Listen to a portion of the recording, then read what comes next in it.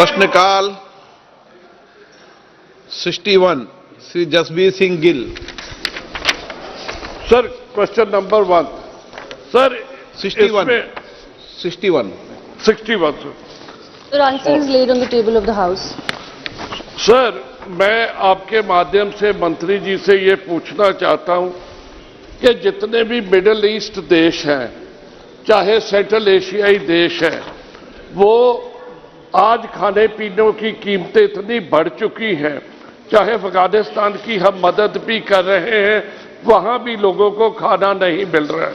पंजाब के किसानों ने गोदाम भरे हुए हैं, सब्जी फल का उत्पादन इतना है, अगर ये वाघा बॉर्डर और खालड़ा बॉर्डर से ये ट्रेड खोल दें तो मैं समझता हूं हमारे किसान का भला होगा और उधर का भी उनको फायदा होगा।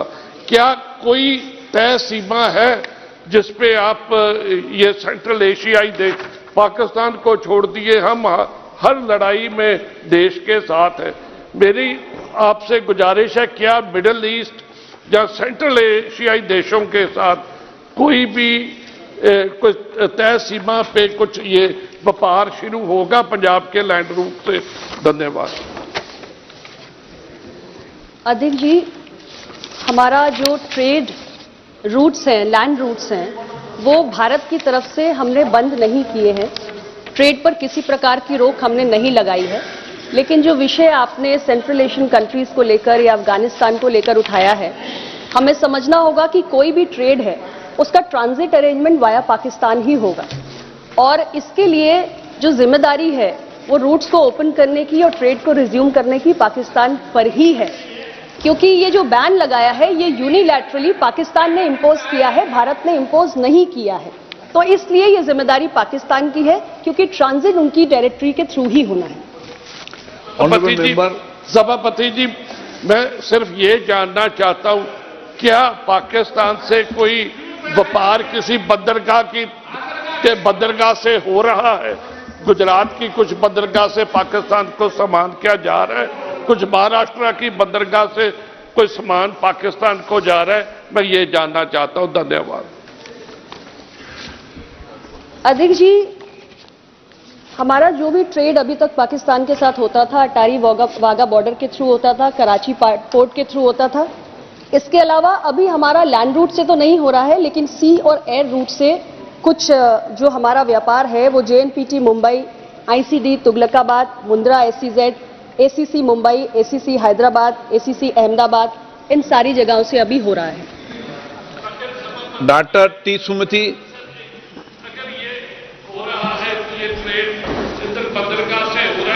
Thank you very much, Speaker Sir, for having given me this opportunity to raise a question.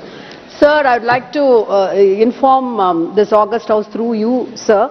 Tamil Nadu has recently organized a successful Global Investors Meet 2024, and it has been proven as a state with a very eco-friendly system, investing the open investors, and as many as 631 MOUs were signed with an investment commitment of 60,064 crore and a lot of job opportunities enforced. Sir, with this scenario, considering TN's commendable achievement, I would like to ask the Minister through you, sir, how does the Ministry plan to integrate the state success into its broader agenda of enhancing ease of doing business and attracting investments on a national scale?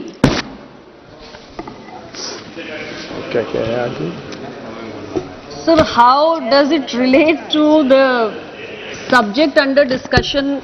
I fail to understand. I would like to honourable member to clarify.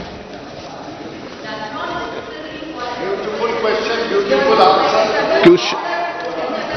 Question number 62 Shri Rajmohan Unnithan.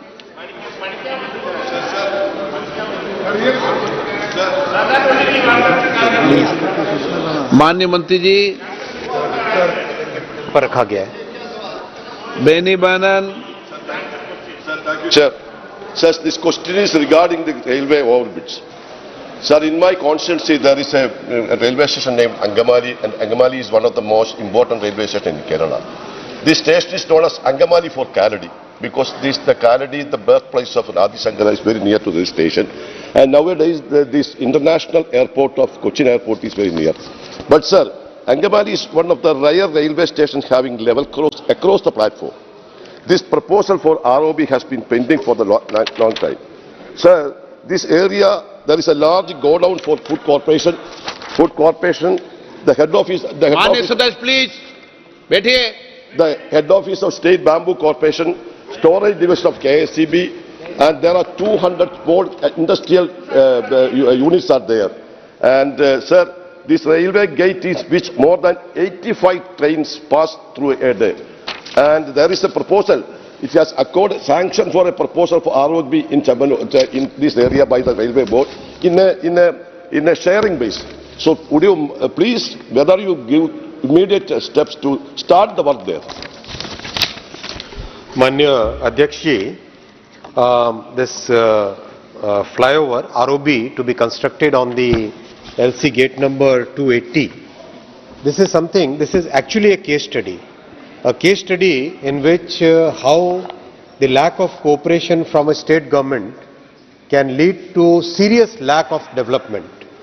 Sir, this ROB on Kutikulam was sanctioned in 2006 and 2007. State government had actually requested that they should be doing this work. So the work was entrusted to the state government. State government took the work. From 2006, 2007, all the way up to 2019, 2020, the state government could not execute the work. It's very unfortunate that our Prime Minister always says, Sabka Saath, Sabka Vikas, Sabka Vishwas, or Sabka Prayas. Sabka Prayas, all of us have to make an effort, then only things can move. Sir, honorable member, please listen to the entire answer.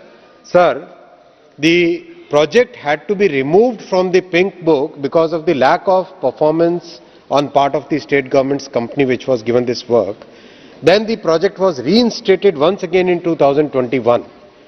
I am very sadly saying it, sir, even today the government of Kerala has absolutely no interest in development of railways. Sir, Honorable Prime Minister has given 2,191 crore allocation for Kerala, but the state government, which was getting only 372 crore earlier, but the cooperation from the state government is lacking, due to which the state government, the projects in Kerala are suffering, sir. Sri Narayan Bhai Kawadia, Kachadia ji, Narayan Bhai. धन्यवाद अध्यक्ष जी। पहले तो मैं हमारे देश के आदरणीय प्रधानमंत्री नरेंद्र मोदी जी का बहुत बहुत आभार व्यक्त करता हूं और सभी रेलवे मंत्रियों का भी बहुत बहुत आभार व्यक्त करता हूं कि पूरे देश में रेलवे के अंदर जो काम हुआ है पिछले आज़ादी के बाद नहीं हुआ था, इतने 10 साल में काम हुआ, इसीलिए मैं मंत्री जी को भी बहुत बहुत बधाई देता हूं। और मेरे क्षेत्र अमरेली गुजरात में 1962 में जो रेल पटरी लगी थी वो हमारी नरेंद्र भाई मोदी जी की सरकार आने के बाद वहां गेज कन्वर्जन का काम हुआ है। तो आज मैं मंत्री जी को इसके लिए भी बधाई देता हूं। और एक मेरा छोटा सा इश्यू है, जो अमरेली खिजड़िया से अमरेली, अमरेली से चलाला, चलाला से धारी, धारी से विसावदर, विसावदर से वेरावल सोमनाथ, वो पूरा गेज कन्वर्जन का प्रपोजल रख दिया गया है, लेकिन फॉरेस्ट के हिसाब से अभी अटका हुआ है। तो खिजड़िया से अमरेली तक का गेज कन्वर्जन का टेंडर भी निकल चुका है। तो मैं अन्य मंत्री जी से जानना चाहता हूं कि वो काम कब शुरू होगा। और हमारा ढस्सा से महुआ तक और ढस्सा से जेतलसर जूनागढ़ तक का इलेक्ट्रिफिकेशन का काम भी बहुत स्लो चल रहा है। तो उसके लिए भी मैं मंत्री जी से रिक्वेस्ट करता हूं कि जल्द से जल्द वो काम ज़्यादा गति ले। और हमारा नया अमृत भारत स्टेशन, उसका काम भी बहुत, मेरे क्षेत्र में 4 नया स्टेशन बन रहा है, तो उसका काम भी स्लो चल रहा है। तो मंत्री जी से मैं विनती करता हूं कि जल्द से जल्द ये काम पूरा हो। और मैं बहुत बहुत धन्यवाद देता हूं, दिलो जान से धन्यवाद देता हूं। धन्यवाद। माननीय अध्यक्ष जी, जिस सेक्शन की बात माननीय सांसद जी कह रहे हैं वो बहुत ही एक इम्पॉर्टेंट सेक्शन है गुजरात में। अमरेली से विसवदार खिजड़ली होके आगे सोमनाथ की तरफ जाने वाला जो उसमें जो गिर का फॉरेस्ट है, गिर के फॉरेस्ट के थ्रू इसका अलाइनमेंट जाता है सर। इसीलिए माननीय अध्यक्ष जी, बहुत ही सोचे समझे तरीके से जो सेक्शन गिर के फॉरेस्ट को अफेक्ट नहीं करता है वो सेक्शन अप्रूव कर दिया गया है और अभी 3-4 महीने पहले ही ये फैसला लिया गया है। माननीय सांसद जी के पास पूरी जानकारी भी है और ऑलरेडी उसका टेंडर करके काम को आगे बढ़ाने का प्रयास स्टार्ट कर लिया गया। श्री अधीर रंजन चौधरी जी। Sir, I may be indulged to deviate a little from the core of the questions. Honorable Minister, without having any compunction of qualm, I must say that you are an affable and competent minister. But at the same time, I will simply charge you that you are not as good as your word. You are not as good as your commitment.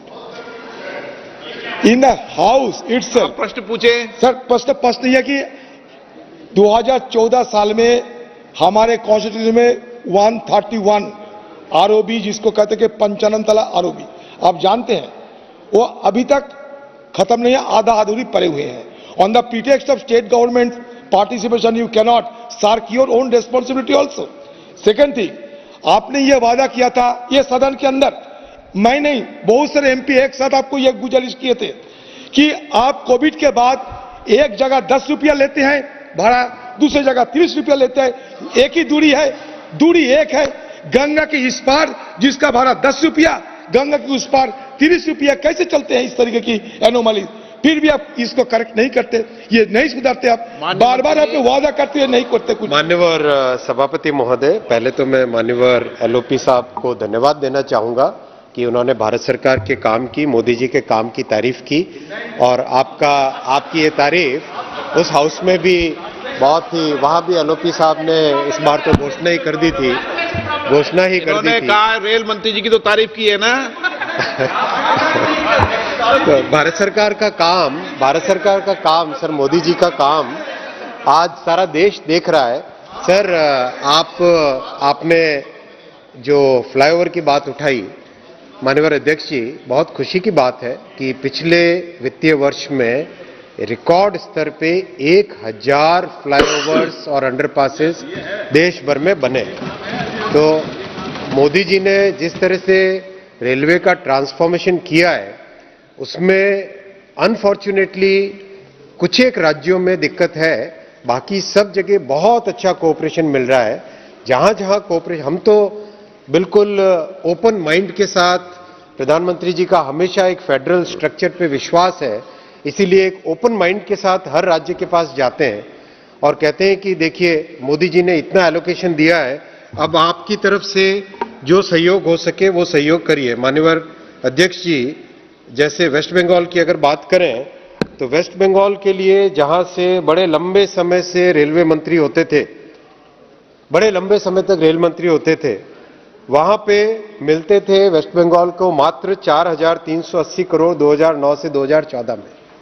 आज Modi ji waste Bengal को 13,280 करोड़ रुपए दे रहे हैं, 13,280 करोड़। आप अगर सुनिए साहब, सुनिए प्रश्न का जवाब सुनिए, जवाब सुनिए सर। माननीय अध्यक्ष जी,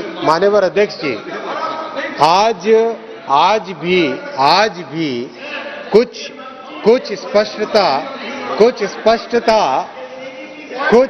स्पष्टता हमारे मान्यवर सदस्यों को रखनी पड़ेगी। संविधान का प्रावधान बहुत स्पष्ट है, लैंड एक्विजिशन में राज्य सरकार की मदद चाहिए ही चाहिए, लॉ एंड ऑर्डर में राज्य सरकार की मदद चाहिए ही चाहिए। मान्यवर अध्यक्ष जी, प्रश्न मान्यवर एलओपी साहब का प्रश्न मेन प्रश्न से अलग था, फिर भी मैं इस प्रश्न का जवाब दे रहा हूं कि एज फार एज पॉसिबल हर एक आरओबी में राज्य सरकार के सहयोग से, फ्लाईओवर के लिए राज्य सरकार के सहयोग से तेजी से प्रयास चल रहा है। मान्यवर एलओपी साहब के साथ मैं पर्सनली भी बात कर चुका हूं। इस आरओबी में जो लैंडिंग एरिया है उसमें हमको मदद चाहिए राज्य सरकार की। जैसे ही राज्य सरकार से मदद मिलेगी हम काम करेंगे। और दूसरा जो फेयर का रैशनलाइजेशन की बात है वो ऑलरेडी विचाराधीन है रेलवे बोर्ड में, जैसे ही फैसला होगा निकल आए। तो जवाब तो दे नहीं आप क्या? Question number 63 Mahabali Singh. छोड़ो नहीं, छोड़ो। Question number 63। बहुत ज्यादा उत्तेजित हो रहे हैं, लेकिन उत्तेजना में भी एक शिष्टाचार होता है, एक तरीका होता है बात करने का। और जो शब्दावली आप इस्तेमाल कर रहे हैं, ये कदापि भी किसी को स्वीकृत नहीं हो सकती है। आपकी शब्दावली को आप विड्रॉ करिए। आप जरा ढंग से अपना प्रश्न उठाइए।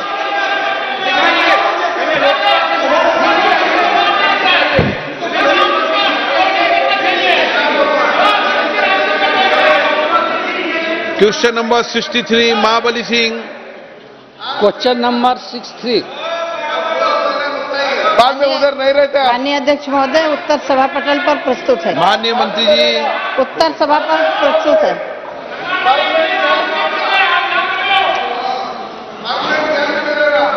माननीय सदस्य। अध्यक्ष महोदय, आजादी के बाद बिहार में 35 चीनी मिलें काम करती थी, लेकिन धीरे धीरे 26 चीनी मिलें एक एक करके बंद हो गई। मात्र बिहार में अभी 9 चीनी मिलें काम कर रही है महोदय। हम माननीय मंत्री महोदया से जानना चाहते हैं कि जो चीनी मिलें बिहार में बंद हैं, क्या उस चीनी मिलों को आप चालू करना चाहती हैं? माननीय मंत्री जी। माननीय अध्यक्ष महोदय, यद्यपि ये चीनी मिल लगाना केंद्र सरकार का विषय नहीं है। इसमें 2098 में एक विषय आया था जिसमें इसको बाहर कर दिया गया था। बिहार में सदस्य ने स्वीकार किया है। राज्य सरकारें या लगाने वाले जहां चाहें वहां लगा सकते हैं। केंद्र सरकार का कोई हस्तक्षेप नहीं है। माननीय सदस्य। अध्यक्ष महोदय, हम माननीय प्रधानमंत्री जी ने चीनी उद्योग के लिए इतना बहुत बड़ा अभी हाल में काम करने की बात कही है, और माननीय मंत्री महोदया कह रही हैं कि ये राज्य सरकार की काम है। अरे ये तो चीनी मिल को केंद्र सरकार के अधीन है, केंद्र सरकार को काम में करनी है।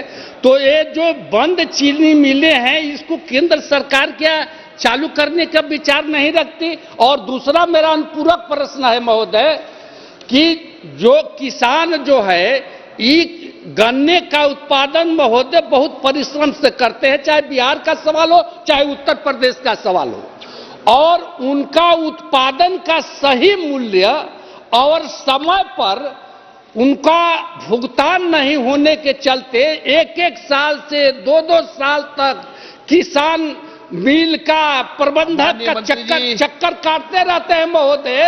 तो क्या सरकार ऐसा कोई कानून बनाना चाहती है जो किसानों का भुगतान सही समय पर मिल सके? माननीय अध्यक्ष जी, माननीय सांसद महोदय ने एक बहुत अहम सवाल उठाया और बहुत अच्छा सवाल है कि देश में आज क्या परिस्थिति है और पहले क्या परिस्थिति थी। दुर्भाग्य से सिर्फ ये लगता है कि माननीय महिपाल जी शायद अभी तक इतिहास के पन्नों में ही रहते हैं। उनको महाबली सिंह जी शायद इतिहास के पन्नों में ही हैं। उन्हें ध्यान नहीं है कि गत 10 वर्षों में क्या क्या परिवर्तन हुआ। चीनी मिलों में आज से 10-12 साल पहले कैसे गन्ना किसानों को तकलीफ होती थी, सही मूल्य का भुगतान समय पे नहीं होता था, सड़कों पे हाईवे पे आके उनको आंदोलन करना पड़ता था अपने पैसे के लिए। ये स्थिति मान्यवर आज से 12-15 साल पहले थी। प्रधानमंत्री नरेंद्र मोदी जी ने 2014 में जब सरकार की कमान संभाली, तब उन्होंने पूरे चीनी के व्यवसाय में, चीनी के उत्पादन में, गन्ना के उत्पादन के पूरे विषय को बहुमुखी सोच के साथ अपने दूरदर्शी परिणाम को सामने रखते हुए कई सारे कदम उठाए। उदाहरण के लिए चीनी मिलों को सही दाम मिले, चीनी मिलों का जो ऋण था उस ऋण को किस प्रकार से लंबे समय देके उसको समाप्त किया जा सके। गन्ना किसानों की भुगतान करने के लिए चीनी मिलों के पास जो पैसे का अभाव रहता था उसको पूरा करने के लिए इथेनॉल को प्राथमिकता दी गई। कहां उस समय मात्र 1% पेट्रोल में इथेनॉल की मिक्सिंग ब्लेंडिंग होती थी, आज वो बढ़कर 12% हो गई है। एक 1200% एक प्रकार से वृद्धि हुई है। और इन दिनों में जिस प्रकार से इथेनॉल का तेज गति से इस्तेमाल हुआ उससे चीनी मिलों की भी आमदनी बढ़ी, चीनी मिलें भी वायबल हो गई, उनके पास पर्याप्त पैसा आने लगा। और उसी के कारण आप देखेंगे कि गत कई वर्षों से 99% भुगतान समय पे होता है। कोई किसान का आंदोलन देश में किधर देखने को नहीं मिलता है। मैं आपको अगर आंकड़े दूं तो 2013-14 में कुल जो केन का भुगतान था वो 57,000 करोड़ रुपए था और केन ड्यूज 2-2, 3-3 साल बाद दिए जाते थे। हमारी सरकार आने के बाद अगर 2022-23 का आंकड़ा देखें तो केन का उत्पादन, गन्ने का उत्पादन भी लगभग 1.5 गुना हो गया। उसके अलावा जो वैल्यू थी गन्ना किसानों की वो 1,15,000 करोड़ रुपए हो गई और वो 1,15,000 करोड़ में मान्यवर 1,14,000 करोड़ समय पे हो गया, 99% से ज्यादा। और मात्र 516 करोड़ यानी 99.5% पे हो गए। मान्य 516 करोड़ सिर्फ रह गए। 3 चीनी मिले अधिकांश इसमें और यूपी की है, वो तीनों चीनी मिले, उनके ऊपर भी सख्त कार्रवाई हो रही है। ये जो बात है कि गन्ना किसान को भुगतान में तकलीफ, इस पे जिस प्रकार से प्रधानमंत्री नरेंद्र मोदी जी ने प्रहार किया, जिस प्रकार से उनकी आमदनी बढ़ाने के लिए कई सारे कदम उठाए, जिस प्रकार से उनको समय पे आज पूरा पैसा मिलता है, उसके कारण प्रोडक्टिविटी, उत्पादनता भी बढ़ी है गन्ना किसानों की। और देश भर में गन्ना किसानों ने, चाहे वो समय समय पर इथेनॉल का उपयोग ज्यादा हो, एक्सपोर्ट हो, अलग अलग माध्यम से, एक तरफ गन्ना किसान खुश है, दूसरी तरफ सभी कोऑपरेटिव, श्रीनिवास जी हाथ उठा रहे हैं, सभी कोऑपरेटिव मिल्स देश भर की पुनः जागृत हो गई है, पुनः प्रॉफिटेबिलिटी में आ गई है, पुनः उनके कर्मचारियों को नौकरी सुरक्षित हो गई है। और दूसरी तरफ शुगर इंडस्ट्री के कारण आज पर्यावरण को भी लाभ हो रहा है। पर्यावरण में प्रभाव हुआ कि इथेनॉल ब्लेंडिंग के कारण पेट्रोल का इंपोर्ट कम हुआ तो विदेशी मुद्रा में भी लाभ हुआ। तो ये जो बहुमुखी सोच है, इसके कारण आज देश तेजी से प्रगति कर रहा है और देश के गन्ना किसान भी बहुत राजी खुशी आज इस काम के साथ जुड़े हैं। क्वेश्चन नंबर 64 सी थॉमस। मिनिस्टर को रिप्लाई कर। माननीय मंत्री जी, माननीय मंत्री जी, नहीं बोल सकते सर, ये बकवास शब्द नहीं बोल सकते, ये हटा देना चाहिए। ये बकवास शब्द, ये मंत्री जी के लिए बकवास शब्द यूज कर रहे हैं, ये बकवास शब्द हटा देना चाहिए, कार्रवाई से हटा देना चाहिए। रिकॉर्ड में के लिए इन्होंने कह दिया क्या बकवास कर रहे हैं, ये गलत बात है। ये बकवास शब्द हटाइए, हाँ हटाइए, बकवास शब्द हटाइए। बकवास शब्द नहीं कह सकते, ये बकवास शब्द नहीं कह सकते। कि ऐसे हल्ला गुल्ला करने के बदले पहले जानकारियां निकालें माननीय सदस्य। 22-23 का पूरे देश में मात्र 516 करोड़ बकाया है। ये जो बात कर रहे हैं, ये अभी जो गन्ना खरीदा गया है, ये अभी के गन्ना की बात कर रहे हैं और अभी के गन्ना का पैसा पर्याप्त मात्रा में पे हो जाएगा। दुर्भाग्य है कि नासमझी से आंकड़ों को हेर फेर कर रहे हैं। प्लीज क्वेश्चन नंबर 64 मंत्री जी, विज्ञान और प्रौद्योगिकी मंत्री जी, विज्ञान और प्रौद्योगिकी मंत्री जी, विज्ञान प्रौद्योगिकी मंत्री आप थोड़ी हैं। अध्यक्ष महोदय, उत्तर सभा पटल पर रखते हैं।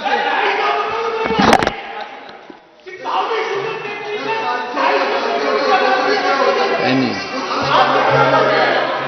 शशि थरूर जी, आप हैं? Thank you very much. Thank you very much, Mr. Speaker. I would like to applaud the Wise Kiran scheme, which promotes women in STEM subjects in our education system. I must say, sir, this is very, very interesting because the need is great. I have had the great pleasure, sir, of conducting as the main speaker a number of convocations in our country in the course of the last few years that I've been an MP, the last 15 years.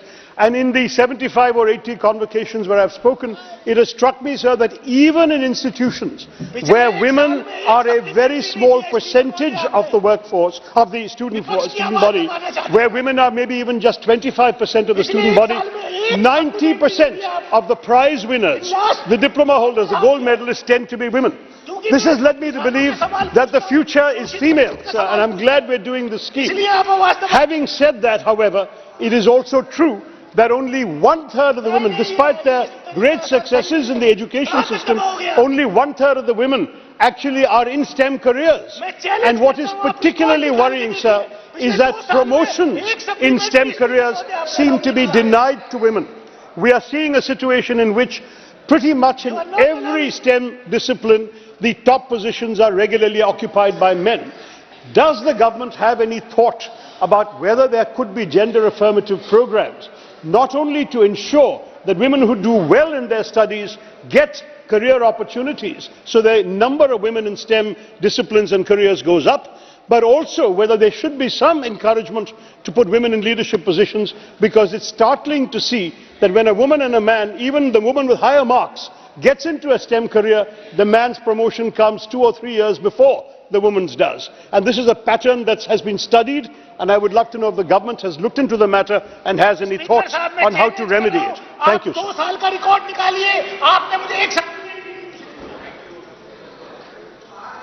Speaker, sir, at the outset I have to thank Honourable Member Shri Shashi Tharoor ji for having appreciated the WAS scheme, and I once again wish to reassure the entire House that this government has already been giving highest priority to enhance the role of women in every sector. And Prime Minister Modi has been reiterating this very often whenever he has a platform to speak. And he's been talking about Nari Shakti, Nari Samarth. In fact, in this House also, the very first bill that was presented was dedicated to the woman power of India. And therefore, I would like to also clarify that there is no gender bias in carrying out promotions. And you will be pleased to know, when I just cite a figure, that we have, of course, as you rightly said, the number of women scientists is still lower compared to the male sites. Yes, it is, to be precise, 18.6%. The R&D projects run by women are up to 25%, but the higher education enrollment has increased tremendously over the last few years. It's gone up to 43%, which means tomorrow these girls, when they take over those positions, the proportionate number of the working scientists will also go up to almost 50%. Now, having said that, as far as the contention that the top positions are manned only by men, I would rather say they are now being manned by women. In the sense, for example, in space, our Aditya project is being headed by a woman called Dijar from Tamil Nadu. Similarly, the Chandrayaan project, the joint director, the number 2, is again a lady called Kalpana from Karnataka. So it's not true. On the other hand, in fact, the common realization is that in the science fraternities, in the science streams, the women have already evolved from the participatory role to the leadership role. It is now they are deciding to what extent the men have to be participants in what roles. And I think, without being boastful, the very scheme of WAS was started by the NDA government when Mr. Vajpayee was the Prime Minister, and thereafter it was taken up by Prime Minister Modi after he took over in 2014, and he further extended in the form of the Kiran scheme, which is... बीच में नहीं हुआ, वो बता रहा हूं मैं। बीच में ये हुआ कि बजट 2014 में था 44 करोड़ और 2024-25 में 135 करोड़, यानी तीन गुना बजट बढ़ा। Having said that, we are already in it, and I am glad that Kerala is also getting tremendous benefit out of it. We have started a scheme called CURI, which is providing support to women in the university levels. So incidentally, Kerala does not have a women university, but we have extended the same support to the Kerala colleges. So we have 2 in Kottayam, 2 in Thrissur, 1 in Thiruvananthapuram, 1 in Ramaswamapuram, and 1 in Allapur. So we are extensively giving support regardless of whichever the government there. Question number 65, Shri धैर्यशील माने। माननीय मंत्री जी, उत्तर सभा पटल पर रखा है। श्री प्रताप राव जाधव। धन्यवाद अध्यक्ष जी, आपने मुझे प्रश्नकाल में जो अवसर दिया इसके लिए मैं आपका आभारी हूं। माननीय अध्यक्ष जी, भारत के यशस्वी प्रधानमंत्री श्री नरेंद्र मोदी जी के नेतृत्व में आज भारत $5 ट्रिलियन की अर्थव्यवस्था बढ़ाने की ओर तेजी से अपने कदम बढ़ा रहा है। माननीय अध्यक्ष जी, हम इस लक्ष्य की प्राप्ति तब तक नहीं कर सकते जब तक कि हम भारतीय उद्योगपतियों को विदेशों में अपना कृषि एवं अन्य औद्योगिक सामान निर्बाध रूप से बेचने की सुविधा मुहैया नहीं करा सकते। माननीय अध्यक्ष जी, विभिन्न देशों में भारत के निर्यातकों पर टैरिफ तथा नॉन टैरिफ बैरियर लगाकर भारत के सामान को उन देशों में बेचने से रोका जाता है। महोदय, कई देश ऐसे जो भारत के निर्यातकों पर एंटी डंपिंग ड्यूटी तथा विभिन्न प्रकार की कस्टम ड्यूटी लगाकर भारत के सामान को महंगा कर देते हैं, जिसकी वजह से भारत का निर्यातक अपने सामान को अंतर्राष्ट्रीय बाजार में नहीं भेज पाता है। महोदय, मैं माननीय मंत्री जी से जानना चाहूँगा कि क्या भारत सरकार इन निर्यातकों की समस्याओं का निराकरण करने के लिए विभिन्न देशों की सरकारों से बातचीत कर कोई ऐसा हल निकालेंगी कि जो अन्य देशों में हमारे निर्यातकों पर भारी टैक्स का बोझ कम हो सके।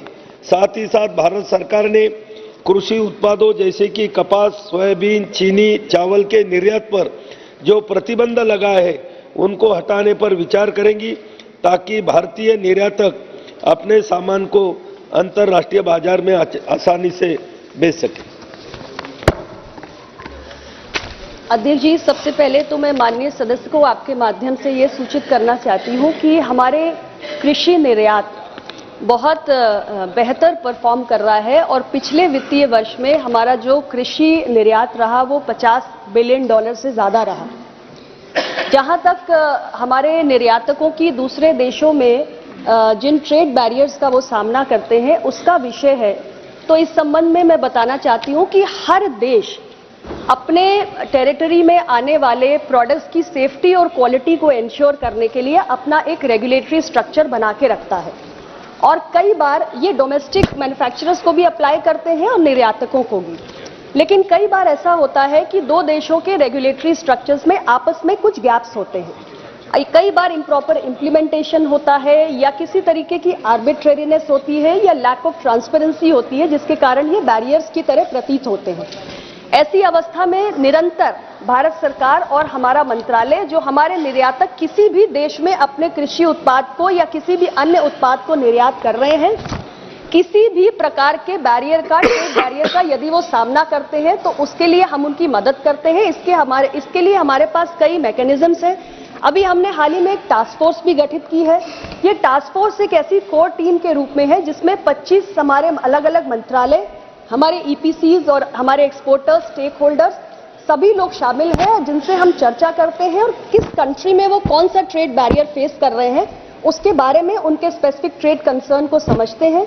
इन विषयों को हम आवश्यकता पड़ने पर WTO में भी उठाते हैं और अलग अलग जो हमारे ट्रेड पार्टनर्स हैं उनके लिए जो हमारे पास इंस्टीट्यूशनल मैकेनिज्म्स अवेलेबल हैं उसके माध्यम से और अपने मिशंस की मदद से उन देशों से भी हम बातचीत करते हैं और बातचीत के जरिए इन बैरियर्स को एड्रेस करने की कोशिश करते हैं।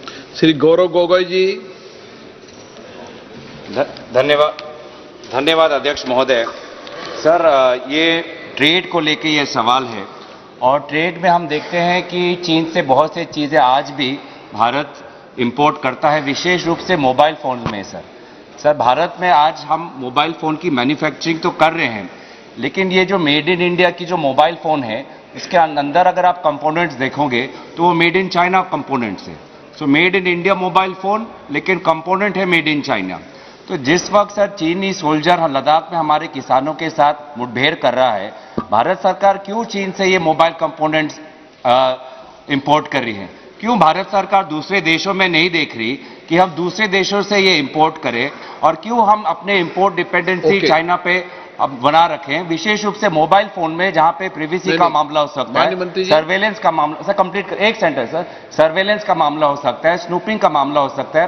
पूरी दुनिया में आज विभिन्न देश चाइना की जो इंटेलिजेंस कैपेसिटी है, एस्पियोनाज की कैपेसिटी है, उस पर संदेह की नजर से देख रही है, और हम अपने he made in India mobile phone में मेड इन चाइना कंपोनेंट दे रहे हैं, तो हम क्यों दूसरे देशों पे अपनी बात ये तो माननी है। चलिए मंत्री जी देंगे जवाब। सर, जैसा कि मैंने पहले भी बताया कि हमारे देश में किसी भी देश के माध्यम से जो भी हम कमोडिटी इंपोर्ट करते हैं, हमारे अपने जो रेगुलेटरी फ्रेमवर्क है उसके प्रोविजंस के आधार पे करते हैं, जिसमें खास तौर से सेफ्टी का जो एंगल है उसका ध्यान रखा जाता है। जो आपने स्पेसिफिक विषय चाइना के संबंध में उठाया है, इस पर मैं और जानकारी प्राप्त करके आपको सूचित करूंगा। राष्ट्रीय सुरक्षा का मामला है सर। सबसे पहले तो मैं माननीय मंत्री जी, मोबाइल फोन में हम made in India mobile phone में, माननीय मंत्री जी आप बोलिए। माननीय सांसद जी को आपके माध्यम से सूचित करना चाहूंगा कि ये बात बोल रहे हैं कि 2014 के पहले तो पूरे फोन बंद के बंद पूरे के पूरे भारत आते थे, उसमें सिक्योरिटी रिस्क इनको कभी दिखा नहीं, इनको कभी दिखा नहीं किस प्रकार से बने बनाए फोन के अंदर चिप्स वगैरह के माध्यम से क्या आ सकता था। प्रधानमंत्री नरेंद्र मोदी जी ने आते ही मेक इन इंडिया को बल दिया, लोग भारत में आए, निवेश करें, और इसका एक सबसे बड़ा सक्सेस स्टोरी तो आज मोबाइल टेलीफोन मैन्युफैक्चरिंग है, जिसमें पूरी दुनिया में भारत ने डंका बजाया है। आज एप्पल जैसी कंपनी कहती है कि हम हर साल डबल करेंगे हमारा प्रोडक्शन भारत में, और विश्व में जो बनाते हैं उसका 25% भारत पे बनाएंगे। माननीय सांसद जी को यह भी सूचित करना चाहूंगा, ये एक प्रोसेस होता है, प्रक्रिया होती है। प्रक्रिया में पहले फोन बनाने के लिए कंपनियां आती हैं, अमेरिकन कंपनियां भारत में बड़े पैमाने पे आ रही हैं, कोरियन कंपनियां, जापानीज कंपनी बड़े पैमाने पे आ रही हैं। जब फोन बनना शुरू हुआ और उनको दिखा कि आज मार्केट है, बड़े पैमाने पे फोन बन रहे हैं, फोन में कंपोनेंट्स लगेंगे, तो स्वाभाविक रूप से कंपोनेंट इकोसिस्टम इसके पीछे आएगा, आने लगा है, शुरू हो गया। और उनको शायद ये जानकारी गलत है कि सब चाइना से कंपोनेंट आ रहे हैं।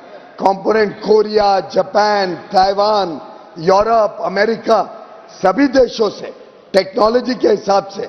और मेरे मित्र अश्विनी जी को बधाई दूंगा कि उन्होंने बड़े सख्त प्रावधान लाए हैं, उन्होंने कंपनियों को मैप किया है, टेक्नोलॉजीज को मैप किया है, सिक्योरिटी कंसर्न्स के हिसाब से जो कंपनियां हमारे हित में नहीं है, जिन कंपनियों का सामान फोन में होने से कोई भी प्रकार का सुरक्षा के ऊपर आहत आ सकती है, उनको बंद किया गया है।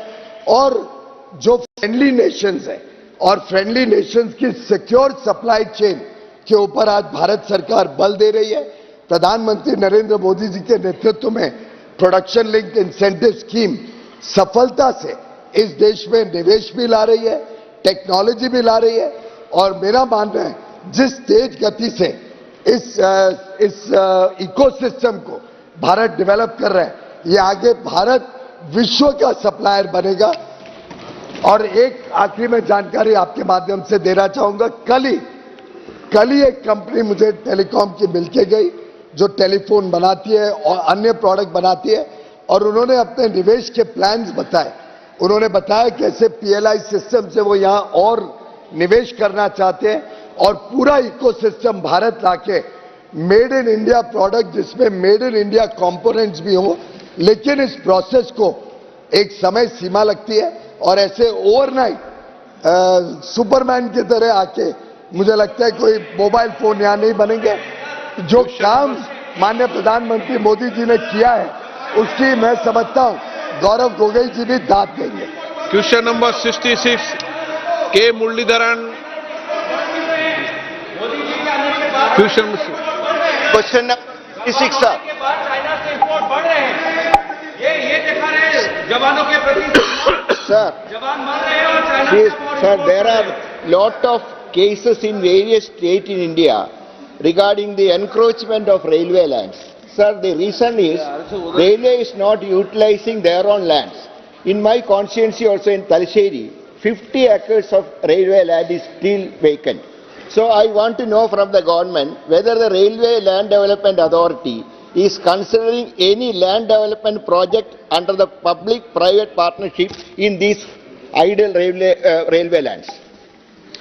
Honorable Speaker, sir, the railway lands basically are of three natures.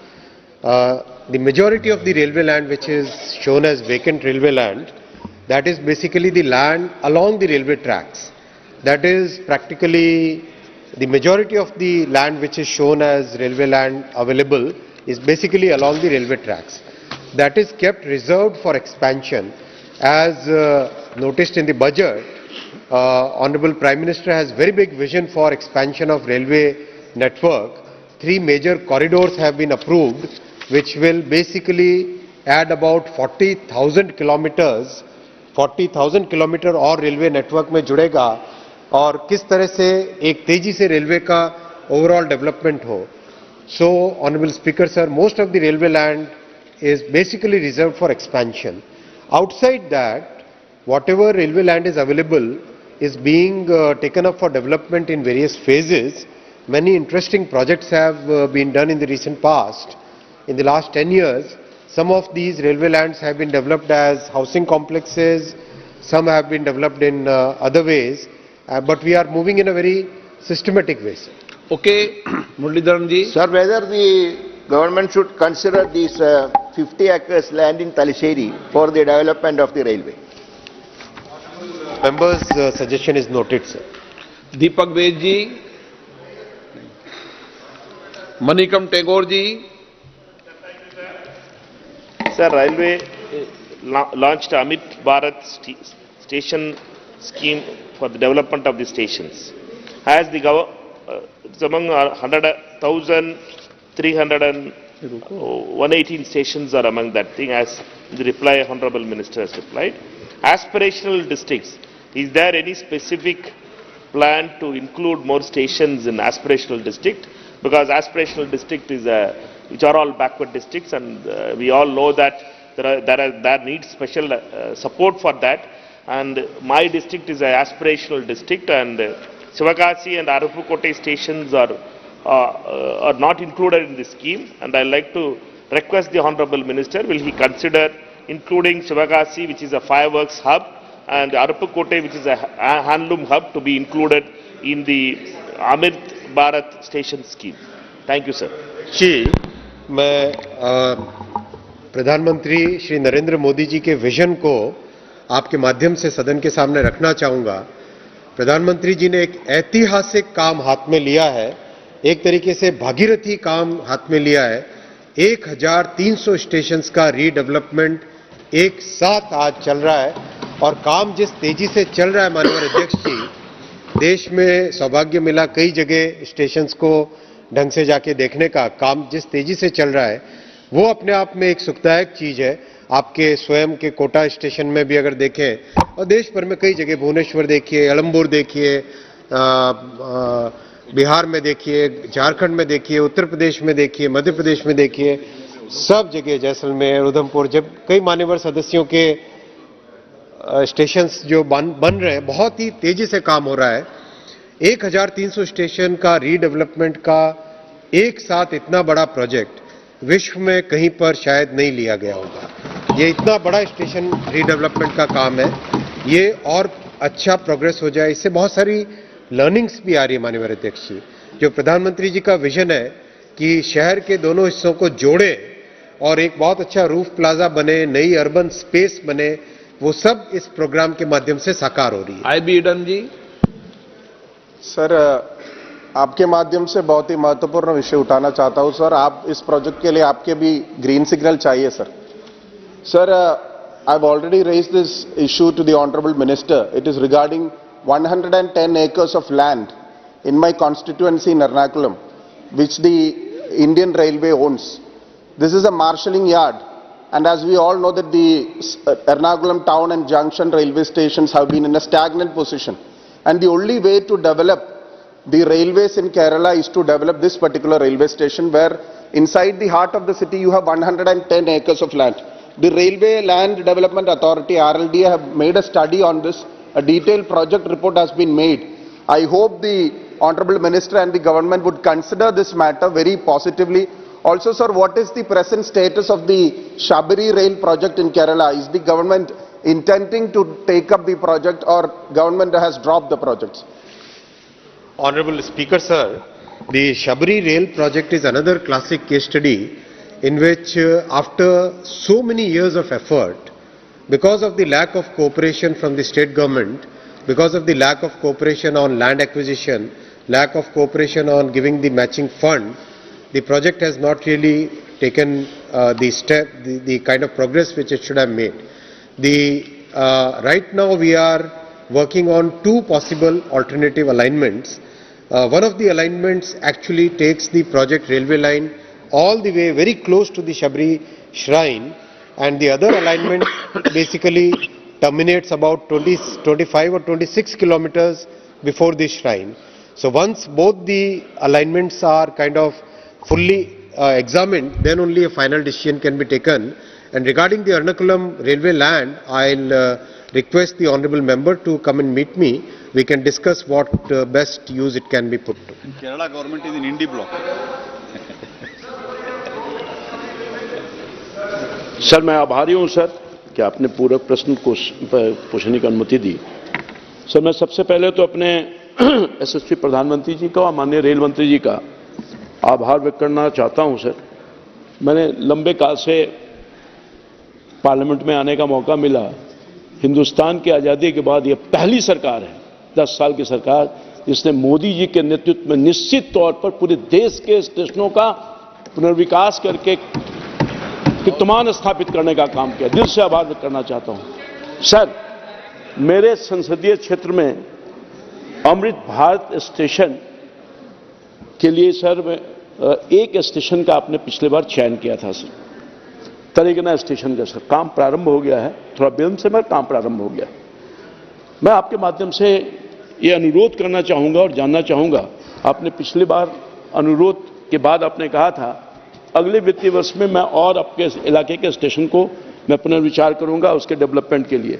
तो मैं जानना चाहता हूं सर, मेरे स्टेशन में बहुत ही महत्वपूर्ण है, दानापुर मंडल भी है सर, वहां पर बेटा, पुनपुन, सरिसोपुर, क्या इन स्टेशनों को अमृत भारत स्टेशन के अंतर्गत लाने की महती कृपा करेंगे ताकि बिहार का वो पटना का इलाका भी विकसित हो सके और लोगों का कल्याण हो सके। माननीय संसद में प्रश्नकाल के समय हम पॉलिसी मैटर पे पूछें, अब एक एक स्टेशन पे सब पूछेंगे, कैसे चलेगा बताओ? पॉलिसी मैटर पे पूछे, एक संसद में प्रश्नकाल पर एक व्यापक हिसाब होना। मैं तो कई बार ये स्टेशन नहीं बना, वो स्टेशन नहीं बना, पैसेंजर घायल हो गया, पैसेंजर। चलिए मंत्री जी जवाब दो। मान्यवर सदस्य, प्रश्नकाल, संसद का प्रश्नकाल सबसे महत्वपूर्ण समय होता है और इस समय जो प्रश्न और उसका जवाब है उससे पूरा देश देखे कि क्या कुछ पॉलिसीज के अंदर क्या क्या हो रहा है, तो अच्छा लगेगा। मैं पहले तो मान्यवर सांसद जी का धन्यवाद देना चाहूंगा कि जिस तरह से फील्ड में डिफिकल्टीज आई उसमें मान्यवर सांसद जी ने स्वयं इंटरवेंशन करके कई समस्याओं का समाधान किया, इसलिए मैं मान्यवर सांसद जी का धन्यवाद देना चाहूंगा। और जो बाकी नए स्टेशन और जोड़ने का आपने निवेदन किया है, मैं माननीय सांसद जी से निवेदन करता हूं एक बार चाय पे बैठते हैं और जो यथासंभव आगे तो चेंबर में बात कर लेना आप। अरविंद सावंत जी। स्पीकर साहब, बहुत बहुत धन्यवाद। एक अच्छा कदम सरकार ने उठाया, उसकी सराहना करता हूं। एक मुंबई में विक्टोरिया टर्मिनस का नाम हमने छत्रपति शिवाजी महाराज टर्मिनस किया। आपने इसमें उसका भी प्रावधान किया, ऐसा मुझे समझ में आया है। मैं आपका धन्यवाद देता हूं। एक ही दरखास्त है, विनती है, बहुत सालों से करते आया हूं कि वहां छत्रपति शिवाजी महाराज का स्टैचू लगाइए। वो जवाब देते हमारे पास पॉलिसी नहीं है। केवड़िया पे वल्लभ भाई पटेल जी का स्टैचू बनाया, म्यूरल भी बनाया हुआ है। विश्वेश्वरैया पे विश्वेश्वरैया का भी स्टैचू बनाया है। छत्रपति शिवाजी महाराज का स्टैचू अगर स्टेशन के सामने, उसकी जो गरिमा है उसको ठेस न पहुंचाते हुए बिठाने की कोशिश करनी है। मैंने उनको प्लान भी दिया, डिजाइन भी दी थी। आप अगर उसकी अनुमति देंगे तो बहुत बहुत शुक्रिया। माननीय अध्यक्ष जी, छत्रपति शिवाजी महाराज भारत के ऐसे गौरवशाली, ऐसे ऐतिहासिक युग पुरुष रहे जिन्होंने इस देश के इतिहास में अपना नाम एक बहुत ही गौरव, बहुत ही स्वर्ण अक्षरों में रखा है। हम लोग तो बचपन से शिवाजी महाराज की कथाएं पढ़ते पढ़ते बड़े हुए। उस स्टेशन का, छत्रपति शिवाजी महाराज टर्मिनल स्टेशन को वर्ल्ड क्लास बनाने में कोई भी कसर नहीं रखी जाएगी।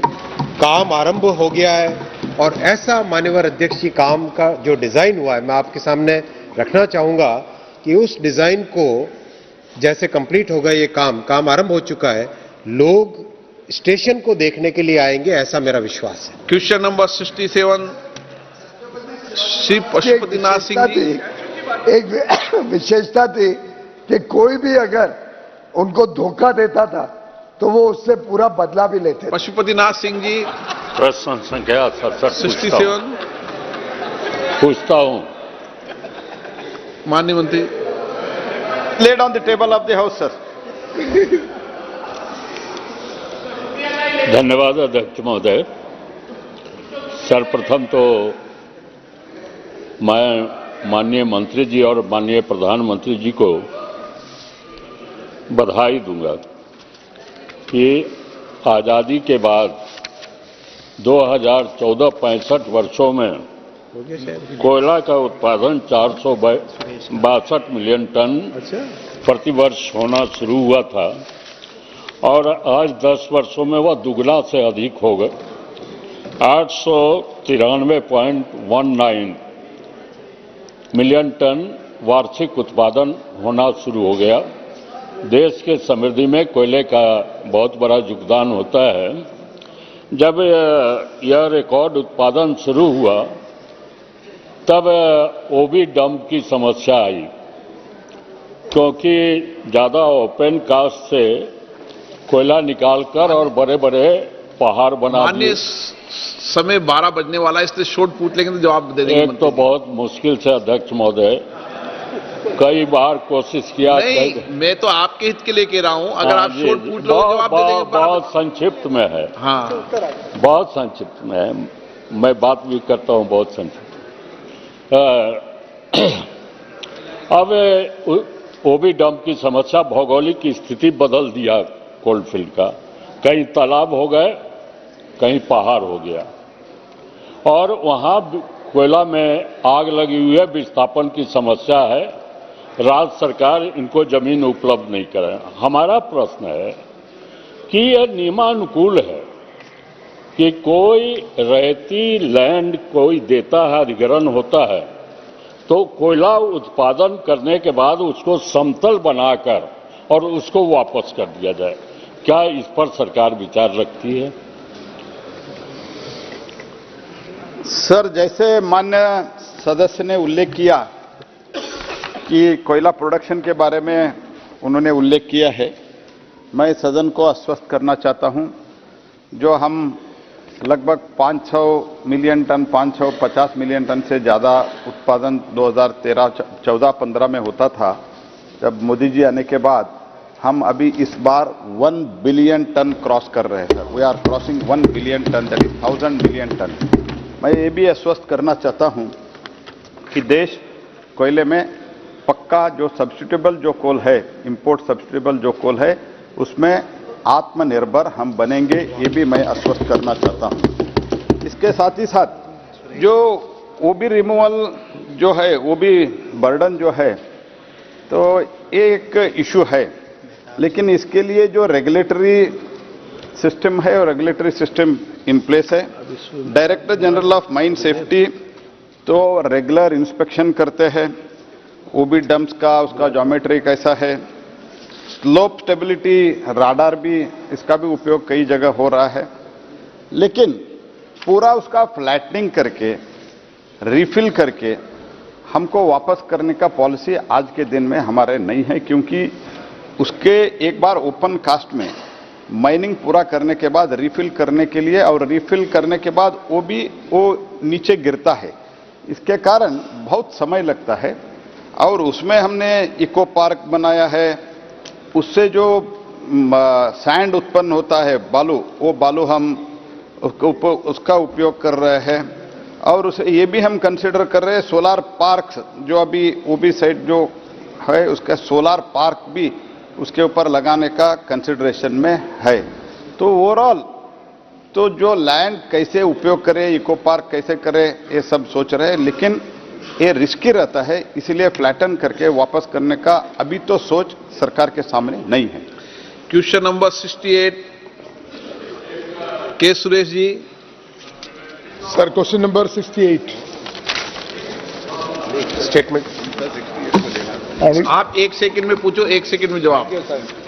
Honourable speaker sir,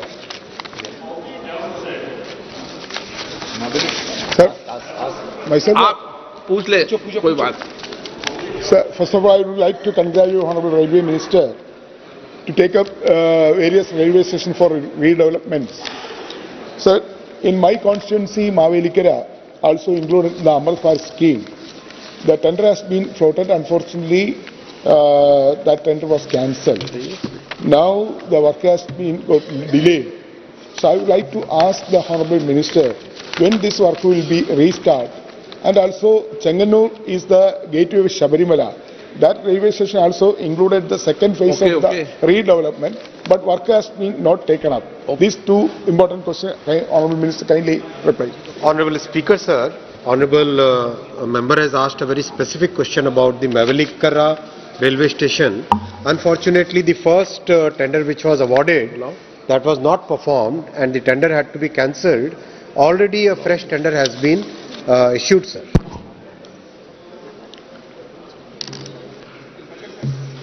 Supplementary, chalo.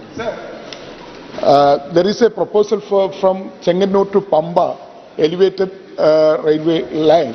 So, what is the present situation? Whether the survey is over, alignment has been finalized, the project has been approved by the railway board. When this railway line will be started the work? Honorable Prime Minister Shri Narendra Modi ji is fully committed towards development of railway network in Kerala, and one of the projects which is very important is the project which takes the railway network to the holy shrine of Shabarimala. The Chenganur to Pamba railway line is a new alignment which has been suggested by Dr. E. Sridharan Saab. The DPR is right now under preparation, sir, and as and when the alignments are frozen and DPR is completed, then the next steps will be taken. Okay, प्रश्नकाल समाप्त।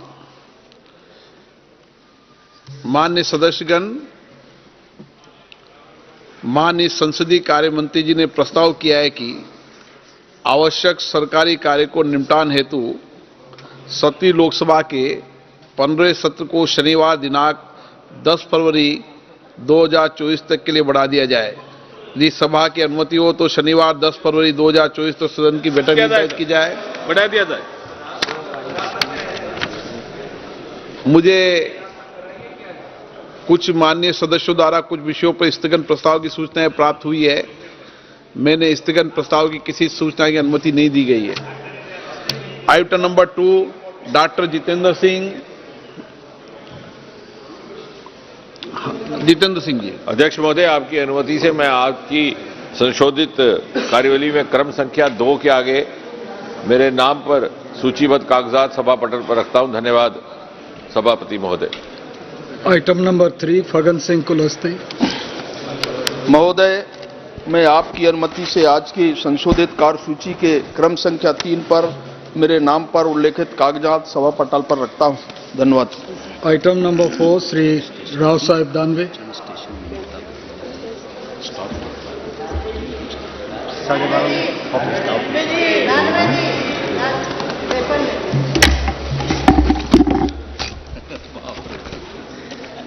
महोदय, मैं आज की पुनरीक्षित कार्यसूची में मेरे नाम के सामने क्रम संख्या 4 पर उल्लेखित कागजों को सभा पटल पर रखता हूँ। आइटम नंबर 5 साध्वी निरंजन ज्योति जी। सभापति महोदय, मैं आज की संशोधित कार्यसूची में क्रम संख्या 5 पर मेरे नाम के सामने उल्लेखित पत्र सभा पटल पर प्रस्तुत करती हूँ। Item number 6 Shrimati Anupriya Singh Patel. सभापति महोदय, आपकी अनुमति से आज की पुनरीक्षित कार्यसूची में क्रम संख्या 6 पर मेरे नाम के समक्ष उल्लेखित दस्तावेज मैं सदन के पटल पर रखती हूँ। Item number 7 Shri Arjun Ram Meghwal ji. धन्यवाद सभापति महोदय। लोकसभा की संशोधित कार्यसूची के क्रम संख्या 7 पर अंकित दस्तावेज जो Shri Rajeev Chandrasekhar ji for ministry of electronics and information technology के नाम के आगे अंकित है, आपकी अनुमति से मैं सदन के पटल पर रखता हूं। Item number 8 Shrimati Darshana Jardosh. Sir, with your permission, I rise to lay on the table of the House papers mentions against my name at serial number 8 of the Ministry of Textiles as the today's revised list of business. Item number 9 Shri Arjun Ram Meghwal ji. धन्यवाद सभापति महोदय। लोकसभा की संशोधित कार्यसूची के क्रम संख्या 9 पर श्री वी मुरलीधरन जी जो मिनिस्ट्री ऑफ एक्सटर्नल अफेयर्स से संबंधित कागजात उल्लेखित है, आपकी अनुमति से सदन के पटल पर रखता हूं। धन्यवाद। Item number 10 Shri Som Prakash. Sir, with your kind permission, I rise to lay on the table of the House paper listed against my name at serial number 10 in the revised list of business for today. Item number 11 Shri Debu Singh Chauhan. धन्यवाद। माननीय सभापति महोदय, मैं आपकी अनुमति से आज की संशोधित कार्यसूची की क्रम संख्या 11 पर मेरे नाम के समक्ष उल्लेखित दस्तावेजों को सभा पटल पर रखता हूं। Item number 12 doctor Sanjay Jaiswal. सभापति महोदय, मैं आज की संशोधित कार्यसूची में अपने नाम के सम्मुख यथा सूचीबद्ध प्राक्कलन समिति के प्रतिवेदन संख्या 37 हिंदी और अंग्रेजी संस्करण को प्रस्तुत करता हूं। Item number 13 Shri Adhir Ranjan Chowdhury. Sir, I rise to present the report number 83, 84, 85th, 86, 87, 88, 89, 90, 91, 92, 93, 94, 95, 96, 97, 98, 99, 100, 101, 102 and 103rd Indian English versions of the Public Accounts Committee 2023-24 as listed against my name in today's revised list of business at serial number 30. The PSC has completed a century. Credit goes to the chairman. Item number 14 भावना गावली। सभापति जी, मैं आज के कार्यसूची पत्र में क्रम संख्या 14 पर मेरे नाम के समक्ष यथा सूचीबद्ध सभा की बैठकों से सदस्यों की अनुपस्थिति संबंधी समिति का 13वां प्रतिवेदन हिंदी और अंग्रेजी संस्करण प्रस्तुत करती हूं। Item number 15 P C Gaddigoudar ji. With your kind permission, I rise to present a copy of the each 67, 68, 69 and 70th report, Hindi and English versions of the Standing Committee on Agriculture, Animal Husbandry and Food Processing 2023-24 as listed against my name at serial number 15 in today's list of business. Item number 16 Sri PC Gaddi Gaudarji. Sir, with your kind permission, I rise to lay a copy of each of the statement, Hindi and English versions, showing action taken by the government on 62nd report of the Standing Committee on Agriculture, Animal Husbandry and Food Processing as listed against my name at serial number 16 in today's list of business. Item number 17 Sri PP Chaudhary ji. Sir, with your permission, I present the following reports, Hindi and English versions of the Committee on External Affairs 17 Lok Sabha. Number 1, 29th report on action taken by the government on the observations, recommendations contained in the 24th report of the Committee on External Affairs on the subject. India's policy planning and role of think tanks with special reference to ICWA and RIS. Second, 30th report on action taken by the government on the observations, recommendations contained in the 22nd report of the Committee on External Affairs on the subject India's neighborhood first policy. Item number 18, Srimati Loket Chatterjee. Dhanyabad Adhyaksh Mahoday. I beg to present the 39th and 14th reports, Hindi or English versions of the Standing Committee on Consumer Affairs, Food and Public Distribution as listed against my name in today's list of business. Thank you. Item number 19, Sri Radha Mohan Singh ji. क्रम संख्या 19 पर मेरे नाम के सामने यथा सूचीबद्ध rail संबंधी स्थायी समिति के विवरणों को सभा पटल पर रखता हूं। Item number 20, Sri Pallav Lochan Das ji. Sir, I am to present the 53rd, 54th, 55th, 56th, 57 and 58th report, Hindi and English version of the Standing Committee on Labour, Textile and Skill Development as listed against my name, serial number 20 in today's order paper. Item number 21, Sri Pallav Lochan Das ji. Sir, I rise to lay 6 statement Hindi and English version of Standing Committee on Labour, Textile and Skill Development as listed against my name, serial number 21 in today's order paper. Thank you, sir. Item number 22, Sri Raghuram Krishna Raju. Thank you, Honorable Chairman, sir. I beg to lay on table a copy each of the following reports in both Hindi and English versions of Standing Committee on Personnel, Public Grievances, Law and Justice. 141st report on the subject Judicial Infrastructure in the Northeastern States of India. 142nd report on the subject Strengthening Legal Education in View of Emerging Challenges Before the Legal Profession. 143rd report on the subject Review of the Working of Legal Aid under the Legal Services Authorities Act 1987. And 144th report on action taken on 133rd report of the committee on the subject judicial processes and their reforms pertaining to Department of Justice, Ministry of Law and Justice. Thank you, sir. Item number 23, Dr. Jitendra Singh. Permission, I rise to lay on the table of the House a statement regarding 1. The status of implementation of the recommendations contained in the 326th report of the Standing Committee on Science, Technology and Environment, Forests and Climate Change on demands for grants 2020-21, demand number 03 pertaining to the Department of Atomic Energy. 2. The status of implementation of these recommendations contained in the 334th report of the Standing Committee on Science, Technology, Environment, Forests and Climate Change on action taken by the government on the recommendations observations contained in the 326th report of the Committee on Demands for Grants 2020-21 pertaining to the Department of Atomic Energy.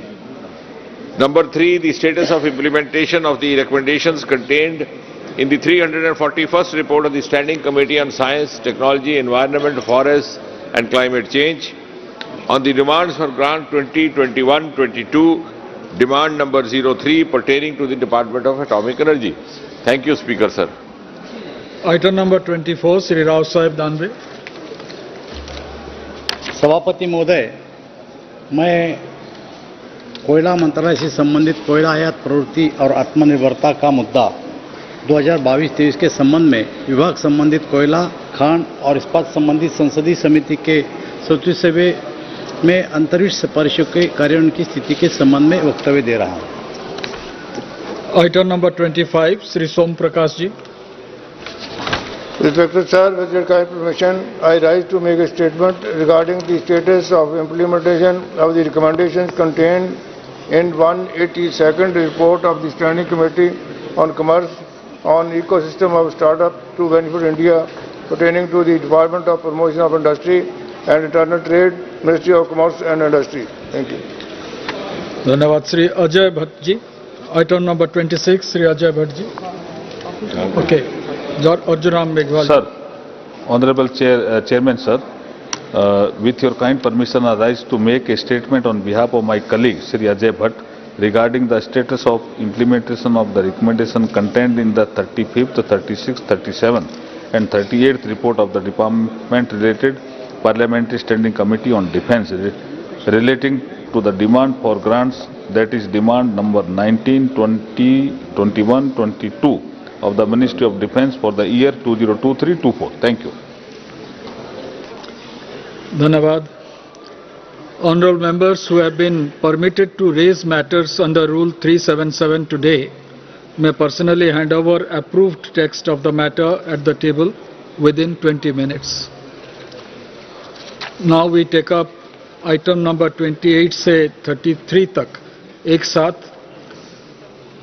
Now Dr. Shashi Tharoor ji. Minister, sir. Where Minister, sir? What is? Please, we cannot start this, sir. What norms are you standing? Where is the Union Minister? Where is the Union Minister? You are starting a budget. ये क्या दिखाना चाहते हैं, sir? You walk out otherwise, sir. What is this, sir? ये क्या है, sir? Union Minister नहीं है बजट में. ये क्या दिखाना चाहते हैं? Where is the Union Finance Minister? Shame on this government, sir. Shame on this government. They making a mockery. Prahlad ji, कितना दुर्भाग्यपूर्ण है, इतने वर्ष सरकार चलाने के बाद इनको इतना एलिमेंट्री नॉलेज नहीं है कि सरकार की कलेक्टिव रिस्पॉन्सिबिलिटी होती है. यहाँ इतने सारे कैबिनेट मिनिस्टर्स बैठे हैं. पंकज जी हमारे वरिष्ठ MOS है फाइनेंस के, उसके बाद इस प्रकार की बात उठाना दिखाते हैं कितना खोखला हो गया है कांग्रेस की सोच. But here, it should go on record, sir. Premchandran ji. It should go on record. Sir, the House is run by precedents and conventions. The convention of this Lok Sabha, the tradition of the Lok Sabha, when the general discussion on the budget takes place, normally it is the courtesy on the part of the Union Cabinet Minister to be present in the House. It is quite unfortunate that the ministry is absent. It is quite unfortunate. That's the same. I am pleading for the courtesy convention protocol. That should be maintained. Parliamentary affairs. No. Okay, the girl, let me. Sir, it is. Let us not have a debate. Let us not have a debate. Already the government has taken note of it, and the MOS is competent enough. But no,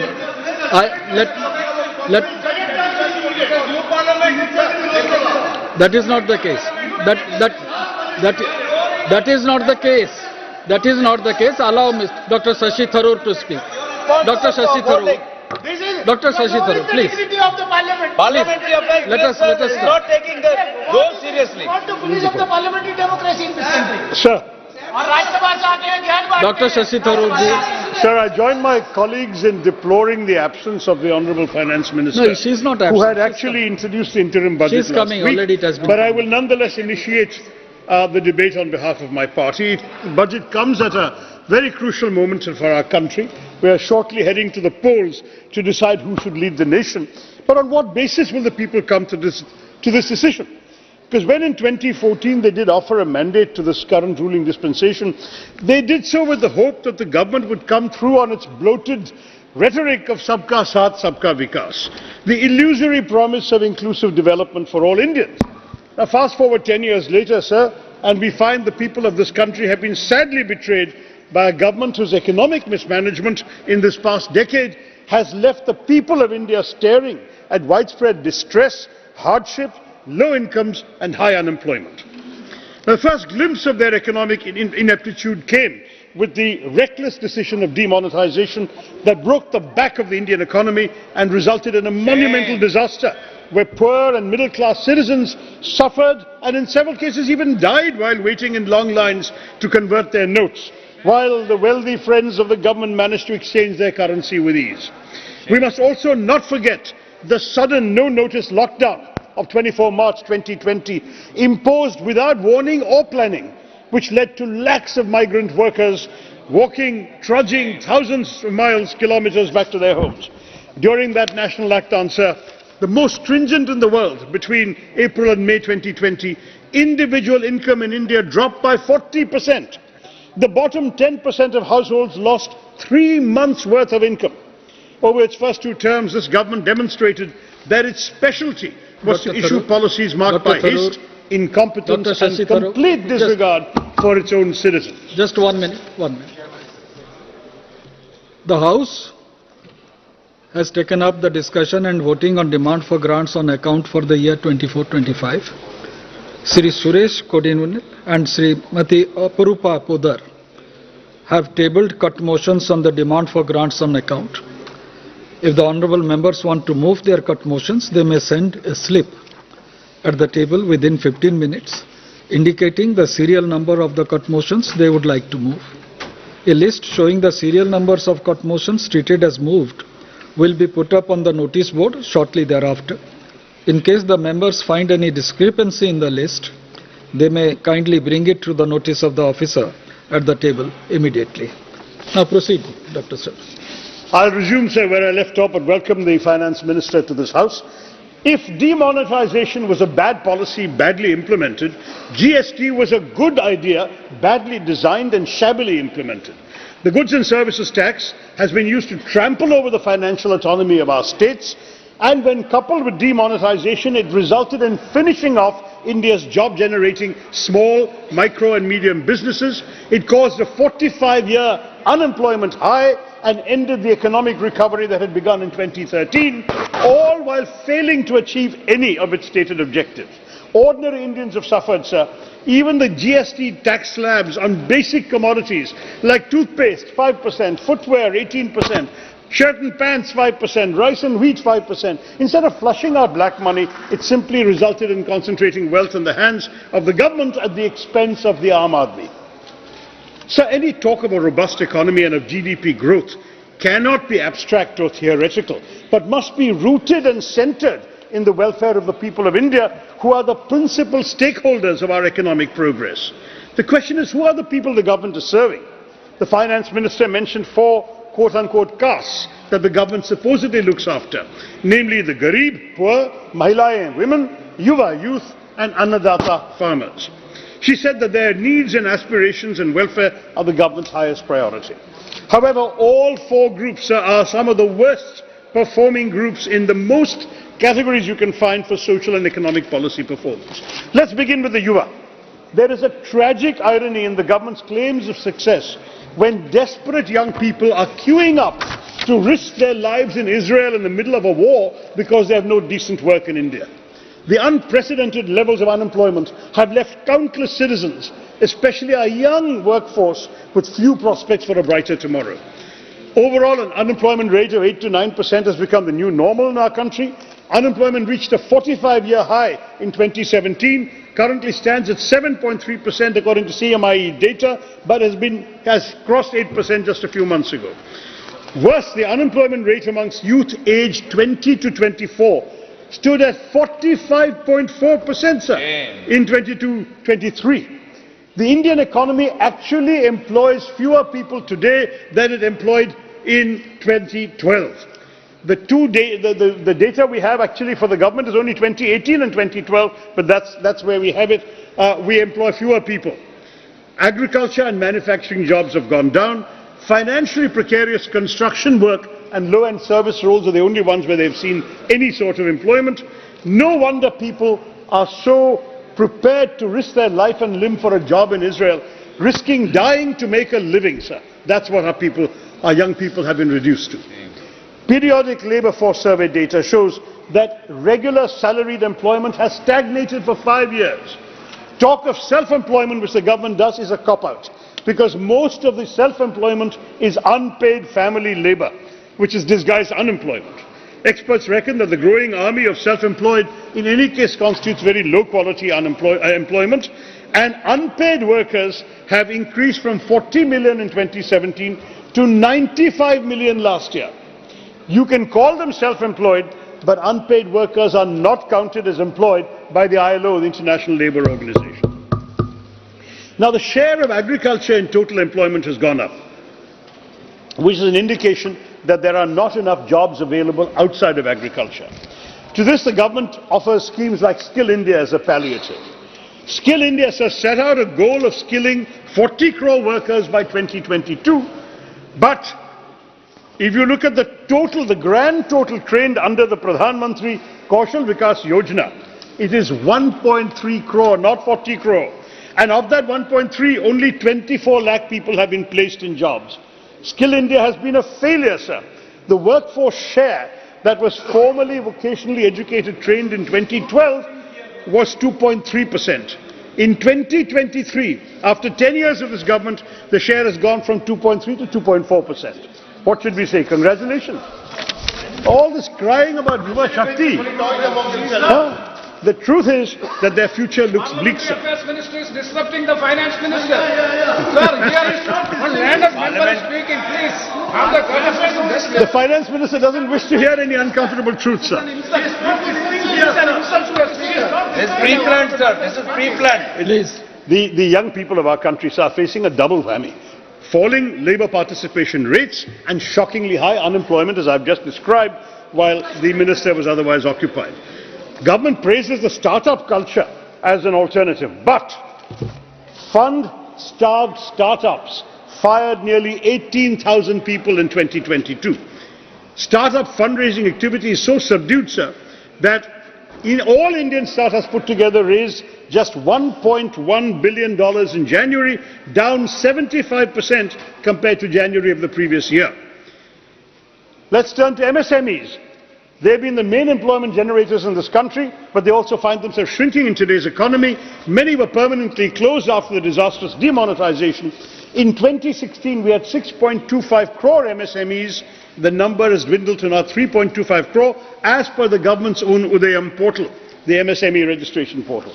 More than 60% of the conventional micro-enterprises in our country, which were engaged in business activities for more than 10 years, have perished. They've been closed, sir. So that's the picture we are seeing. What is the state of employment generation? We have to ask the government, kiska saath or kiska vikas? The question again brings me to yet another aspect of the government's underperformance, woefully ignored in the Honourable Finance Minister's speech. She said people are living better and earning better. Average real income, she said, has increased by 50%. But first, there's no data available on individual household income. So how does the government say it's increased by 50%? If she's merely talking per capita GDP, sir, that is not a valid comparison, as per capita GDP will go up on the basis of people who are rich at the top of the pyramid without actually affecting the incomes of those at the bottom. If Mr. Adani and Mr. Ambani walked into this chamber right now, every MP would discover that our per capita income has gone up. Right? But the moment they leave this room, we would all revert to reality. That's the problem with using per capita as her guide. A critical appraisal reveals that technically some incomes have gone up on per capita basis, but if you are middle class, lower middle class or poor, your incomes have shrunk. That's the inequality in our country today. There's a Reuters survey this month, sir, stating that over 85% of the interviewed families reported stagnant or lower incomes compared to the years before the pandemic. Post-pandemic, the poorest 20% households in India saw income levels shrink 52% from their 2015 levels. And this is as per the latest India's Consumer Economic Survey. Compare this with the pre-2014 period that the Finance Minister put so much effort to discredit. During UPA 2, 2009 to 14, real agriculture rural wages grew at 8.6%. In contrast, during NDA 1, growth of real farm wages decelerated to 3.3%, and under NDA 2, the annual growth rate of real rural wages has become negative, sir. Can you give the exact thing? Agriculture wages minus 0.6%, non-agricultural minus 1.4%. So rural India is suffering reduced income, sir. Overall, when you compare income growth by income group from 2016 to 2022 in India, the top 20% of the rich have seen almost a 40% rise in their income growth, while the bottom 60% of our population have all seen negative income growth. There's also been a sharp fall in household savings because real incomes have declined. So let's look at the Garib. I'm looking at each of these castes, quote unquote, that she mentioned. The government claims it made 25 crore people free from multidimensional poverty in the last 10 years. Now that claim has to be interrogated. First, if 25 crore have indeed been freed from poverty, why are 81 crore still receiving free food grains? Second, how is the government expecting us to trust their number when consumption expenditure surveys were not done from 2014 onwards to 2022 and the National Multidimensional Poverty Index has been attacked by experts here and abroad who question both the manner and methodology with which it is calculated? The truth is the government's record is disillusioning. The UPA era created the fastest ever decline of poverty levels in India's history between 2005 and 15, whereby 271 million or 27.1 crore Indians were lifted out of poverty, providing what UNDP called the greatest relative development for the poorest 40% during this period. Under the BJP, I'm still quoting international sources, 230 million Indians or 23 crore slipped into poverty during the pandemic, and according to the World Bank, an astounding 80% of the world's people who slipped into poverty in 2020 during the pandemic were from India. 80% going below the poverty line were from India. But there's worse. The National Survey Organization has not conducted its quinquennial national consumption expenditure surveys to identify the proportion of people below the poverty line. The global poverty line at one point was $1 a day, now it's $2 according to World Bank and UN figures. But in India, despite all the government's tall claims of growth, the official national poverty line is very low, at rupees 1,286 per month per person in urban areas and 1,059 per month per person in rural areas. Has the government raised 25 crore people above these levels? There's no indication. The Indian government has conducted no survey, neither a national consumption expenditure survey and of course no national census either. We are in a statistical void, and what we only have is this multidimensional poverty index of the Niti Aayog, which is a new index they have created, which cannot be compared with any past poverty numbers. We have absolutely no basis for judging whether poverty has actually gone down, as the finance minister claims. As we all know, on issue after issue, NDA apparently stands for no data available. Now, one of the greatest disservices that this government has done to India is that a country which enjoyed a global reputation for reliable statistics is no longer trusted on its numbers. From COVID death claims to real-life economic indicators. These are really horribly disenchanting figures that seek to mask but in fact reveal the government's mismanagement of our economy. The finance minister calls inflation moderate, but the fact is he is not acknowledging that the Indian middle class and poor have been left defenseless in the face of rising inflation. Retail inflation measured by the CPI rose to a 15-month high of 7.44% in July 2023. But a recent survey by the data analytics firm Kantar found that 57% of Indians are worried about rising inflation. Look at wholesale market prices from December 2023, just a month ago, 19.6% higher when compared with the same month the previous year. Paddy became costlier by 10.5%, milk by 7%, vegetables by 26.3% year on year. And this is linked to growing nutritional concerns. The State of Food Security and Nutrition in the World report, another unimpeachable international document, says that a significant 74.1% of India's population cannot afford healthy food. This translates to over 100 crore people in India facing a crisis of inadequate nutrition, and it's a distressing number that is substantiated by our dropping to the 111th rank out of 125 countries in the 2023 Global Hunger Index. Even in the latest interim budget speech, the finance minister spent a lot of time celebrating the success of GST, amassing a lot of revenues. But her speech was not punctuated this year with any verses or shairis, not even from Thiruvalluvar. So I prompted a poet friend of mine to put the plight of the suffering it caused the Aam Aadmi into verse. And I'd like to share it with her to italicize the really sad state of the Indian economy from the point of view of a common man like this Kavi.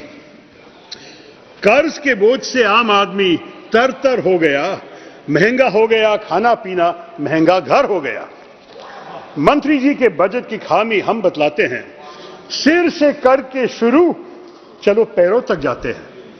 कुछ चुनिंदा यारों के बड़े बंगले हो गए, बालों से पैरों तक आते हम कंगले हो गए।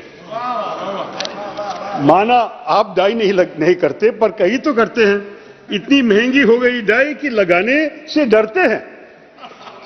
चश्मे के दामों को सुन आंखें रो गई, कम लगाओ टूथपेस्ट, पेस्ट भी महंगी हो गई। बाल कटाने से भी हम अब कटने लग गए, बिना क्रीम के हाथ पैर भी फटने लग गए। फट गई कमीज की कॉलर, पर नहीं तो नहीं ले नहीं सकते। जीएसटी इतना ज्यादा है हम दे नहीं सकते। पूछ रहा था कोई, हम वजन कैसे घटाते हैं? जब से सब्जियों के दाम बढ़े हम कम से खाते हैं। दिखा के लॉलीपॉप वो भरमा कर चले गए, इस बार भी वो अपने ही गुण गाकर चले गए। कैसे सोच लिया कि जनता फिर से माफ करेगी, कैसे सोच लिया कि जनता फिर से माफ करेगी। इस बार चुनावों में जनता जड़ से साफ करेगी।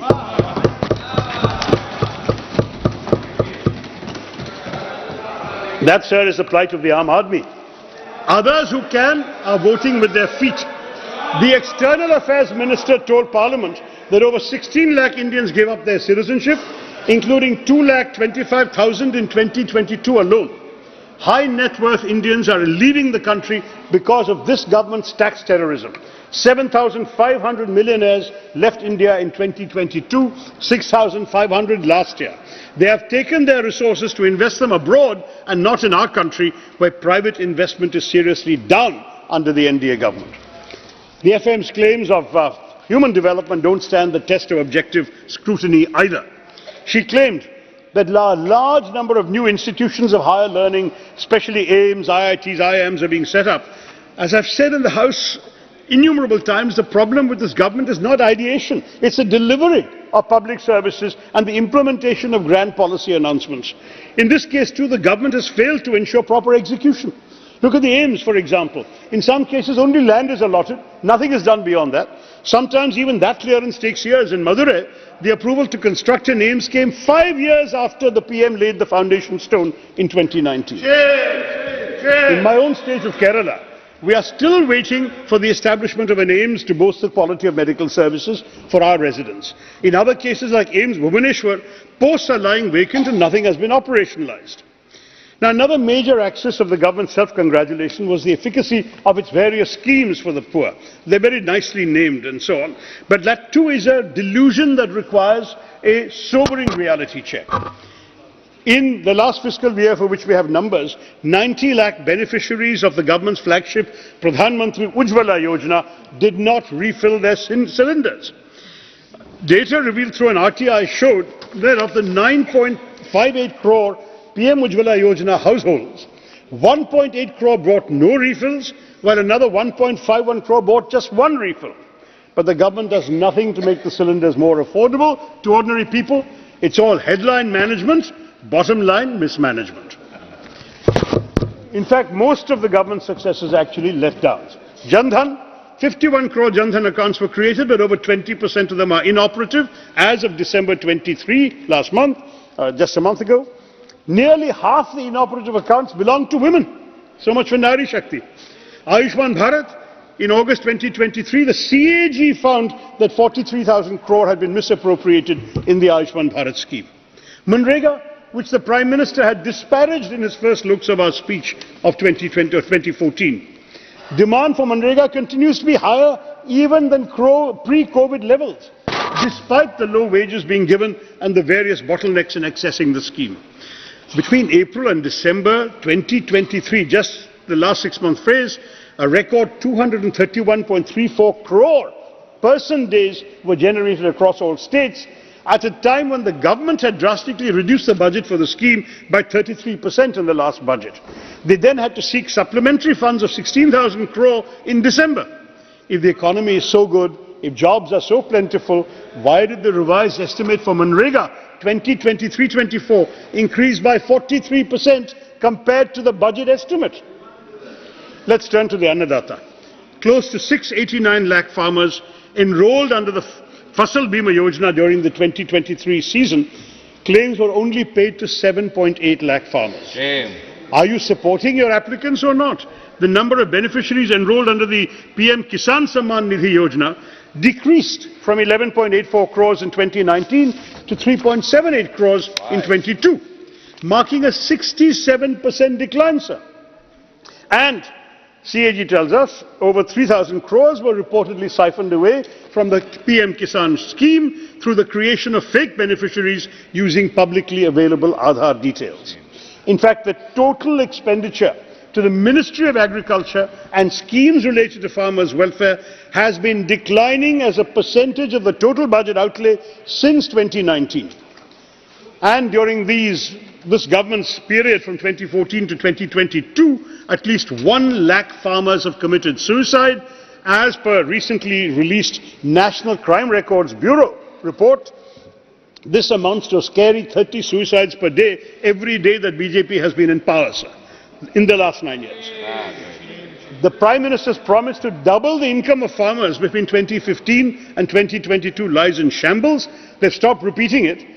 The headlines were made at one time, now they've not been repeating it or fulfilling it, sir. The issue has disappeared completely from policy making, while the real incomes of agricultural households from cultivation has fallen, as I said, by 1.4%. Now, the Finance Minister also made a big deal about the blue revolution in the fishery sector, a sector where the government actually doesn't have much to boast about.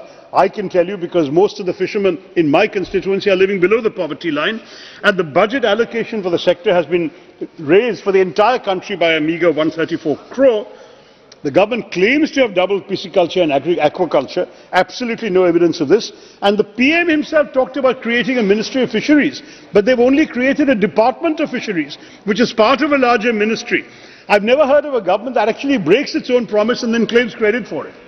They have promised a ministry for 2 successive elections. They have never given a full ministry to the fisher folk and our coastal region. The rhetoric surrounding Nari Shakti for the Mahila also requires additional debunking to what I've already said earlier. While we in the opposition welcome the women's reservation law, we are deeply sceptical about the vague timeline of the government, but equally representation is not enough in isolation. We know that grand announcements alone don't help women. We need policies that will help them get the resources they need. Consider, for example, the Integrated Child Development Services. You've rebranded it, of course, your phraseology is always great, Saksham Anganwadi and Poshan 2.0. But your budget for integrated child development has actually declined, even while new labels are coming. We have gone in the course of the Modi government's existence to reduce money available for child development. Similarly, while the government's claims of an increase in the number of women participating in the labour force tries to paint a positive picture, the truth is that the rise has only been post-pandemic because women had dropped out of the force during the pandemic in very large numbers, and women are doing tedious, low-paid or unemployed work. I beg your pardon, unpaid work, which is technically unemployment in this country. India ranks 127 out of 146 countries in the Global Gender Gap Index 2023, a searing indictment of our inability to provide the space that our women need to survive and thrive in the labour force. So much then for all the claims of empowering the Garib, the Mahilayen, the Yuva, the Annadata. Contextualizing the FM's budget speech in the highly competitive global environment yields even more evidence of policy failure. The Finance Minister argued that India's economic development has been good, even... I'm sorry? You have already completed 25 minutes. 5 minutes more, sir. I'll quickly wrap up. The Finance Minister has argued that India's economic development has been good, even as GDP growth averages a modest rate post-COVID. Our post-COVID growth has actually been lower even than Bangladesh, Vietnam, and even until very recently China. So What worries me more is the sharp uptick in the gross debt to GDP ratio, which has invited concerns from the IMF that I hope the Minister will address. The government has also missed its disinvestment target for the 5th year in a row. I'm just summarizing my last few points for you, sir. The trend of rising governmental debt in the last 10-year period has been very worrying because high debt accompanied by low employment and high food inflation is the worst possible scenario for our country, for the ordinary people of our country, and for any emerging market to attract investments. Fiscal deficit averaged 4.63% under our UPA government. It's averaging 5.13% under the NDA. I'm not going to go into details about that because fiscal deficit is not at the moment our biggest concern. But since the finance minister talked about it and FDI inflows doubling and so on by comparison with UPA, I just want to say it's a blatantly misleading assertion because FDI inflow as a ratio of GDP peaked in 2007-8 at around 3.6% and has never regained that level. Net FDI to GDP ratio today is only 1%. And the fact is that hardly any greenfield investment money has come in. RBI estimates that foreign investment today stands at $42 billion in 22-23, which is about the same as in 2008-2009, 15 years ago under UPA.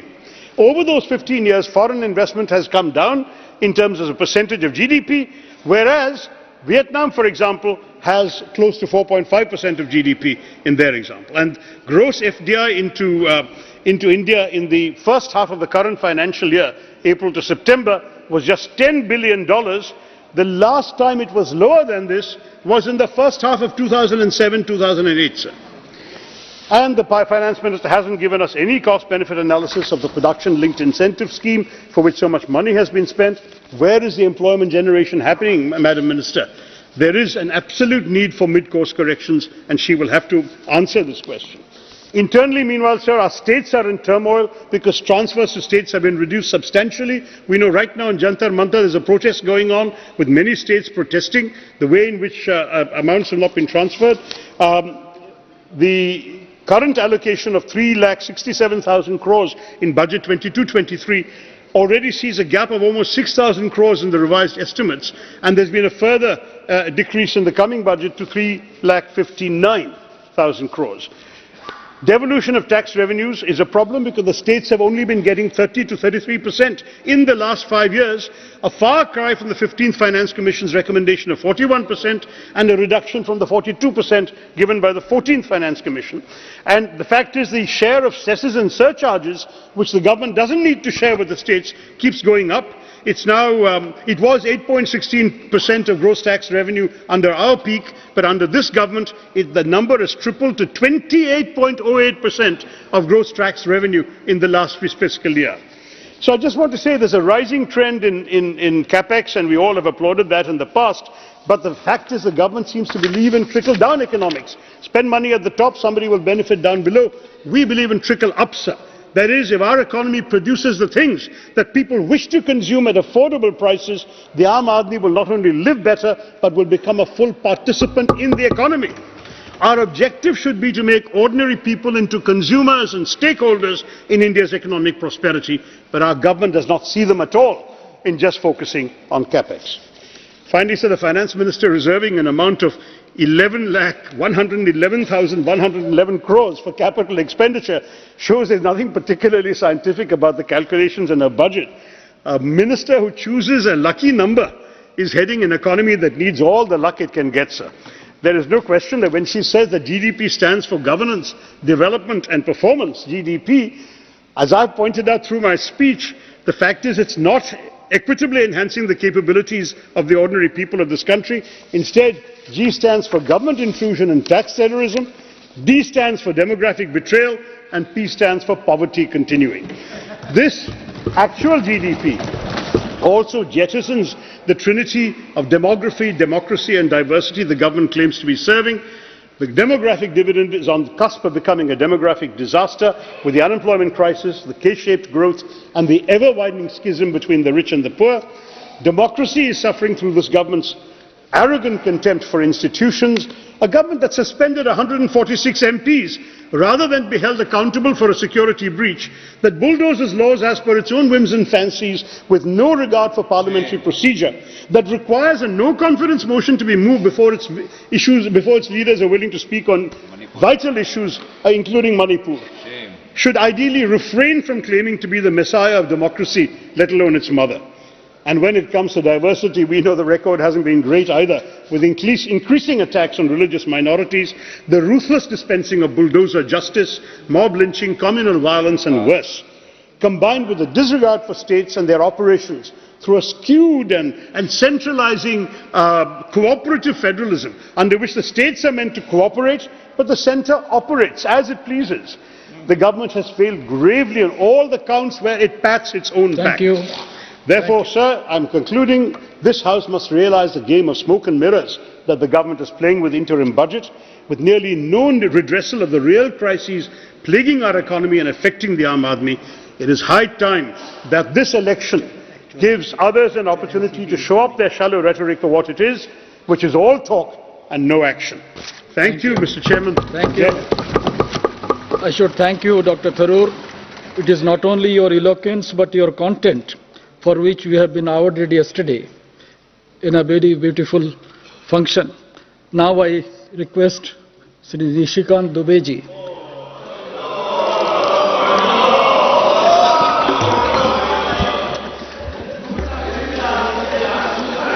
धन्यवाद सभापति महोदय। मैं इस देश के प्रधानमंत्री और माननीय वित्त मंत्री का आभार व्यक्त करता हूं कि उन्होंने इस चुनावी साल में भी अपने आप को कंट्रोल करके देश की एक कैसी दशा होनी चाहिए, दिशा होनी चाहिए, पॉलिसी होनी चाहिए, नीति होनी चाहिए और उस नीति को संपादित करने के लिए किस तरह की इच्छा शक्ति होनी चाहिए, उस बजट को लेकर आए हैं। मैं अपनी पार्टी की तरफ से उन दोनों को बधाई देता हूं। सर बशीर बद्र ने एक बड़ी अच्छी शायरी कही कि जिस दिन से चला हूं मेरी मंजिल पर नजर है, आंखों ने कभी मील का पत्थर नहीं देखा। माननीय प्रधानमंत्री जी जिस दिन से इस देश के प्रधानमंत्री बने हैं, उनका फोकस लिमिटेड है सर। लिमिटेड क्या है कि एक तरफ वो जन्मदाता को देख रहे हैं और एक तरफ वो अन्नदाता को देख रहे हैं। जो जन्म देने वाली मां है उसके लिए क्या पॉलिसी होनी चाहिए और जो हम लोगों को भोजन देने वाला किसान है, अन्नदाता है, उसकी क्या पॉलिसी होनी चाहिए। एक तरफ वो भविष्य निर्माता को देख रहे हैं जो हमारा यूथ है, जिसपे कि पूरा का पूरा भविष्य टिका हुआ है, और एक तरफ करदाता हैं जो कि इंफ्रास्ट्रक्चर के माध्यम से, एम्प्लॉयमेंट के माध्यम से, विकास के माध्यम से इस देश की दशा और दिशा को नियंत्रित कर सकते हैं। सर मैं अभी कांग्रेस के अपने सदस्य को सुन रहा था। इस देश में हुआ क्या सर, काफी यहां वो आपने ये कर दिया, आपकी पॉलिसी कॉर्पोरेट है, आप गरीबों के लिए नहीं देखते, क्योंकि उनके पास दो कहावत है सर कि अपने दिल से जानिए पराए दिल का हाल, और दूसरा एक कहावत है कि बुरा जो देखन मैं चला बुरा न मिलिया कोई, जो दिल खोजा आपना मुझसे बुरा न कोई। ये 75-77 साल की जो ये देश की जर्नी है सर, उसमें तो 10 साल ही माननीय प्रधानमंत्री जी हैं ना। 57 साल 60 साल आप यदि कहते हैं कि गरीबी नीचे गई, गरीब नीचे जा रहे हैं, एम्प्लॉयमेंट नहीं मिल रहा है, लोगों का विकास नहीं हो रहा है, इंफ्रास्ट्रक्चर नहीं हो रहा है, तो कभी आपने देखा है अपने तरफ कि इन सारे पॉलिसी के प्रति जिम्मेवार कौन है? यह देश कहां से आगे बढ़ा सर? आप यह समझें कि जब यह देश आजाद हुआ 1947 में, तो क्या पॉलिसी बनाई कांग्रेस ने? लाइसेंस परमिट कोटा राज। 1947 से लेके मोर और लेस 1990 तक सर इस देश ने लाइसेंस परमिट कोटा राज देखा। जो कांग्रेस के समर्थक लोग बिजनेसमैन थे, वही कार बना सकते थे, वही स्कूटर बना सकते थे। बिरला जी कार बनाएंगे, बजाज जी स्कूटर बनाएंगे, कोई जी सीमेंट बनाएंगे, कोई जी अखबार चलाएंगे। कभी आपने देश के अन्य लोगों के बारे में सोचा? यह देश लाइसेंस परमिट कोटा राज के बाद 2004 से लेकर 2014 तक, संजोग से उस बीच में मुझे भी संसद बनने का जो है मौका मिल गया, एक लूट राज में चला गया सर। एक तरफ 1947 से लेकर 1990 तक लाइसेंस परमिट कोटा राज और 2004 से लेकर 2014 तक लूट राज, 2G, 4G, कोल जी, भाई जी, जीजा जी, जो भी है सर, लूट राज। आज क्या है सर? 2014 के बाद से 2024 तक अयोध्या में राम मंदिर ही नहीं स्थापित हुआ, इस देश में राम राज्य स्थापित हुआ। यह परिवर्तन है सर। और इस परिवर्तन की मानसिकता क्या है सर? लगातार आज एक पेज का एड जो है सभी अखबारों में भरा पड़ा। कांग्रेस के जो हमारे मित्र हैं उन्होंने चलते चलते उसका रेफरेंस दिया सर, क्योंकि उनको सुनने की कैपेसिटी नहीं है सर। आज एक पेज का कि साउथ का और नॉर्थ का डिवाइड। मैं इसको बड़े, चूंकि इन चीजों को मैंने भोगा है सर, अंग्रेजों को जब यह लग गया सर कि इस देश पर वो बहुत दिन तक राज शासन नहीं कर सकता है, तो उसको दो राज्य ऐसे नजर आए जिसको कि उसने विभाजित करने का फैसला किया और अलग देश बन गया सर। आपको पता है कि बंगाल का और पंजाब का डिवीजन हुआ। चूंकि बंगाल, सभापति महोदय जिस आसन पर आप बैठे हैं, जिस राज्य से आप आते हैं, हम और आप एक ही थे, हम लोग बंगाल के पार्ट थे। बंगाल इस देश में कंट्रीब्यूट करता था। इंडस्ट्रियल पॉलिसी आने के पहले राजमहल में जो है आइसक्रीम की फैक्ट्री थी 16वीं शताब्दी में। हम लोग इतने विकसित थे, ढाका का मलमल था। पंजाब जो है पूरा का पूरा दुनिया को खिला रहा था। हमारे यहां उद्योग थे, धंधे थे, चाइना मिट्टी के थे, लेकिन उसने पार्टीशन कर दिया। आज एक देश बांग्लादेश बन गया, एक देश पाकिस्तान बन गया। इनको इतिहास नहीं पता है सर। ये कभी द्रविडियन के नाम पर, कभी भाषा के नाम पर। तमिल सबसे पुरानी लैंग्वेज है सर, सब उसका सम्मान करते। तमिल है, तेलुगु है, मलयालम है, कन्नड़ है, किसको समस्या है सर? लेकिन मैकाले की शिक्षा पद्धति के कारण, इस देश को नहीं समझने के कारण, आज भी मैं आपको बताऊं कि कश्मीर से कन्याकुमारी चले जाइए, किसी मंदिर में चले जाइए, क्योंकि मंदिर केवल कश्मीर में नहीं है, मंदिर तमिलनाडु में भी है, मंदिर कर्नाटक में भी, मंदिर केरल में भी है। किस भाषा में लोग पूजा कराते हैं सर? जिसको हिंदी नहीं आती है, जिसको अंग्रेजी नहीं आती है, वो पंडित आपको संस्कृत में ही श्लोक का उच्चारण करते हुए पूजा कराता है। यह देश है सर। इस देश में न कोई द्रविड़ है, न कोई आर्यन है, न कोई तमिल है, न कोई नॉर्थ है, कोई साउथ है। यह देश एक है। चोला डायनेस्टी जब थी सर, उस चोला डायनेस्टी ने केवल यहीं नहीं, आज इस मालदीव की चर्चा होती है, लक्षद्वीप की चर्चा होती है, सिंगापुर की चर्चा होती है, कंबोडिया की, थाईलैंड की, वियतनाम की, कहीं की भी चर्चा हो सर, चोला डायनेस्टी ने भारत के सनातन कल्चर को पूरी दुनिया में फैलाया। चोला डायनेस्टी साउथ की थी सर, उसने पैसा एजुकेशन पर खर्चा किया। अब नो कर रहे सर, उन्हीं के तमिलनाडु में चोला जो है डायनेस्टी 8वीं शताब्दी से लेके 14वीं शताब्दी तक चल रही, 600 साल तक उन्होंने शासन किया सर। वो पल्लव वंश की बात नहीं करेंगे, वो चालुक्य वंश की बात नहीं करेंगे, वो चोला वंश की बात नहीं करेंगे। मैं इतिहास में नहीं जाना चाहता सर, लेकिन मैं ये कह रहा हूं सर कि इन्होंने देश की इंटीग्रिटी के लिए काम किया। आज आप बात करते हैं नॉर्थ और साउथ डिवाइड की। मैं अभी डाटा मंगा के पढ़ रहा था सर, जितना पैसा उत्तर प्रदेश और बिहार को मिला 15th फाइनेंस कमीशन के डिवोल्यूशन के कारण, उतना ही पैसा, उससे ज्यादा पैसा तमिलनाडु को मिला, केरल को मिला, आंध्रा को मिला, तेलंगाना को मिला सर। कहां चले गए आप? आज का प्रश्न है सर, आज का प्रश्न है 600 बिलियन एफडीआई आया 2014 से लेकर 2023-24 तक। वो एफडीआई देश के लिए आता है। साउथ की यदि समस्या, यदि नॉर्थ इंडिया के लोग, ईस्ट इंडिया के लोग मानने लगे सर इस तरह से ये देश चलेगा। हम गरीब हैं सर, हम निर्धन हैं, हमारे लोग उनके यहां रोजगार करने के लिए जा रहे हैं। पूरे देश को पता है कि 80-85% से ज्यादा माइंस झारखंड में, उड़ीसा में, छत्तीसगढ़ में है, मध्य प्रदेश में है, बंगाल में है। क्या हमने कहा कि हम अमीर हैं? क्या हमने कहा कि साउथ इंडिया का विकास नहीं होना चाहिए?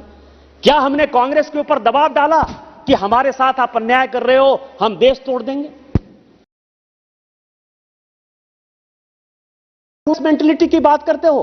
कोयला हमारे पास है, यूरेनियम हमारे पास है, बॉक्साइट हमारे पास है। क्या चीज हमारे पास नहीं है? सोना हमारे पास है, अबरक हमारे पास है। लेकिन आज हम गरीब हैं। हमारे लोग दर दर की ठोकरें खा रहे हैं। मुंबई के लोग अपने आप को बहुत बड़ा कहते हैं कि हम टैक्स पेयर हैं। मुझे उनसे कोई परेशानी नहीं सर, उनका विकास हो। कहां का पैसा है? टाटा यदि टैक्स दे रहा है सर, किसका पैसा दे रहा है? यदि जमशेदपुर नहीं होता, झारखंड नहीं होता, टाटा नहीं होता। यदि पलामू नहीं होता, यदि एल्युमिनियम की फैक्ट्री जो है रांची की नहीं होती, मुरी की फैक्ट्री यदि नहीं होती सर, बिरला नहीं होता। आप हमारा कोयला ले जाके आंध्रा में पावर प्लांट लगाते हो, हमने कभी कहा? तमिलनाडु में पावर प्लांट लगाते हो, कभी कहा? इसीलिए नहीं कहा कि यह देश एक यूनाइटेड देश है। इस देश में गरीबों का विकास, पिछड़ों का विकास, दलितों का विकास, नॉर्थ का विकास, साउथ का विकास, उत्तर का विकास, पूरब का विकास होगा। आज आप समझिए कि इस एजुकेशन पॉलिसी के कारण मैक्सिमम स्कूल, कॉलेज और अस्पताल साउथ इंडिया में बने सर। कोलकाता पोर्ट के खत्म हो जाने के बाद पूरा का पूरा बिहार, पूरा का पूरा छत्तीसगढ़, पूरा का पूरा मध्य प्रदेश पोर्ट के खत्म होने के बाद, क्योंकि आपके पास समुद्री प्रभाव है, जिसके कारण लोग, मैं ये कह रहा था सर, आज का प्रश्न है कि 600 बिलियन की एफडीआई आई। आपको आश्चर्य होगा सर कि उस 600 बिलियन की एफडीआई में, उस 600 बिलियन की एफडीआई में 450 बिलियन की एफडीआई या तो केरल गई, या तमिलनाडु गई, या वो कर्नाटक गई, या वो आंध्रा गई, वो तेलंगाना गई, वो महाराष्ट्र गई, वो गुजरात गई। इसी 7 स्टेट में गए सर। वो एफडीआई भारत सरकार के कारण नहीं गया, भारत सरकार के नीतियों के कारण नहीं गया, मोदी जी की मजबूती के कारण नहीं गया, वित्त मंत्री की पॉलिसी के कारण नहीं गया। आज आपके यहां सारी मैन्युफैक्चरिंग यूनिट है, ये हमारे कारण नहीं गया। यदि आज आपके बच्चे, यूक्रेन का युद्ध हो रहा है तो मैक्सिमम बच्चों को निकालती है तो भारत सरकार निकालती है सर। महीने का कोई आसान करती है क्या? उस वक्त नॉर्थ और साउथ देखते हैं। आज इजराइल के युद्ध में मैक्सिमम साउथ इंडियन, यदि केरल में, मिडिल ईस्ट में कोई प्रॉब्लम होता है तो आप क्या बात करते हो? ये देश और जो है एक यूनाइटेड पॉलिसी से चलता है सर। आज आप किस तरह का माहौल क्रिएट करना चाहते हो? क्या बंगाल की तरह, जिस तरह बंगाल का डिवीजन करके बांग्लादेश बन गया, क्या पंजाब का डिवीजन करके जिस तरह पाकिस्तान बन गया, आप ये नॉर्थ और साउथ का, यदि आप वोट नहीं मिल रहा है कांग्रेस पार्टी को सर, जनता यदि साथ नहीं दे रही है, क्योंकि आपको पता है कि बंगाल में मुस्लिम लीग का और पंजाब में जो है जिन्ना की पार्टी का प्रभाव बढ़ रहा था और कांग्रेस को वोट बैंक की पॉलिटिक्स के कारण देश को बांटना था, तो क्या आप वोट नहीं मिलने के कारण नॉर्थ और साउथ का डिवाइड करोगे? क्या इसी तरह से देश चलाओगे? स्मॉल करेक्शन, पंजाब में जिन्ना की पार्टी को वोट नहीं मिल रहा था, उनका बढ़ोत नहीं हो रहा था। दूसरी पार्टी, यूनियनिस्ट पार्टी थी, उसकी बढ़ोत हो रहा था उस समय। ठीक है। Thank you sir. सर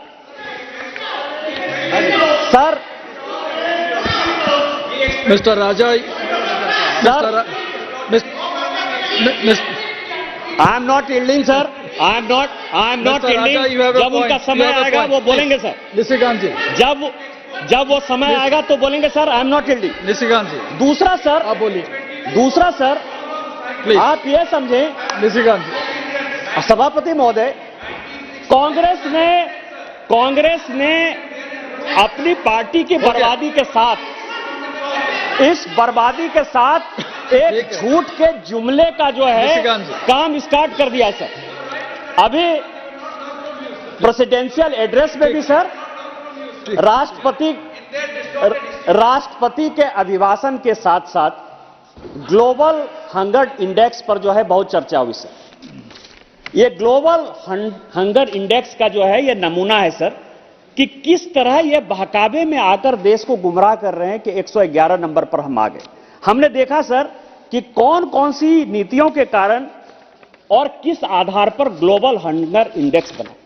आश्चर्य होगा उदासी साहब आपको कि जो कॉलम वर्ल्ड पोल हुआ भारत में, 140 करोड़ का देश है, यह देश को जानने वाला सवाल है। 140 करोड़ के देश में 3000 लोगों को, केवल ध्यान दीजिएगा, केवल 3000 लोगों के ऊपर पोल करके यह फैसला कर लिया कि ग्लोबल हंगर इंडेक्स में हम 111 नंबर पर आ गए। यह सैंपल साइज है सर, 140 करोड़ में। जो उन्होंने डाटा लिया सर, वो और भी अच्छा है सर।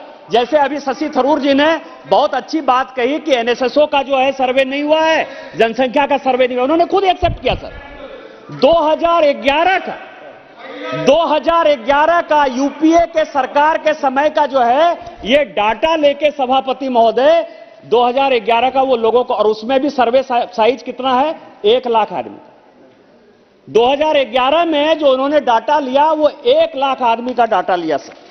इसके बाद जो उन्होंने एग्रीकल्चर प्रोसेस की बात कही सर, वो डाटा उनका 2012 का है। 3000 लोगों को फोन कॉल करते हैं, 2011 का डाटा ले लेते हैं 1 लाख लोगों का, और एग्रीकल्चर में जो है 2012 का एक डाटा ले लेते हैं। अरे राम राज्य तो 2014 के बाद आया है। 2014 के बाद यदि आप कहते तो बात समझ में आती। देश को क्यों गुमराह कर रहे हो?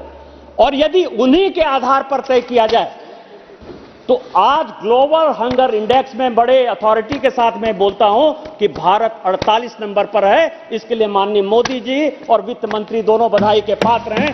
उनके कारण जो है इस देश में गरीबी घटी।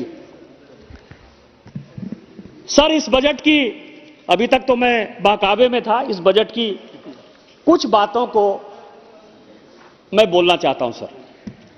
सभापति महोदय, इस बजट में एक बड़ी अच्छी बात है जिसमें कहा गया कि एक कमेटी बनेगी जनसंख्या और पॉपुलेशन कंट्रोल के लिए, पॉपुलेशन के लिए और डेमोग्राफिक चेंज के लिए, पॉपुलेशन के लिए और डेमोग्राफिक चेंज के लिए। मैं जिस राज्य से आता हूं उस राज्य में मैं 2009 से चिल्ला रहा हूं कि हमारी पूरी की पूरी डेमोग्राफी बदल रही। हमारे जो जिले हैं उसमें एक समुदाय विशेष का जनसंख्या बढ़ रहा है। यह बनाने की आवश्यकता क्यों पड़ी सर? मैं अभी यात्रा को देख रहा था, काफी यात्रा को, कि एक कमेटी बनी है पॉपुलेशन पर, डेमोग्राफी पर। माननीय प्रधानमंत्री जी ने कहा है कि जब तीसरा टर्म आएगा 370 हमारी केवल सीटें होंगी और 400 से ऊपर जब एनडीए पार होगा तो हम बड़े बड़े चीजें करेंगे। तो मुझे लगा कि क्या बड़ी चीजें हो सकती है और क्यों, इसकी क्यों आवश्यकता पड़ी सर? हमारी क्या नीति है और यूपीए की क्या नीति है? हमने 2 बड़े यात्रा की। इस पार्टी ने, भारतीय जनता पार्टी ने 2 बड़े यात्रा किए सर। एक यात्रा हुआ और दोनों माननीय प्रधानमंत्री जी जिसमें सहभागी रहे, जिसमें प्रभावी रहे और जिन्होंने संकल्प से उस यात्रा को सिद्धि तक पहुंचाया। वो 2 यात्रा क्या थी? एक यात्रा थी सोमनाथ से लेके अयोध्या तक।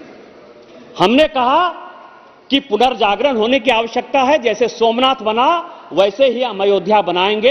एक संकल्प था जिसको कि हमने सिद्धि में पहुंचाया और आज अयोध्या में भगवान राम का मंदिर बन गया।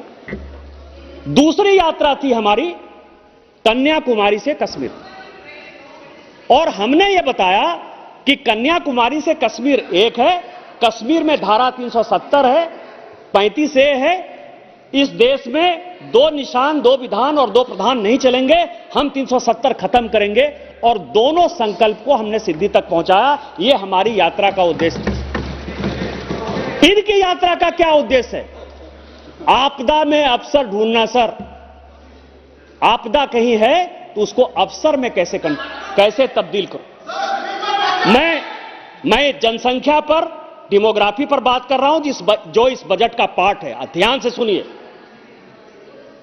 कोरोना में यदि आपदा आया तो माननीय प्रधानमंत्री जी ने उसमें अवसर ढूंढा।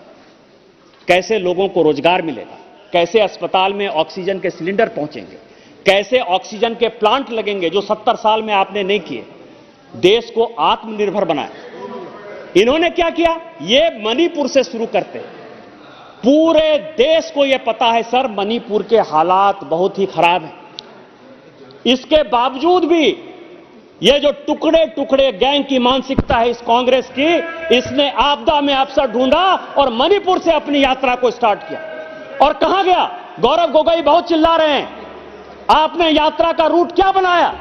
आपने बरपेटा भेजा, नौगांव भेजा, धुबरी भेजा, हमारे यहां मालदा आया, मुर्शिदाबाद आया, किशनगंज आया, कटिहार आया, पूर्णिया आया, अररिया आया, किशनगंज आया, पाकुड़ आया, साहबगंज आया, गोड्डा आया। ये सब बांग्लादेशी घुसपैठियों का केंद्र है सर।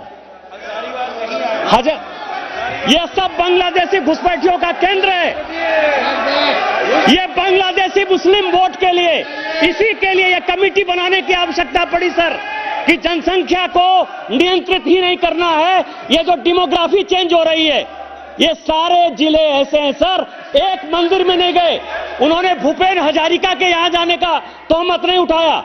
उन्होंने लाचित, जो बड़े स्वतंत्रता सेनानी थे, उसके यहां नहीं गए। बंगाल में शंकरदेव के यहां नहीं गए। हमारे यहां बिरसा मुंडा के यहां नहीं गए। लेकिन ये कहां गए? ये बांग्लादेशी मुसलमान कैसे बढ़ेंगे, डेमोग्राफी कैसे होगी और कांग्रेस इस देश को कैसे तोड़ेगी, उसी यात्रा का ये उद्देश्य लेकर गए सर।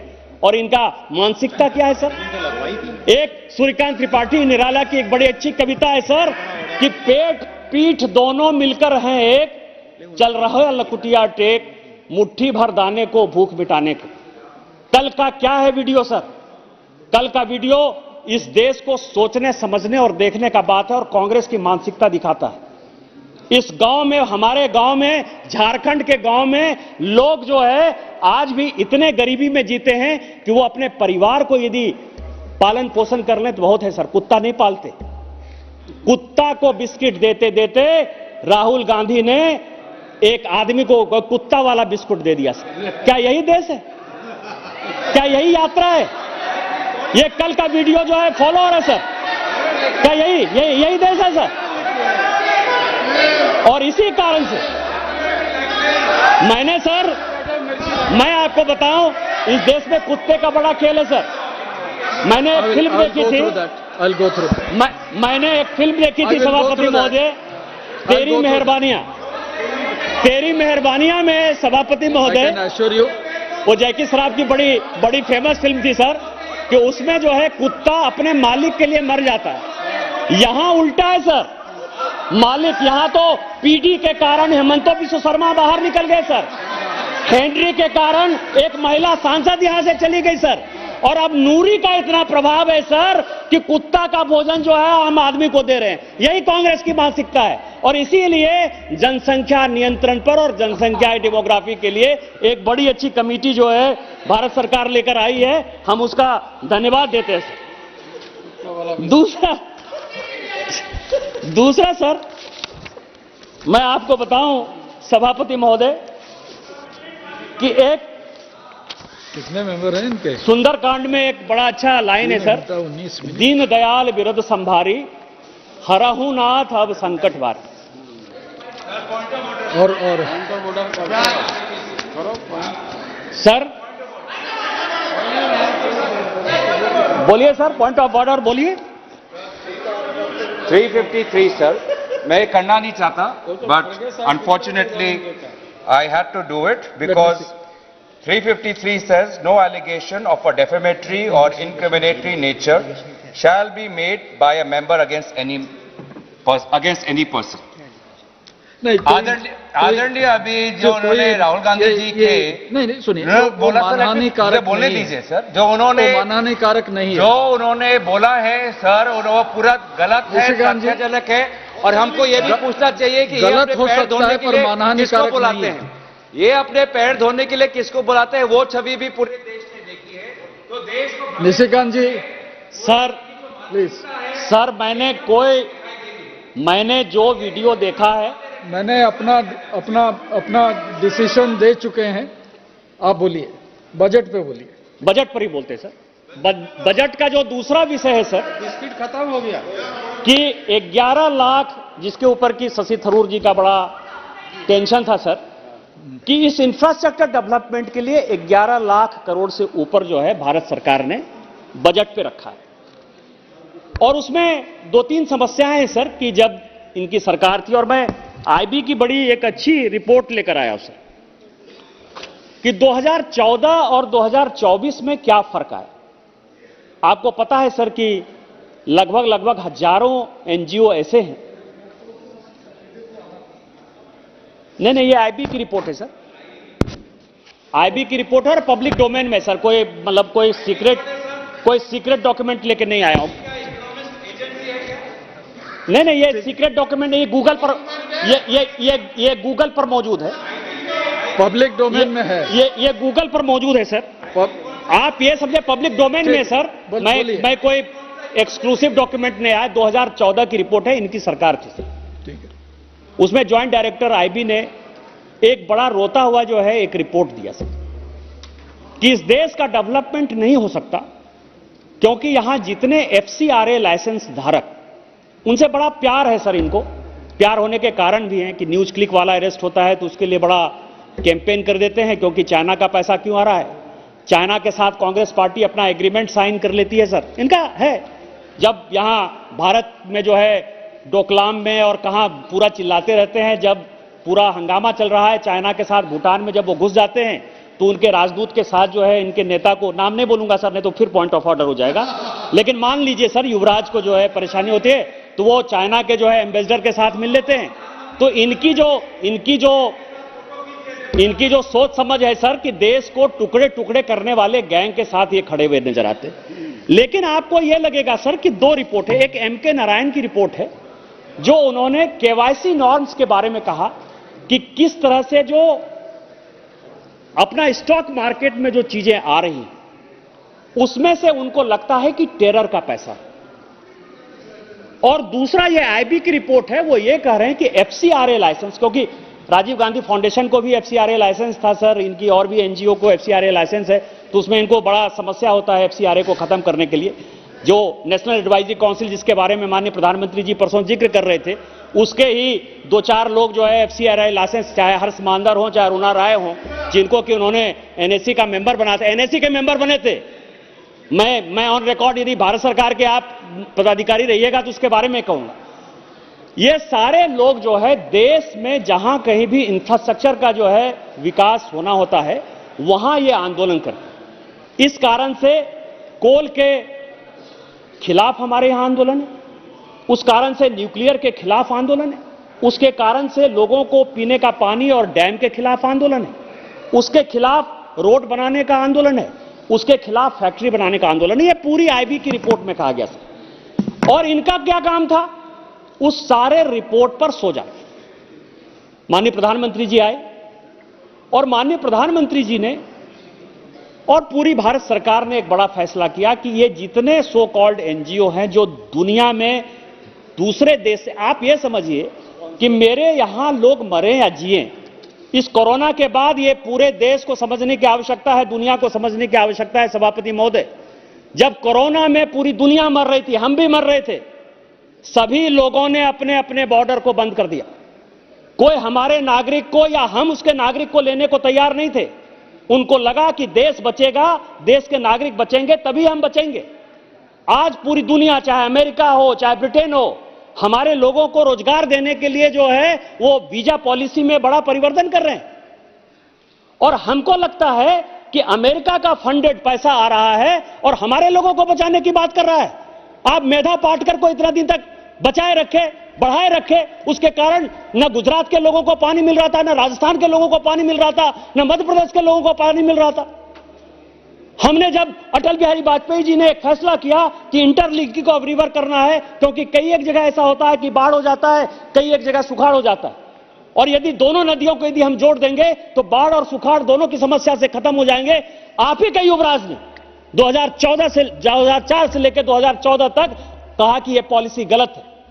आपके उस वक्त के एनवायरमेंट एंड फॉरेस्ट मिनिस्टर ने कहा, जयराम रमेश ने, और उसी ग्रीन पीस मूवमेंट के आधार पर कहा, जिसको कि डच सरकार पैसा दे रही थी, जिसको यूरोपियन सरकार पैसा दे रही थी। ये सारी इस रिपोर्ट में जिक्र है। आपने इस देश को बेचने का काम किया है।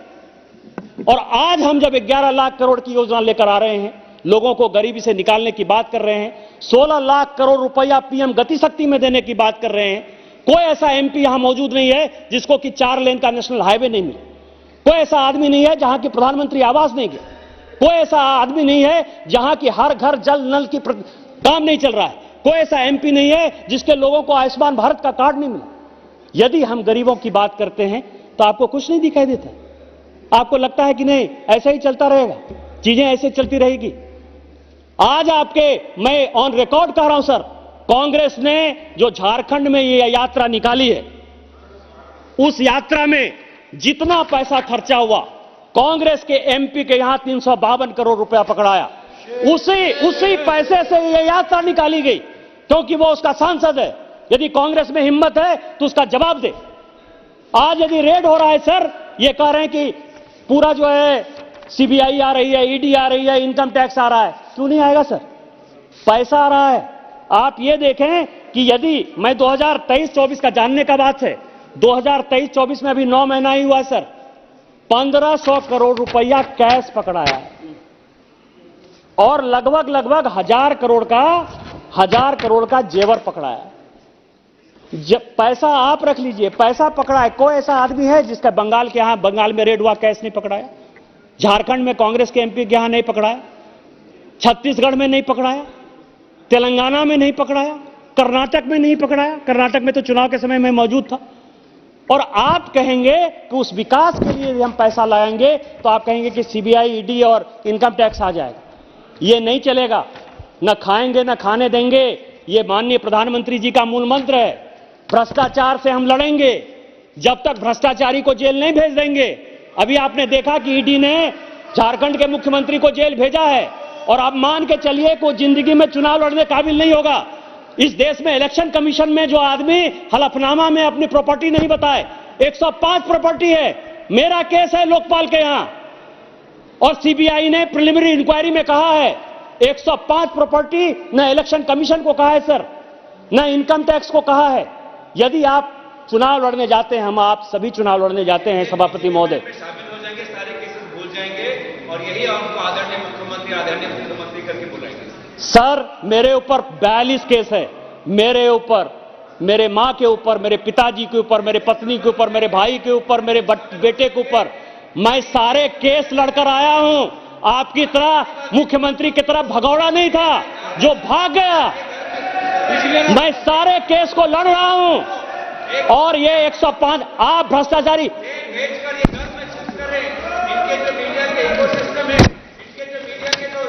पत्रकार बंधु है, एक आदिवासी मुख्यमंत्री पर किस प्रकार से आपत्तिजनक बातें उठा रहे, ये नहीं करते। ये वही पत्रकार है जो मोदी जी के साथ फोटो खींचते हैं। आज वो एक आदिवासी मुख्यमंत्री के खिलाफ जिस प्रकार का शब्द व्यवहार किया, वो आपत्तिजनक है। कुछ रिकॉर्ड में नहीं जा रहा है। सभापति महोदय, यह पहला उदाहरण नहीं है झारखंड और बिहार में कि कोई मुख्यमंत्री या मुख्यमंत्री के बाद जेल गया है सर। आदरणीय लालू प्रसाद जी जेल गए, हमारी सरकार नहीं थी सर। आदरणीय मधु कौड़ा जी जेल गए, हमारी सरकार नहीं थी सर। ये राजा साहब और कनी मोजी जी जेल गए, हमारी सरकार नहीं थी सर। आज उनको कोर्ट ने बरी कर दिया है। क्या कांग्रेस पार्टी माफी मांगेगी? मनमोहन सिंह जी माफी मांगेंगे?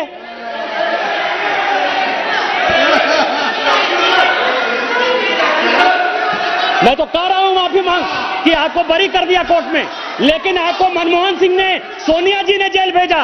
राजा जी आपके करुणानिधि को भ्रष्टाचार में उन्होंने जेल भेजा, हमने नहीं भेजा। हम तो आपके साथ हैं, हमारी सिंपैथी आपके साथ है, लेकिन वो कांग्रेस को देखो, आपकी सरकार को बर्खास्त कर दिया।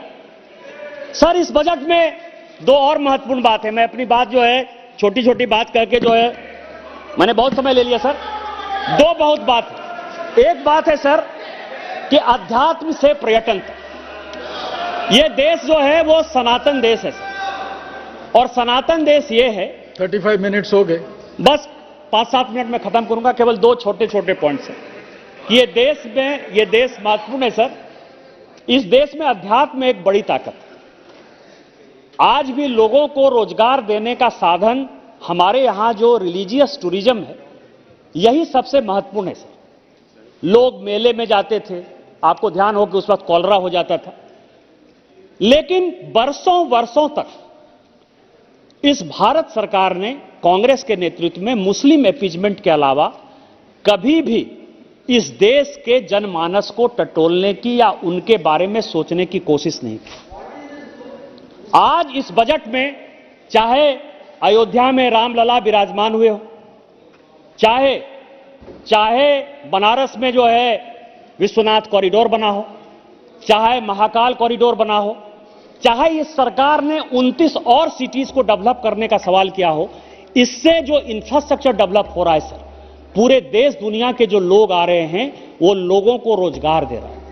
ये दशा और दिशा जो है माननीय प्रधानमंत्री जी ने 2014 के बाद एक ऐसा प्रधानमंत्री है सर जिसको कि भगवान के आगे सर नवाने में, झुकने में जो है बहुत फक्र महसूस होता है। एक उसके युवराज हैं, हमारे यहां मंदिर में गए सर, वो पटक पटक के जैसे लगता था कि वो पूरा का पूरा चौकी है सर। देवघर मंदिर में पूजा करते हुए देख लेंगे तो मुझे ही शर्म आता है कि क्यों गए। हमको तो भगवान का 2 मिनट का दर्शन हो जाता है तो लगता है कि जीवन धन्य हो गया। यह परिवर्तन है सर सोच का।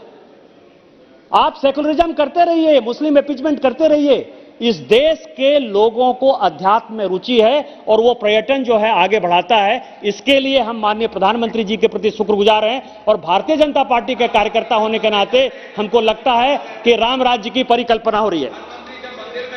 तीसरा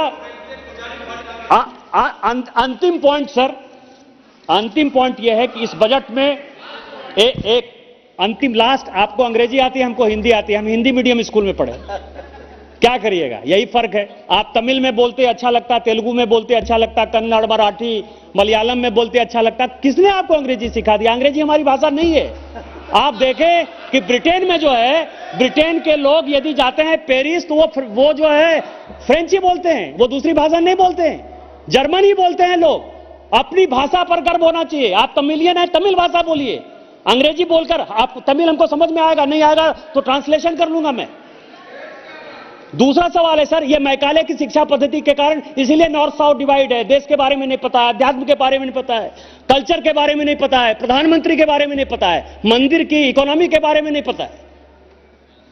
अंतिम सवाल सर, अंतिम जो चीज है सर कि मध्यम वर्ग, सबसे यदि लोग नौकरी करने के लिए जाते हैं तो वो अपने किराए के मकान में रहते, वो झुग्गी झोपड़ी में रहते, चौल में रहते, बंबई के कई एक जगह चौल में रहते।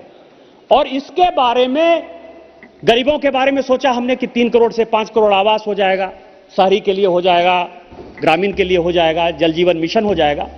लेकिन किसी भी सरकार ने मध्यम वर्ग के उन लोगों के लिए जो कि अपना जीवन शहर में चौल में बिता रहे हैं, झुग्गी झोपड़ी में बिता रहे हैं, जो किराए के मकान में रहते हैं और जीवन भर वो किराए के मकान में रहते हैं, जब बूढ़े हो जाते हैं तो उनके बच्चों की भी शादी नहीं होती क्योंकि उनको लगता है कि इसको रहने के लिए इतने वर्षों के बाद अपना मकान भी नहीं है।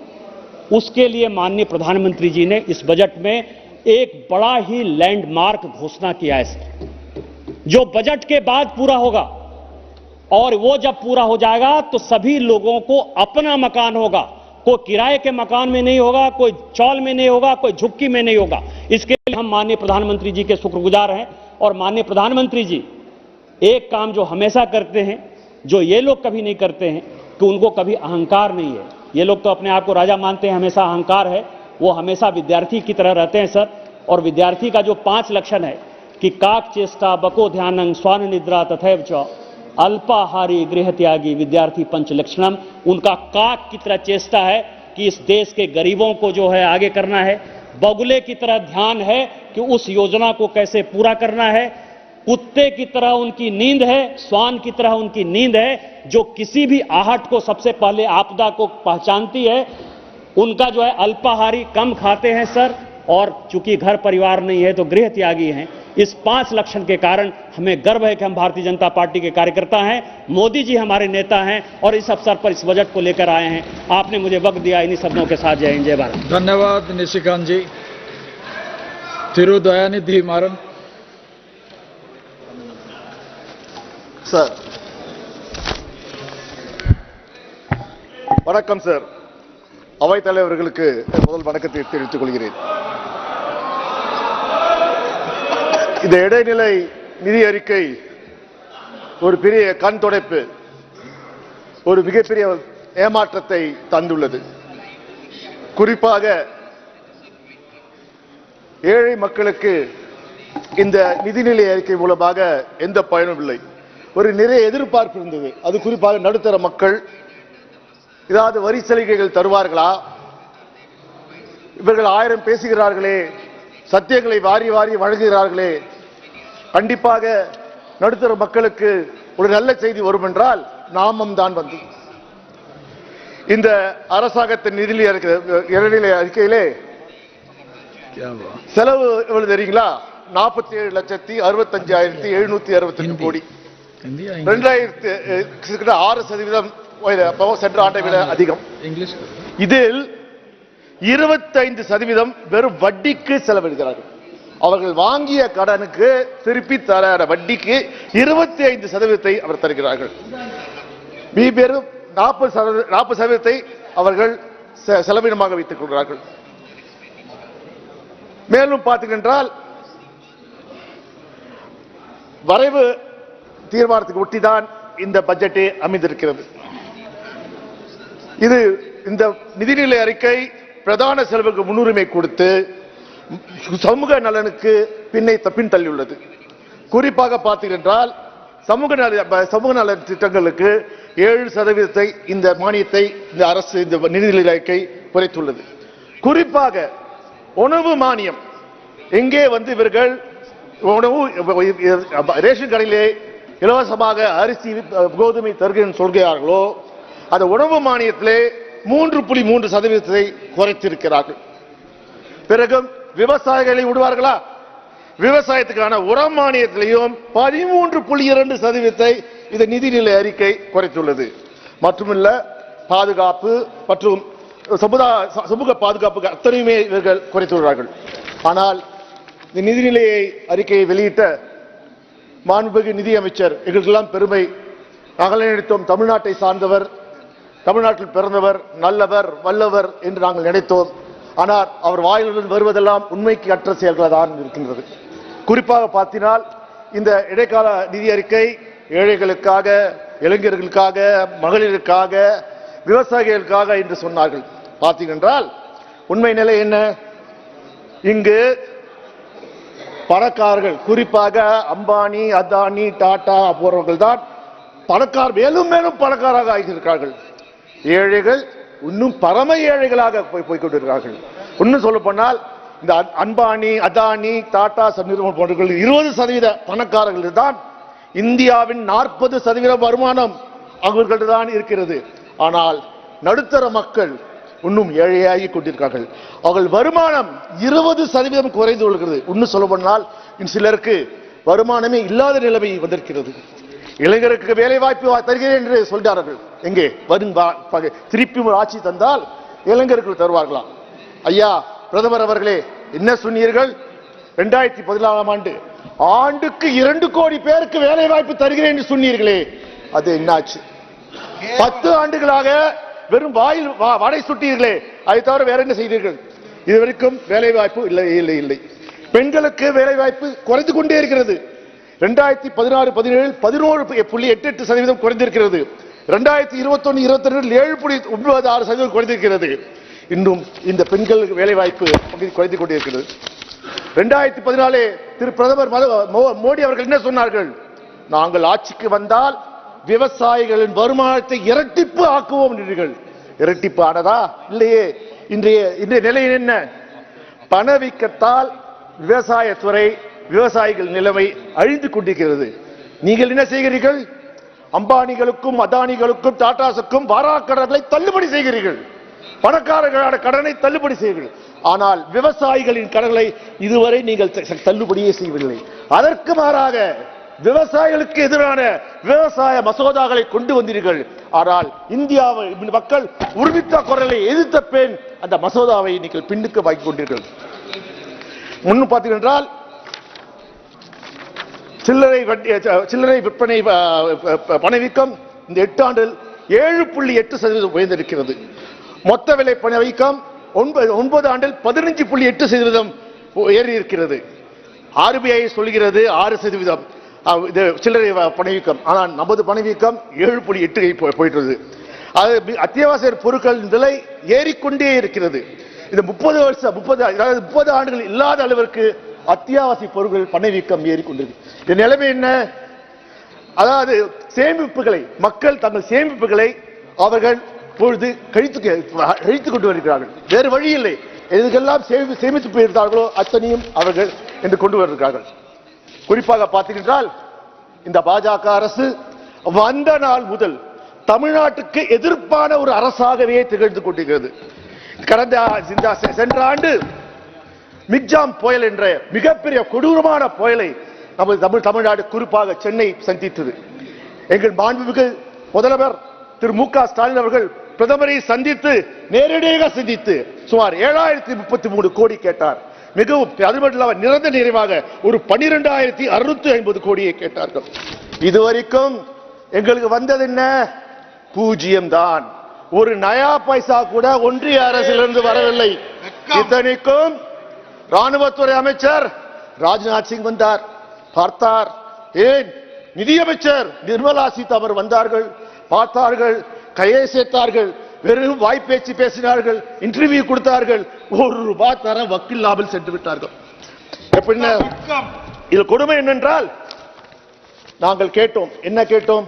ஐயா, நாங்கள் உங்கள் காசை கேட்கவில்லை, எங்கள் வரிப்பணத்திலிருந்து கொடுங்கள் என்று எங்கள் தமிழகத்தின் எதிர்காலம் திரு உதயநிதி ஸ்டாலின் அவர் கேட்டார். நாங்கள் உங்கள் வீட்டு காசை கேட்கவில்லை, உங்க அப்பா வீட்டு காசையும் கேட்கவில்லை, எங்கள் வரிப்பணத்தை தருகின்றார். அதற்கு நமது நிதியமைச்சர் ஒரு பிரஸ் கான்பரன்ஸ் வைக்கிறார். 1 மணி நேரம் எங்களை வசைப்பாடினார். வசைப்பாடி என்ன சொன்னார்? திரு உதயநிதி ஸ்டாலின் மரியாதையாக நடந்து கொள்ள வேண்டும், உங்க அப்பா வீட்டு காசு உங்க ஆத்தா வீட்டு காசு இல்ல கேட்க கூடாது, மரியாதை இருக்கணும். ஆனா அவருக்கே தெரியவில்லை. பிரதமர் அவர்களே உங்க சாச்சா வீட்டு காசான்னு கேட்டாரு. அப்போ நிர்மலா சீதாராமனுக்கு அறிவுரை சொல்ல நேரம் இல்லையா? நான் கேட்கிறேன், நிர்மலா சீதாராமன் அவர்களே உங்க ஆத்தா வீட்டு காசெல்லாம் சொல்றீங்களே, நான் திருப்பி கேட்டேன், உங்க தோப்புனார் வீட்டு காசை நான் கேட்டோம் கேட்டால் நல்லா இருக்குமா? இருக்காது இல்ல? அதேதான் உங்கள் பேச்சில் வன்மம் இருக்கிறது, நாங்கள் கண்டிக்கின்றோம். அதே போல் பார்த்தீங்கன்றால்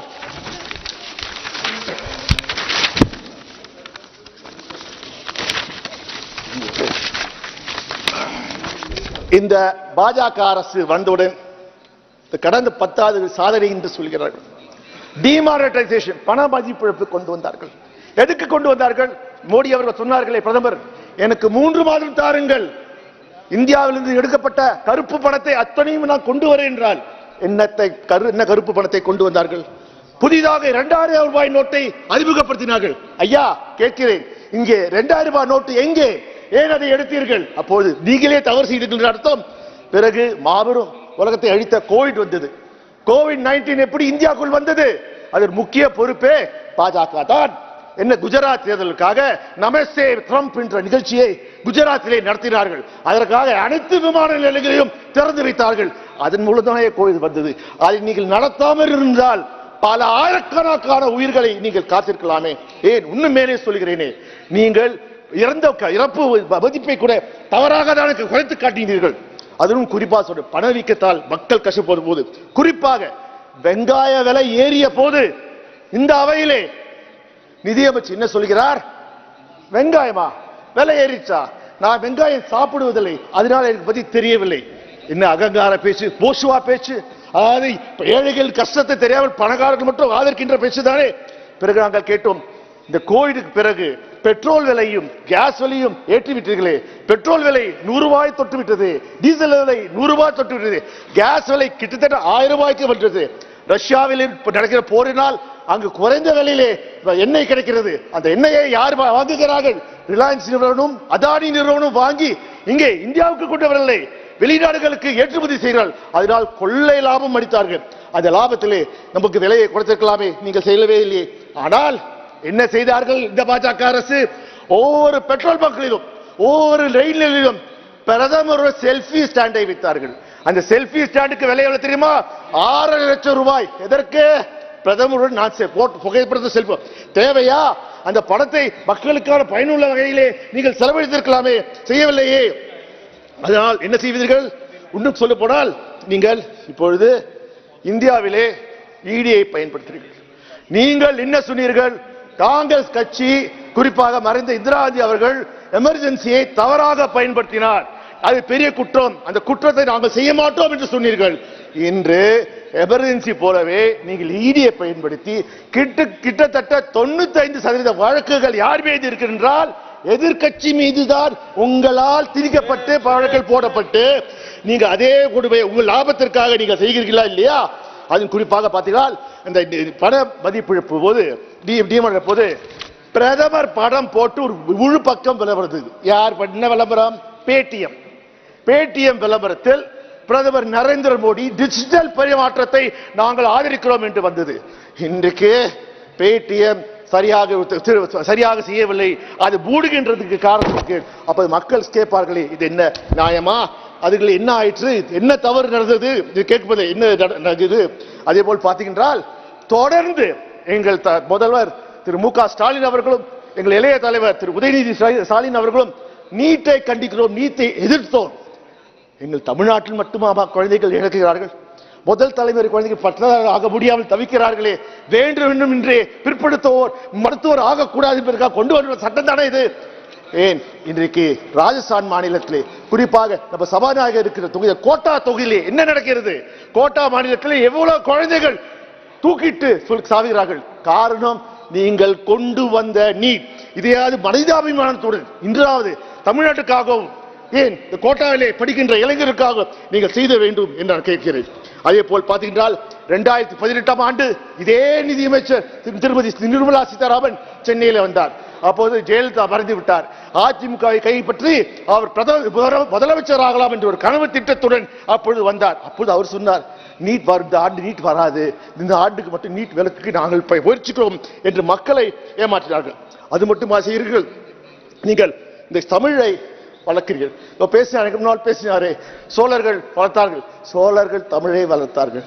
எங்க போனாலும் பிரதமர் தமிழ்நாட்டுக்கு வர்றாங்க, தமிழ்நாட்டுக்கு வந்து தமிழை பேசுறார், திருக்குறள் பேசுறார். இதே கர்நாடகாவுக்கு போனா கன்னடத்தில் பேசுறார், கேரளால போனா கேரளால மலையாளத்தில் பேசுறார், ஆந்திராவுக்கு போனா தெலுங்குல பேசுறார், இந்த வெஸ்ட் பெங்கால் போனா அங்க போய் பெங்காலி பாஷையில பேசுறார். அதாவது எங்க ஊர்ல ஒரு சொல்லுவாங்க, அதாவது கோழி பிடிக்கிற வந்து பொப்பொன்னு கோழி கூப்பிடுவானா, கோழி நினைக்குமா ஆஹா நம்ம மாதிரி பேசுறானே நமக்கு நண்பர் நினைவான். அவனுக்கு அப்பதான் தெரியுமா அவன் கோழியை வறுத்து சாப்பிடுவதற்காக அந்த கோழி பாஷையிலே பேசினான் என்பது.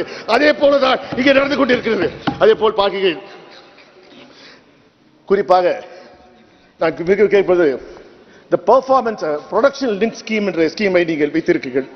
இந்த ஸ்கீம் மூலமாக பயன்பெறுகள் யார் என்றால் பணக்கார முதலாளிகள் தான். குறிப்பாக எங்கள் திருப்பூரிலே பார்த்தீர்கள் தொடர்ந்து நாங்கள் எங்கள் திருப்பூரிலே நாங்கள் கேட்டுக்கொண்டே வருகிறோம் ப்ரொடக்ஷன் லிங்க் ஸ்கீமை கொண்டு வாருங்கள் என்று. ஆனால் இதுவரைக்கும் நீங்க பார்த்தீர்கள் நீங்கள் கொண்டு வரவே இல்லை. இன்னும் சொல்வென்றால் there has been a large scale apathy towards MSMEs, especially textile industry in Tamil Nadu. For over 2 years we asked you to pay attention to this. In 2022 our chief minister requested an emergency credit line guarantee scheme MSME in garment sector, particularly the Tirupur cluster in Tamil Nadu, which is a key foreign exchange earner for the country. The sector is undergoing a severe crisis and witnessing a sharp decline in month-on-month growth rate as a result of the economic impact of COVID-19, the Russia-Ukraine war, and the economic slowdown in the West. Lacks of jobs, particularly for the rural women, who from a significant chunk of the workforce are in danger. We asked a PLI scheme and a special emergency credit line guarantee scheme for MSMEs in the garment sector with 20% additional collateral free credit, but got nothing. Last month, the Textile Mill Association submitted a joint memorandum to Union Finance Minister seeking extension of 1-year moratorium for repayment of the principal amount, conversion of 3-year loans under the emergency credit line guarantee scheme into 6 years term loans, and extension of necessary financial assistance to reduce the stress of working capital. I wish and hope at least the finance minister heeds to this. அதே அவை தலைவர்களே, குறிப்பாக railway துறை மூலமாக எங்கள் தமிழ்நாட்டுக்கு எந்த பாவமும் வரவில்லை. நான் ரயில்வே துறை அமைச்சர் இங்கே அமர்ந்திருக்கிறார். நான் 2019ஆம் இருந்து கடந்த 5 ஆண்டுகள் பலமுறை அவரை சந்தித்து கடிதம் மூலமாக கொடுத்து, குறிப்பாக எனது தொகுதியில் எலிபென்ட்ஸ் கேட் பிரிட்ஜ் நிலுவையில் இருக்கிறது. கிட்டத்தட்ட 7 ஆண்டுகளாக இந்த பணியும் முடியடையவில்லை. இந்த 5 ஆண்டிலும் நீங்கள் உண்ட எலிபென்ட்ஸ் கேட் பிரிட்ஜை பற்றி நீங்கள் எதுவே செய்யவில்லை. இப்படியாவது இனியாவது நீங்கள் இந்த எலிபென்ட் பிரிட்ஜ் செய்வீர்கள், தமிழ்நாட்டுக்கு அது குறிப்பாக சென்னைக்கு தேவையான இதை செய்வீர்கள் நம்புகிறேன். அதே போல் பார்த்தீர்கள் உலகத்திலே எங்கும் நடக்காத ஆச்சரியம். பிரதமர் 2019 அடிக்கல் நாட்டினார், ஒரு செங்கலை வித்தார். இன்றைக்கும் மதுரை எய்ம்ஸிலே ஒரே செங்கல் தான் இருக்கிறது. அந்த செங்கலுக்கு தவிர சுற்றி காம்பவுண்ட் வாலை கட்டியிருக்கிறார்கள். ஒரு கொடுமை என்ன என்றால் அவைத் தலைவர்களே, இன்று மாணவர் சேர்க்கை ஆரம்பித்து விட்டது. அந்த மாணவர்கள் இங்கே படிக்கிறார்கள், ராமநாதபுரத்திலே வேறு மாவட்டத்திலே போய் படிக்கிறார்கள். உண்மையில் பார்த்தீங்கன்றால் இதற்கு சிபிஐ பல வழக்குகளை போட்டிருக்கிறது. என்ன வழக்கு?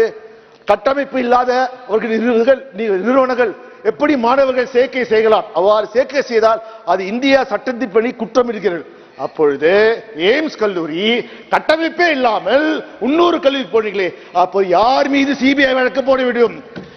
ஹெல்த் அமைச்சர், சுகாதார அமைச்சரா, பிரதமரா, யார் மீது அவர்கள் வழக்கு போட வேண்டும்? உங்களுக்கு வந்தா ரத்தம், எங்களுக்கு வந்தா தக்காளி சட்னியா? நான் கேட்கிறேன். இவ்வாறு தொடர்ந்து நீங்கள் தமிழ்நாட்டை புறக்கணிக்காதீர்கள். தமிழ்நாட்டுக்கு அது குறிப்பாக ஒன்று சொல்ல போனால் அறிஞர் அண்ணா சொல்வார்கள், வடக்கு வாழ்கிறது தெற்கு தேய்கிறது. இப்பொழுது என்னன்னா, தெற்கிலிருந்து வர நிதியிலிருந்து வடக்கு செழிக்கிறது கொழுக்கிறது தான் சொல்லணும். இன்னும் பார்த்தீர்கள் என்றால் இன்றைக்கு அதாவது இது தமிழ்நாட்டில் நாங்கள் எங்கள் வரிப்பணத்தை நாங்கள் ஒன்றிய அரசு ₹1 கொடுத்தால் எங்களுக்கு வருவது 29 காசு. ஆனால் இதே உத்தரப்பிரதேசத்துக்கு அவர் கொடுக்கின்ற ₹1 ₹2.73 காசு, பீகாருக்கு ₹7.6 நான் சொல்கிறேன், ஐயா, இந்தியா ஒட்டுமொத்தமாக வளர வேண்டும். ஒட்டுமொத்த வளர்ச்சியிலே நாங்கள் எதுவுமே இல்லை. ஆனால் தமிழ்நாட்டை வஞ்சிக்காதீர்கள். அதே போல் எங்கள் தமிழை வளருங்கள். இந்தியாவின் முதல் செம்மொழி தமிழ். நாங்கள் எந்த மொழிக்கும் எதிரானவர்கள், நாங்கள் அத்துணை மொழியும் ஆதரிப்பவர்கள், வரவேற்பவர்கள். ஆனால் மொழி திணிப்பு என்று வந்துவிட்டால் நாங்கள் எங்கள் மொழியை காப்பாற்ற தயங்க மாட்டோம், எங்கள் உயிரையும் கொடுக்க தயாராக இருப்போம்.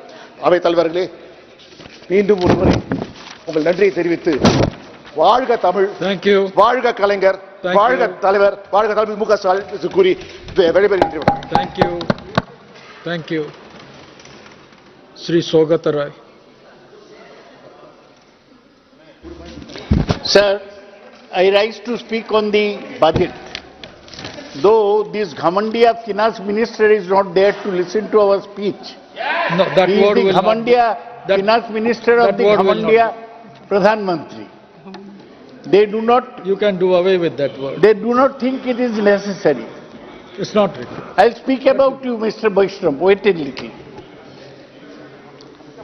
The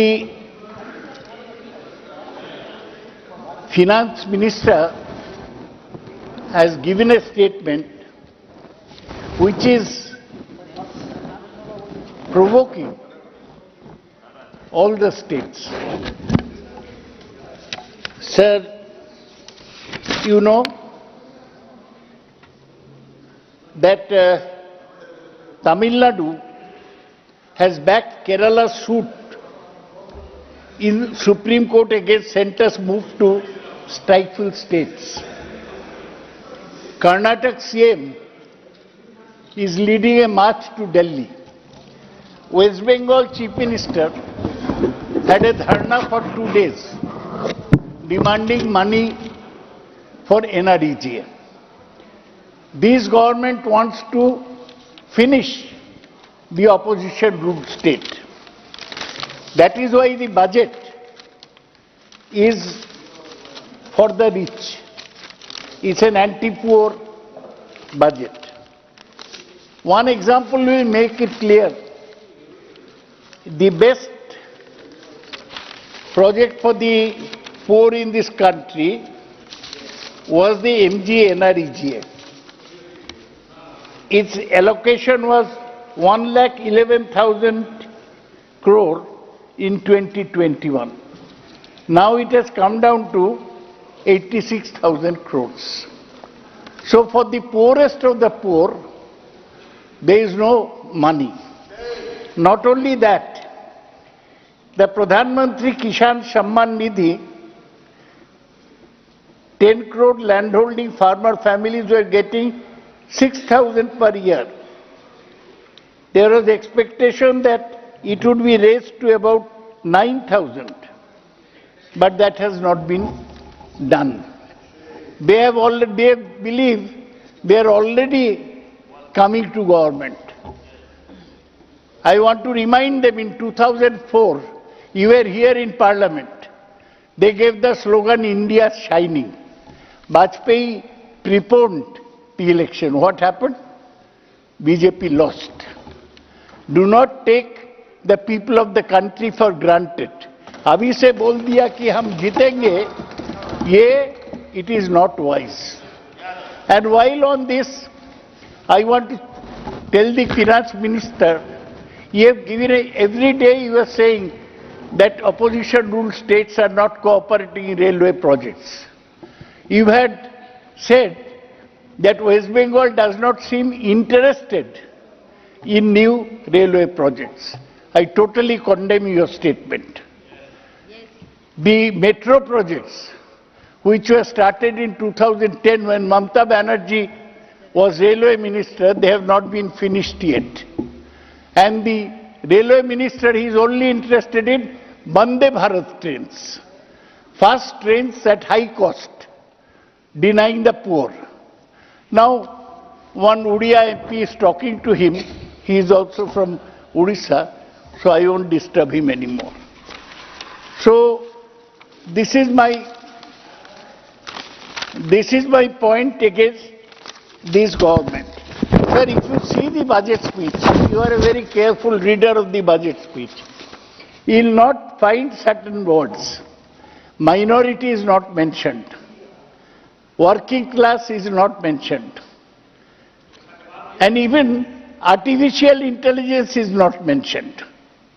Sir, in West Bengal, 21 lakh NREG workers were not being given their wages for 3 years. And then ultimately we went on a dharna, we met the Prime Minister, nothing happened. The West Bengal Chief Minister has promised that she will give their money by 21st February. So this is what the government is all about. Sir, now let me come to the budget. First, let me mention that one of the major jobs in a budget is to bring structural reforms in the economy. The government has lost the plot. The major structural reforms were carried out between 91 and 96 when Manmohan Singh was finance minister. Tax structures were reformed between 96 and 98. Between 2004 and 14, structural reforms were done in the securities market. After that, none. Yes, GST was a structural reform, but GST laws disrupted existing trade structures. IBC, Insolvency and Bankruptcy Code, was a structural reform, but less than 20% of the bank loans or financial creditors are being recovered through IBC. So IBC failed as a structural reform. Sir, it has been mentioned that there is nobody in the government today who is able to think of policies which will benefit the economy in the next 10 or 20 years. There is nobody equal to Dr. Manmohan Singh. There are not even 3 officers in the government, and including the finance minister, who are acknowledged as world-class economists. They suspect anybody giving advice from outside. No competent economist in the whole government. Sir, the finance minister did not mention rampant unemployment. She had not mentioned that 30,000 farmers and agricultural laborers had died by suicide, nor about women's low participation in the workforce. Sir, you may also have noticed that social sectors have received a cut. You are interested in education, sir? Cuts in the government was supposed to spend 1,16,000 crores on education, but ended up spending 1,08,000 crores. Similarly, on health, it budgeted an expenditure of 88,900 crores, but it actually spent 79,000 crores. Social sectors are being cut in this Adani Ambani government. Now, the core of course schemes meant for the most disadvantaged sections of society, such as SC, STs and minorities, have witnessed cuts. The umbrella scheme for development of scheduled castes budget is only 6,780 crores against budget estimate of 9,409 crores. For minorities who are neglected under this government because they are busy with Ram Mandir, the fall has been sharpest. In 22-23 budget estimates pegged the expenditure at 1,810 crores. As it turns out, this year, the government actually spent 233 crores, just 13% of the budgeted amount. In the current year, BE was 610 crores, but the RE is just 555 crores. Sir, all the social sectors have received big cuts. Now let me go to something else. Sir, all they are interested in high-profile visible schemes like Awas Yojana and sanitation. Apart from that, they have done nothing. They have promised one rooftop solar scheme. It's all fraud. You will not be able to fulfill 10% of your target in rooftop solar scheme, as Supriya Sule knows very well. Sir, 61% cuts. No, one man was telling us that day, na, Samit? Yes. 61% cut for UGC. Now let me go to something else. Centre's food, fertilizer and petroleum subsidy to increase by 7% to 3.81 millions. Personal IT, only personal income tax has saved this government is more than corporate income tax. Sir, now let's talk about the macroeconomics.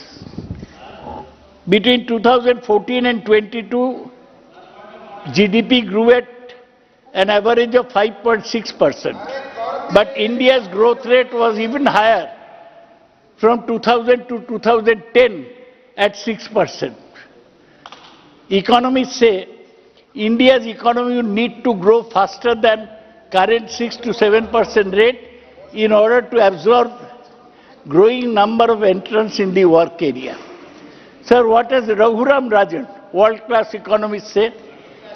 He said, India is poorest among BRICS nations. BRICS is Brazil, Russia, India, China, South Africa. It also has a much longer distance of travel before it reaches their level of per capita income. Growth has been good, but it has to be set in perspective. What is the per capita income? India's unemployment remains high compared to pre-pandemic levels. According to CMI, Center of Monitoring Indian Economy, it exceeded 10% in October. Among young people aged 15 to 34, unemployment in the age group stood at 45.4% in 2023. Women's participation in the labor force is one of the lowest in South Asia. India's female labor force, ये नारी शक्ति बोलते हैं ना, कोई जवाब देने वाला है नहीं. हेमा मालिनी जी केवल है, वो शायद जवाब देगी. India's female labor force participation fell from 25% in 2014 to 24% in 2022. It is women's participation is lower than regional neighbors Bangladesh, Sri Lanka and Pakistan. Sir, lot of India spending on research and development. They are saying we'll give 1 lakh crores. You know, it is the lowest in the world. Spending has fallen in the past decade. Share of research and development under this section has dropped to 0.7% of GDP, lower rate than any BRICS country, and far below what is it for South Korea, 5%, and ours is 0.7%. What is for Israel, 5%. Ours is 0.7%. One thing I mentioned, sir, you edit a paper. India's press freedom ranking is declining. India's ranking dropped to 161 in 2023. You know, NewsClick, what happened to them? Down from 140 in 2014 and just above Russia. We have come down to Putin's level. One Putin has come to this front bench. He will soon take over all power. A free press is crucial to the economy. This is Jamini Iyer has written. She is the CEO of CPR think tank. When somebody comes from outside to invest, you will find out about press freedom. Now, press freedom is all. Professor Roy, you are very much aware. Insinuation is not allowed in this house. What? Insinuation is not allowed in the house. And your reference to some world leader in the manner in which you have stated will not go on record. Mischief. Adrisha Shakti, as Supriya correctly pointed out. सब अदृश्य शक्ति चारों तरफ चल रहा है. Sir, you know economist called Pranab Bardhan. He is in Berkeley. He is one of the reputed economists of the world. He said, India's data may be overstating the country's performance. ये इसमें भी घपला है. Sir, Raghuram Rajan said another thing. Alongside an emphasis on building physical capital, there has not been enough attention paid to creating human capital. This was a worry, given India's unemployment crisis. We are flying blind, Raghuram Rajan said. Uday, you know about him. Without credible data on jobs, malnutrition levels in many parts of India, in Odisha, in Kalahandi, Bolangir, are higher than many countries in sub-Saharan Africa, which was unacceptable for a fast-growing economy. एक तरफ बोलता हम world में third हो जाएगा और बोलांगीर कालाहांडी में सब-Saharan Africa से भी malnutrition ज्यादा है. This statement is wrong. What? This is by Raghuram Rajan, not by me. Might be an old one. Today, Kalahandi is the second largest paddy growing district. It is quoted in The Economist, which is a more reputed no, it's not factually correct. It is not factually correct. 115 क्या? Speaker का direction. एक विदेशी आदमी को ये बार बार coat करे sir. Raghuram Rajan हमारा नागरिक नहीं है. और इस सदन में जो है हमने जो संशोधन किया है ये उसको बार बार कोट नहीं कर सकते. What is the point of order? Which one? ये गलत जानकारी दे रहे हैं सर. केबीके के बारे में जो है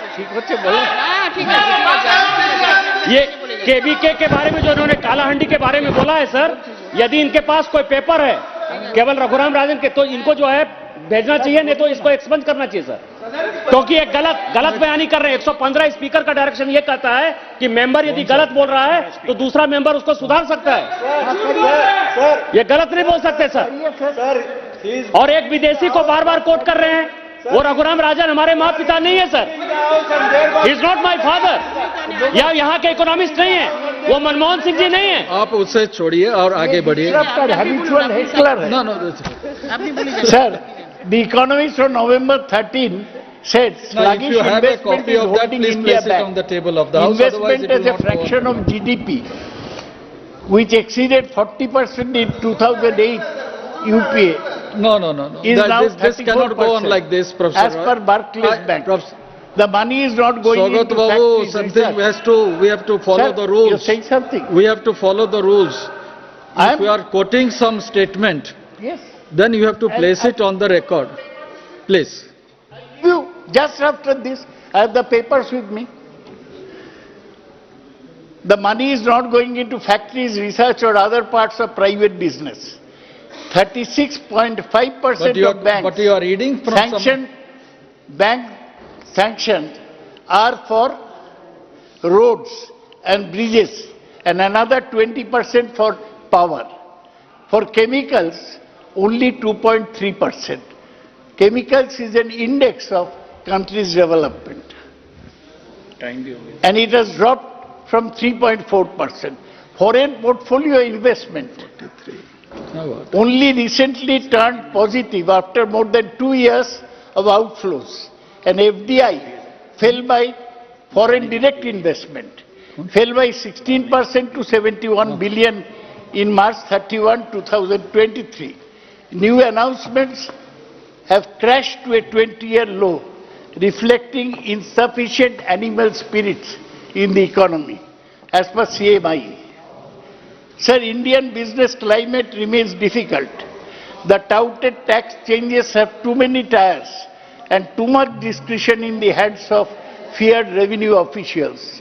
Playing field is not level, with a few local giants perceived to have gamed the system. Of the $120 billion worth of projects scheduled to be completed by March 2023, only 72 billion were present. This is by Eshwar Prasad of Cornell. The future is a fraught exercise. The country's infrastructure still has many gaps in supporting a vibrant manufacturing sector. The education system is not equipping young people with the vocation and skills needed for a modern economy. Job growth has been weak, with little net employment in the manufacturing and service sectors. This will lead to risk of social instability. Sir, आप bell बजाए? Time खत्म हो गया क्या? Time खत्म हो गया. 2 minute दे दीजिए. 2 मिनट में खत्म करेंगे. ठीक है. आप सब शिवसेना के लीडर हैं, आप तो देंगे. A few politically well-connected conglomerates have accounted for a significant growth, leading to a concentration of economic power. The unfinished reform agenda is taking a backseat. Well-functioning legal system, a free press, all key to maintaining investor confidence. Each of these pillars have been eroded.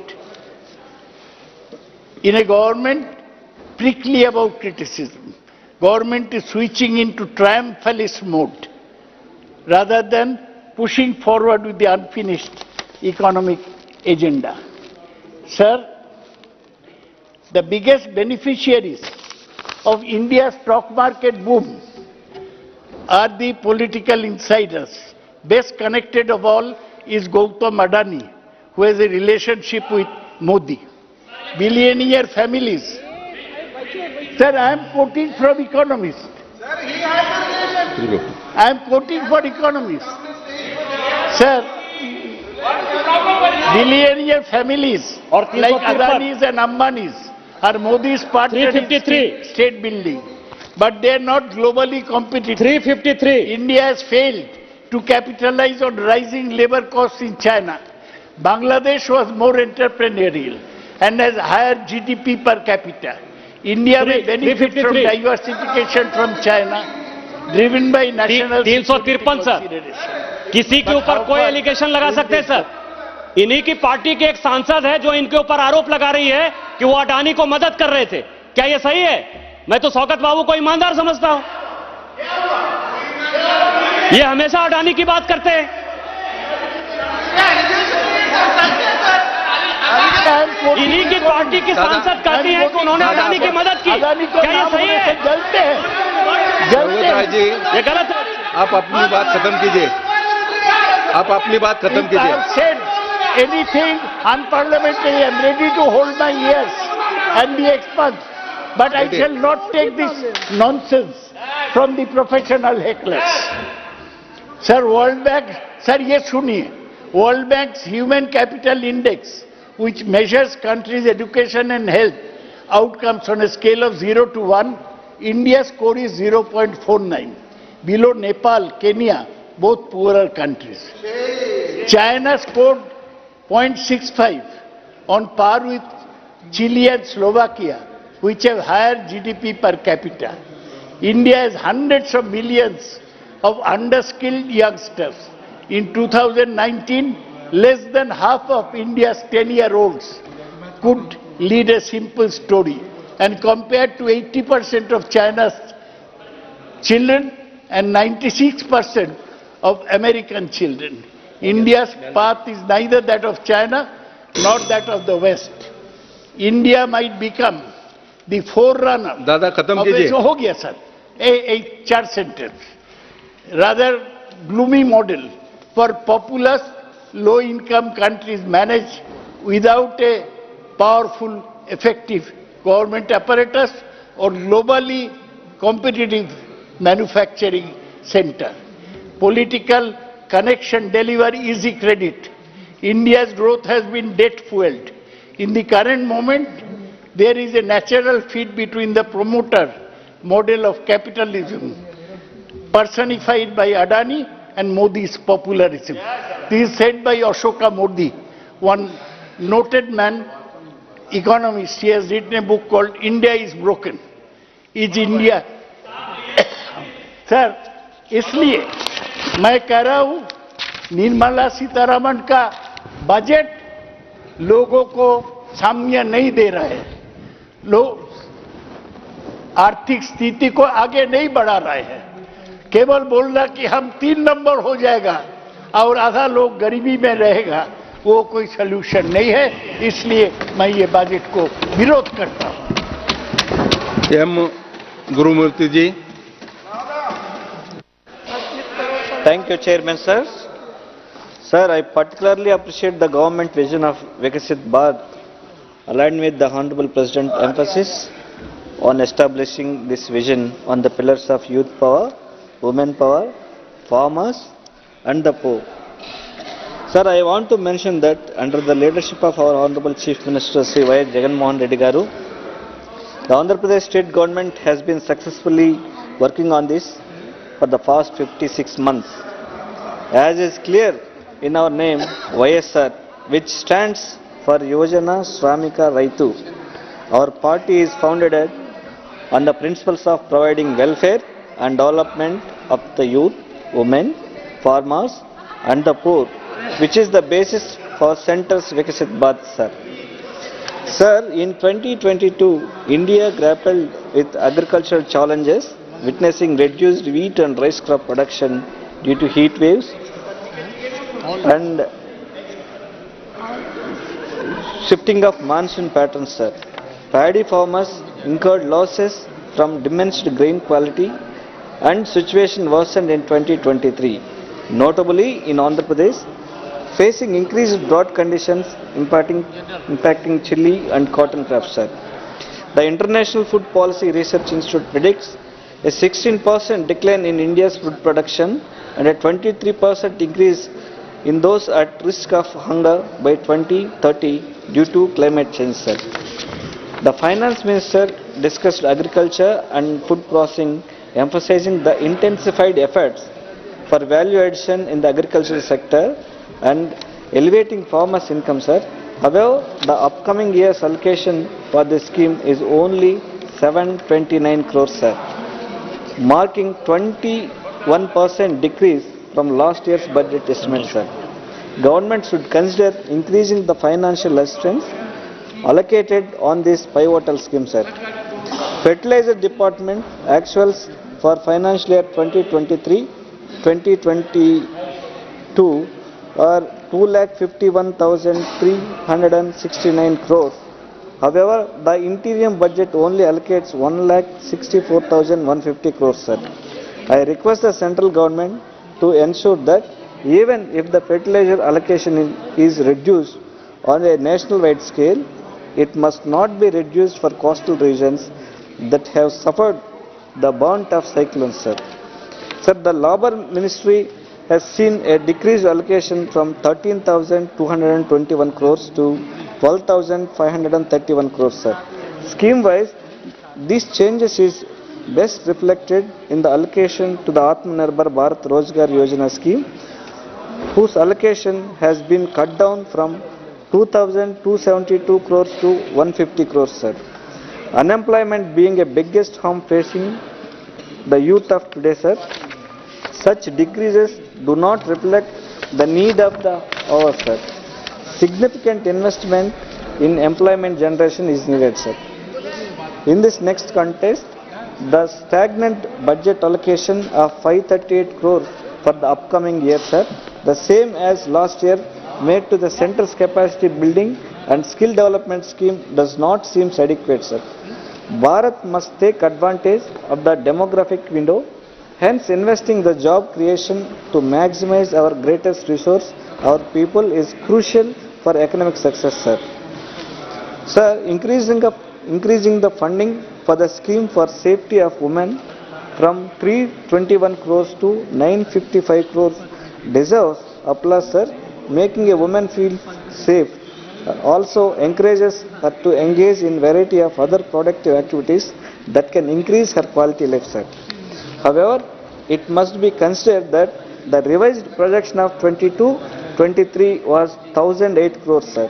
Hence, the increase in allocation could have been more considerable, keeping in view that these schemes are undoubtedly effectively using the financial allocation supplied and have provided to need even more allocation needed than provided in this interim budget, sir.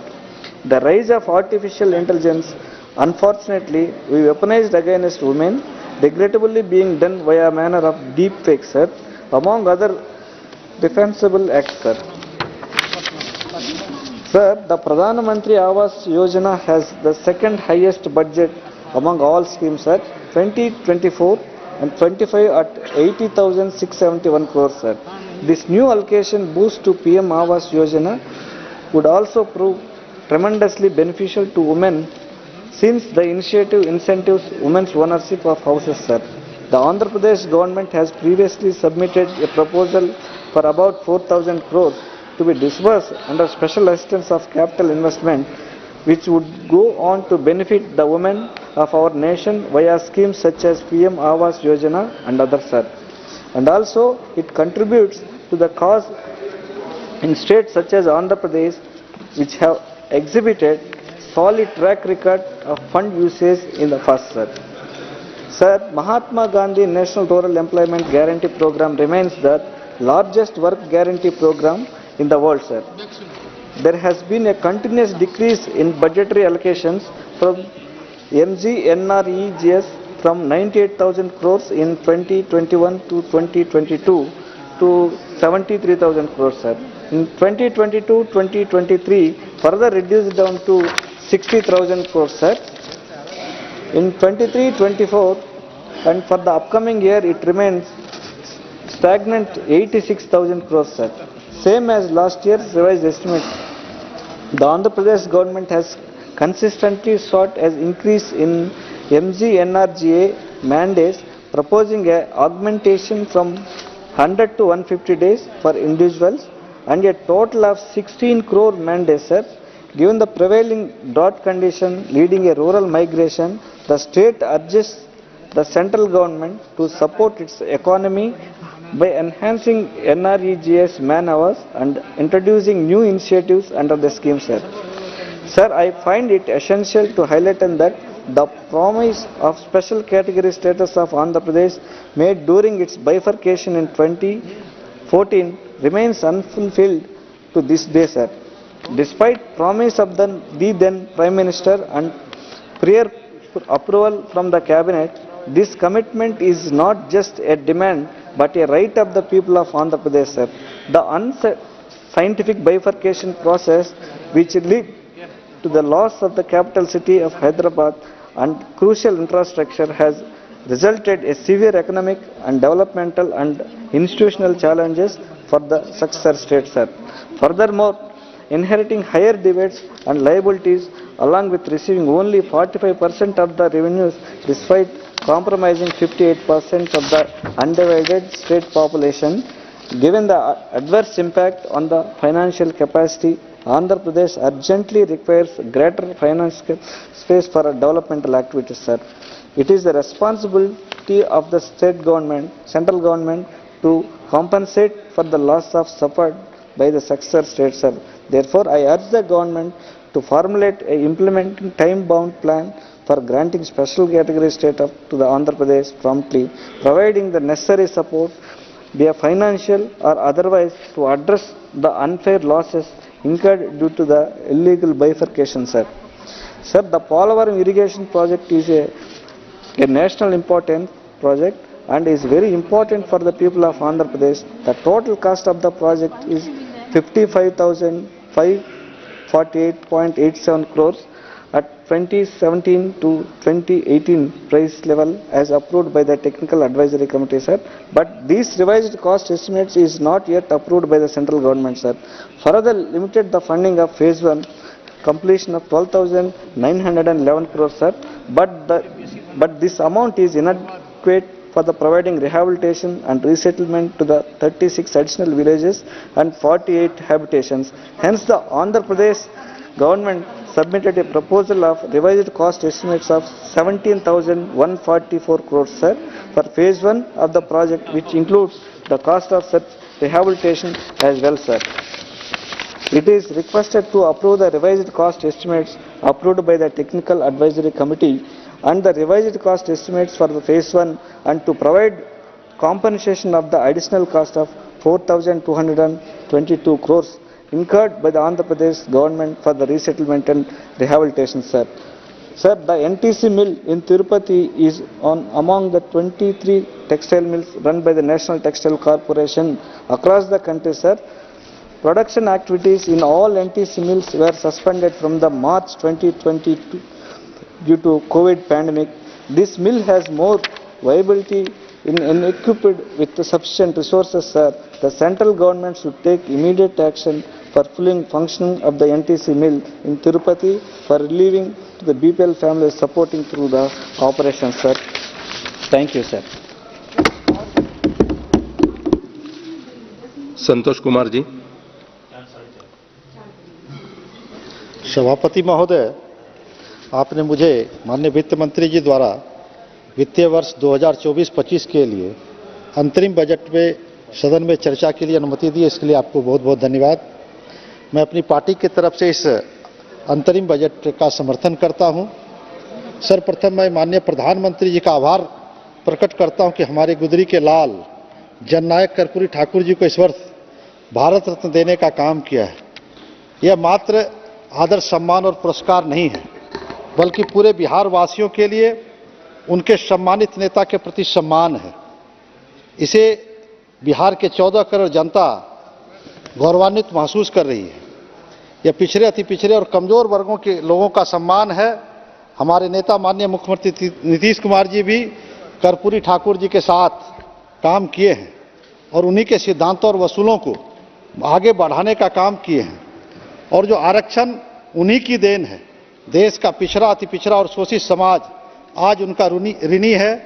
इसके साथ श्रद्धेय लाल कृष्ण आडवाणी जी को भी भारत रत्न मिला है। उनका सम्मान किसी पार्टी के कार्यकर्ता का सम्मान है। पुनः मोदी जी को इसके लिए हृदय से धन्यवाद देता हूं। आजादी के बाद अब तक का लोकसभा आम चुनाव से पहले यह 7वां अंतरिम बजट पेश हुए हैं, जो असल में वोट ऑन अकाउंट होता है, लेकिन आने वाले चुनाव को लेकर धीरे धीरे लोक लुभावनी वाला अंतरिम बजट का रूप ले लिया था। मैं धन्यवाद देता हूं वित्त मंत्री जी को कि हम फिर से मूल रूप की ओर लौट रहे हैं। यह हिम्मत उन्होंने दिखाई है, क्योंकि मोदी जी है तो मुमकिन है। महोदय, 2014 में जब मोदी जी के नेतृत्व में एनडीए की सरकार आई, उसके पहले भारत को फ्रेजल 5 में रखा जाता था। इन 10 सालों में हमने जब टॉप 5 अर्थव्यवस्था बनाने का सफर तय किया है, यह बजट उसका प्रतिबिंब है। लोक लुभावनी नहीं, बल्कि यह देश की अर्थव्यवस्था को मजबूत करने के मार्ग पर यह बजट प्रशस्त है, जिसमें किसान, युवा, गरीब, महिलाओं को विशेष ध्यान में रखा गया है। हमें उम्मीद है कि 2024 में जब भारी बहुमत के साथ मोदी जी की सरकार बनेगी, एनडीए की सरकार वापसी होगी, तो जुलाई में जब पूर्ण बजट देश की जनता के हित में कई महत्वपूर्ण और ऐतिहासिक निर्णय लिए जाएंगे, जिसमें 2047 तक का भारत को विकसित भारत बनाने का लक्ष्य प्राप्त करेगा। यह हमारा आत्मविश्वास है। महोदय, अमृतकाल का यह दूसरा बजट है। मोदी जी के नेतृत्व में भारत अमृतकाल से कर्तव्य काल की ओर बढ़ रहा है। महोदय, मैं पूर्वी भारत के बिहार राज्य के सीमांचल और पूर्णिया संसदीय क्षेत्र से आता हूं। दशकों तक कांग्रेस की सरकार जो केंद्र में रही, उसने बिहार को, विशेषकर सीमांचल और कोसी के इलाकों को पिछड़ा बनाए रखने का काम किया, जबकि कोसी और सीमांचल क्षेत्र में बाढ़ प्रभावित क्षेत्र रहा है। यहाँ के लोगों में गरीबी है, गुर्बत है। मोदी जी के आते ही दशकों से उपेक्षित रहा यह क्षेत्र मोदी जी की दृष्टि पड़ी और पूर्णिया और सीमांचल के कई जिलों को एक्सप्रेशन डिस्ट्रिक्ट में शामिल करने का काम मोदी जी की सरकार ने किया। मुझे खुशी है इस बात की, आदरणीय वित्त मंत्री जी ने अपने बजट भाषण में इस बात पर जोर दिया है कि पूर्वी और पूर्वोत्तर भारत को देश के विकास का इंजन बनाया जाएगा। मैं श्रीमान, सीमांचल के इलाके में मक्का और मखाना की खेती बिहार में खेती सबसे अधिक होती है। हमारी मांग है जब पूर्णकालिक बजट पेश हो तो सीमांचल में मक्का और मखाना आधारित उद्योग स्थापित करने के दिशा में पहल किया जाए, जिससे हमारी सबसे बड़ी समस्या जो मानव संसाधन के पलायन पर रोक लगाया जा सके। यह बहुत ही महत्वपूर्ण है। आदरणीय वित्त मंत्री जी ने R&D के क्षेत्र में देश के युवाओं के लिए 1 ट्रिलियन इंटरेस्ट फ्री और लो इंटरेस्ट लोन 50 सालों के लिए देने का फैसला किया है। जब हम तीसरी बड़ी अर्थव्यवस्था बनने के लिए अग्रसर हैं, तो R&D के क्षेत्र में इतना बड़ा इन्वेस्टमेंट गेम चेंजर होगा और इंटेलेक्चुअल प्रॉपर्टी ऑनरशिप का यह भी देश को लाभ मिलेगा। मोदी जी जो हमेशा डेमोग्राफिक डिविडेंड की बात करते हैं, उसमें भी हम लिवरेज कर पाएंगे। R&D के क्षेत्र में अग्रणी होने से हमें सेवा आधारित अर्थव्यवस्था और अनुसंधान एवं निर्माण आधारित अर्थव्यवस्था की ओर आगे बढ़ने में मजबूती मिलेगी। आदरणीय वित्त मंत्री जी ने 25,000 रुपये तक के छोटे डायरेक्ट टैक्स डिपॉजिट को खत्म करने का, डिस्प्यूट को खत्म करने का निर्णय लिया, जो स्वागत योग्य फैसला है। इस फैसले से 1 करोड़ से अधिक लोगों को, खासकर जो सीनियर सिटीजन को राहत मिला है, जिसमें 10 साल तक के पुराने रिटर्न को लेकर जूझना पड़ रहा था। पिछले वित्तीय वर्ष में सरकार ने सबसे ज्यादा ध्यान गरीब, किसान और मजदूरों को देने का काम किया है। मनरेगा में वित्तीय वर्ष 23-24 में 60,000 करोड़ के एस्टिमेटेड बजट को बढ़ाकर 86,000 करोड़ बजट करने का काम किया गया है। वित्तीय घाटे को कम करते हुए भी वित्त मंत्री जी ने 23-24 में PM आवास योजना में 54,000 करोड़ से बढ़ाकर 80,671 करोड़ खर्च किए हैं। जब प्रधानमंत्री जी ने फरवरी 21 में नैनो लिक्विड यूरिया पर जोर दिया, तब से आयात होने वाले केमिकल यूरिया का डिमांड घटा है और नैनो लिक्विड यूरिया देश के अंदर ही प्रोडक्शन बढ़ा है। इस कारण वित्तीय वर्ष 2024 और 25 के लिए भी हम यूरिया का सब्सिडी कम कर पाए हैं। इससे देश के विदेशी मुद्रा भी बड़ी मात्रा में बचेगा। हमें इस बात पर भी हर्ष है कि PM कल्याण योजना के तहत 80 करोड़ गरीब परिवारों को मुफ्त राशन अगले 5 साल दिए जाने के लिए बढ़ाया गया है। यह सरकार पर कोई वित्तीय बोझ नहीं बढ़ेगा, क्योंकि सरकार यह अनाज अपने बफर स्टॉक से दे रही है।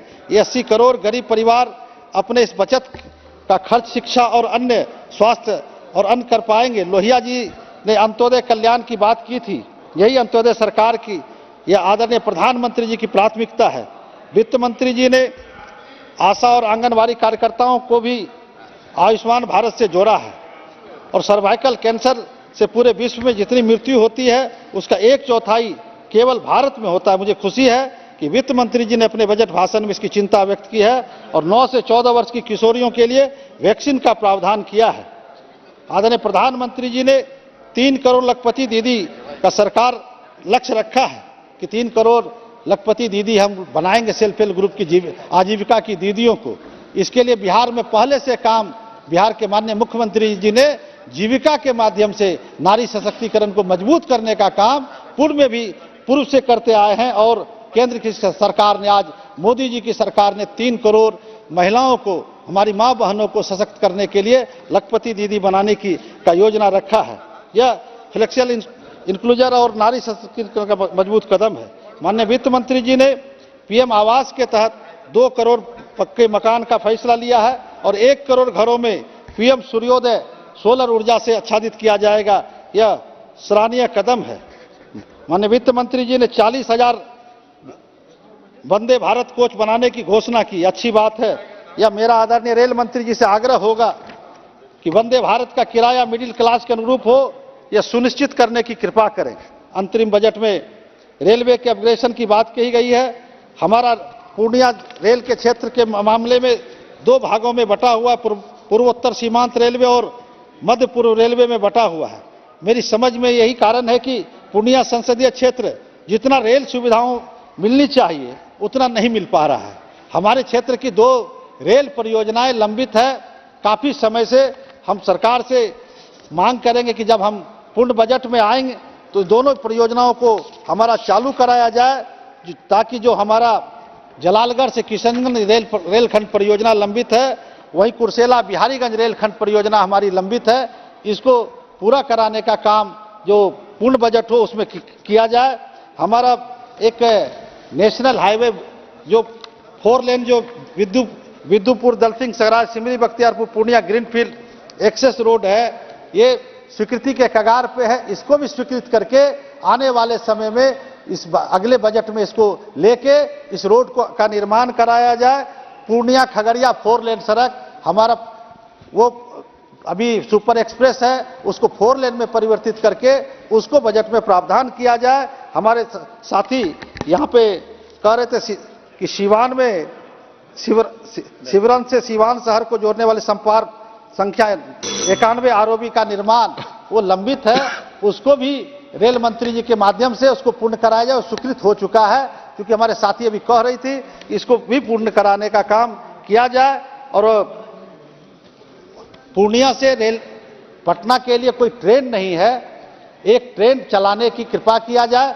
कई योजनाएं हैं, मैं इसको लेकर देता हूं। माननीय सभापति महोदय, आपने इस बजट में बोलने का मौका दिया, इसके लिए आपको बहुत बहुत धन्यवाद। और इस रेल वित्त मंत्री जी के बजट का समर्थन करते हुए अपनी बात समाप्त करना चाहते, बहुत बहुत धन्यवाद। गिरीश चंद्र जी।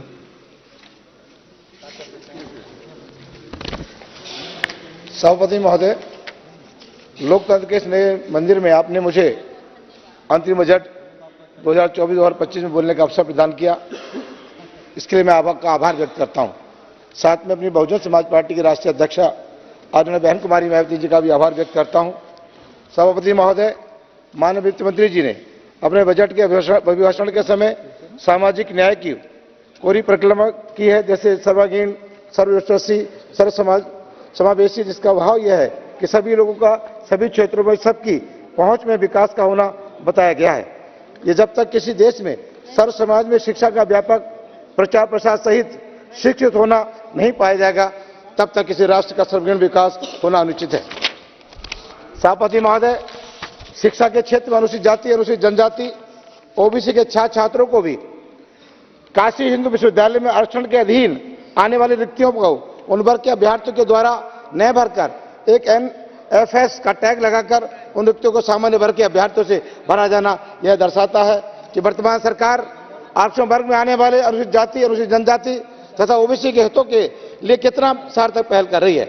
इसके लिए मैं सरकार से मांग करता हूं कि अधिक से अधिक मध्य सरकार शिक्षा के लिए इस विशेष प्रयोजन के लिए आवंटित करे। हाल ही में राज्यसभा में माननीय सांसद द्वारा पूछे गए प्रश्न के उत्तर में माननीय शिक्षा मंत्री जी ने बताया कि 32,000 छात्र छात्राएं उच्च शिक्षा के बीच में पढ़ाई को रोक दिया, जिसमें से 52% छात्र छात्राओं की संख्या अनुसूचित जाति, अनुसूचित जनजाति और ओबीसी श्रेणी में आते हैं। यह छात्र पोस्ट ग्रेजुएट और PhD, IIT, NIT, IIM इत्यादि हैं। यह बहुत ही गंभीर विषय है। बीच में ही वंचित वर्ग के छात्र छात्राओं को पढ़ाई छोड़ना आर्थिक रूप से पिछड़े वर्ग का परिचय है। जिस प्रकार उत्तर प्रदेश में बहन कुमारी मैत्री की सरकार उत्तर प्रदेश में थी। बहन कुमारी मैत्री की सरकार में SC ST OBC के छात्र छात्राओं को जीरो बैलेंस में शिक्षा ग्रहण कराने का काम किया, चाहे वो MBBS हो, M.Tech हो, B.Tech हो, GNM हो, ANM हो, जीरो बैलेंस में उनको शिक्षा ग्रहण कराकर उनको डिग्री देने का काम बहुजन समाज पार्टी की सरकार ने उत्तर प्रदेश में किया। तो मेरे आपके माध्यम से सरकार से मेरी मांग है, जिस प्रकार से आदरणीय बहन कुमारी मैत्री ने उत्तर प्रदेश में जीरो बैलेंस पर शिक्षकों को छात्र छात्राओं को शिक्षा दिलाने का काम किया है, इसी प्रकार से मैं मांग रखता हूं कि आप भी पूरे देश में दलित, शोषित, पिछड़े, कमजोर लोगों को पूरे देश में जीरो बैलेंस पर उनका एडमिशन कराकर उनको शिक्षित बनाने का काम करें। अगर आप लोगों ने दलित, पिछड़े, कमजोर लोगों को शिक्षा के क्षेत्र में जीरो बैलेंस पर शिक्षा देने का काम कर दिया तो निश्चित तौर पर यह भारत एक मजबूत देश बनने का काम करेगा, क्योंकि साथियों बिना शिक्षा के कोई देश मजबूत नहीं हो सकता। जहां तक बेरोजगार की बात यहां पर रखी गई थी, वर्तमान सरकार के कथानुसार मिशन मोड में लाखों युवाओं को सरकारी नौकरी दी है, लेकिन यह चुनावी जुमला बनकर रह गया है कि इस सरकार के मंत्रालयों और विभागों में लगभग 10 लाख पद खाली हैं, जिसमें मुख्य रूप से रेल मंत्रालय में 2,54,000 पद खाली हैं तथा रक्षा विभाग में 2,64,000 पद खाली हैं, गृह मंत्रालय में 1.4 लाख पद खाली हैं और डाक विभाग में करीब 90,000 रिक्त हैं। 1 मार्च 2021 तक 40.35 लाख स्वीकृति पदों के मुकाबले मात्र 30,55,000 कर्मचारियों को कार्यरत हैं। इस रिक्त स्थानों को सरकार शीघ्र अतिशीघ्र भरने का उपाय करे और बेरोजगारों को रोजगार प्रदान करे। जहां तक आप लोगों की सरकार ने बात कही कि 80 करोड़ देशवासियों को मुफ्त राशन देने की व्यवस्था आप लोगों ने की। महोदय, माननीय प्रधानमंत्री गरीब कल्याण अन्न योजना को मार्च 2020 में कोविड के संकट के दौरान ये लागू किया गया था। वो समय बहुत अच्छा था कि लोग बेघर थे, कमजोर थे, उनके पास कोई कारोबार नहीं था, लोग सड़क पर थे, आप लोगों ने अन्न देने का काम किया, ये व्यवस्था दी, मुफ्त राशन देकर उनकी जीवन यात्रा का आप लोगों ने देने का काम किया। बधाई के आप लोग पात्र हैं। लेकिन आप लोगों से मैं कहना चाहता हूं कि अगर आप लोग इस देश में 80 करोड़ जनता को मुफ्त राशन देने का काम करते हो, ये देश में दर्शाता है कि कितनी बड़ी बेरोजगारी हमारे देश में है कि आप राशन के बल पर एक गरीब को रोजगार नहीं बल्कि उसको राशन देने का काम करते हो। तो मैं आपके माध्यम से सरकार से चाहता हूं कि अगर आप चाहते हैं देश के 80 करोड़ लोग इस देश में आत्मनिर्भर भारत बनाने की बात करें तो 80 करोड़ लोगों के घर में उनकी योग्यता के अनुसार उनको एक सरकारी नौकरी दे दें तो निश्चित तौर पर यह देश आत्मनिर्भर जो भारत का कल्पना आप लोग करते हैं, निश्चित तौर पर देश आत्मनिर्भर बनने का काम करेगा। प्रधानमंत्री आवास योजना की बात यहां पर बड़ी कही। मैं प्रधानमंत्री आवास योजना को आप लोगों लाए। देश की आजादी के बाद आपकी सरकार ने यह व्यवस्था को लागू किया। 70 साल तक जो सरकारें देश में रही, किसी ने प्रधानमंत्री आवास योजना की शुरुआत नहीं की, लेकिन आप लोगों ने प्रधानमंत्री आवास योजना की शुरुआत की। लेकिन मैं आपसे कहना चाहता हूं कि आप उनको प्रधानमंत्री आवास पूरे देश में मिलता है जिनके पास अपनी जमीन होती है, जिनके पास अपनी जमीन है उसे आप लोग प्रधानमंत्री आवास योजना में उसको ऋण देने का काम करते हैं, उसको मकान बनाने का काम करते हैं। लेकिन करोड़ों लोग इस देश में ऐसे हैं जिनके पास अपनी जमीन नहीं है, जो लोग फुटपाथ पर जिंदगी व्यतीत करते हैं, जो लोग रेलवे स्टेशन पर अपना जीवन यापन करते हैं, जो लोग झोंपड़ी डालकर अपना जीवन व्यतीत करने का काम करते हैं। तो मैं आपके माध्यम से सरकार से कहना चाहता हूं, प्रधानमंत्री आवास योजना को आप लोग धरातल तक ले जाना चाहते हो तो जो नगर निगम, नगर पालिका, नगर पंचायतों में जो सरकारी जमीन है उन्हें गरीब जिनके जो भूमिहीन लोग हैं उनको आवास से पट्टे देकर उन पर प्रधानमंत्री आवास योजना बनाने का काम करें तो निश्चित तौर पे कोई भी देश में कोई व्यक्ति ऐसा नहीं बचेगा जिसको सर छुपाने के लिए अपनी छत नहीं होगी। जिस प्रकार से हमारी सरकार जो उत्तर प्रदेश में बहुजन समाज पार्टी की सरकार थी, मानव श्री काशीराम आवास शहरी योजना हम लोगों ने चलाने का काम किया। मानव शहरी आवास योजना का मतलब यह था कि साथियों जिसके पास ना जमीन हो ना जिसके पास पट्टा हो उसे 2 कमरे का मकान, लैट्रिन, बाथरूम, किचन, पानी, बिजली की व्यवस्था बहन कुमारी मैत्री की सरकार हम लोगों ने देने का काम किया। अगर आप चाहते हैं हर गरीब के पास अपना घर हो तो उसी तर्ज पर आप हर गरीब को साथियों पट्टा देकर इस सरकार से कहना चाहता हूं कि उनको आवास देने का काम करें। महिला सशक्तिकरण की बात भी यहां कही गई। महोदय, जैसा कि वर्तमान सरकार ये वर्ष विशेष रूप से महिला सशक्तिकरण के रूप में दिखाने का प्रयास कर रही है, जिसका उदाहरण गणतंत्र दिवस पर होने वाले समारोह में एक झलक देखने को मिली है।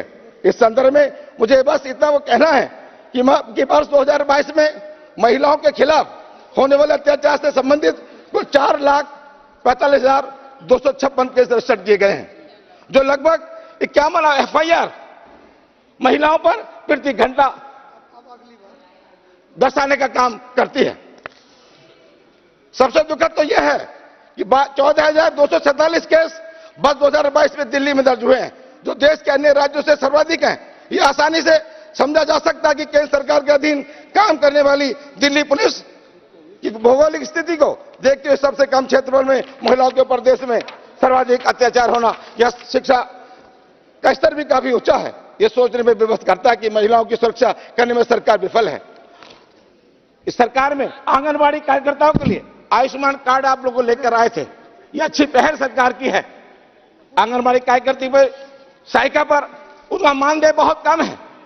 आप ये योजना लाए कि भाई उनके परिवार में जब बीमारी होती थी वो अपना उपचार कराने में सक्षम नहीं थे। आप लोग आयुष्मान कार्ड आप लोगों ने आंगनबाड़ी और सहायिका को जो दिया है, आप लोग बधाई के पात्र, मैं आपको बधाई भी देना चाहता हूं। लेकिन मैं आपसे कहना चाहता हूं कि आंगनबाड़ी कार्यकर्ता और सहायिका, चाहे वो कोविड का वक्त हो, चाहे टीकाकरण की बात हो, चाहे घर घर जाकर सहायिका आंगनबाड़ी जो पोषक तत्व जो बांटने का काम करती है, घर घर जाने का काम करती है, तो मैं चाहता हूं अगर आप लोग देना ही चाहते हैं आंगनबाड़ी और सहायिका को, आप लोग सरकारी कर्मचारी बनाने का काम करें। अगर सरकारी कर्मचारी का दर्जा उनको मिल गया तो निश्चित तौर पे आंगनबाड़ी और सहायिका को भी सम्मान देने का काम आप लोग करने का काम करेंगे। जहां तक किसान की बात, मानवर एक मिनट महोदय, केंद्र सरकार बार बार किसानों के हित की अनदेखी कर रही है। अभी हाल ही में NCRB के आंकड़ों के मुताबिक सबसे अधिक महाराष्ट्र में किसान और कृषि कार्य में लगे मजदूरों के मात्र 2 साल के अंदर 12,227 किसानों ने आत्महत्या की है, जिसका कारण फसल का नुकसान, कर्ज की अदायगी न होने पाने के कारण जमीनों का उनके हाथ से चले जाना आदि है। इसके अंतरिम बजट 2023-24 के संदर्भ में हमारी पार्टी की मुखिया आदरणीय बहन कुमारी मायावती ने कहा है कि लोकसभा चुनाव से पहले जो बजट केंद्र सरकार द्वारा पेश किया गया है, ये वास्तव में जमीनी वास्तविकता से दूर चुनावी लुभावने वाले ज्यादा है। इस प्रकार देश की जनता की अपार गरीबी, बेरोजगारी, बढ़ती हुई महंगाई आदि से त्रस्त जीवन को नकारना अति दुखद है, चिंतनीय है। इसके साथ ही देश की अर्थव्यवस्था व विकास संबंधी सरकारी दावों को और वादों में जमीनी सच्चाई होती तो फिर यहाँ 80 करोड़ लोग को फ्री राशन के मोहताज जीवन जीने का मजबूर होना नहीं पड़ता। महोदय, मेरे गृह जनपद में संसद क्षेत्र नगीना और बिजनौर में राजमार्ग में पड़ने वाली टोल प्लाजा के संदर्भ में आपका ध्यान आकर्षित करना चाहता हूं। NH 34 के रास्ते बिजनौर से नजीबाद की ओर जाने वाले यातायात के लिए पहले से फ्री टोल प्रस्तावित है।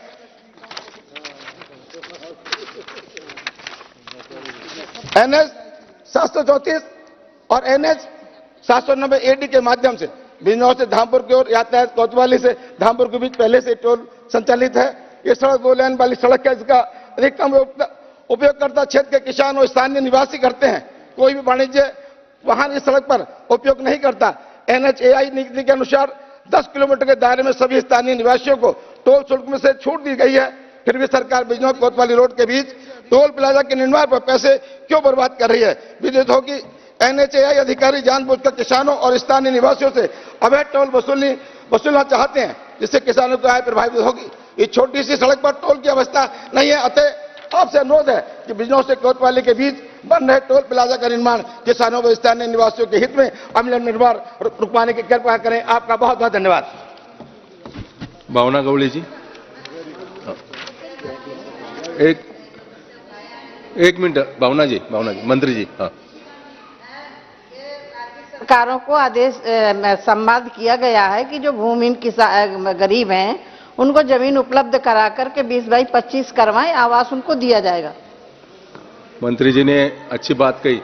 संसद महोदय, संसद आपने सुना नहीं? मंत्री जी ने रिप्लाई दिया है, सुनो। आपने जो मुद्दा उठाया था, मंत्री जी ने आपकी बात कह दी।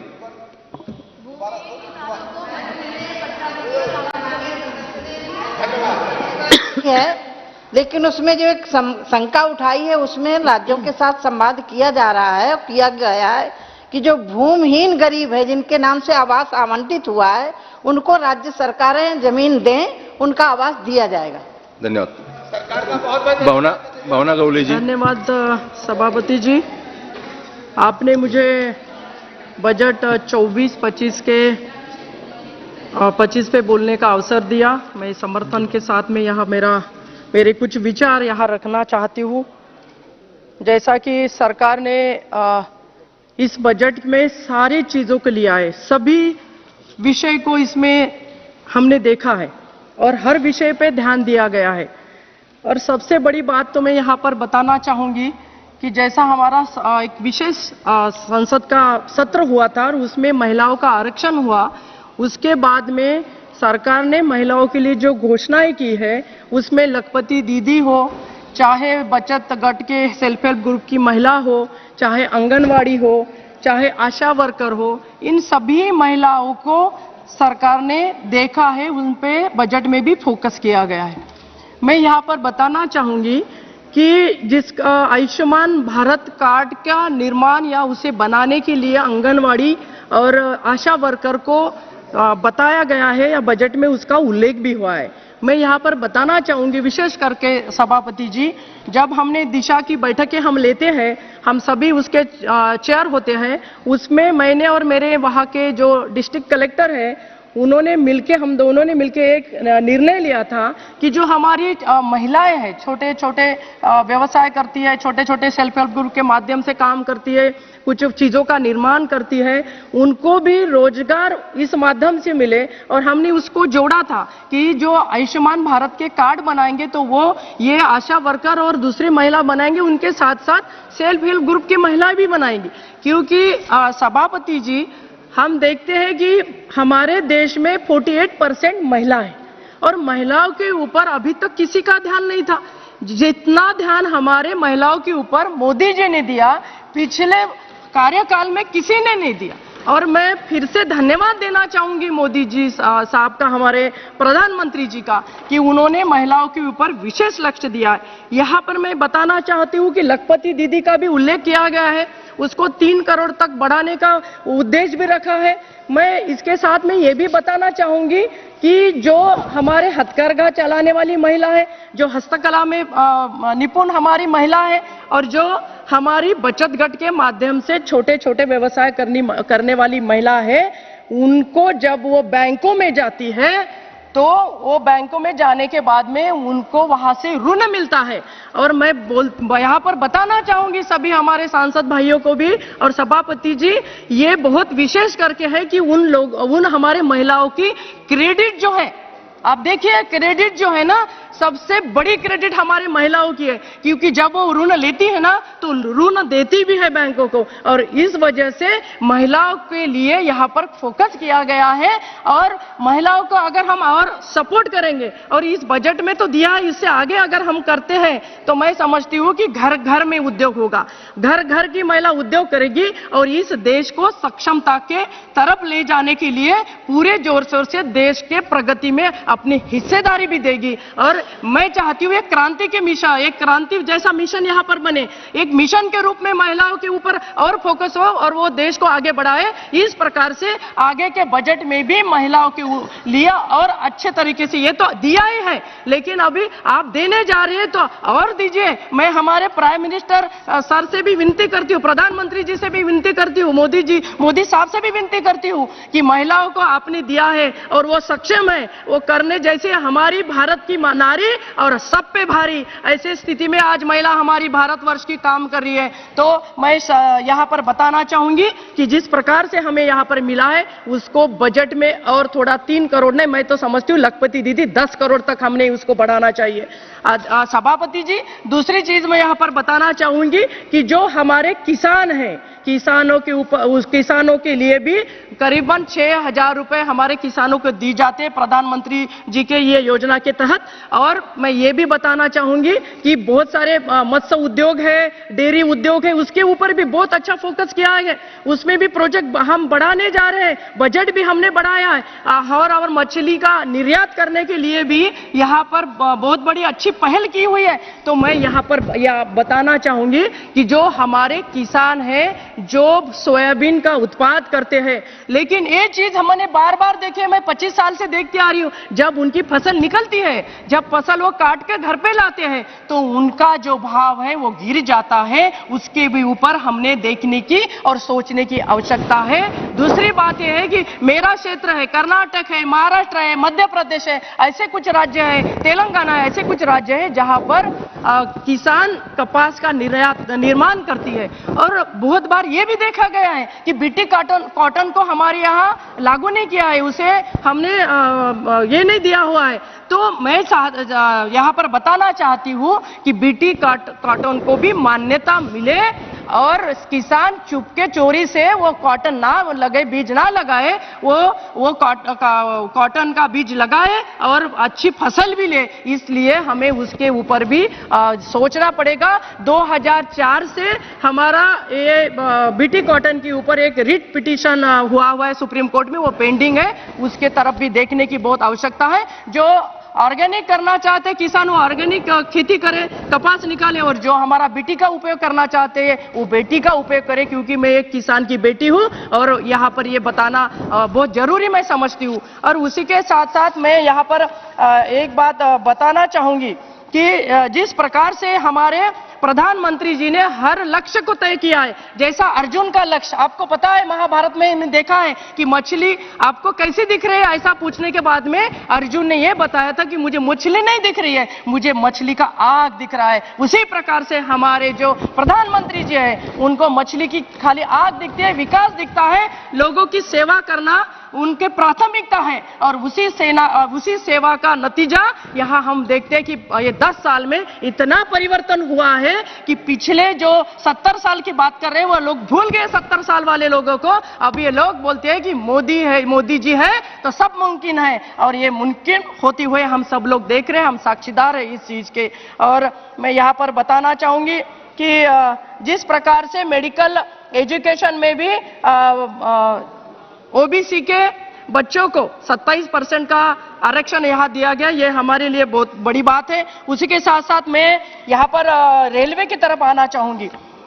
मेरे क्षेत्र में वर्धा, नांदेड़, यवतमाल, ये रेलवे को 3,500 करोड़ रुपए मिले हैं सभापति जी। ये बहुत बड़ा प्रोजेक्ट होने जा रहा है। विदर्भ से मराठवाड़ा को जोड़ने के लिए ये प्रोजेक्ट हो रहा है और उसका 40 किलोमीटर का काम पूरा होकर वहां पर रेलवे भी अगले कुछ दिनों में, मंत्री जी से भी मैंने बात किया है, अगर प्रधानमंत्री जी भी उसका उद्घाटन करें तो वो हमारे लिए सौभाग्य की बात होगी और वो प्रकल्प भी पूरे होने के कगार पर है।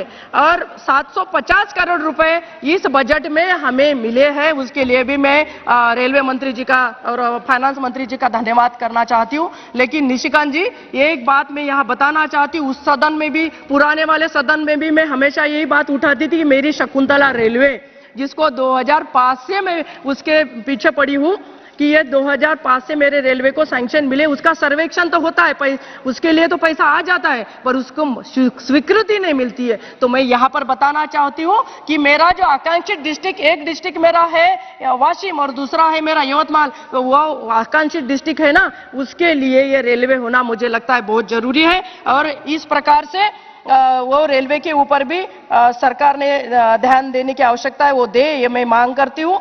और उसी के साथ साथ एक चीज मुझे यहाँ पर मैं बताना चाहूंगी सभापति जी, जैसा 22 तारीख को राम मंदिर में हमारे राम जी प्रतिष्ठापना उनकी की गई और सारे भारतवर्ष में पूरा दिवाली के जैसा माहौल था, हर मंदिर पे लाइटिंग थी, हर घर पे रंगोली थी, हर जगह पताका थी। और इस प्रकार से हमने ये दिवाली के जैसा ये 22 तारीख का दिन यहाँ पर मनाया है।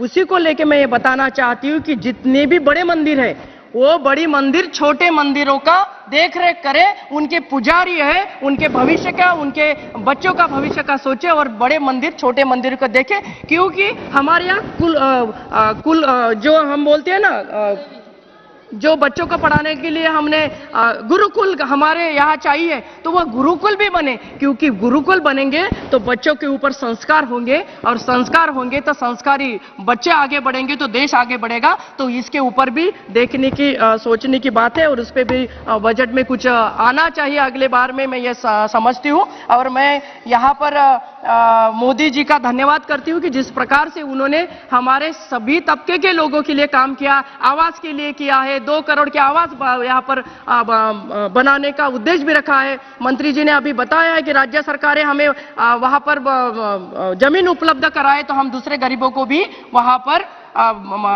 घर ये जो बनाने के लिए मकान बनाने के लिए भी स्वीकृति देंगे। इस प्रकार से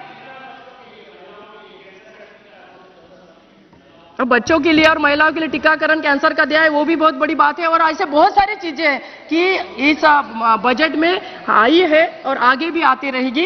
ये बोलते हुए मेरे 2 शब्द ही समाप्त करती हूँ। धन्यवाद, मुझे मौका दिया। धन्यवाद। सुप्रिया सुले जी।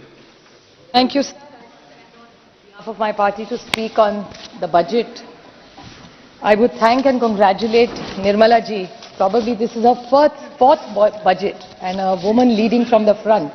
After Indira Gandhi ji, this is the first time we've had a woman leading the budget. So I compliment her on her achievement since we are all going into elections this year. It's been an extraordinary, wonderful relationship with her.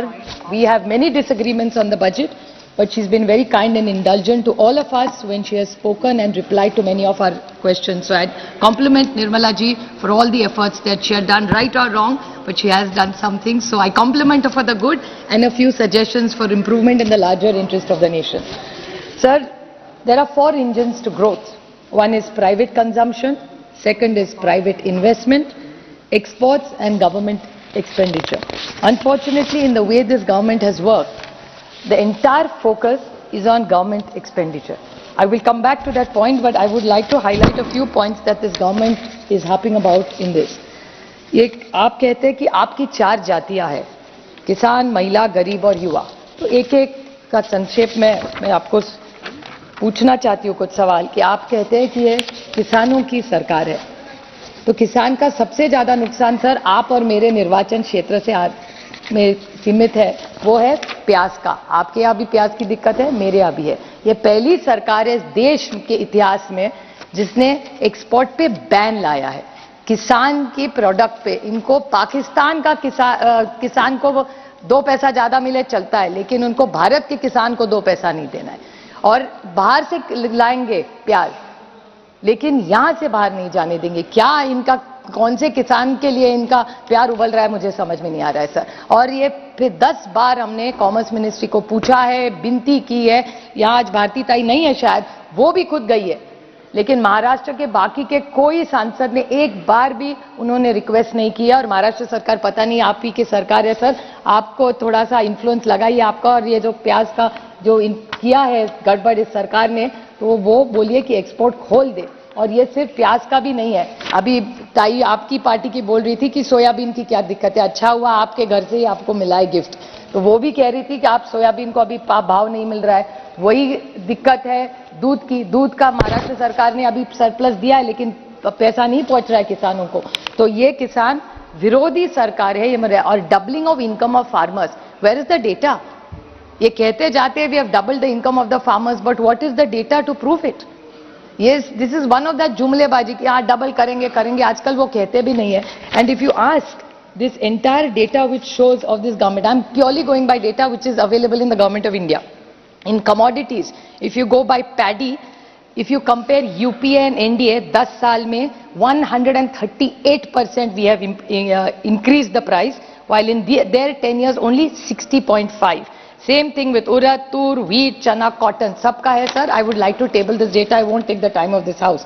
And I would urge this government, Maharashtra का किसान आज दिक्कत में है, कई जगह पानी भी नहीं है, तो महाराष्ट्र और देश में जहां जहां किसान आज अड़चन में है उसका ऋण माफ किया जाए। जैसे यूपीए की डॉक्टर मनमोहन सिंह जी की सरकार ने कर्जा माफ किया था, वही बड़ा दिल मोदी जी दिखाए और इस देश के किसानों का कर्जा माफ करे। ये मैं इनके विनती करती हूँ, अगर ये सरकार उनको सचमुच में सोचती है उनके बारे में। दूसरा, ये गरीबों की सरकारें बोलते हैं सर, अच्छी बात है, हर सरकार करती है। गवर्नेंस इज कंटिन्यूटी, कोई ऐसी सरकार नहीं इस देश में जो गरीबों के खिलाफ होती है।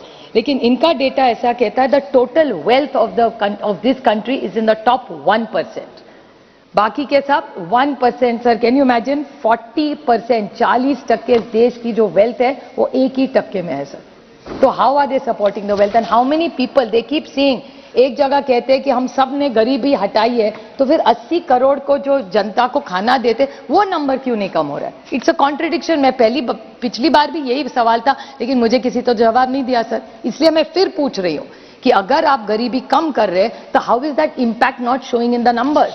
सो this is something the government must reply to अस।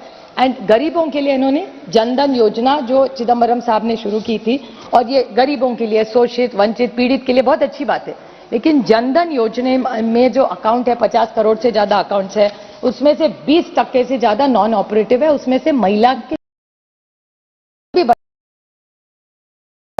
क्यों ना ये सरकार उन गरीबों का जो पैसा प्रॉफिट में दिखाती है इनकी बैंक के साथ, सारी इनकी नहीं, जो भी पब्लिक सेक्टर की बैंक है, उन गरीबों को, उन शोषित और वंचित और पीड़ितों को क्यों ना 3 से 5% आप उनको interest they they? Sir it's a suggestion I am giving you. ये जो जनधन योजना का आप इतना बोलते हैं गरीबों के लिए, उनका जो पैसा है उसके इंटरेस्ट देके उनको क्यों नहीं पैसा देते? बैंक प्रॉफिट दे रही है, गरीबों में बांटिए ना, बैंक को क्यों चाहिए इतना प्रॉफिट? आप सोचिए, एक सुझाव दे रही हो आपको। आप अगर ये गरीबों की सरकार है तो जनधन अकाउंट जिनके पास पैसा है उनको 3 से 5%, 3 दे दिए, 4 दीजिए, कुछ तो दीजिए, उनका ही तो पैसा है, वो आपको तो है नहीं। तो आप अगर गरीब की सरकार है, प्लीज आप इस बारे में सोचिए, और मेरी आशा है और अपेक्षा है कि आप इस बारे में कुछ तो जवाब देंगे। उसके बाद आप गरीबों के लिए बोल रहे हैं, शोषित के लिए बोल रहे हैं, ये जो एक इशू है यूथ का, युवा पीढ़ी का, आप सर देख रहे हैं, युवा का डेटा तो आप सब जानते हैं। मेरे निर्वाचन क्षेत्र का उदाहरण दूं सर, हिंजेवाड़ी मेरे निर्वाचन क्षेत्र में आता है, इनके ही सर के ही बगल में है, वहां 25 जूनियर डेवलपर की पोजीशंस थी, वहां 3000 बच्चों ने एप्लीकेशन किया है सर। उसके बाद central jobs 7.22 lakhs got jobs. How many applicants पता है? 22 crore sir. I repeat this number, 7.7 मोटा मोटा पकड़ लिए, 7.5 लाख नौकरियों के लिए 22 करोड़ बच्चों ने। आप ही का डेटा है सर, मेरा सारा भाषण आपके रिप्लाई से मैं करती हूँ, होमवर्क करके भाषण करती हूँ। तो unemployment is one of the biggest challenges. Same thing with police department, 62 telephone messenger post, 93,000। और कौन कौन है यूजी, पीजी और पीएचडी वाले बच्चे आज पुलिस डिपार्टमेंट में टेलीफोन मैसेंजर का काम करेंगे सर? तो अनएम्प्लॉयमेंट तो है ही।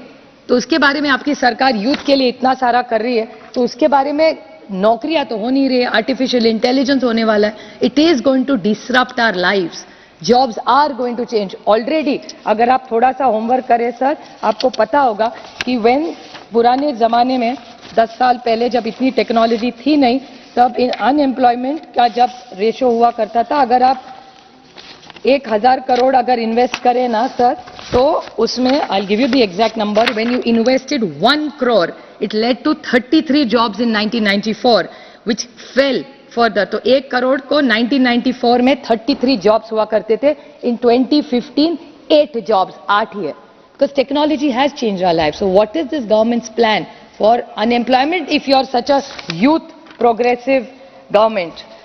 महिलाओं के बारे में बहुत अच्छा भावना जी भी बोली, महिलाओं के लिए बहुत करना चाहिए, अच्छी सुझाव दी।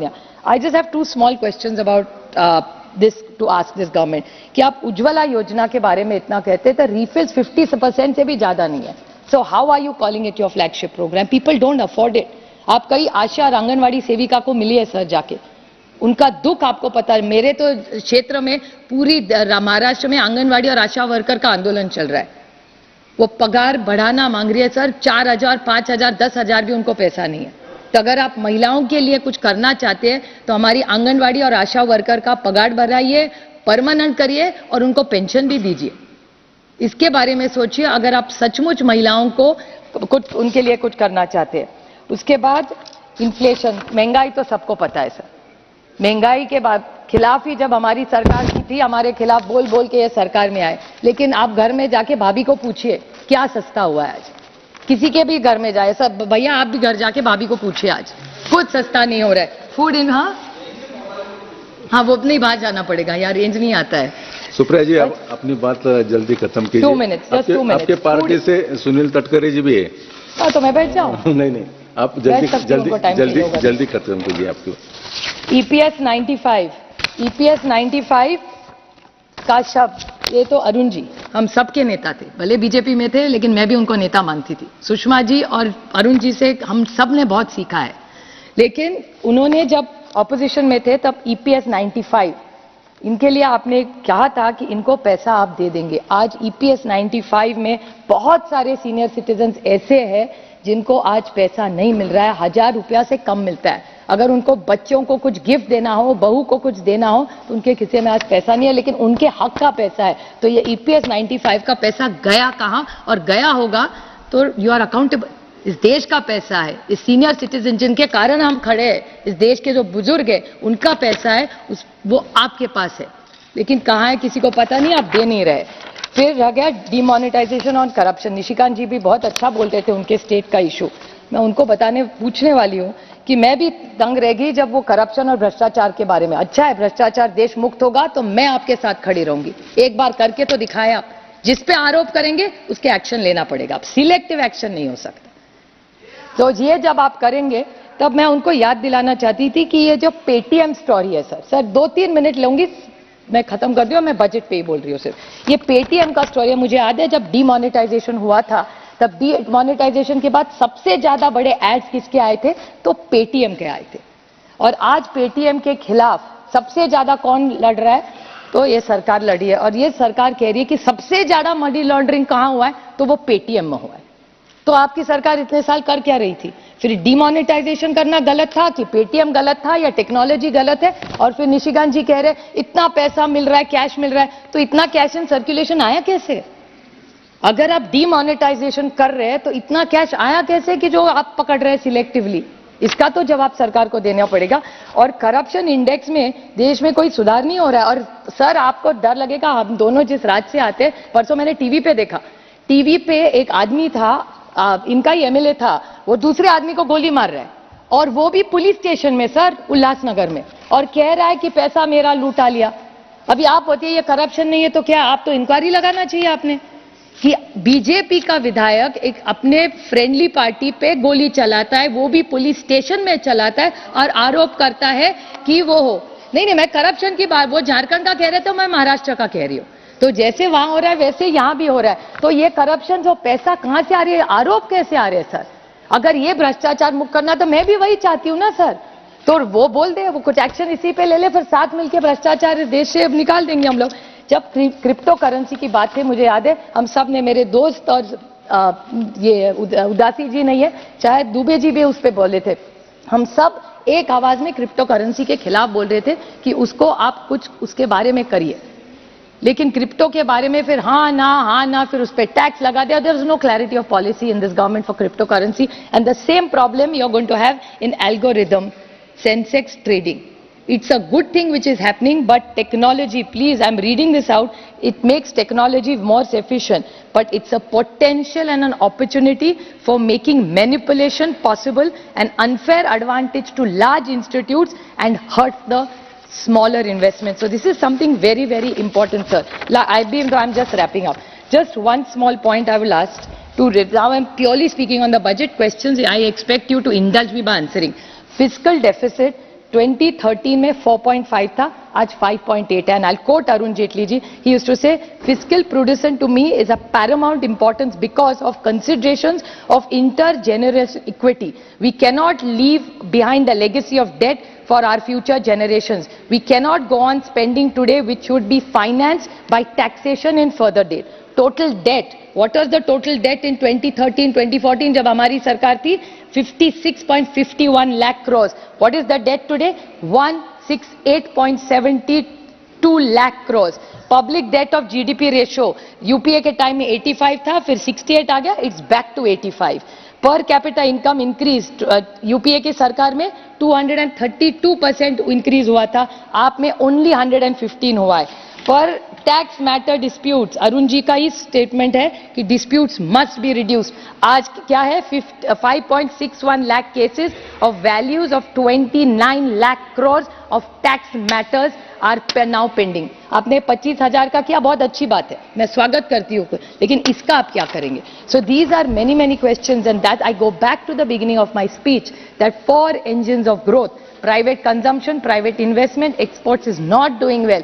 उसमें तो हमारा प्याज को भी मार दिया आप ये सरकार ने एक्सपोर्ट में. So government expenditure, they talk about cooperative federalism. Devolution of tax में 15th Finance Commission has said 41%. आज already अभी सिर्फ 30 और 35. Last literally half a point, not even one. Asking, and the governments are asking for 50%. They are giving 30 to 35, and Finance Commission and confirm 41%. Cess and charges. मैं तो 15 साल से 10 साल से मैं थक गई पूछ के कि ये सेस और चार्जा जाता कहाँ है. जब पहली की सरकार थी, it was 88.16%. Now the gross revenues are 28.08%. So where is this cess and surcharges going? Some of it I know cannot come to government, but my question is, your capital expenditure is ballooning every year. You are only, I'm not against infrastructure. Government is implying that's the only way to push an economy which is slow. But if you want this economy to better, it has to not only be an infrastructure, you have to make sure every vertical is included. The farmer, किसान को हक मिलना चाहिए, उसको पैसा मिलना ही चाहिए, उसकी मेहनत है उसमें, महिलाओं को भी न्याय मिलना चाहिए, गरीबों को भी न्याय मिलना चाहिए. और it is not an inclusive budget. Again I request this government, if you keep putting money into infrastructure and only into government expenditure, it's not a sustainable model. So please look at a holistic view when you have a budget. Thank you. B. Mehtab ji.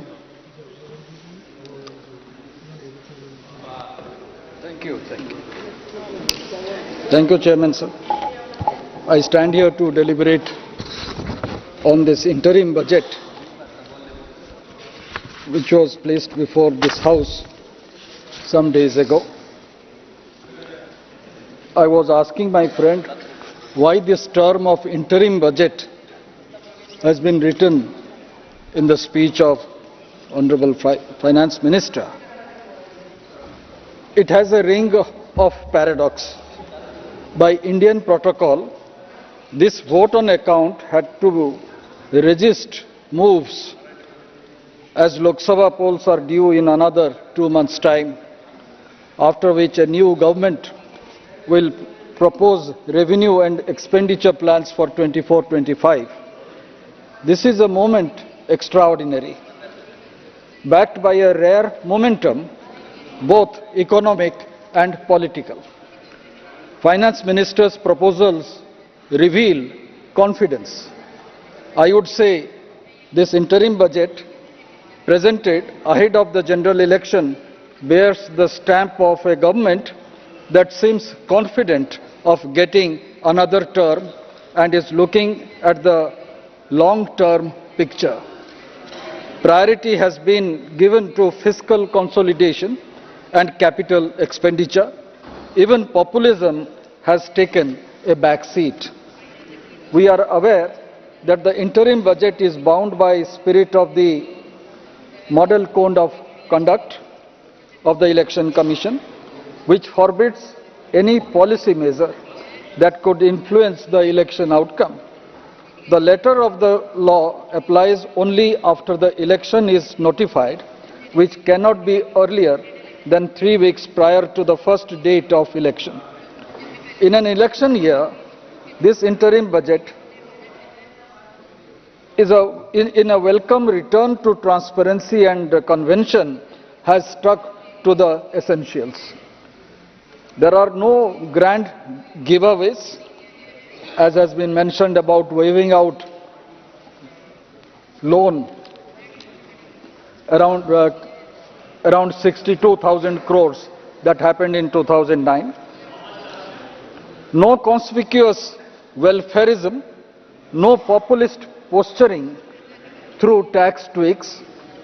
This reveals the confidence with which the government views its prospects in the coming election. Finance Minister reiterates Prime Minister's focus on 4 major castes: Garib, Mahilaएं, Yuva and Annadata. Finance Minister says government has assisted 25 crore people to get freedom from multi-dimensional poverty. Niti Aayog discussion paper states 248 million people have been pulled out of multidimensional poverty between 2013-14 and 23-24. What is the real import of the multidimensional poverty numbers? Are they based on measuring consumption expenditure? Are they or not a person above the designated poverty line? Yes, we all know the government has scrapped the 2017-18 consumption expenditure survey. New set of numbers are yet to be released. CES or consumption expenditure survey based poverty estimates have had their share of controversies about the propriety of poverty lines, and lack of recent consumption data does not make the multidimensional poverty estimates insignificant. Multidimensional poverty indicators measures tangible improvement in the living standards of people based on multiple socio-economic indicators. This has happened because of significant expansion of the welfare net in India in the last decade. Direct benefit transfer based evolution of technological framework governing India's welfare architecture has given this result. Ensuring sustained income growth for all of them is a more difficult challenge. Providing material entitlements to millions of people is only one part. Sir, I would like to draw the attention of the government towards the vast tapestry of India's economic narrative.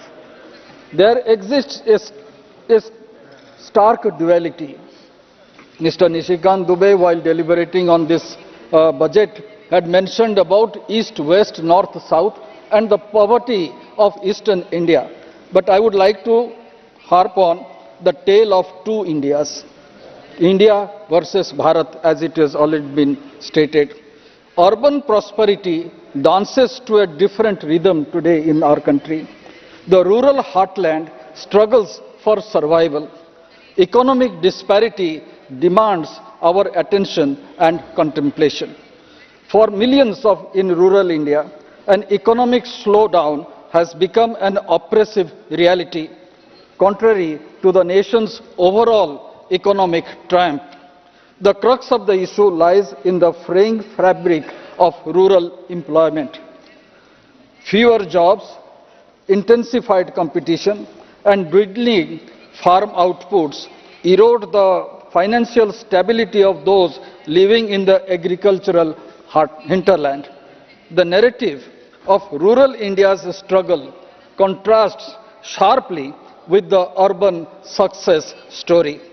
Sale of smartphones, SUVs underscores a thriving consumer market.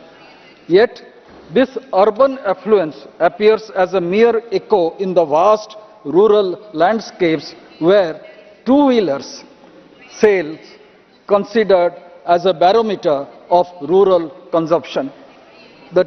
Therefore, I would say the time is ripe for introspection and action for the essence of inclusive growth India aspires to achieve. I would like to draw two other attentions of the government through you, sir. One is relating to railways, as budget also covers railway to a greater extent, and it is all merged in railways. I would say less than 50% of rail passengers have insurance cover.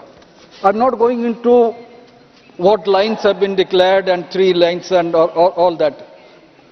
Because Odisha witnessed a major railway accident some months ago, which forced the Prime Minister also to visit that place. Large number of people have died. 3 rail collided with each other. The deadly Odisha train tragedy that claimed 288 lives and left over 920 injured has brought to the fore a serious issue of train journey not being covered by insurance unless opted for on the online booking of tickets. Here I would say, sir, though Indian Railway is the 4th largest railway system in the world by size and carries over 800 crores people every year, experts wondered, it's a time to wonder why all passengers cannot be insured. If IRCTC can offer death coverage of 10 lakh rupees for train travelers, why cannot Indian Railways make the insurance coverage mandatory for all the passengers? They can seek a premium from the passengers like IRCTC does and insures the traveler as the corporation does through insurance companies. Railway officials have stated that insurance was inbuilt in all train tickets over a decade ago, before 2014. But it was stopped after insurance companies backed out, citing huge losses due to high incidence of train accidents in those years. Indian Railways, however, pays a compensation of rupees 8 lakhs as awarded by Railway Claims Tribunal for death of passengers and as decided on the basis of loss of earning capacity. This means all kin of 288 passengers, those who have died in Balasore district, and 920 injured can apply for claim, and it will take some years more to get that claim. I would urge upon the government to consider this aspect and try to ensure all passengers, especially those passengers who are traveling in general coaches. Another point which I would like to mention here is relating to the subsidies, which I think some members also had mentioned today during deliberation. The central government provides various subsidies such as food subsidy, subsidized fertilizer, petroleum subsidy for LPG and interest subsidies. And here I would just mention about fertilizer subsidy in a nutshell. Fertilizer subsidy is paid to manufacturers and importers who sell fertilizers to farmers at less than market prices. In the production of fertilizers, India is heavily dependent on imports for procuring raw materials.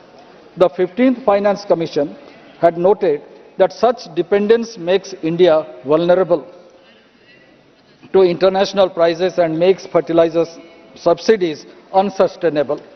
In the past, the central government has resorted to off-budget financing to defer payment of fertilizer subsidy.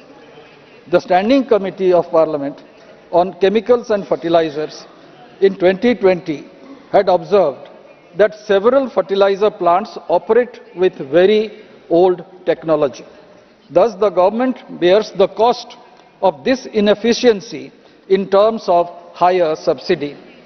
It has recommended that farmers should receive fertilizer subsidy directly in their bank accounts, while manufacturers should be free to produce and sell fertilizers as per their own system.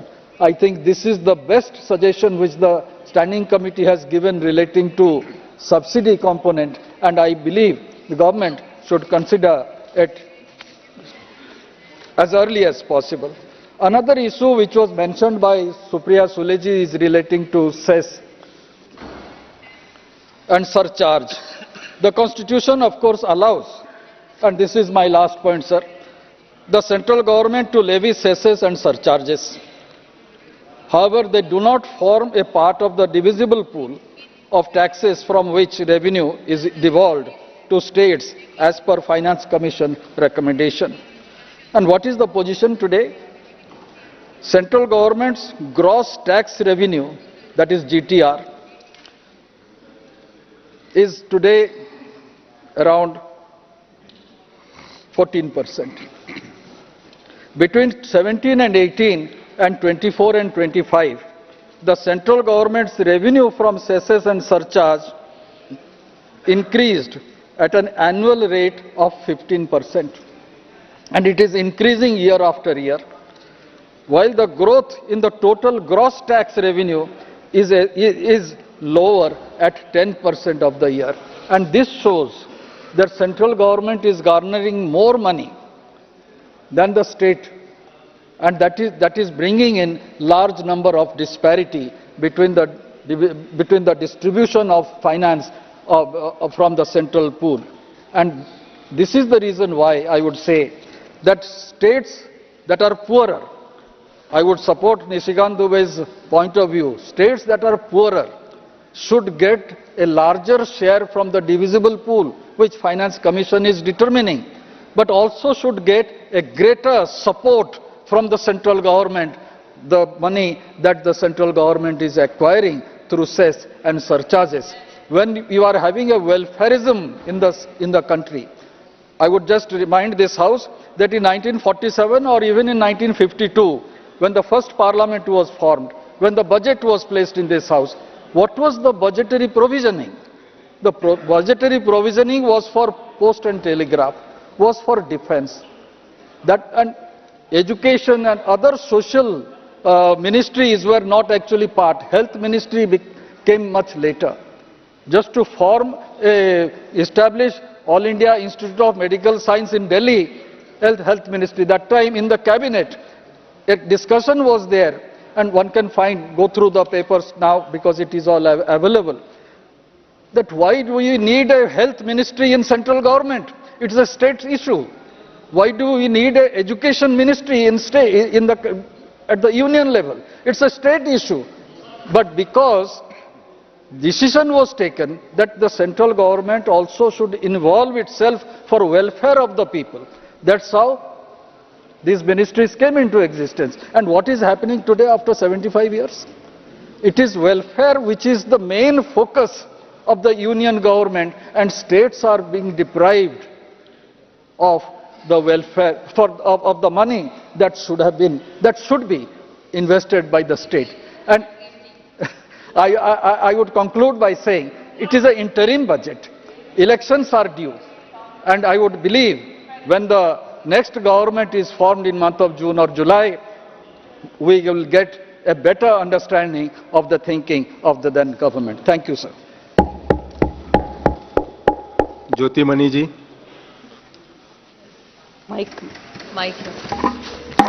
மாண்புமிகு அவைத்தலைவர் அவர்களுக்கு வணக்கம். ஒன்றிய அரசின் இடைக்கால நிதிநிலை அறிக்கை மீது எனது கருத்துக்களை பதிவு செய்ய விரும்புகிறேன். நாடாளுமன்றத்தில் சமர்ப்பிக்கப்படும் நிதிநிலை அறிக்கையில் பொய் சொல்ல மாட்டார்கள், புள்ளி விவரங்கள் சரியாக இருக்கும் என்கிற ஆண்டாண்டு கால நம்பிக்கையை 2024 நாடாளுமன்ற தேர்தலை எதிர்நோக்கி சமர்ப்பிக்கப்பட்டுள்ள இந்த இடைக்கால நிதிநிலை அறிக்கையும் தகர்த்திருக்கிறது என்பதில் ஆச்சரியமில்லை. மாண்புமிகு நிதியமைச்சர் அவர்கள் தனது பட்ஜெட் உரையில் ஏழைகள், பெண்கள், இளைஞர்கள், விவசாயிகள் ஆகியோர் மீது கவனம் செலுத்துவதாக சொன்னார்கள். இதைவிடவும் ஒரு பொய் இருக்க முடியுமா? உங்கள் பொற்கால ஆட்சியில் விவசாய கடன்கள் ரத்து செய்யப்படவில்லை. விவசாயிகளின் தற்கொலை அதிகரிக்கிறது. விவசாய வருமானத்தை இரட்டிப்பாக்கும் கம்பி கட்டும் கதைகள் காற்றில் கரைந்து கொண்டிருக்கின்றன. வருடத்திற்கு 2 கோடி வேலை வாய்ப்புகள் என்ற வாக்குறுதி பற்றி மறந்தும் கூட பிரதமர் வாய் திறப்பதில்லை. மாறாக நாட்டில் 45 ஆண்டு காலமாக இல்லாத வேலையில்லா திண்டாட்டம் நமது வீட்டு பிள்ளைகளை விரட்டிக் கொண்டிருக்கிறது. உங்கள் நண்பரான அதானி மற்றும் உலகின் 3வது பெரிய பணக்காரர் ஆகிறார். ஆனால் 22 கோடி ஏழை மக்கள் வறுமையின் கொடூர பிடியில் சிக்கி தவிக்கிறார்கள். விலைவாசி உயர்வு அவர்கள் கழுத்தை நெரித்துக் கொண்டிருக்கிறது. இதில் உணவு மானியத்தை வேறு 3% குறைத்துவிட்டு கூசாமல் ஏழைகளுக்கான அரசு என்று எப்படி சொல்ல முடிகிறது உங்களால்? பெண்களுக்கு எதிரான பாலியல் குற்றங்கள், பாலியல் வன்புணர்வுகள் உங்கள் பெண் குழந்தைகளை பாதுகாக்கும் ஆட்சியில் எப்பொழுதும் இல்லாத அளவு அதிகரித்திருக்கிறது. உங்கள் பாஜக அரசு சிறிதும் வெட்கமே இல்லாமல் குற்றவாளிகளை காப்பாற்றுகிறது. அடுத்த பொய், அனைவரையும் உள்ளடக்கிய வளர்ச்சிதான் இந்த அரசின் குறிக்கோள். நாட்டின் அனைத்து பகுதிகளுக்கும் அனைத்து மக்களுக்கும் எரிவாயு, மின்சாரம், வங்கி சேவைகள் ஆகியவை வழங்கப்பட்டுள்ளன என்றும் அதனால் கிராமப்புற மக்களுக்கு வருமானம் உயரும் என்று சொல்வது. சமையல் சிலிண்டர் விலை 1000 ரூபாய், காங்கிரஸ் ஆட்சியில் 410 ரூபாய். எமது கரூர் நாடாளுமன்ற தொகுதியில் ஏழை எளிய நடுத்தர மக்கள் 1000 ரூபாய் கொடுத்து சிலிண்டர் வாங்க முடியாம விறகடுப்புக்கு மாறி வெகுகாலமாகிவிட்டது. இந்திரா காந்தியால் தேசியமயமாக்கப்பட்டு ராஜீவ் காந்தியால் நவீன தொழில்நுட்பம் புகுத்தப்பட்டு மன்மோகன் சிங் ஆட்சியில் ஏழை எளிய நடுத்தர மக்களுக்கும் சிறு குறு நடுத்தர தொழில்களுக்கும் சேவையாற்றி வந்த வங்கிகள் இன்று நிரவ் மோடி போன்ற உங்கள் நண்பர்களின் கொள்ளைக்காடாகிவிட்டன. வங்கி கொள்ளையர்களை பாதுகாப்பாக வெளிநாடு அனுப்பி வைக்கும் வெட்கமற்ற அரசு உலகிலேயே உங்கள் பாஜக அரசு மட்டும்தான்.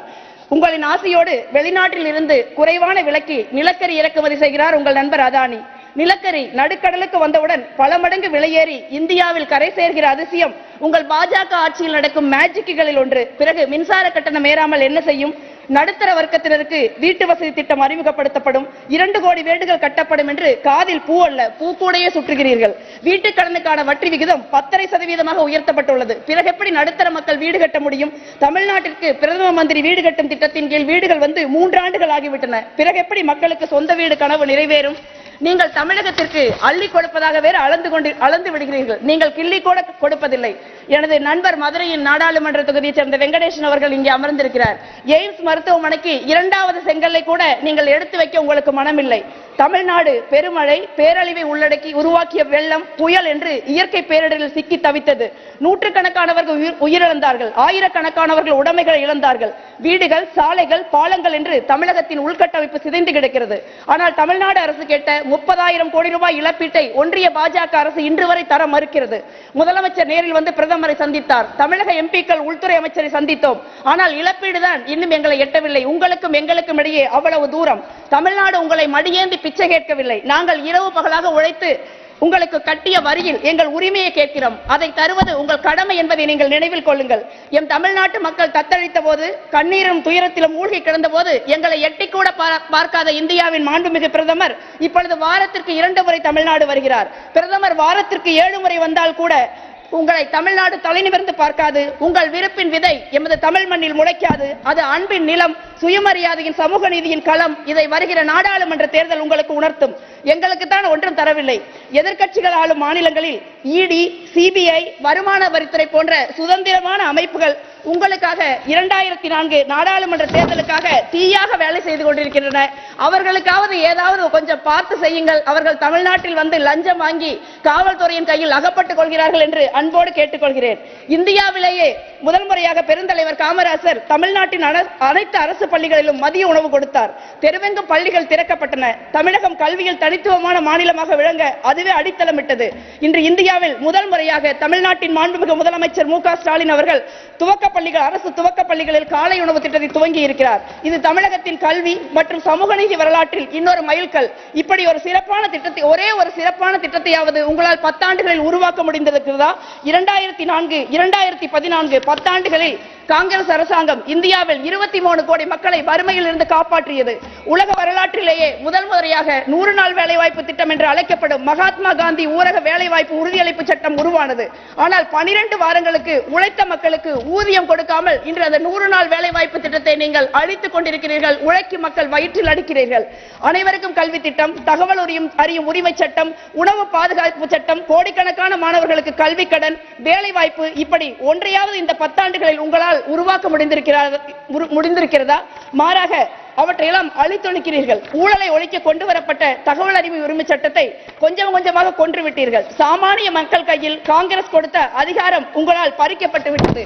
இப்பொழுது 9ஆம் தேதி முடிய வேண்டிய நாடாளுமன்ற கூட்டத்தொடரை ஒரு நாள் நீட்டித்து வெள்ளை அறிக்கை சமர்ப்பிப்பதாக சொல்கிறீர்கள். என்ன வெள்ளை அறிக்கை நீங்கள் சமர்ப்பிக்க போகிறீர்கள்? நீங்கள் சமர்ப்பிக்கின்ற அறிக்கைகள் எல்லாமே பொய்தானே. 2004 இருந்து 2014 வரை காங்கிரஸ் அரசாங்கம் ஒன்றுமே செய்யவில்லை. 70 ஆண்டுகளாக இந்தியா ஒரு நாடே இல்லை. 2014 பிறகுதான் 2024 வரைதான் இந்தியா என்ற ஒரு நாடாக இருந்தது என்று வழக்கம் போல வடிகட்டிய பொய்யை சொல்ல போகிறீர்கள். ஆனால் நீங்கள் எவ்வளவு வடிகட்டிய பொய்களை சொன்னாலும் 2004 முதல் 2014 வரை இருந்த காங்கிரஸ் தலைமையிலான UPA அரசு ஒரு வரலாற்றின் சாதனை காலம், வரலாற்றின் பொற்காலம். 2014 இருந்து 2024 வரை இருந்த பாஜகவின் நரேந்திர மோடி அரசு வரலாற்றின் ஒரு வேதனை காலம், இருண்ட காலம் என்பதுதான் உண்மை என்பதை நினைவில் கொள்ளுங்கள். நன்றி, வணக்கம். जयंत सिन्हा जी। आदरणीय सभापति महोदय जी, मैं आपको, परम आदरणीय प्रधानमंत्री जी को, माननीय वित्त मंत्री जी को और विशेष हजारीबाग और रामगढ़ की जनता को इस महत्वपूर्ण इंटरिम बजट के समर्थन में बोलने के अवसर पे बहुत बहुत धन्यवाद देना चाहता हूं, अपना आभार व्यक्त करना चाहता हूं। सभापति महोदय, अभी हम लोग 22 जनवरी को एक ऐतिहासिक क्षण का हम लोग सब साक्षी बने। वो एक ऐतिहासिक क्षण था। 500 वर्षों के बाद प्रभु श्री राम अपने घर अयोध्या आए और हम लोगों ने वहां एक बहुत ही भव्य और दिव्य मंदिर की हम लोगों ने प्राण प्रतिष्ठा की और एक आस्था का मंदिर इस देश में वहां बनने लगा। और जैसे देश में ये आस्था का मंदिर बन रहा है, उसी प्रकार से 2014 से आस्था का मंदिर क्या, हम लोग एक देश को एक विकास का मंदिर भी बना रहे हैं। इस विकास के मंदिर की भी हम लोग स्थापना कर रहे हैं। और जब हम लोगों ने सभापति महोदय इस विकास के मंदिर के निर्माण का शुभ आरंभ किया 2014 में, तो दुखद बात तो यह है, विपक्ष के मेरे सब साथी यहां बैठे हैं, मैं उन्हें याद दिलाना चाहूंगा कि इस भूमि पे, जिस भूमि पे हम लोग ये विकास का मंदिर बनाना चाहते थे, उस भूमि में सिर्फ, जैसे माननीय प्रधानमंत्री जी ने कहा, गड्ढे ही गड्ढे थे। सिर्फ गड्ढे हम लोगों को उनसे मिले। गड्ढे कैसे थे? विकास का दर, जीडीपी का ग्रोथ रेट 5% पे था, फिस्कल डेफिसिट 5% पे था, महंगाई चरम पे थी, 10% की महंगाई चल रही थी, रुपए पे एक संकट आया हुआ था, बैलेंस ऑफ पेमेंट्स का क्राइसिस आया हुआ था, जो हमारे बैंक्स थे, हमारा फाइनेंशियल सिस्टम था, उसकी जर्जर हालत हुई पड़ी थी। फोन बैंकिंग के कारण एनपीएस 10% पे थे, निवेशक सब देश से बाहर भाग रहे थे और हमें फ्रेजाइल 5 की गिनती में रखा गया था। ये गड्ढे हम लोगों को यूपीए सरकार ने सौंपा, इसको हम लोगों ने लिया और अब जो व्हाइट पेपर आ रहा है, इसको हम लोग स्पष्टीकरण करेंगे और पूरी तरीके से बताएंगे कि क्या क्या उस समय स्थिति थी। मेरा वो सौभाग्य था कि माननीय वित्त मंत्री जी वर्तमान श्री अरुण जेटली जी के साथ काम करने का, और हम लोगों ने इस स्थिति को संभाला, इस स्थिति को हम लोगों ने संभाला। और हमारे जो पहले कार्यकाल में 2014 से लेकर 2009 तक 19 तक माननीय सभापति जी, हम लोगों ने इन गड्ढों को भरा।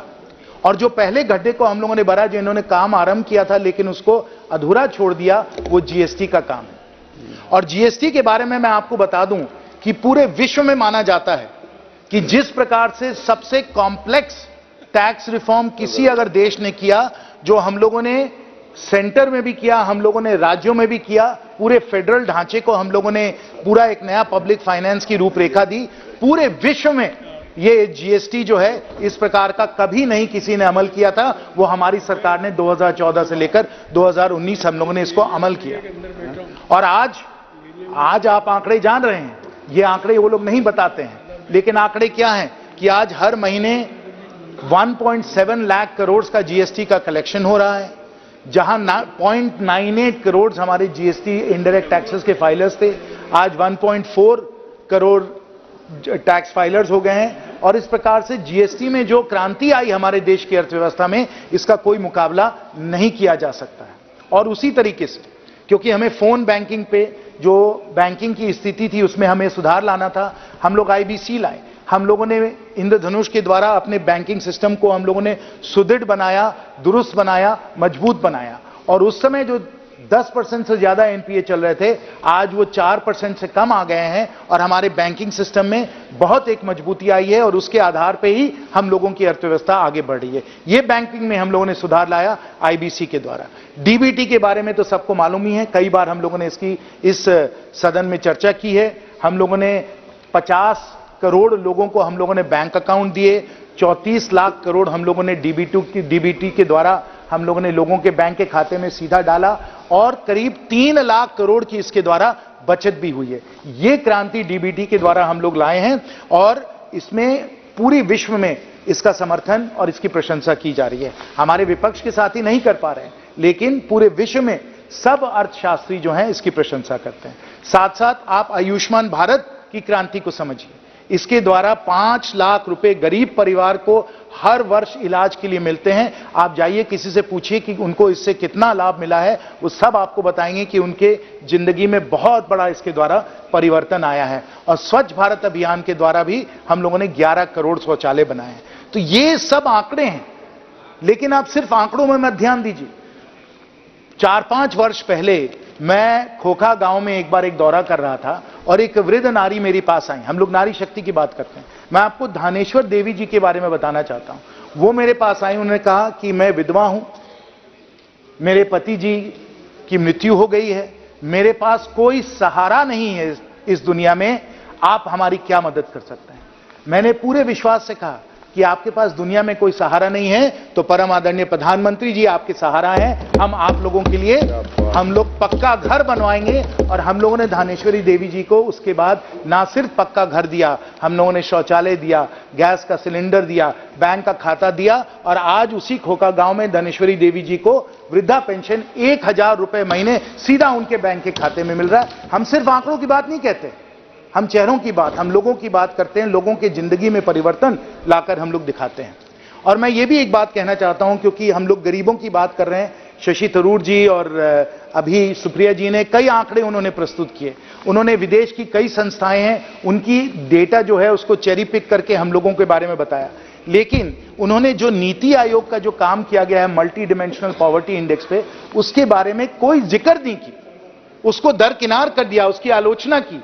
लेकिन वास्तव में क्या है, मैं माननीय सदस्यों को बताना चाहता हूं सभापति महोदय, कि अगर इस आप मल्टी डिमेंशनल पॉवर्टी इंडेक्स को देखें तो ये कोई ऐसा कोई गलत सलत काम नहीं है। ये बहुत अध्ययन करके विश्व में सबसे बेहतर जो संस्थाएं हैं उनकी सलाह लेकर इसको तैयार किया गया। Let me quote, the multi dimensional poverty index measures simultaneous deprivations across the 3 dimensions of health and nutrition, education and standard of living.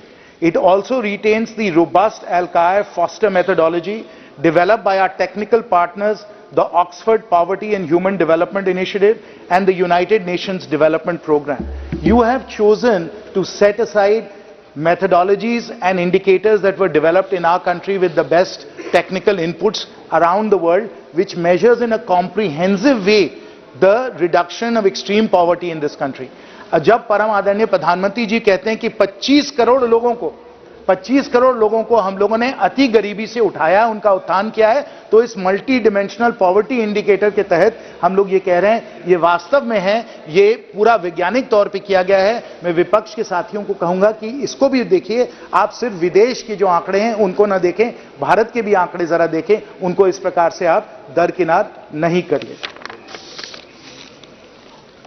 जब हम लोगों ने सकारात्मक सोच से काम किया तो दुखद बात सभापति महोदय है कि हम लोगों को अपने विपक्ष के साथियों से सिर्फ पथराव ही मिला, सिर्फ आलोचना ही मिली। और अभी माननीय सदस्य श्री शशि थरूर जी ने किसी कवि के कुछ पंक्तियां हम लोगों को सुनाई। मुझे तो लगता है कि चैट जीपीटी में उन्होंने कहा और चैट जीपीटी ने वो पंक्तियां उनको दी, तो मैं चैट जीपीटी की पंक्तियां नहीं सुनाना चाहता हूं। किसी अनामित किसी कवि की मैं पंक्तियां नहीं सुनाना चाहता हूं, लेकिन हमारे ही क्षेत्र के रमधारी सिंह दिनकर जी हैं पद्म भूषण, उनकी पंक्तियों का मैं कुछ उपयोग करना चाहता हूं, थोड़ा सा बदलकर। दिनकर साहब ने कहा है, माननीय सदस्य जरा एक ध्यान दें, मोदी जी जब जोर लगाते हैं पत्थर अमृत बन जाता है, अंधियारों में ही रास्ता निकल ही जाता है। जब कोई अटूट हौसला,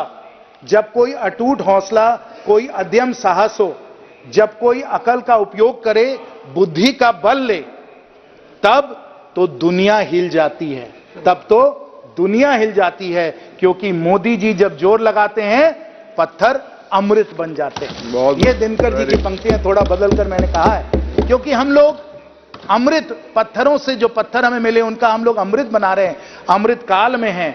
और इस अमृत काल में 2019 से लेकर 2024 में दूसरे कार्यकाल में जो मुख्य बिंदु उनके बारे में मैं संक्षेप में बताऊंगा, क्योंकि इंटरिम बजट में मैं आना चाहता हूं जिसमें बहुत सारी महत्वपूर्ण बातें हैं जो आपके समक्ष रखना जरूरी है। लेकिन 2014 से लेकर 2019 जब अमृत काल को हम लोगों ने आरंभ किया, इसमें प्रोडक्शन लिंक्ड इंसेंटिव के द्वारा हम लोगों ने स्मार्टफोन मैन्युफैक्चरिंग में विश्व में दूसरा स्थान हम लोगों ने हासिल किया। हम लोगों ने सोलर पैनल्स, बैटरीज के लिए, इन सब चीजों के लिए प्रोडक्शन लिंक्ड इंसेंटिव्स हम लोगों ने दिए और आज ये हमारे देश में बन रहे हैं। हम लोगों ने एयर इंडिया का जो प्राइवेटाइजेशन करवाया, उसके द्वारा जो एविएशन में, और मैं विमानन मंत्री रह चुका हूं इसलिए मुझे मालूम है कि एविएशन में कितना बड़ा परिवर्तन आया। विश्व में सबसे बड़ा प्लेन का ऑर्डर पहले एयर इंडिया ने दिया 470 प्लेन का, और उसके कुछ ही दिनों बाद इंडिगो ने दिया 500 प्लेनों का, और आज 1000 से ज्यादा प्लेन हम लोगों ने ऑर्डर किया हुआ है। किसी दुनिया में किसी देश के इतने ऑर्डर नहीं। हमारे एयरपोर्ट्स को हम लोगों ने दोगुना किया, लगभग 150 अब एयरपोर्ट्स हमारे होने वाले हैं। और उड़ान के द्वारा हवाई चप्पल वालों को हम लोगों ने हवाई जहाज में बैठाया। ये करके हम लोगों ने दिखाया। और आज इस देश के युवा हम लोगों को धन्यवाद दे रहे हैं कि जहां वो 36 घंटे 48 घंटे ट्रेन में बैठा करते थे, अगर उनको बैंगलोर से रांची आना होता था 36 घंटे लगते, अब 3 फ्लाइटें हैं बैंगलोर से रांची, आप 1.5-2 घंटे में बैंगलोर से रांची पहुंच सकते हैं। ये हम लोगों ने इस कार्यकाल में एविएशन सेक्टर में किया है। अब स्टार्टअप्स की बात, ये आंकड़े आप सबको मालूम है, ये कोई चेरी पिकिंग नहीं चल रहा है। आप लोगों के जमाने में सिर्फ हमारे पास 350 हमारे स्टार्टअप्स रजिस्टर्ड थे, आज 1 लाख से ज्यादा हमारे स्टार्टअप्स हैं। जब आप लोगों के समय वेंचर कैपिटल और प्राइवेट इक्विटी 10 से 15 बिलियन डॉलर था, आज 60 से 70 बिलियन यानी 5 गुना ज्यादा हो गया है। और अगर जीडीपी के उसके हिसाब से देखें तो जो 0.5% to 1% of GDP venture capital private equity का था, आज 2 से 3% हो गया है, 2-3 गुना as a percent of GDP भी हो गया है। तो स्टार्टअप्स के द्वारा जो देश में जो हम लोग तेजी से हम लोग अपने अर्थव्यवस्था को बढ़ा रहे हैं, इसका कोई मुकाबला नहीं है। We are the 3rd largest startup ecosystem in the world. All the world recognises that and that is the strength of our startups. और यहां भी अगर आप देखें तो हमारे स्टार्टअप्स के द्वारा 10 लाख लोगों को रोजगार मिला है। स्टार्टअप्स के द्वारा 10 लाख लोगों को रोजगार मिला है। और जो पीएलएफएस डेटा है, जिसका किसी ने कोई जिक्र नहीं किया, लेकिन जो सरकारी जो हमारे आंकड़े हैं वो बताते हैं कि जहां तक हम रोजगार की बात कर रहे हैं, जो कोविड में बढ़ा था, बेरोजगारी बढ़ी थी, 6% में आई और अब 3.2% है। यह आंकड़ा विपक्ष के किसी साथी ने इसकी जिक्र नहीं की कि PLFS data, periodic labour force survey data के अनुसार हम लोगों का अनएम्प्लॉयमेंट जो है वो 3.2% पे आ गया है। इसका कोई हम लोगों ने पहले अपने इतिहास में नहीं देखा है कि अनएम्प्लॉयमेंट इस तरीके से कितना गिर चुका है। और जो यूपीआई और डिजिटल पब्लिक इंफ्रास्ट्रक्चर में जो हो रहा है, 46% of all real time digital transactions UPI से किए जा रहे हैं। हर महीने 18 लाख करोड़ यूपीआई के द्वारा कर रहे हैं। तो digital public infrastructure, digital India का जो निर्माण हो रहा है वो भी अद्भुत हो रहा है और वो भी बहुत ही अतुल्य है। अब हम लोग इस कार्यकाल की बात करें, अभी मैं आता हूं भविष्य में क्या क्या होने वाला है, लेकिन अगर इस कार्यकाल में हम लोग बात करें, कुछ अगस्त में ही हम लोगों ने चर्चा की थी, मुझे भी बोलने का सौभाग्य मिला कि हम लोगों ने चंद्रयान 2 को मून के साउथ पोल पे हम लोगों ने लूनर लैंडिंग करके दिखाया। विश्व में सिर्फ 4 देश हैं जिन्होंने इस प्रकार से लूनर लैंडिंग करवाई है। और हमने सिर्फ चांद तक नहीं पहुंचाया, हम लोगों ने मंगलयान पहले किया हुआ था और अब आदित्य भी सूरज तक पहुंच चुका है। तारे हमारे लक्ष्य हैं। हम लोग पूरे अंतरिक्ष में हम लोगों का साइंस जो है वो बढ़ता चला जा रहा है। और ये जो है ये भी आपको दर्शाता है कि किस प्रकार से ये अर्थव्यवस्था आगे बढ़ रही है। अब हम लोग आते हैं इस इंटरिम बजट के कुछ मुख्य बिंदुओं पर। इसमें भी कोई मेरे विपक्ष के साथियों ने जो उनके नकारात्मक सोच है उन्होंने प्रस्तुत नहीं किया, लेकिन जो कैपिटल एक्सपेंडिचर में बढ़ोतरी की गई, जहां कैपिटल एक्सपेंडिचर 3-3.5 लाख करोड़ हुआ करता था, उसको हम लोगों ने 5 लाख करोड़ किया, फिर 10 लाख करोड़ किया। इस बार 11 लाख करोड़ से ज्यादा ये हम लोग कैपिटल एक्सपेंडिचर कर रहे हैं। इसके बारे में आप लोग काहे नहीं कुछ कहते हैं। साथ साथ ना सिर्फ केंद्र सरकार 11 लाख करोड़ का कैपिटल एक्सपेंडिचर कर रही है, हम लोगों ने राज्यों को भी पहले 1 लाख करोड़ दिया था, अब 1 लाख करोड़ 30,000 भी हम लोग कैपिटल एक्सपेंडिचर का दे रहे हैं।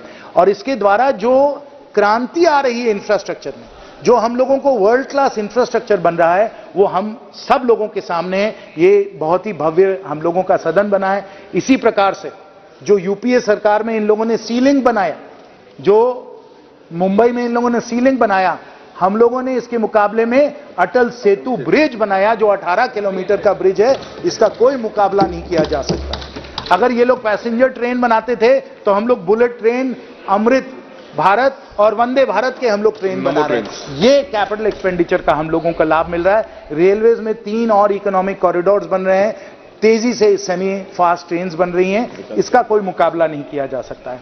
और फिर मैं एविएशन की जिक्र करूंगा कि आपको याद है कि यूपीए के समय हम लोगों के हवाई अड्डे के टर्मिनल्स किस प्रकार के होते थे।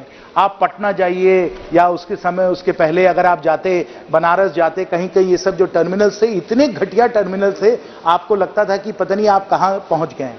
आज, और मुझे विदेश से कुछ निवेशक आए, वेंचर कैपिटलिस्ट थे, उन्होंने मुझे बताया, उन्होंने कहा जैन जी हम लोग बैंगलोर टर्मिनल 2 में हम लोग उतरे। बैंगलोर टर्मिनल 2 में, यहां कर्नाटक के मेरे बड़े सारे साथी हैं, वो भी जरूर इसमें मुझे समर्थन देंगे। आप बैंगलोर टर्मिनल 2 में उतरिए तो आपको लगता है कि ये भारत का भविष्य नहीं, ये विश्व का भविष्य है। पूरा डिजिटाइज्ड है। डिजी यात्रा का उपयोग करिए, इस हरित तरीके से उसको बनाया गया, उसकी ये हरियाली है, आप देखकर एकदम आश्चर्यजनक रह जाएंगे। जब वो विदेशी निवेशक वहां उतरे, उन्होंने कहा कि जैन जी, मुझे कल्पना नहीं हुई कि हम भारत में हैं, कि विश्व में किसी भी टर्मिनल में हैं। आप चाहे चांगी टर्मिनल ले लीजिए, दुबई का टर्मिनल ले लीजिए, आज के समय बैंगलोर टर्मिनल 2 इन सब को पार कर दिया है। ये भारत को हम लोग इस तरीके से एक विराट और हरित विकास का मंदिर हम लोग दे रहे हैं। ये बैंगलोर टर्मिनल 2 उसका एक प्रतीक है। और जो आज के समय डिजिटल पब्लिक इंफ्रास्ट्रक्चर में ONDC जैसे हम लोग ई-कॉमर्स के लिए जो स्टैंडर्ड्स बना रहे हैं, वो कहीं भी विश्व में नहीं हो रहे। अब हम लोगों का काम ना सिर्फ वर्ल्ड क्लास है, इस कार्यकाल में हम लोगों ने दिखा दिया कि ना सिर्फ हमारा वर्ल्ड क्लास है, लेकिन हम लोगों का वर्ल्ड लीडिंग हम लोगों का काम चल रहा है। और जो वर्ल्ड लीडिंग काम चल रहा है, उसमें जो हरित भारत हम लोग बना रहे हैं, जो ग्रीन इंडिया बना रहे हैं, जो माननीय प्रधानमंत्री जी का बहुत ही साहसिक उनकी जो घोषणा थी, जो उनका निर्णय था कि भारत को हम लोग नेट जीरो बाय 2070 बनाएंगे, उसके द्वारा जो हरित भारत का हम लोग निर्माण कर रहे हैं, वो भी अकल्पनीय है, अतुल्य है। 500 गीगावाट हम लोगों ने कहा है कि हम लोग रिन्यूएबल्स का लाएंगे। ग्रीन हाइड्रोजन का मिशन चल रहा है। बायोफ्यूल्स को हम लोग बना रहे हैं, जिसके द्वारा हमारे किसानों को फायदा होगा, क्योंकि हमारे किसान खेती करेंगे, वहां से जो घासें वगैरह जो निकल के आएंगी, उसको बायोफ्यूल्स में लगाकर हम लोग अपने ट्रक, अपने बस में उसका उपयोग करेंगे। और साथ साथ इस इंटरिम बजट में और इसके बारे में सिर्फ एक बहुत ही नकारात्मक सोच प्रोफेसर शौगता रॉय की थी कि प्रधानमंत्री सूर्योदय योजना, जो एक क्रांतिकारी योजना है, उन्होंने कहा कि आप कर ही नहीं पाएंगे। हम लोग 1 करोड़ घरों को हम लोग सोलर पैनल देने वाले हैं। जब हम लोग 11 करोड़ घरों को हम लोग शौचालय दे दिए, उनको गैस का सिलेंडर दे दिया, जब हम लोगों ने 8 करोड़ किसानों को किसान सम्मान निधि दी, तो क्या हम 1 करोड़ घरों को हम लोग सोलर पैनल नहीं दे सकते हैं? वो हम लोग करके दिखाएंगे। और जब ये 1 करोड़ घरों को सोलर, हाँ, 1 करोड़ घरों को जब ये सोलर पैनल मिलेगा, हर परिवार को 15 से 18 हजार हर वर्ष बचत होगी, क्योंकि ये बिजली का उत्पादन उनको मुफ्त मिलेगा। आप अपनी नकारात्मक सोच में रहिए, हम लोग सकारात्मक तौर पे अपने विकास का मंदिर बनाते रहेंगे, और इसके द्वारा उनके द्वारा इन लोगों की कमाई भी होगी। और मैं माननीय प्रधानमंत्री जी को यह भी एक सुझाव देना चाहूंगा कि अगर 3 किलोवाट का सोलर पैनल नहीं, हमारे झारखंड जैसे जगह में जहां जस्ट ट्रांजिशन कोयले को हम लोगों को छोड़ना है, अगर हम लोग 10 किलोवाट का सोलर पैनल दे दें, तो बिजली तो मुफ्त में मिलेगी ही मिलेगी, लेकिन साथ साथ हर परिवार को 2000 रुपए महीने की कमाई भी मिलेगी, अगर हम उनको ज्यादा बड़ा सोलर पैनल दे दें। इसके बारे में भी हम लोग बहुत ही सकारात्मक हम लोग कदम ले रहे हैं। तो साथियों, जैसे मैंने कहा, हम लोग एक विकास का मंदिर, आस्था का तो मंदिर बन ही रहा है, लेकिन साथ साथ एक हम लोग विकास का मंदिर भी बना रहे हैं। और इस विकास के मंदिर में इंजीनियर होने के नाते मुझे कहना है कि साइंस, टेक्नोलॉजी और इनोवेशन पे भी हम लोग बहुत बहुत प्राथमिकता दे रहे हैं। जरूरी भी है, ये आधुनिक युग में साइंस और टेक्नोलॉजी का जो है बहुत बहुत महत्व है, और इस पे भी हम लोग बहुत जबरदस्त तरीके से हम लोग काम कर रहे हैं। लाखों हमारे स्टार्टअप हैं, चाहे वो स्पेस हो, उसको हम लोगों ने खोल दिया है, ड्रोन्स हो, एग्रीटेक हो, हर जगह हमारे स्टार्टअप आ रहे हैं। 2 मिनट और, हर जगह हमारे स्टार्टअप आ रहे हैं। और क्योंकि हमारे स्टार्टअप आ रहे हैं, हमारी नीतियां अच्छी हैं, इसलिए वेंचर कैपिटलिस्ट और प्राइवेट इक्विटी वाले, जैसे मैंने कहा, इनके निवेश 5 गुना ज्यादा बढ़ गए हैं। ये कोई ऐसे ही कोई हम गलत आंकड़े नहीं दे रहे हैं, वास्तव में 5 गुना ज्यादा इन्वेस्टमेंट हो रहा है। नेशनल रिसर्च फाउंडेशन का हम लोगों ने स्थापना किया है, इसमें हजारों करोड़ हम लोग रिसर्च अध्ययन के लिए हम लोग देंगे। और इस बजट में इसी कड़ी में बहुत ही महत्वपूर्ण एक काम किया गया है, जहां हम लोगों ने कहा है 1 लाख करोड़ रिसर्च और इनोवेशन के लिए, हमारे स्टार्टअप्स के लिए, हमारे उद्योग जगत के जो हमारे मुख्य जो कंपनीज हैं उनके लिए, ये भी सब कुछ जाने वाला है। तो साथियों, अंत में माननीय सदस्यों, में यही कहना चाहूंगा, चुनाव आ रहे हैं। मुझे तो लगता है कि हमारे विपक्ष के जो साथी हैं, वो अभी भी एक बहुत ही नकारात्मक सोच में लगे हुए हैं। मैं उनसे निवेदन करूंगा, विनम्र प्रार्थना करूंगा कि आप भी सकारात्मक सोच के साथ इस विकास के मंदिर के निर्माण में आप भी लग जाइए। नहीं तो कुछ और पंक्तियां, नहीं तो ना समझोगे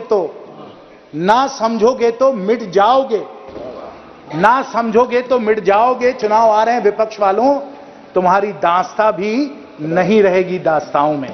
ये भाग्य आपका नहीं होना चाहिए। हम भी चाहते हैं कि एक मजबूत विपक्ष हो, लेकिन नकारात्मक सोच से ये विपक्ष आगे नहीं बढ़ सकता है। और इसलिए साथियों, जो हम ये विराट और हरित विकास का मंदिर का जो हम लोग निर्माण कर रहे हैं, उसमें आप जानिए कि हम ना सिर्फ संस्कार हमारे साथ होंगे, लेकिन साइंस भी हमारे साथ होगा।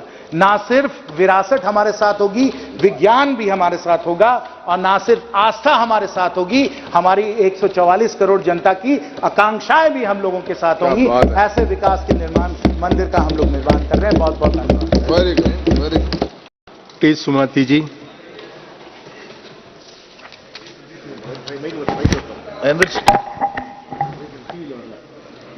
பேரவைத் தலைவர் அவர்களே, இந்த இடைக்கால நிதிநிலை அறிக்கையின் மீது என்னுடைய தாய் தமிழில் இனத்தை செய்தது மொழிதான், மொழியின் மனத்தை செய்தது என் தமிழ்தான் என்கின்ற பெருமையோடு பேசுவதில் மகிழ்ச்சி அடைகின்றேன்.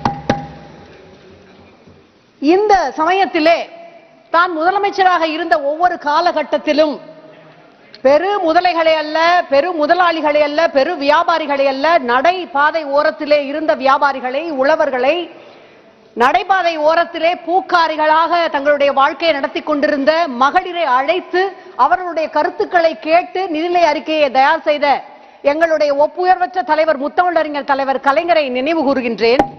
தான் ஆட்சி பொறுப்பேற்ற இந்த 3 ஆண்டு காலமும் சமூக நீதி கொள்கையினுடைய அடிப்படையில் அனைவருக்கும் அனைத்தும் என்கின்ற அந்த கொள்கையோடு, திராவிட மாடல் இயக்க ஆட்சியை நடத்துகின்ற அந்த கொள்கையோடு நிதிநிலை அறிக்கை எப்படி தயாரிக்க வேண்டும் என்று வழிகாட்டிக் கொண்டிருக்கின்ற எங்களுடைய மாநிலத்தின் மாண்புமிகு முதலமைச்சர் தளபதி MK ஸ்டாலின் அவர்களை என்னுடைய நெஞ்சிலே நிறுத்துகின்றேன். பேரவைத் தலைவர் அவர்களே, உரையை துவக்குவதற்கு முன்பாக நம்முடைய மாண்புமிகு நிதியமைச்சர் அவர்களுக்கு ஒரு கண்டனத்தை பதிவு செய்ய விரும்புகின்றேன். மாண்புமை நிதியமைச்சர் அவர்கள் இந்திய நாட்டினுடைய இந்த நிதிநிலை அறிக்கையிலே, இந்த நிதிநிலை அறிக்கை மகளிர், ஏழைகள், உழவர்கள், இளைஞர்கள், இந்த 4 பேருக்கும் 4 பிரிவினருக்கும் முக்கியத்துவம் கொடுக்கின்ற வகையிலே அமைக்கப்பட்டிருக்கும் என்று சொல்கின்ற அந்த வேளையிலே இந்த 4 பிரிவினரையும் 4 சாதிகள் என்று குறிப்பிட்டிருக்கின்றார். I quote, as our Prime Minister firmly believes, we need to focus on 4 major castes. They are Garib poor, Mahalyan women, Yuva youth, Annadata farmer, unquote. இந்திய அரசினால் தயாரிக்கப்படுகின்ற சோசியலிசம், செக்யூலரிசம் என்பதை நம்முடைய அரசியல் சாசனத்தின் அடிப்படையிலே வைத்திருக்கின்ற இந்த அரசினுடைய இடைக்கால நிதி அறிக்கையிலே மிக பிற்போக்குத்தனமான, கண்டிக்கத்தக்க, வர்ணாசிரம அந்த இதனை சுட்டுகின்ற சாதி என்கின்ற அந்த சொல் இருப்பது கண்டனத்திற்கு உரியது. உங்கள் வாயிலாக நிதி அமைச்சருக்கு இதனை தெரிவித்து அவர் இதனை மாற்றுவார் என்று நான் உறுதியாக நம்புகின்றேன். இந்த நிதிநிலை அறிக்கை வெளியானவுடன் சில பத்திரிகைகள் வெகுவாக புகழ்ந்தன. இது vote on account என்கின்ற வழியிலேயே அமைக்கப்பட்டிருக்கின்றது. This is a budget without any sparkle or fireworks என்று. ஆனால் நான் சொல்லுவேன், இது ஒரு வெத்துவேட்டு பட்ஜெட். மாண்புமிகு அமைச்சர் அவர்கள் உரையிலேயே குறிப்பிட்டிருந்தார், if there is a patchy announcement here, it would limit the scope of the budget, full-fledged budget in July என்று சொல்லி இருந்தார். அதாவது இது ஒரு vote on account என்கின்ற தடத்திலேயே செல்கின்றது, மரபை மீறாமல் என்பதுதான் அதனுடைய உள்ளர்த்தம். அவருக்கு நான் ஒன்றை நினைவூட்ட விரும்புகின்றேன். அப்படி என்றால் 19ஆம் ஆண்டு தேர்தலுக்கு முன்பாக 18ஆம் ஆண்டிலே அவர் தாக்கல் செய்த இடைக்கால நிதிநிலை அறிக்கையிலேதான் 75,000 கோடிக்கு மாண்புமிகு பிரதமர் அவருடைய PM கிசான் திட்டம் அறிவிக்கப்பட்டது. அது மரபு மீறல் இல்லையா? அதுபோல வருமான வரம்பு உச்ச வரம்பிலே நிறைய தளர்வுகள் அறிவிக்கப்பட்டன. ஆகவேதான் சாமானியர்கள், சாதாரண மக்கள் இந்த இடைக்கால நிதிநிலை அறிக்கையை எதிர்நோக்கி காத்திருந்தார்கள். சாமானிய மக்கள் விண்ணை முட்டுகின்ற பெட்ரோல், டீசல், கேஸ் இவற்றினுடைய விலை குறைக்கப்படும் என்று எதிர்பார்த்திருந்தார்கள். இல்லை. உழவர்கள், அவர்கள் சேற்றிலே கால் வைத்தால் தான் நாங்கள் சோற்றிலே கை வைக்க முடியும் என்கின்ற பெருமையுடைய உழவர்கள் அடிப்படை ஆதார விலையாவது குறைக்கப்படும் என்று காத்திருந்தார்கள், ஏமாற்றப்பட்டார்கள். இல்லை, அவர்களுக்கும் ஏமாற்றம் தான். பணவீக்கம் குறைக்கப்படும் என்று மத்தியதர வர்க்கத்து மக்கள் அல்லது வருமான வரம்பு உச்சவரம்பில் ஏதாவது தளர்வு இருக்கலாம் என்று அவர்களும் காத்திருந்தார்கள், ஏமாற்றப்பட்டார்கள். இப்படி ஏகப்பட்ட இல்லைகள் இருப்பதால் தான் இந்த நிதிநிலை அறிக்கையை எங்களுடைய மாண்புமிகு முதலமைச்சர் அவர்கள் இல்லா நிலை நிதிநிலை அறிக்கை, இல்லா நிலை பட்ஜெட் என்று மிக செறிவாக குறிப்பிடுகின்றார். பேரவைத் தலைவர் அவர்களே, மாண்புமிகு நிதிநிலை அமைச்சர் அவர்கள் இந்த அறிக்கையிலே பெண்கள் குறித்து பேசி இருக்கின்றார். ஆனால் பெண்களுக்கு எதிராக நாடெங்கிலும் தொடர்ந்து நடைபெறுகின்ற வன்கொடுமை குறித்து பேசி இருக்கின்றாரா? குறிப்பாக மணிப்பூரிலே இருக்கின்ற பெண்கள், அவர்களுக்கு அளிக்கப்பட்ட அந்த அநீதி, நீதிமன்றம் தான் உதவிக்கு வந்ததை ஒழிய ஒன்றிய அரசு அவருடைய வாழ்வாதாரம் பாதிக்கப்பட்டதற்கு எந்த நிதியை வழங்கி இருக்கின்றது? இளைஞர்கள் குறித்து பேசி இருக்கின்றார். ஆனால் நிலவுகின்ற வேலையில்லா திண்டாட்டம் குறித்து பேசி இருக்கின்றாரா? ஆட்சிக்கு வந்தவுடன் 2 கோடி பேருக்கு வேலை வாய்ப்பை வழங்குவோம் என்று பொய்யான வாக்குறுதிகள் அளித்தார்கள், அது குறித்து பேசி இருக்கின்றாரா? உழவர்கள் குறித்து மென்மேலும் அக்கறையோடு பேசி இருக்கின்றார். ஆண்டொன்றிற்கு இந்த 10 ஆண்டுகளில் கிட்டத்தட்ட 1.5 லட்சம் உழவர்கள் தற்கொலை செய்து கொண்டு இறந்திருக்கிறார்கள் என்பது குறித்து அவர் பேசி இருக்கின்றாரா? அதுபோலத்தான் கொடுத்த வாக்குறுதிகள் எத்தனையோ காற்றில் பறக்க விட்டாலும் இந்தியா முழுவதும் 15 மாநிலங்களில் எய்ம்ஸ் மருத்துவமனைகளை கொண்டு வந்து விட்டோம் என்று அந்த மருத்துவமனைகளுக்கு அளிக்கப்பட்ட நிதி உதவியை பட்டியலிட்டு பெருமையோடு பேசி இருக்கின்றார்.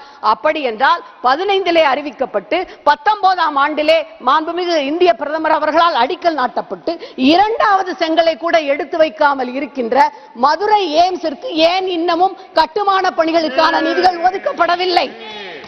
அதற்காகத்தான் நாங்கள் கேட்கின்றோம், எங்கள் தமிழக மக்கள், தமிழ்நாட்டு மக்கள் மீது ஏன் இந்த ஓரவஞ்சனை, ஏன் இந்த நயவஞ்சகம் என்று. அனைத்திற்கும் ஒன்றிய அரசே நிதி வழங்குமாம். ஆனால் மதுரைக்கு மட்டும் ஜப்பானிலே இருக்கின்ற சர்வதேச ஒப்புதல் நிறுவனத்திடம் இருந்து கடனை வாங்கி இவர்கள் கட்டுவார்களாம். காலநிலை மாற்றத்திற்காக மிகப்பெரிய திட்டங்கள் கொண்டு வரப்படும் என்று அறிவித்திருக்கின்றார். காலநிலை மாற்றத்தால் சென்னையிலே 49 ஆண்டுகளுக்கு பின்பு 2 நாட்கள் தொடர்ச்சியாக 26% அந்த சென்டிமீட்டர் அளவில் மழை பெய்து பெரும் வெள்ளம் வந்தது. 4 தென் தமிழக மாநிலங்கள், தூத்துக்குடி, தென்காசி, திருநெல்வேலி, நாகர்கோயில் 149 வருடங்களுக்கு பின்பான மிகப்பெரிய வெள்ளத்தை சந்தித்தது. என்ன செய்தார் மாண்புமிகு எங்களுடைய பாரத பிரதமர் அவர்கள்? குஜராத்திலே சைக்ளோன் என்றவுடன் ஹெலிகாப்டரிலே சென்று பார்வையிட்டு 1000 கோடி ரூபாயை ஒதுக்க தெரிந்த இந்திய பிரதமருக்கு உங்களுடைய நாட்டிலே இருக்கின்ற தமிழ் மீது நீங்கள் எப்பொழுதும் காதலோடு சொல்லுகின்ற திருவள்ளுவரை, பாரதியாரை தந்த தமிழ்நாட்டு மக்களிடம் கருணை இல்லையா? மாண்புமை நிதியமைச்சர் நேரிலே வந்து பார்வையிட்டார். எங்களுடைய மாண்புமிகு முதலமைச்சர் கோரிக்கை வைத்தார், 38,000 கோடி ரூபாய் எங்களுக்கு வேண்டும் என்று. மாண்புமிகு பாராளுமன்ற உறுப்பினர்கள் அத்தனை பேரும் சென்று சந்தித்தார்கள். ஒன்றை இங்கே நான் ஒரு சம்பவத்தை சுட்டிக்காட்ட விரும்புகின்றேன். பங்களாதேஷ் யுத்தத்தின் பொழுது மாண்புமை மேனாள் பிரதமர் இந்திரா காந்தி அம்மையார் மாநிலங்கள் அத்தனை பேரிடமும் கேட்டார், நிதி எங்களுக்கு திரட்டி வாருங்கள் என்று. அன்றைய தினம் இந்தியாவிலே இருக்கின்ற அனைத்து மாநிலங்களிலும் முதல் மாநிலமாக, எல்லா மாநிலங்களையும் விட கூடுதலாக முதலிடத்தில் நிதியை திரட்டி தந்தார் முதலமைச்சர் தலைவர் கலைஞர். திரட்டி தந்துவிட்டு மாண்புமிகு இந்திரா காந்தி அம்மையாரிடம் என்ன சொன்னார் தெரியுமா? உங்களுடைய மாநிலமான உத்தரப்பிரதேசத்தை விட என்னுடைய மாநிலம் பரப்பளவில், ஜனத்தொகையில், பாராளுமன்ற பிரதிநிதித்துவத்தில் மிகுந்த குறைந்த எண்ணிக்கையுடையது. ஆனால் நான் ஏன் இவ்வளவு அதிகமான தொகையை திரட்டி தருகிறேன் என்றால், தமிழர்களாகிய நாங்கள் உங்கள் யாரையும் விட தேசபக்தியிலும் நாற்றுப்பட்டிலும் யாருக்கும் குறைந்தவர்கள் கிடையாது என்பதை சுட்டிக்காட்டுவதற்காகத்தான். அந்த உரிமையிலே கேட்கின்றோம். நாங்கள் எங்களுக்கு நிதியை தாருங்கள் என்று கேட்டதற்கு நாங்கள் என்ன ஏடிஎம் மிஷினா என்று கேட்ட கேள்வி எப்படி இருந்தது தெரியுமா? பிரெஞ்சு புரட்சியின் பொழுது சாப்பிடுவதற்கு ரொட்டி இல்லை என்று மக்கள் அனைவரும் படையெடுத்து செல்கிறார்கள். ரொட்டி இல்லை என்றால் என்ன, கேக் சாப்பிடுங்கள் என்று சொன்ன அந்த ஆணவ சொல்லை போல இருந்தது. நினைவில் வைத்துக் கொள்ளுங்கள், நாங்கள் ஏடிஎம் மிஷினா என்று கேட்டவர்களுக்கு நிச்சயமாக தமிழ்நாட்டு மக்கள் இவிஎம் மிஷின் மூலம் நிச்சயமாக பதிலளிப்பார்கள். மாண்புமை நிதி அமைச்சர் அவர்கள் ஜிடிபி என்கின்ற அந்த ஒன்றை மிக பெருமையாக சுட்டிக்காட்டி அதை ஒரு வார்த்தை விளையாட்டாக growth development performance என்று சொன்னார். நான் அதனை சொல்லுவேன், ஜிடிபி என்றால் 1930 நிலவிய உலகளாவிய பொருளாதார வீழ்ச்சி மயமான சூழலை குறிக்கின்ற கிரேட் டிப்ரெஷன் பீரியட் என்றுதான் அதனை நான் சொல்லுவேன். இது ஒரு ஃபேர்வெல் பட்ஜெட் என்று சில கட்சிகள் வர்ணித்தன. அதுவல்ல, இது ஸ்விங் அப் பட்ஜெட்டும் அல்ல. This is a swan song budget. Swan song என்றால் ஆங்கிலத்தில் ஓய்வு பெறுவதற்கு முன்பாக ஆரவாரமாக செய்யப்படுகின்ற ஒரு விஷயம். This is a swan song budget. Marx மிக அருமையாக சொன்னார், 19ஆம் நூற்றாண்டின் சமூக புரட்சி தன்னுடைய கவித்திறனை பழைய நூற்றாண்டுகளிலே இருந்து எடுத்துக்கொள்ள முடியாது, வருங்காலத்திலிருந்து தான் எடுத்துக்கொள்ள முடியும். பழைய நூற்றாண்டுகளில் வார்த்தைகள் பிரதானமாக இருந்தன, உள்ளடக்கம் முக்கியமில்லை. ஆனால் இனி வருகின்ற நூற்றாண்டில் வார்த்தைகளுக்கு முக்கியமில்லை, உள்ளடக்கம் தான் மிக முக்கியம் என்று.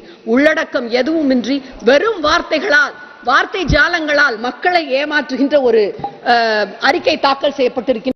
வெள்ளை அறிக்கையை வெளியிடுவதாக சொல்லி இருக்கின்றார். அந்த வெள்ளை அறிக்கையில் தமிழ்நாட்டிலே இருந்து தரப்படுகின்ற நிதி எவ்வளவு, தமிழ்நாட்டிலே இருந்து பெறப்படுகின்ற வரி எவ்வளவு, எத்தனை விதமான உற்பத்தி திறனுக்கான அந்த பணத்தை நாங்கள் செலுத்துகிறோம் என்பதையெல்லாம் குறித்து மிக தெளிவாக அவர் வெளியிடுவார் என்று நான் நம்புகின்றேன். தமிழன் யாருக்கும் தாழாமல், யாரையும் தாழ்த்தாமல், யாருக்கும் எஜமானனாக இல்லாமல், யாருக்கும் அடிமையாக இல்லாமல், யாரையும் சுரண்டாமல், யாராலும் சுரண்டப்படாமல் வாழ்வான். பகுத்தறிவும் சுயமரியாதையும் மிக்க எங்கள் மண்ணிலே இருந்து எப்பொழுதும் எங்களுடைய உரிமைக்காக நாங்கள் குரல் கொடுப்போம். நன்றி.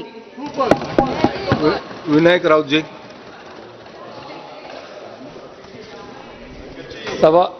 धन्यवाद सभापती महोदय. अनेक नवीन शब्दांचा वापर करून देशवासियांना भूलभुलैया करणारा अर्थसंकल्प या देशाच्या अर्थमंत्री महोदयांनी सादर केला. त्याच्यावर माझे विचार व्यक्त करण्यासाठी मी उभा आहे. सभापती महोदय, या अर्थसंकल्पाचं वैशिष्ट्य काय तर अनेक नवीन म्हणींचा वापर करणं, अनेक नवीन शब्दांचा अंतर्भाव करणं, अनेक नवीन उपमा देणं आणि देशवासियांना दाखवून द्यायचं की आम्ही तुमचे रक्षण करते आहोत, आम्ही तुमचे भले करते आहोत, अशा पद्धतीचा प्रयोग या अर्थसंकल्पामध्ये दुर्दैवाने केला गेलेला आहे. सभापती महोदय, मी अर्थमंत्र्यांच्या पॅराग्राफ 6 कडे पहिलं जाऊ इच्छितो. अर्थमंत्री महोदयांनी मोठ्या अभिमानाने सांगितलं तसंच या देशाच्या राष्ट्रपती महोदय, महामहिम राष्ट्रपती महोदयांनी पण सांगितलं की आम्ही या देशातल्या 80 करोड लोकांना मोफत अन्नधान्य दरवर्षी देत आहोत. आता मोफत अन्नधान्य देत असताना सभापती महोदय, त्याची सीमारेषा काय तर गरिबी रेषेच्या खाली जे लोक आहेत त्यांना मोफत अन्नधान्य दिलं जातं, राशन दिलं जातं. जर या देशामध्ये 80 करोड लोकांना मोफत अन्नधान्य दिलं जातंय, 140 कोटीच्या देशामध्ये 80 करोड लोकांना मोफत अन्नधान्य देतंय, त्या अर्थी या देशामधले 80 करोड लोक आजही गरिबी रेषेच्या खाली आहेत. हे अर्थमंत्री महोदयांनी मान्य केलं. सभापती महोदय, मग आम्ही काही वर्षापूर्वी या अर्थमंत्री महोदयांनी सांगितलं होतं की या देशाची अर्थव्यवस्था $5 ट्रिलियन कडे आम्ही घेऊन जाणार आहोत. आज देशाची अर्थव्यवस्था किती ट्रिलियन डॉलर पण पोहोचली त्याचा इथे उल्लेख नाही, पण अर्थमंत्री महोदयाने एक प्रकारे मान्य केलेलं आहे की देशामध्ये आजही 80 करोड लोक गरीब आहेत. हे खऱ्या अर्थाने शोभा देणार नाही आपल्या देशाला. एकीकडे अर्थमंत्री महोदयांनी ट्रिपल म्हणजे जो टॅक्स कलेक्शन होतो तो त्याच्यामध्ये तिप्पटीने वाढ झाल्याचं सांगितलंय, तिप्पट. मग एकीकडे टॅक्स कलेक्शन करताना तिप्पट वाढ होते, देशाच्या अर्थव्यवस्थेमध्ये वाढ होते, देशाच्या गंगाजळीमध्ये वाढ होते, पण दुसरीकडे मात्र या देशातली गरिबी दूर होत नाही. हे कशाचं होतं काय सभापती महोदय? गरीब कल्याण योजना किंवा गरिबांच्यासाठी सांगत असताना, गरीब कल्याण योजना किंवा अन्नदाता योजना आम्ही लागू करतो सांगत असताना लखपती दीदी एक अजून एक नवीन भूलभुलैया करणारा शब्द अर्थमंत्री महोदयांनी वापरला. आता लखपती दीदीमध्ये नेमकं त्या गरीब कुटुंबातल्या म्हणजे 80 कोटी गरीबातल्या किती दीदींना या लखपती दीदीचा फायदा कशा प्रकारे होणार आहे? त्यांना लखपती करताना योजना नेमकी कोणती आहे, त्यांना कसं फायदा आर्थिक ते सक्षम कसं होणार आहे हे मात्र स्पष्ट या अर्थसंकल्पाच्या भाषणामध्ये झालेलं नाही आहे. मला आठवतंय की मुद्रा योजना जाहीर केली होती प्रथमच. ह्या मुद्रा योजनेच्या माध्यमातून अनेक तरुण तरुणी कर्ज घेण्यासाठी बँकांकडे गेले. काही महिन्यामध्ये मुद्रा योजनेचा फायदा काही जणांना झाला, परंतु नंतर मात्र ह्या देशातल्या सगळ्या बँकांनी मुद्रा योजनेचा लाभ ज्यांना हवाय त्यांना आर्थिक मदत करायचं बंद करून टाकलं. दुर्दैवाने मुद्रा योजना ही आता बासनात गुंडाळली गेलेली आहे. मुद्रा योजना लागू केल्यानंतर किती लाख तरुणांचं घर आर्थिक सक्षम झालं हे जाहीर करण्याची आवश्यकता होती, पण नाही केली. आता निवडणुकीच्या तोंडावर लखपती दिदी ही जाहीर करत असताना ह्या देशामध्ये करोडो दिदी आहेत की ज्यांना शासनाच्या मदतीची गरज आहे, बँकांच्या मदतीची गरज आहे. पण दुर्दैवाने आजही ह्या देशातल्या नॅशनलाइज बँका ह्या केंद्र सरकारचं ऐकायला तयार नाहीत, अर्थमंत्र्यांचं ऐकायला तयार नाहीत, राज्यातल्या मुख्यमंत्र्यांचं ऐकायला तयार नाहीत. त्यामुळे जर ह्या बँका तुमचं ऐकणार नसतील तर लखपती दिदी नेमकं कसं बनवणार आहात? कोणत्या योजनेतून त्यांना पैसे देणार, कोणत्या योजनेतून त्यांना मार्गदर्शन करणार, कोणत्या योजनेतून त्यांना आर्थिक सहकार्य करणार, याचं स्पष्टीकरण होण्याची आवश्यकता होती. सभापती महोदय, सभापती महोदय, अन्नदाता ह्या शब्दाचा उल्लेख अनेक वेळा केला गेला आहे. अन्नदाता ह्या देशाचा अत्यंत महत्वाचा घटक आहे आणि अन्नदाताला सक्षम करण्याचा ज्या वेळेला अर्थमंत्री महोदया सांगतात त्यावेळेला MSP या शब्दाचा सुद्धा वापर केला गेलाय. पण खरंच ह्या देशामध्ये MSP लागू केलाय का? MSP प्रत्यक्ष मिळतोय का? MSP ला आधारित त्या शेतकऱ्यांच्या उत्पादन मालाला भाव मिळतोय का? बाजार भाव मिळतोय का? आज आमच्या महाराष्ट्रातला जो शेतकरी आहे, मग सोयाबीन असेल, कापूस उत्पादक असेल, तूर डाळ उत्पादक असेल, सोयाबीनला निर्यात बंदी केली, आयात बंदी केली नाही, निर्यात बंदी केली आणि परदेशातलं सोयाबीन आपल्या देशामध्ये मागवलं. परदेशातलं सोयाबीन भारतामध्ये आल्यानंतर, परदेशातलं सोयाबीन महाराष्ट्रामध्ये आल्यानंतर महाराष्ट्रातला सोयाबीन उत्पादक जो शेतकरी आहे ना सभापती महोदय, प्लीज कन्क्लूड. फक्त only 2 minutes sir, 2 minutes sir, please 2 minute. महाराष्ट्रातला सोयाबीन उत्पादक, महाराष्ट्रातला कापूस उत्पादक, महाराष्ट्रातला सर्व शेतकरी हा त्याला MSP मिळत नसल्यामुळे, त्याला योग्य बाजार मूल्य मिळत नसल्यामुळे आज शेतकऱ्यांची स्थिती हवालदिल झालेली आहे. त्यांना कोणताही आधार राहिलेला नाही आहे. जे खाजगी व्यापारी जे येतील तो जो दर देतील त्यांना ते देऊन टाकायचं. पण सरकारच्या माध्यमातून शेतकऱ्यांच्या उत्पादनाला खऱ्या अर्थाने जर त्यांना न्याय द्यायचा असेल तर MSP लागू करण्याची आवश्यकता आहे. स्वामीनाथन आयोग लागू करण्याची आवश्यकता आहे.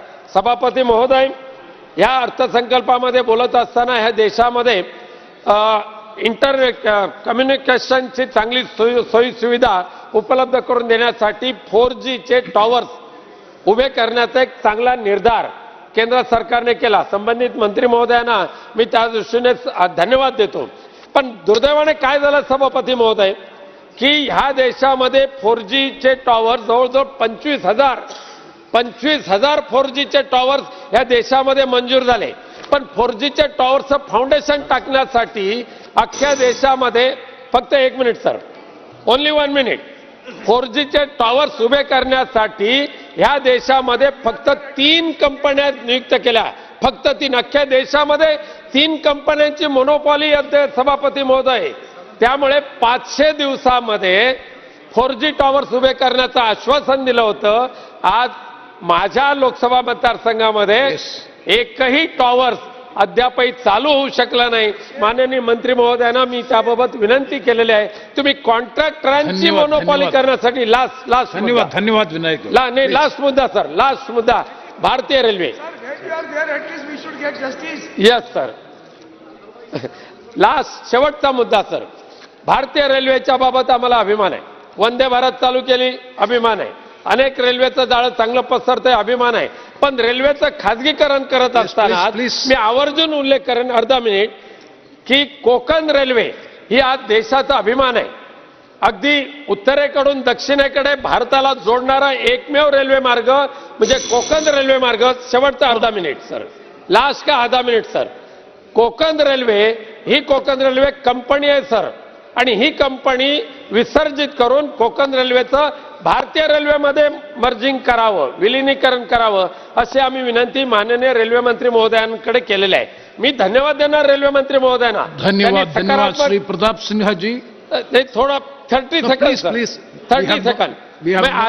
मी आशा करतो की लवकरात लवकर कोकण रेल्वेचं जी बॉडी आहे, कंपनी आहे, ती विसर्जित करून भारतीय रेल्वेमध्ये तिचं मर्जिंग करावं, जेणेकरून कोकण वासियांसहित सर्व देशाला न्याय मिळेल. धन्यवाद सभापती Sinha. One important, see, there are more than 50 speakers remaining, and the time allotted, almost all the parties, the time allotted is already exhausted. You kindly hear me. So it is requested to confine the speech maximum by 5 minutes, so that everybody can be accommodated. Otherwise, it will be difficult. Most of the speakers will not be getting a chance to speak. So please cooperate with the chair. Please cooperate with the chair to confine the speech within 5 minutes. Shri Pratap Sinha ji. Thank you, Chairman sir. Thank you for allowing me to speak in my mother tongue, Kannada. Sir, ಈ 17ನೇ ಲೋಕಸಭೆಯಲ್ಲಿ ಇದು ಕಡೆ budget. ಇದು ಒಳ್ಳೆ ಬಜೆಟನ್ನು, ಮಧ್ಯಂತರ ಬಜೆಟನ್ನು ನಿರ್ಮಲಾ ಸೀತಾರಾಮನ್ ಅವರು ಮಂಡಿಸಿದ್ದಾರೆ. Budget ಅನ್ನೋದು ಈ ದೇಶಕ್ಕೆ ಸರಿಯಾದಂಥ ದಿಕ್ಕನ್ನು ತೋರಿಸುವಂತಹ ಒಂದು ಆಯವ್ಯಯ ಪಟ್ಟಿಯಾಗಿರುತ್ತೆ. ನಾವು ಇದನ್ನು ಒಂದು ಶ್ಲೋಕದ ಮುಖಾಂತರ ನಾನು ನನ್ನ ಬಜೆಟ್ ಸ್ಪೀಚನ್ನು ಆರಂಭಿಸೋದಾದರೆ, ನಾವು ಬೆಳಗ್ಗೆ ಎದ್ದಾಗ ಕೆಲವರು ಶ್ಲೋಕವನ್ನು ಹೇಳ್ತೀರಿ, ಕೆಲವರು ದೇವರ ಫೋಟೋವನ್ನು ನೋಡ್ತಾರೆ. ಶ್ಲೋಕವನ್ನು ಹೇಳುವಂಥವ್ರು ಬೆಳಗ್ಗೆ ಎದ್ದು ಕೈಯನ್ನು ಹೀಗೆ ತೆಗೆದು ಪಾಮನ್ನು ಹೀಗೆ ಓಪನ್ ಮಾಡಿ, ಕರಾಗ್ರೆ ವಸತೆ ಲಕ್ಷ್ಮಿ, ಕರಮಧ್ಯೆ ಸರಸ್ವತಿ, ಕರಮೂಲೆ ಸ್ಥಿತೆ ಗೌರಿ, ಪ್ರಭಾತೆ ಕರದರ್ಶನಂ ಅಂತ ಹೇಳ್ತೀವಿ. ಅಂದರೆ ಇದರ ಅರ್ಥ ಇನ್ ದಿ ಫಿಂಗರ್ ಟಿಪ್ಸ್ ಅಲ್ವಾ ಲಕ್ಷ್ಮಿ ಇದ್ದಾಳೆ ಅಂತ, ಮಧ್ಯದಲ್ಲಿ ಸರಸ್ವತಿ ಇದ್ದಾಳೆ ಅಂತ, ರಿಸ್ಟ್ ಅಲ್ಲಿ ದುರ್ಗೆ ಇದ್ದಾಳೆ ಅಂತ. ಒಂದು ದೇಶ ಸಮೃದ್ಧವಾಗಿ ಬೆಳಿಬೇಕು ಅಂತಂದ್ರೆ, ಅದೊಂದು ಬಲಿಷ್ಠ ರಾಷ್ಟ್ರವಾಗಬೇಕು ಅಂತ ಹೇಳಿದ್ರೆ ಲಕ್ಷ್ಮಿ, ಸರಸ್ವತಿ, ದುರ್ಗೆ ಮೂರು ಕೂಡ ಇಂಪಾರ್ಟೆಂಟ್. ನಮ್ಮ ಹೆಮ್ಮೆಯ ಪ್ರಧಾನಿ ನರೇಂದ್ರ ಮೋದಿಜಿಯವರು ಈ ದೇಶದ ಪ್ರಧಾನಿಯಾಗಿ 2014ರಲ್ಲಿ ಅಧಿಕಾರ ವಹಿಸಿಕೊಂಡ ನಂತರ ಲಕ್ಷ್ಮಿ, ಸರಸ್ವತಿ, ದುರ್ಗೆ ಮೂರು ಜನಕ್ಕೂ ಕೂಡ ಈಕ್ವಲ್ ಇಂಪಾರ್ಟೆನ್ಸ್ ಅನ್ನು ಕೊಟ್ಟು ಈ ದೇಶವನ್ನು ಮುನ್ನಡೆಸ್ತಾ ಇದ್ದಾರೆ. ಮೊನ್ನೆ ನಿರ್ಮಲಾ ಸೀತಾರಾಮನ್ ಅವರು ಭಾಷಣದಲ್ಲಿ ಹೇಳಬೇಕಾದ್ರೆ ರೆಕಾರ್ಡ್ GST ಕಲೆಕ್ಷನ್ ಆಗ್ತಿದೆ, ಟ್ಯಾಕ್ಸ್ ಕಲೆಕ್ಷನ್ ಆಗ್ತಿದೆ. ಟ್ಯಾಕ್ಸ್ ಕಲೆಕ್ಷನ್ ಯಾವಾಗ ಆಗುತ್ತೆ? ದೇಶದಲ್ಲಿ ಅಭಿವೃದ್ಧಿ ಆದಾಗ. ಅಭಿವೃದ್ಧಿ ಯಾವ್ದ್ರ ಮುಖಾಂತರ ಆಗುತ್ತೆ? ಇನ್ಫ್ರಾಸ್ಟ್ರಕ್ಚರ್ನ ನಾವು ಡೆವಲಪ್ ಮಾಡಿದಾಗ. ಇವತ್ತು ನಿತಿನ್ ಗಡ್ಕರಿ ಅವರ ನೇತೃತ್ವದಲ್ಲಿ ಭಾರತ್ ಮಾಲಾ ಪರಿಯೋಜನೆಯಲ್ಲಿ ದೇಶದ ಪ್ರತಿ ರಾಜ್ಯಗಳಿಗೂ ಕೂಡ ಸಾವಿರಾರು ಕಿಲೋಮೀಟರ್ ರಾಷ್ಟ್ರೀಯ ಹೆದ್ದಾರಿ ನಿರ್ಮಾಣ ಆಗ್ತಾ ಇದೆ. ಇದರಿಂದ ಅಭಿವೃದ್ಧಿಗೆ ದೊಡ್ಡ ಒತ್ತು ಸಿಗ್ತಾ ಇದೆ, ಪೂರಕವಾದಂಥ ಒಂದು ವಾತಾವರಣ ಸೃಷ್ಟಿ ಆಗ್ತಾ ಇದೆ, ಉದ್ಯಮಗಳು ಬರ್ತಿದೆ, ಕೈಗಾರಿಕೆಗಳು ಸೃಷ್ಟಿ ಆಗ್ತಾ ಇದೆ. ಹಾಗಾಗಿ ಜಾಬ್ ಕ್ರಿಯೇಷನ್ ಜೊತೆಗೆ ಲಕ್ಷ್ಮಿನೂ ಕೂಡ ಒಲಿದು ಬರ್ತಾ ಇದ್ದಾಳೆ. ಹೀಗೆ ಒಲಿದು ಬರ್ತಿರೋದ್ರಿಂದ GST ಮುಖಾಂತರ, ಡೈರೆಕ್ಟ್ ಟ್ಯಾಕ್ಸ್ ಮುಖಾಂತರವಾಗಿ ನಮಗೆ ಸಾಕಷ್ಟು ಹಣ ಸಿಗ್ತಾ ಇದೆ. ಇನ್ನು ಸರಸ್ವತಿ ವಿಚಾರಕ್ಕೆ ಬರೋದಾದ್ರೆ, ನಮ್ಮ ಮೋದಿಜಿಯವರು ಬಂದಾದ ನಂತರ ದೇಶದಲ್ಲಿ 7 ಹೊಸ IITಗಳನ್ನು ಮಾಡಿದ್ದಾರೆ, 7 ಹೊಸ IIMಗಳನ್ನು ಮಾಡಿದ್ದಾರೆ, 15 all India institute of medical sciences ಬಂದಿದೆ. ಅದರ ಜೊತೆಗೆ 390 ಯೂನಿವರ್ಸಿಟೀಸ್ ಬಂದಿದೆ. ಇದ್ರ ಜೊತೆಗೆ ಸ್ಕಿಲ್ ಡೆವಲಪ್ಮೆಂಟ್ಗೆ ಅಂತ ವಿಶೇಷವಾದಂಥ ಮಿನಿಸ್ಟ್ರಿನ ತೆರೆದ್ರು. ಹೀಗೆ 16 ಕಾಲೇಜಸ್ನ, ಯೂನಿವರ್ಸಿಟೀಸನ್ನು ಮಾಡೋದ್ರ ಜೊತೆಗೆ ನ್ಯಾಷನಲ್ ಎಜುಕೇಷನ್ ಪಾಲಿಸಿ ತಂದು, ನಾವು ಹಳೆಯ ಕಾಲದಲ್ಲಿ ಏನು ಓದ್ತಾ ಇದ್ದು ಆ ಶಿಕ್ಷಣದಿಂದ ಜೀವನಕ್ಕೆ ಏನು ಉಪಯೋಗ ಇಲ್ಲ ಅಂತ ಹೇಳ್ಬಿಟ್ಟು ನ್ಯೂ ಎಜುಕೇಷನ್ ಪಾಲಿಸಿನ ತಗೊಂಬಂದ್ರು. ನಾವು ನೋಡುವ ದೃಷ್ಟಿ ಬದಲಾಗಬೇಕು, ಸ್ಕಿಲ್ನ ನಾವು ಇಂಪ್ರೂವ್ ಮಾಡಬೇಕು ಅಂತ ಹೇಳಿ ನ್ಯೂ ಎಜುಕೇಷನ್ ಪಾಲಿಸಿ ಮುಖಾಂತರವಾಗಿ ದೇಶದಲ್ಲಿ ಶಿಕ್ಷಣ ಕ್ಷೇತ್ರದಲ್ಲಿ ಆಮೂಲಾಗ್ರ ಬದಲಾವಣೆಯನ್ನು ತಂದಿದ್ದಾರೆ. ಇನ್ನು ದುರ್ಗೆಯ ವಿಚಾರಕ್ಕೆ ಬರೋದಾದ್ರೆ, ದುರ್ಗೆ ಅಂತಂದ್ರೆ ಬರೀ ಶಕ್ತಿ, ಮಿಲಿಟರಿ ಮೈಟ್ ಮಾತ್ರ ಅಂತಲ್ಲ. ಮಿಲಿಟರಿ ಮೈಟಲ್ಲೂ ಕೂಡ ಇವತ್ತು ಚೈನಾ ಇರ್ಬೋದು, ಪಾಕಿಸ್ತಾನ ಇರ್ಬೋದು. ನೀವು ಹಿಂದೆ ನೋಡಿ, ಈಗ 2014ಕ್ಕಿಂತ ಮೊದಲು ಹೋದ್ರೆ ಪಾಕಿಸ್ತಾನ ಯಾವಾಗಲೂ ಕೂಡ ನಮಗೆ ಸಮಸ್ಯೆ ಮಾಡ್ತಿದ್ವಿ. ಇವತ್ತು ಪಾಕಿಸ್ತಾನ ಬಿಕಾರಿಯಾಗಿರುವಂತಹ ಸ್ಥಿತಿಗೆ ಹೋಗಿದೆ. ಪಾಕಿಸ್ತಾನ ನಮಗೆ ಇವತ್ತು ಥ್ರೆಟ್ಟೇ ಅಲ್ಲ. ಚೈನಾದವರಿಗೂ ಕೂಡ ನಾವಿವತ್ತು ಅವರಿಗೆ ಸಡ್ಡು ಹೊಡೆದು ನಾವು ನಿಂತಿದ್ದೀವಿ. ಗಲ್ವಾನ್ ಇರ್ಬೋದು, ಯಾವುದೇ ವಿಚಾರ ಇರ್ಬೋದು, ಡೋಕ್ಲಾಮ್ ಇರ್ಬೋದು, ಪ್ರತಿಯೊಂದರಲ್ಲೂ ಕೂಡ ಚೈನಾ ನಾವು ಹಿಮ್ಮೆಟ್ಟಿಸಿ ಕಳಿಸಿದ್ವಿ. ಶಕ್ತಿನೂ ಕೂಡ ತೋರಿಸಿದ್ವಿ, ಮಿಲಿಟರಿ ಮೈಟನ್ನು ಕೂಡ ಜಾಸ್ತಿ ಮಾಡ್ತಿದ್ವಿ. ಜೊತೆಗೆ ಈ ದೇಶದ ಜನರ ಶಕ್ತಿನೂ ಕೂಡ ಜಾಸ್ತಿ ಆಗಬೇಕು. ಹಾಗಾಗಿ ಜಲ್ ಜೀವನ್ ಮಿಷನ್ ತಗೊಂಡ್ಬಂದ್ರು. ಸಾಮಾನ್ಯ ಒಂದೊಂದು ಗ್ರಾಮದಲ್ಲಿ ಇವತ್ತು ನಮ್ಮ ಕರ್ನಾಟಕದಲ್ಲಿ ಕೂಡ ಪ್ರತಿ ಹಳ್ಳಿನಲ್ಲೂ ಕೂಡ ಇವತ್ತು ಕುಡಿಯೋ ನೀರು, ಟ್ಯಾಪ್ಡ್ ವಾಟರ್, ನಲ್ಲಿ ನೀರು ಸಿಗ್ತಾ ಇದೆ ಅಂತ ಹೇಳಿದ್ರೆ, ಸಿಗುವಂತ ಹಂತಕ್ಕೆ ಬಂದಿದೆ ಅಂತಂದ್ರೆ ಅದು ನಮ್ಮ ಪ್ರಧಾನಿ ನರೇಂದ್ರ ಮೋದಿಜಿಯವರು ಕೊಟ್ಟಿರುವಂತಹ ಯೋಜನೆಗಳ ಕಾರಣ. 17 ಕೋಟಿ ಗ್ಯಾಸ್ ಕನೆಕ್ಷನ್ ಅನ್ನ ಉಜ್ವಲ ಯೋಜನೆ ಅಡಿ ಕೊಟ್ಟರು. ಇವತ್ತು ಮಹಿಳೆಯರಿಗೆ ಶಕ್ತಿ ಬರಬೇಕು, ತಾಯಂದಿರು ಇವತ್ತು ಸಂಸಾರವನ್ನು ನಡೆಸ್ತಾರೆ, ಅವರಿಗೋಸ್ಕರ ಉಚಿತವಾಗಿ ಗ್ಯಾಸ್ ಸಂಪರ್ಕವನ್ನು ಕೊಟ್ಟರು. ಹಾಗೆ ಟಾಯ್ಲೆಟ್ಗಳನ್ನ ಕಟ್ಟಿಸ್ಕೊಟ್ರು. ಅಥವಾ ಮನೆ ಕಟ್ಟಿಸ್ಕೊಳ್ಳೋದು ತಾಯಿಯವರ ಹೆಸರಿನಲ್ಲಿ ಕಟ್ತಾ ಇದ್ದಾರೆ. ಇಷ್ಟೆಲ್ಲ ಒಳ್ಳೆ ಕೆಲಸವನ್ನು ಮಾಡಿದ್ದಾರೆ. ಕರ್ನಾಟಕದಲ್ಲೂ ಸಾಕಷ್ಟು ಅಭಿವೃದ್ಧಿ ಆಗ್ತಿದೆ ಮಾನ್ಯ ಸಭಾಧ್ಯಕ್ಷರೇ.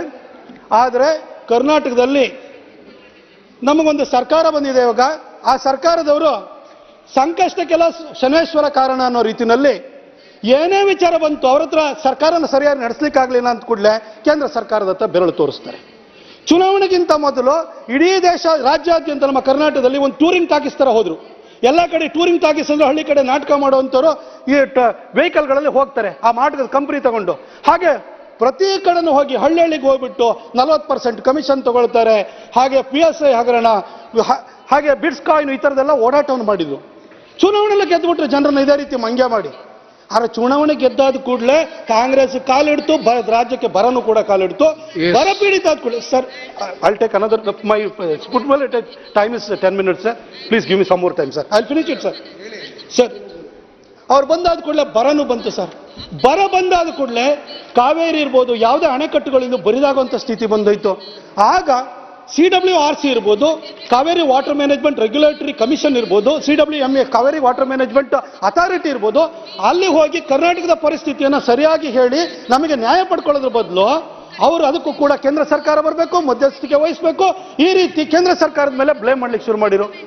ಇಲ್ಲ ಇಂಡಿಯಾ ಅಲಯನ್ಸ್ ಅಂತ ಮಾಡ್ಕೊಂಡ್ರು. ಬೆಂಗಳೂರಿನಲ್ಲಿ ಬಂದು ಸ್ಟಾಲಿನ್ ಅವ್ರನ್ನು ಕರೆಸಿ ಕೈ ಹಿಡಿದ್ರು. ಆದ್ರೆ ಒಂದು ಫೋನ್ ತಗೊಂಡ್ಬಿಟ್ಟು ನಮ್ಮಲ್ಲಿ ಈ ತರ ಪರಿಸ್ಥಿತಿ ಇದೆ ಅಂತ ಹೇಳಿ ತಮಿಳುನಾಡು ಸರ್ಕಾರನ ಕೇಳುವಂತಹ ಧೈರ್ಯವನ್ನು ಅವ್ರು ಯಾವತ್ತೂ ಮಾಡಲಿಲ್ಲ. ಆದ್ರೆ ಮಾತೆತ್ತಿರಿ ಮೋದಿ ಅವ್ರನ್ನ ಬೈಯುವಂತ ಕೆಲಸವನ್ನು ಮಾತ್ರ ಸದಾ ಮಾಡ್ತಾ ಬಂದ್ರು. ಇವಾಗ ಟ್ಯಾಕ್ಸ್ ಡೆವಲ್ಯೂಷನ್ ಅಲ್ಲಿ ನಮಗೆ ಕಡಿಮೆ ಆಗಿದೆ, ಕರ್ನಾಟಕ ತೊಂದರೆ ಆಗಿದೆ ಅಂತ ಹೇಳಿ ಬಹಳ ಬೊಬ್ಬೆಯನ್ನು ಹೊಡಿತಾ ಇದ್ದಾರೆ. ಇಲ್ಲಿ ಬಂದು ಜಂತರ್ ಮಂತರ್ನಲ್ಲಿ ಪ್ರೊಟೆಸ್ಟ್ಗೂ ಕೂಡ ಕೂತಿದ್ದಾರೆ ಸರ್. ಹಾಗೆ ಈ ಒಂದು ಆಡಳಿತ ವ್ಯವಸ್ಥೆನಲ್ಲಿ, ಈ ಒಂದು ಫೆಡರಲ್ ಸಿಸ್ಟಮ್ ಅಲ್ಲಿ tax sir sir another 2 minutes sir, please sir, please sir, no please, federal otherwise sir I finish it in 2 or 3 minutes sir. Sir हमारा ये बर्निंग इश्यू है सर, सर ಕರ್ನಾಟಕಕ್ಕೆ ನಮ್ಮ ಕೇಂದ್ರ ಸರ್ಕಾರ ಏನೆಲ್ಲ ಯೋಜನೆಗಳನ್ನ ಕೊಟ್ಟಿದೆ ಅನ್ನೋದನ್ನ ನಾನು ಹೇಳಲಿಕ್ಕೆ ಬಯಸ್ತೀನಿ ಸರ್. 2014ಕ್ಕಿಂತ ಮೊದಲು ಕರ್ನಾಟಕದಲ್ಲಿ total length of national highway ಇದು 6760 ಕಿಲೋಮೀಟರ್. ಆದ್ರೆ ನಮ್ಮ ಮೋದಿಜಿಯವರು ಬಂದಾದ್ಮೇಲೆ ಇವತ್ತು 13,560 ಕಿಲೋಮೀಟರ್ಗೆ ಹೋಗಿದೆ. 1,16,044 ಕೋಟಿ ರೂಪಾಯಿ ನಾವು ಇವತ್ತು ಖರ್ಚು ಮಾಡ್ತಾ ಇದ್ದೀವಿ, ನಡೀತಾ ಇದೆ. ಬೆಂಗಳೂರಿಗೆ ಸ್ಯಾಟಲೈಟ್ ಟೌನ್ ರಿಂಗ್ ರೋಡ್ ಕೂಡ ಬರ್ತಾ ಇದೆ, ಸಬರ್ಬನ್ ಟ್ರೈನ್ ಅನ್ನು ಕೊಟ್ಟಿದ್ದಾರೆ, ಬೆಂಗಳೂರು ಮೈಸೂರು ಹೈವೇನ ಮಾಡಿದ್ದಾರೆ.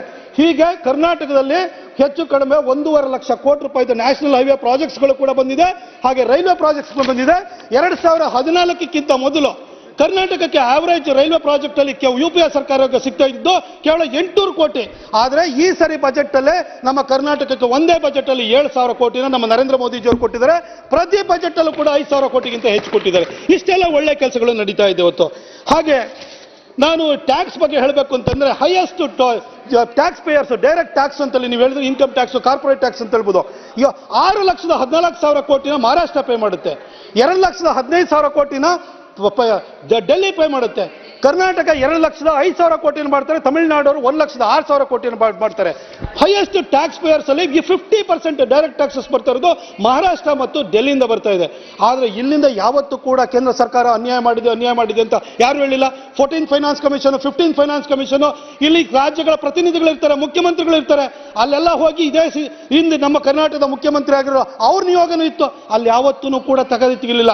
ಆದ್ರೆ ಇವತ್ತು ಚುನಾವಣೆ ಬಂದಿದೆ, ಇವ್ರ ಸರ್ಕಾರ ಬಂದು 7 ತಿಂಗಳಾಗಿದೆ, ಏನು ಕೆಲಸ ಆಗಿಲ್ಲ. ಬರೀ ಇವರು ಗ್ಯಾರಂಟಿ ಸ್ಕೀಮ್ ಅಂತ ಹೇಳ್ಬಿಟ್ಟು ಊರೂರು ಡಂಗೂರ ಸಾರಿ ಬಂದ್ರು, ಅವರು ಟೂರಿಂಗ್ ಟಾಕೀಸ್ ಅನ್ನು ತಿರ್ಗಿಸ್ಕೊಂಡಿದ್ರು. ಆದ್ರೆ ಇವತ್ತು ಚುನಾವಣೆ ಬಂದಿದೆ, ಏನು ಕೆಲಸ ಆಗಿಲ್ಲ. ಈ ಸರಿ 28ಕ್ಕೆ 28 ಸೀಟು ಬಿಜೆಪಿಗೆ ಮೋದಿಜಿಯವರಿಗೆ ಕೊಡ್ತಾರೆ ಕರ್ನಾಟಕ ಜನ ಅಂತ ಗೊತ್ತಾಗಿದೆ.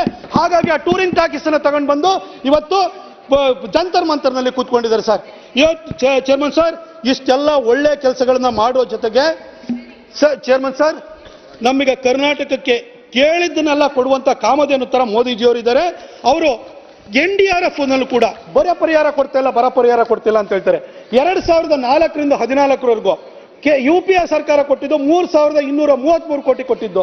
ಆದರೆ ನಮ್ಮ ಸರ್ಕಾರ ಬಂದಾದ್ಮೇಲೆ ಮೋದಿಜಿ ಸರ್ಕಾರ ಬಂದಾದ್ಮೇಲೆ 11,603 ಕೋಟಿ ರೂಪಾಯಿನ ಇವತ್ತವರೆಗೂ ಕೊಟ್ಟಿದ್ದಾರೆ ನಮ್ಮ ಚೇರ್ಮನ್ ಸರ್. ಹಾಗೆ ಕಳೆದ 20 ವರ್ಷಗಳಲ್ಲಿ ಯಾವ್ಯಾವ ರಾಜ್ಯಗಳು ಬರ ಅಥವಾ ನೆರೆ ಪರಿಹಾರಕ್ಕೆ ಕೇಂದ್ರ ಸರ್ಕಾರದಲ್ಲಿ ಹಾಕಿದರೆ 20 ವರ್ಷಗಳಲ್ಲಿ ಕರ್ನಾಟಕ ಸರ್ಕಾರ ಕೇಂದ್ರ ಸರ್ಕಾರವನ್ನು ಕೇಳಿರುವಂಥದ್ದು ಟೋಟಲ್ 20,000 ಕೋಟಿ ಮೀರಲ್ಲ. ಆದರೆ ಈ ಸಾರಿ ಕರ್ನಾಟಕದಲ್ಲಿ ನಮಗೆ ನೆರೆ ಬಂದಿದೆ ಅಂತ ಹೇಳಿ 34,000 ಕೋಟಿ ರೂಪಾಯಿನ ಅಸೆಸ್ ಮಾಡಿ 17,000 ಕೋಟಿನ ಕೇಂದ್ರ ಸರ್ಕಾರ ಕೊಡಬೇಕು ಅಂತ ಪಟ್ಟಿ ಕಳಿಸಿ NDRF ಟೀಮ್ ಬಂದು ಪರಾಮರ್ಶೆ ಮಾಡಿ ಅಸೆಸ್ ಮಾಡಿ ಅವ್ರು ಕೊಡ್ತಾರೆ. ಅಲ್ಲಿವರೆಗೂ ಸ್ಟೇಟ್ ಎಕ್ಸ್ಚೆಕರ್ ಇಂದ ದುಡ್ಡನ್ನ ಕೊಡಬೇಕಾಗುತ್ತೆ. ಆ ಕೆಲಸವನ್ನು ಮಾಡಲೇ ಇಲ್ಲ ಸಿದ್ದರಾಮಯ್ಯನವರು. ಕೇಂದ್ರ ಸರ್ಕಾರ 17,000 ಕೋಟಿ ಕೊಡಬೇಕು ಅಂತಂದ್ರೆ ರಾಜ್ಯ ಸರ್ಕಾರನ 17,000 ಕೋಟಿ ಕೊಡಬೇಕಲ್ಲ. ಆ 17,000 ಕೋಟಿನಲ್ಲಿ ಅವ್ರು ಕೊಟ್ಟಿರೋದು ಎಷ್ಟು ಅಂತಂದ್ರೆ ಜನವರಿ 7ನೇ ತಾರೀಕು 105 ಕೋಟಿ ಕೊಟ್ಟಿದ್ದಾರೆ, ಕೇವಲ 105 ಕೋಟಿ. ಆದ್ರೆ ಇಲ್ಲಿ ಬಂದು ಕೇಂದ್ರ ಸರ್ಕಾರ 17,000 ಕೋಟಿ ಕೊಡಬೇಕು ಅಂತ ಹೇಳ್ತಾರೆ. ಆದ್ರೆ ಚೇರ್ಮನ್ ಸರ್ ಅವ್ರು ಕೊಟ್ಟಿರುವಂತದ್ದು ಬರೀ 105 ಕೋಟಿ ರೂಪಾಯಿ. ಕೇಂದ್ರ ಸರ್ಕಾರ ಎಲ್ಲಾ ರಾಜ್ಯಗಳಿಗೂ ಏಕಕಾಲಕ್ಕೆ ದುಡ್ಡನ್ನ ಬಿಡುಗಡೆ ಮಾಡುತ್ತೆ. ಆದ್ರೆ ಇವರಿಗೀಗ ರಾಜಕಾರಣ ಮಾಡಬೇಕು, ಅದಕ್ಕೋಸ್ಕರ ಜಂತರ್ ಮಂತರಿಗೆ ಬಂದು ಕೂತ್ಕೊಂಡಿದ್ದಾರೆ. ನಾನು ಇನ್ನೊಂದು ವಿಚಾರನ ಹೇಳಬೇಕು ಚೇರ್ಮನ್ ಸರ್. ನಾನು ಕಾವೇರಿ ನದಿ ಹುಟ್ಟುವಂತ ಜಾಗವನ್ನ I represent the place where Kaveri takes Har birth. Sir ನಮ್ಮ ಕಾವೇರಿ ಹುಟ್ಟಿ ಬರುತ್ತೆ. ಕಾವೇರಿ ಮೇಲೆ ಕರ್ನಾಟಕ, ಕೇರಳ, ತಮಿಳುನಾಡು, ಪಾಂಡಿಚೇರಿ ಇಷ್ಟೂ ರಾಜ್ಯಗಳದ್ದು ಇಂಟ್ರೆಸ್ಟ್ ಅದರಲ್ಲಿ ಇದೆ. ಕಾವೇರಿ ನದಿಗೆ ನಾವು ಒಂದು ಮೇಕೆದಾಟು ಹತ್ರ ಬೆಂಗಳೂರು ಸಮೀಪವಾಗಿ ಒಂದು ಡ್ಯಾಮ್ ಅನ್ನ ಕಟ್ಟಬೇಕು, ಬೆಂಗಳೂರಿಗೆ ಕುಡಿಯೋ ನೀರು ಕೊಡಬೇಕು ಅಂತ ಯೋಜನೆ ನನಗುದಿಗೆ ಬಿದ್ದಿದೆ. ಆ ಯೋಜನೆಗೆ ನಿಮಗೆ ಅರ್ಥ sir, they don't understand my language sir. ಅದಕ್ಕೆ ತಮಿಳುನಾಡಿನ ಸರ್ಕಾರ ತಗಾದೆ ತೆಗಿತಾ ಇರೋದು. ತಮಿಳುನಾಡು ಸರ್ಕಾರ ಸ್ಟಾಲಿನ್ ಅದಕ್ಕೆ ತೊಂದರೆ ಕೊಡ್ತಾ ಇರೋದು. ಆದ್ರೆ ಸಿದ್ದರಾಮಯ್ಯ ಬೈತಾ ಇರೋದು ಮೋದಿಜಿಯವ್ರನ್ನ ಬೈತಾ ಇದ್ದಾರೆ. ಮೋದಿಜಿಯವ್ರ ಹತ್ರ ಬೆರಳು ತೋರ್ತಾ ಇದ್ದಾರೆ. ಅದು ತೊಂದರೆ ಮಾಡ್ತಾ ಇರುವಂತದ್ದು ತಮಿಳುನಾಡು ಸರ್ಕಾರ ತೊಂದರೆ ಮಾಡ್ತಾ ಇರುವಂತದ್ದು. ತಮಿಳುನಾಡಿಗೆ ಸ್ಟಾಲಿನ್ಗೆ ಒಂದು ಫೋನ್ ಮಾಡಿ ಸಿದ್ದರಾಮಯ್ಯನವರು ತಗಾದೆ ತೆಗಿಬೇಡ ಅಂತ ಹೇಳ್ಬೋದು. ಆದ್ರೆ ಆ ಕೆಲಸವನ್ನು ಅವತ್ತು ಸಿದ್ದರಾಮಯ್ಯ ಮಾಡಲ್ಲ. ಆದ್ರೆ ಇಲ್ಲಿ ಬಂದು ಕೂತ್ಕೊಂಡು ನಮಗೆ ಇದನ್ನ ಹೇಳ್ತಾರೆ ಸರ್. ಸರ್ ಕಡೆ ಲಾಸ್ಟ್ ಪಾಯಿಂಟ್ ಅಪ್ಪರ್ ಭದ್ರಾ ಪ್ರಾಜೆಕ್ಟ್ಗೆ ಸರ್ ನಮ್ಮ ಲಾಸ್ಟ್ ಬಜೆಟ್ ಅಲ್ಲಿ 5,300 ಕೋರನ್ನ ನಾವು ಅನೌನ್ಸ್ ಮಾಡಿದ್ವಿ ಸರ್. 5,300 ಕೋರ್ ಕೊಡ್ತೀವಿ. ಆದ್ರೆ ಸಿಸ್ಟಮ್ ಹೇಗೆ ವರ್ಕ್ ಆಗುತ್ತೆ, ಆ 5,300 ಕೋರಿಗೆ DPR ನ ಮಾಡಿ ಡಿಸೈನ್ ಅನ್ನು ಇಟ್ಬಿಟ್ಟು ಡ್ಯಾಮ್ ನ ಹೈಟ್ ನ ಮಾಡೋದಕ್ಕೆ ಬೇಕಾದ ಡಿಸೈನ್ ಕೊಟ್ಟು ಜಲಶಕ್ತಿ ಮಿನಿಸ್ಟ್ರಿಯಿಂದ ಕನ್ಸೆಂಟ್ ತಗೊಂಡು ಟೆಂಡರ್ ಕರೆದಾದ್ಮೇಲೆ ಏಜೆನ್ಸಿ ಫಿಕ್ಸ್ ಆದ್ಮೇಲೆ ದುಡ್ಡು ರಿಲೀಸ್ ಆಗುತ್ತೆ. ಮೊದಲೇ ದುಡ್ಡು ಕೊಡ್ತಾರೆ. ಕಾಂಗ್ರೆಸ್ನವರು ಬಂದಾದ್ಮೇಲೆ ಕಮಿಷನ್ ಪಡ್ಕೊಳ್ಳೋದಕ್ಕೆ ದುಡ್ಡು ಕೊಡಿ ಅಂತ ಕೇಳ್ತಾರೆ. ಆದ್ರೆ ವ್ಯವಸ್ಥೆ ಹೇಗೆ ನಡೀತಾ ಇದೆ ಅನ್ನೋದನ್ನು ಕೂಡ ಕನಿಷ್ಠ ಜ್ಞಾನ ಇಲ್ಲದೆ ಇವತ್ತು ಮಾತಾಡ್ತಾರೆ ಸರ್. ಹಾಗೆ ನಾನು ಇನ್ನೊಂದು ಹೇಳಬೇಕು ಸರ್. ಫ್ರೀಟ್ ಈಕ್ವಲೈಸೇಷನ್ ಸ್ಕೀಮ್ ಅಂತ 1956 ಅಲ್ಲಿ ಬಂತು. ಪೂರ್ವೋತ್ತರ ರಾಜ್ಯಗಳೇನಿದೆ, ಬಿಹಾರ್ ಇರ್ಬೋದು, ಜಾರ್ಖಂಡ್ ಇರ್ಬೋದು, ಅದೇ ರೀತಿಯಲ್ಲಿ ಒರಿಸ್ಸಾ ಇರ್ಬೋದು, ಈ ಭಾಗದಲ್ಲಿ ಮೈನ್ಸ್ ಜಾಸ್ತಿ ಇತ್ತು, ಕೋಲ್ ಇತ್ತು. ಕರ್ನಾಟಕದಲ್ಲಿ ರಾಯಚೂರಿನಲ್ಲಿರುವಂತಹ ಒಂದು ಪ್ಲಾಂಟ್ ಅಲ್ಲಿ ಇವತ್ತು ವಿದ್ಯುತ್ ಉತ್ಪಾದನೆ ಆಗಬೇಕು ಅಂದ್ರೆ ಜಾರ್ಖಂಡ್, ಬಿಹಾರದಿಂದ, ಮಹಾರಾಷ್ಟ್ರದಿಂದ, ಒರಿಸ್ಸಾದಿಂದ ನಮಗೆ ಕೋಲ್ ಬರಬೇಕು. ಇಂಟರ್ಡಿಪೆಂಡೆಂಟ್ ಇದ್ದು. ಹಾಗೆ ಮೈನಿಂಗ್ ರಿಚ್ ಸ್ಟೇಟ್ ಇಂದ ದಕ್ಷಿಣದ ರಾಜ್ಯಗಳಿಗೂ ಕೂಡ ಅವತ್ತು ಅನುಕೂಲ ಆಗಿದೆ ಸರ್.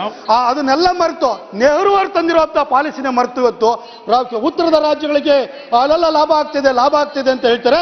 15th ಫೈನಾನ್ಸ್ ಕಮಿಷನ್ ಅಲ್ಲಿ ಪಾಪ್ಯುಲೇಷನ್, ಜಿಯೋಗ್ರಫಿಕಲ್ ಏರಿಯಾ ಹಾಗೂ ಫಿಸಿಕಲ್ ಕೆಪಾಸಿಟಿ ಇದ್ರ ಆಧಾರದ ಮೇಲೆ ದುಡ್ಡನ್ನು ಅಲಾಟ್ ಮಾಡ್ತಾ ಇದ್ದಾರೆ ಅನ್ನೋ ಜ್ಞಾನ ಇದ್ದು ಕೂಡ 14 ಬಜೆಟ್ ಅನ್ನು ಮಂಡಿಸಿರುವಂತಹ ಕರ್ನಾಟಕದ ಮುಖ್ಯಮಂತ್ರಿ ಪ್ರತಿನಿತ್ಯನೂ ಕೂಡ ಸುಳ್ಳು ಹೇಳಿ ಜನರನ್ನು ದಾರಿ ತಪ್ಪಿಸುವಂತ ಕೆಲಸ ಆಗುತ್ತೆ. ಹಾಗಾಗಿ ನಾನು ಈ ಸಂದರ್ಭದಲ್ಲಿ ಈ ವೇದಿಕೆಯನ್ನು ಬಳಸಿಕೊಂಡು ನಾನು ಕರ್ನಾಟಕದ ಜನ ಕೇಳಕ್ ಬರ್ತೀನಿ. ನಮ್ಮ ಮೋದಿಜಿಯವರು ಕರ್ನಾಟಕದ ಪಾಲಿಗೆ ಕೇಳಿದ್ದನ್ನೆಲ್ಲ ಕೊಡುವಂತ ಕಾಮಧೇನು ತರ ಇದ್ದಾರೆ.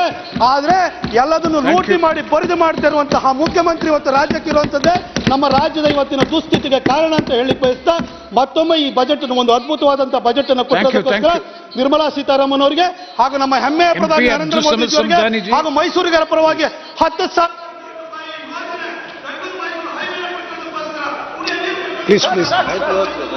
Sir. Thank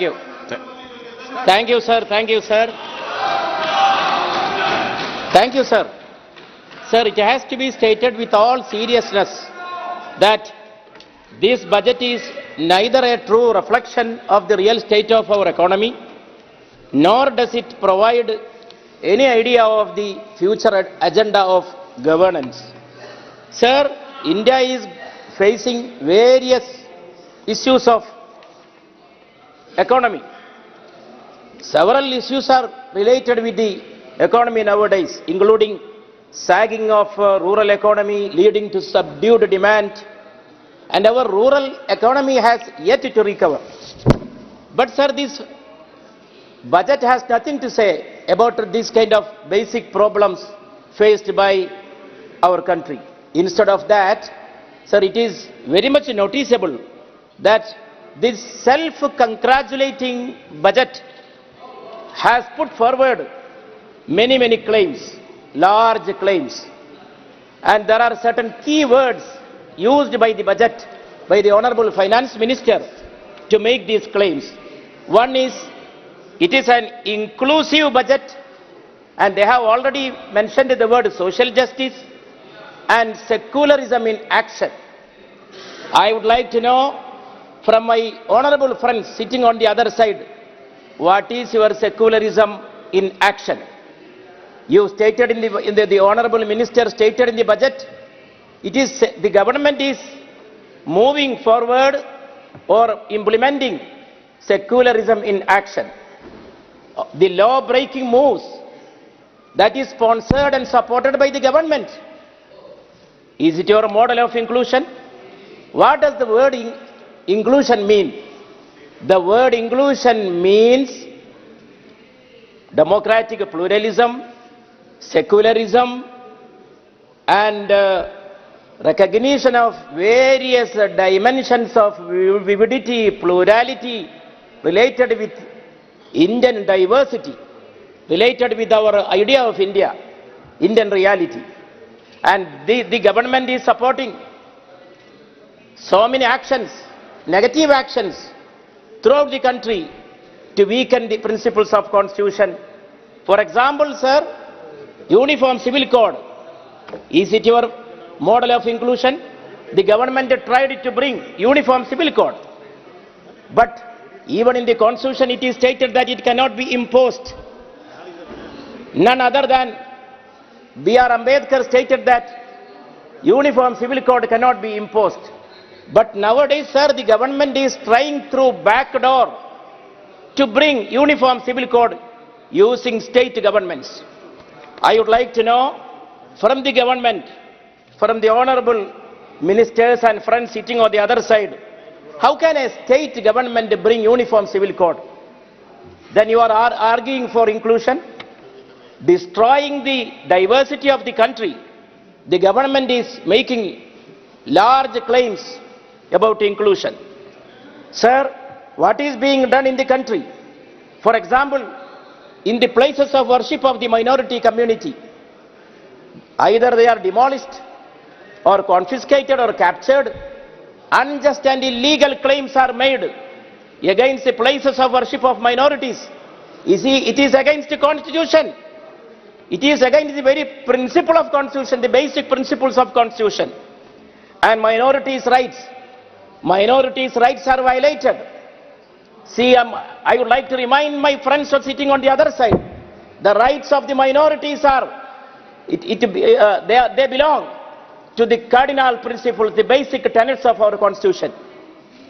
Even I remind you, Sri Ramchandra ji, revered personality of Sri Ramchandra ji, when he went for Vanavas, and when a delegation came to meet him, the question asked by Sri Ramchandra ji was regarding the Charvagas of his country. And Charvagas are the minority community, the minorities of that country, the minorities of the land. Even Sri Ramchandra ji was very much anxious. How do they live? What is the condition of the minorities? So I would like to emphasize the point of the Constitution that the rights of the minorities have to be protected.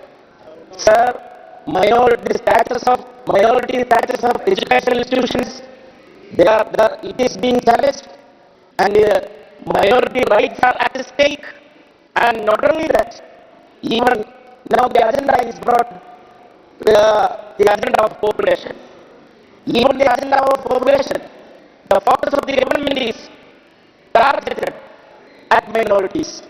So then this kind of policies and programs cannot be the symbols of inclusion.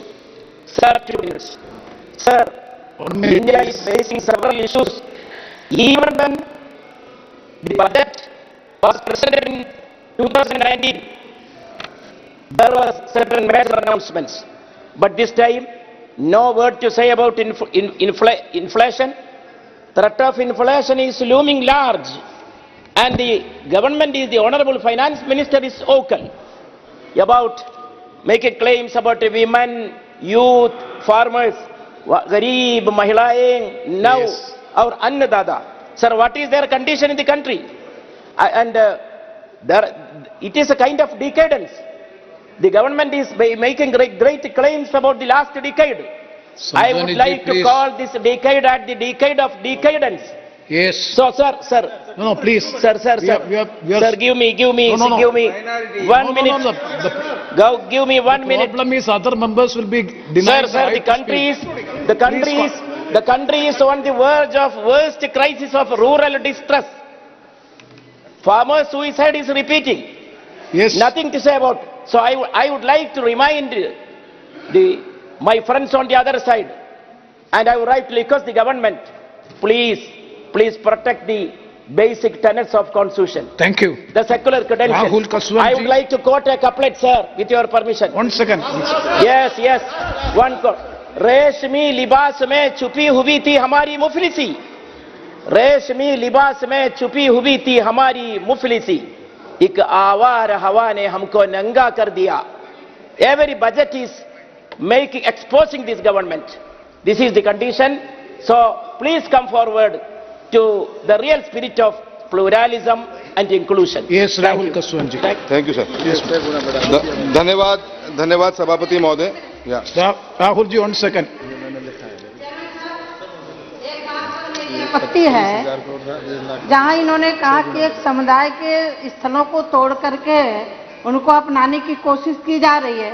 सभापति महोदय, ये जो भी हुआ है ये न्यायालय से हुआ है और सबूत के आधार पर हुआ है. मुझे लग रहा है कि यदि मोदी पर इस तरह का आरोप लगाना, राशन हम सबको दे रहे हैं, घर सबको दे रहे हैं, आयुष्मान कार्ड सबको दे रहे हैं, कहीं भी कोई इनकी सरकार के समय इनके प्रधानमंत्री ने खुद कहा था कि अल्पसंख्यकों का सबसे पहले अधिकार है. मोदी जी की सरकार सबके लिए काम कर रही है. लेकिन माननीय सभापति महोदय, यदि राम जन्मभूमि के लिए ये आलोचना कर रहे हैं तो वहाँ कोर्ट ने आदेश दिया है और कोर्ट के आधार पर वहाँ भव्य मंदिर बना हुआ है, रामलला वहाँ विराजित है. यदि ये कोर्ट को मानते हैं तो कोर्ट तो सबूत के आधार पर चलता है, सरकार के आधार पर नहीं चलता. Yes, madam. Yes. He has not made any allegation. He has only spoke about the apprehensions of the minority. That is his right. Yes, Rahul ji. धन्यवाद सभापति महोदय. इंटरिम बजट 2024-25 के ऊपर आज मुझे बोलने का अवसर मिला है. मैं समय का अभाव में मैं अपनी बात को इतने ज्यादा कुछ न कहते इतनी कहना चाहूंगा. विकसित भारत का संकल्प लेके देश के प्रधानमंत्री महोदय चले हैं और हमारी वित्त मंत्री महोदय द्वारा एक विजनरी बजट रखा गया है, जो मैं समझता हूं सोसाइटी के 4 सेक्शंस के ऊपर, जिसको पीएम साहब ने भी बार बार दोहराया है. एक विकसित भारत जिन 4 पिलर्स पे खड़ा होगा, वो गरीब, महिलाएं, युवा और अन्नदाता हमारे किसानों के ऊपर निर्भर को फोकस करते हुए हम आगे आने वाले समय के अंदर हिंदुस्तान को 2047 में एक विकसित भारत बनाने के संकल्प को लेकर चले हैं, उसको पूरा कर पाएंगे. मैं गरीब कल्याण के बारे में बात करते शुरुआत करनी चाहूंगा कि सबका साथ, सबका विकास और सबके साथ में जो विचार के साथ चली है भारतीय जनता पार्टी की सरकार और मोदी जी के नेतृत्व के अंदर 25 करोड़ लोगों को, गरीब लोगों को हमने गरीबी से निकालने का काम किया. कांग्रेस की सरकार सालों साल तक गरीबी हटाओ, गरीबी हटाओ, गरीबी हटाओ के नारे पर चलती रही, पर आज तक गरीबी हटी नहीं. उनके हटने का समय आ गया है.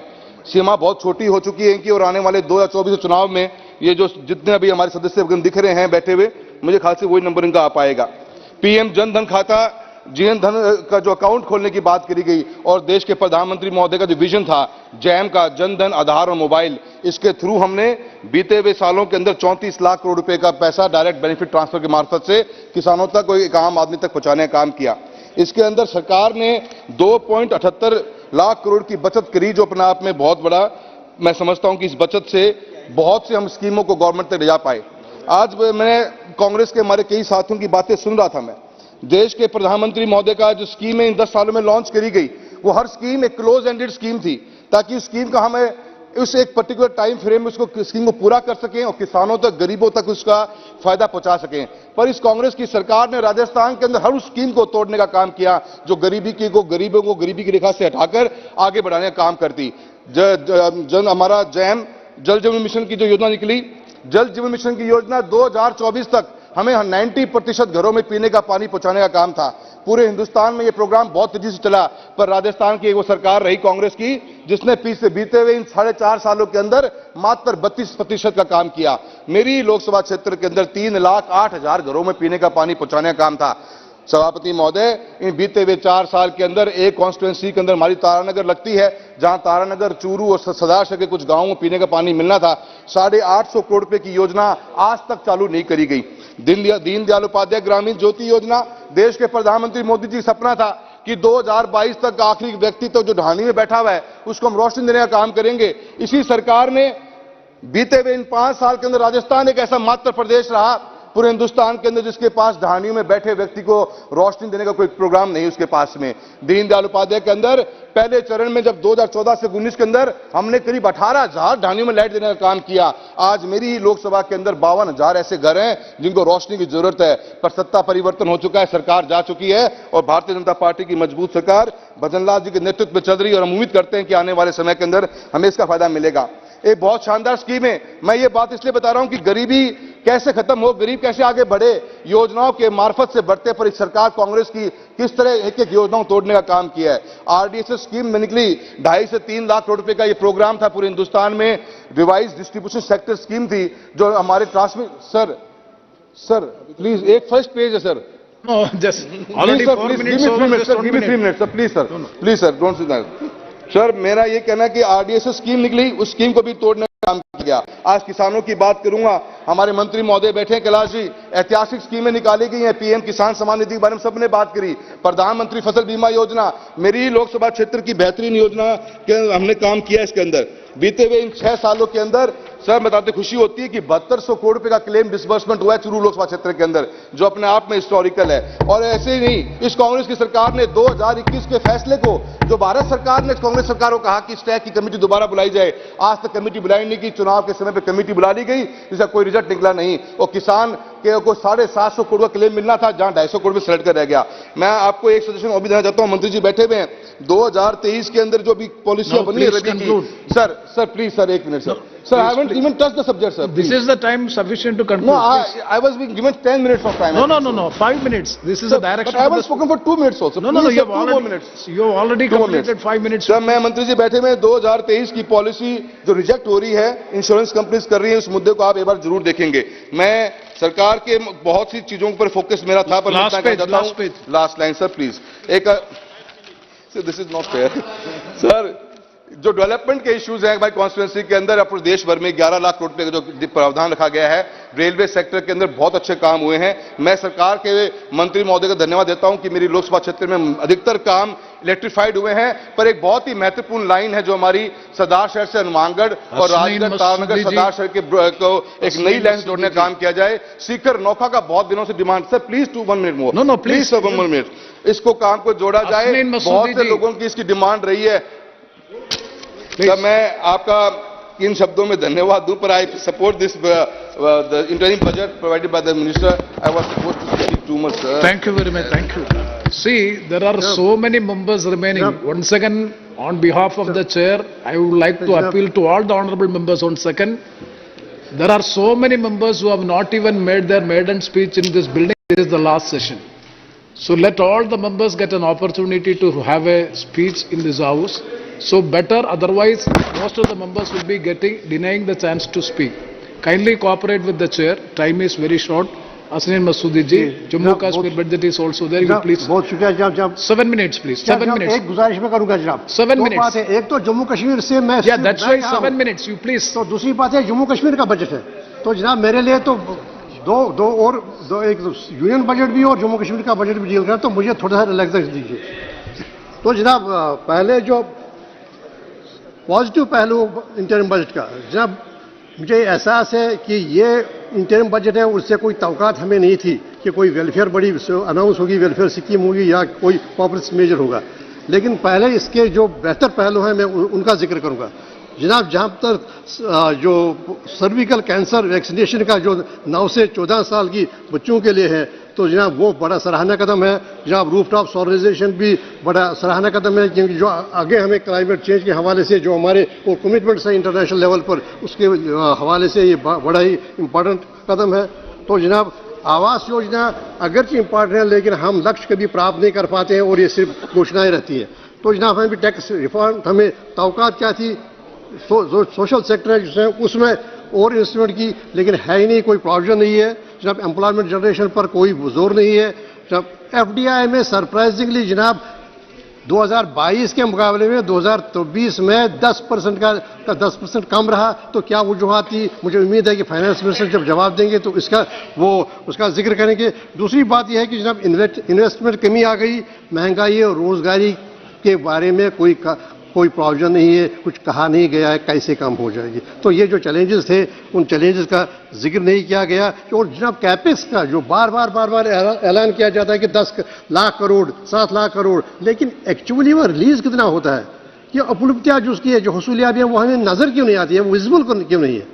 जब इन सारे जो मामला है, इन मामला पर हम तवक्को करेंगे जब फाइनेंस में से जवाब देंगी तो। लेकिन अब जम्मू कश्मीर की बात, जब जम्मू कश्मीर में जो जम्मू कश्मीर के लिए बजट आया है तो 1,18,728 करोड़ रुपए का। लेकिन जब जो थ्रस्ट एरियाज हैं वो आइडेंटिफाई किए गए, वो थ्रस्ट एरियाज ये है कि strengthening grass root democracy, promoting holistic and sustainable agriculture, promoting J&K as investment destination, employment generation, developing new tourism destinations, accelerated development and inclusive growth, women empowerment and social inclusion। अब जनाब बारी बारी हम देखें है क्या कोई पर हमें नजर आता है इस बजट प्रपोजल्स में, इसका कोई जो ये थ्रस्ट एरियाज हैं, जो फोकस एरियाज हैं, इनकी कोई बात की गई है। जनाब स्ट्रेंथनिंग ग्रास रूट डेमोक्रेसी, नहीं स्टेट असेंबली, नहीं अर्बन लोकल बॉडी इलेक्टेड, नहीं पंचायत इलेक्टेड।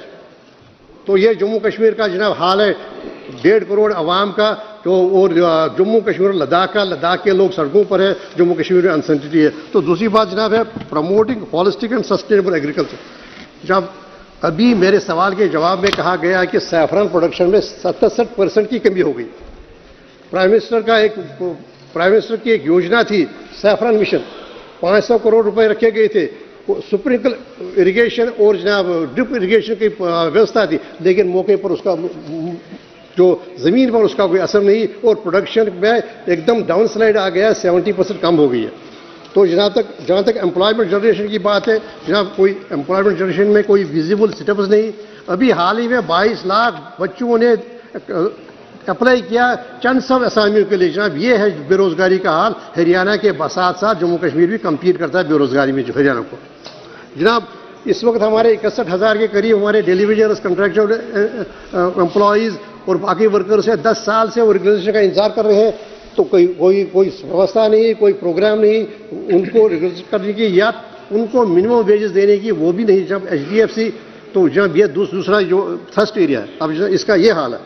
जनाब डेवलपिंग न्यू टूरिज्म डेस्टिनेशंस, कहीं पर कोई विजिबल नहीं है, सिर्फ वही गुलमर्ग और पहलगाम है और कहीं पर कोई कदम नहीं उठाया गया जिससे हमें यह लगता है कि यह लक्ष्य है और ये आइडेंटिफाई है, ये इस पर हमारा फोकस अटेंशन होगा।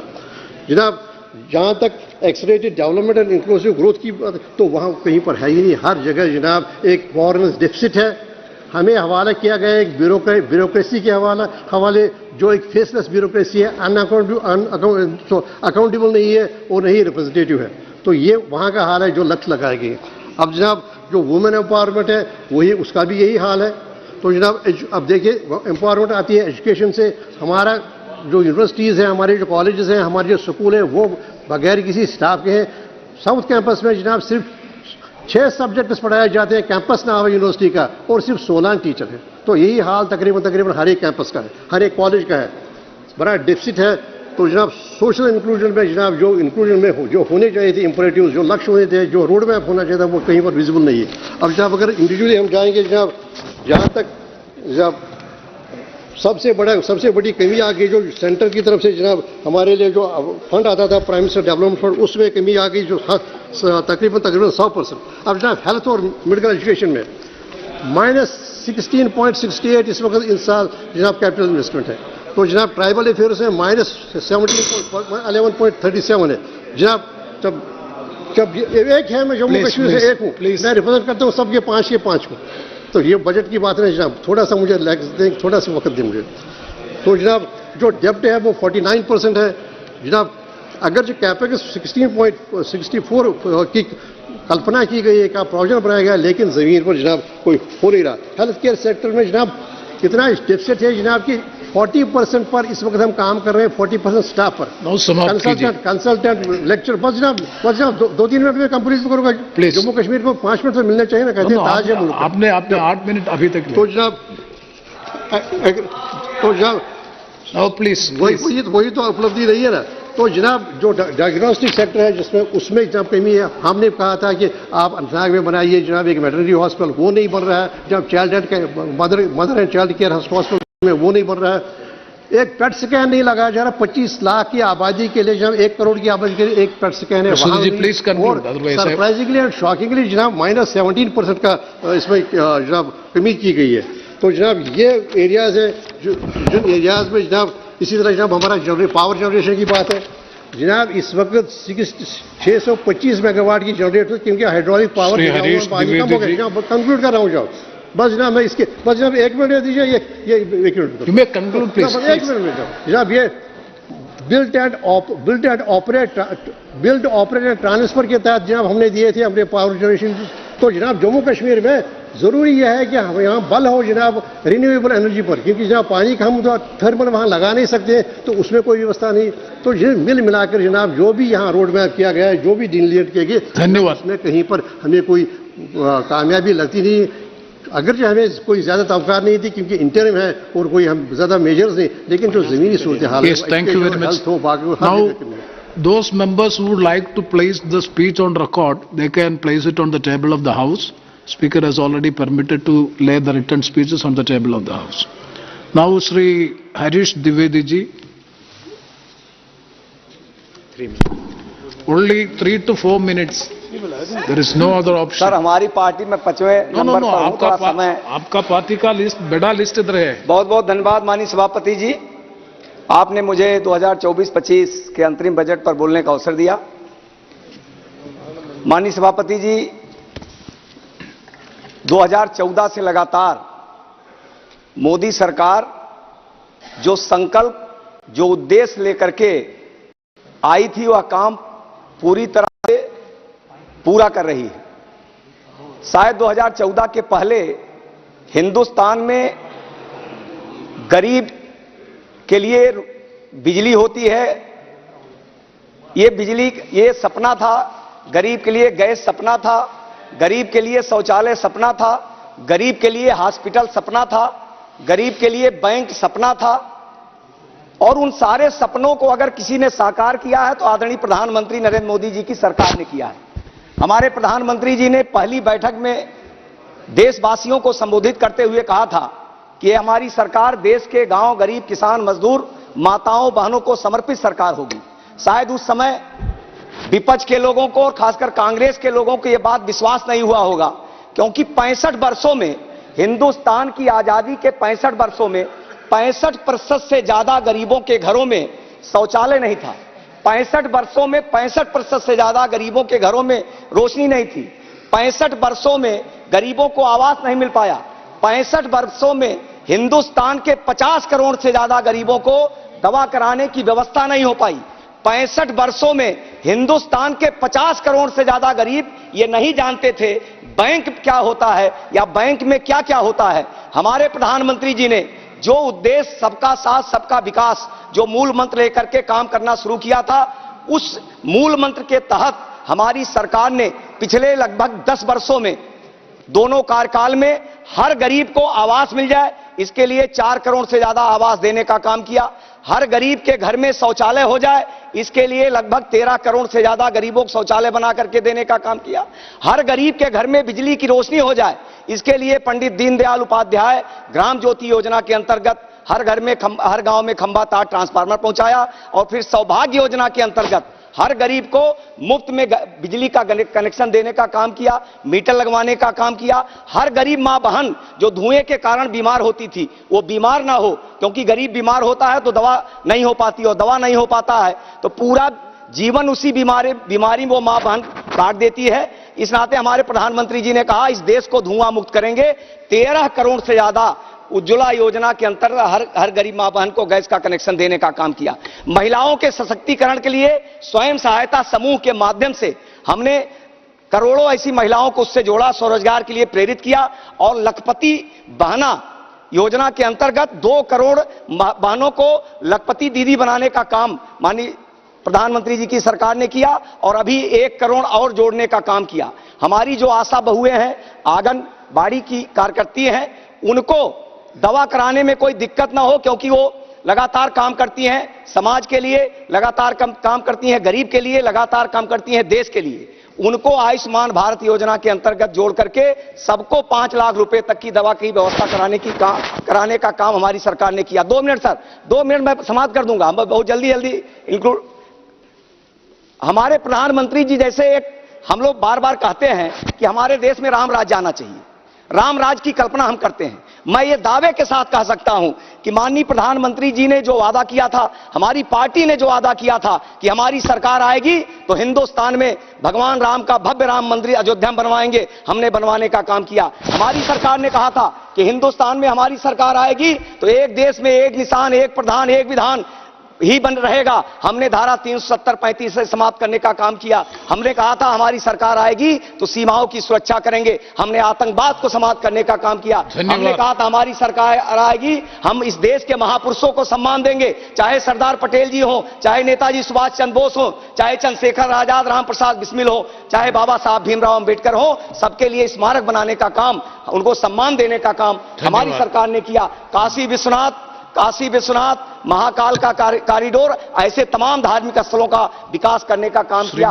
और अब तो बस 1 मिनट सर, अब तो हमारी सरकार, माननीय प्रधानमंत्री जी और हमारी सरकार मथुरा के विकास के लिए भी आगे बढ़ रही है। मैं अपने आप को गौरवान्वित महसूस करता हूं, मुझे गर्व होता है, क्योंकि मैं जिस जिले का रहने वाला हूं, बस्ती जिला एक ऐसा जिला है जहां पर भगवान राम के जन्म के लिए राजा दशरथ ने पुत्रेष्ट यज्ञ मखौड़ा धाम में की थी। 1 मिनट, मखौड़ा धाम में की थी, और आज वहां पर भव्य राम मंदिर बनकर। Congress on interim budget 2024-25 since 2014 we are listening of one mantra of this Modi government, sabka saath sabka vikas. I want to ask from the honorable finance minister, whose vikas are you talking about? Is it the 1%, the richest of the country who control the 40% of the country's wealth, or the 2,623 willful defaulter who have not paid their outstanding amount of rupees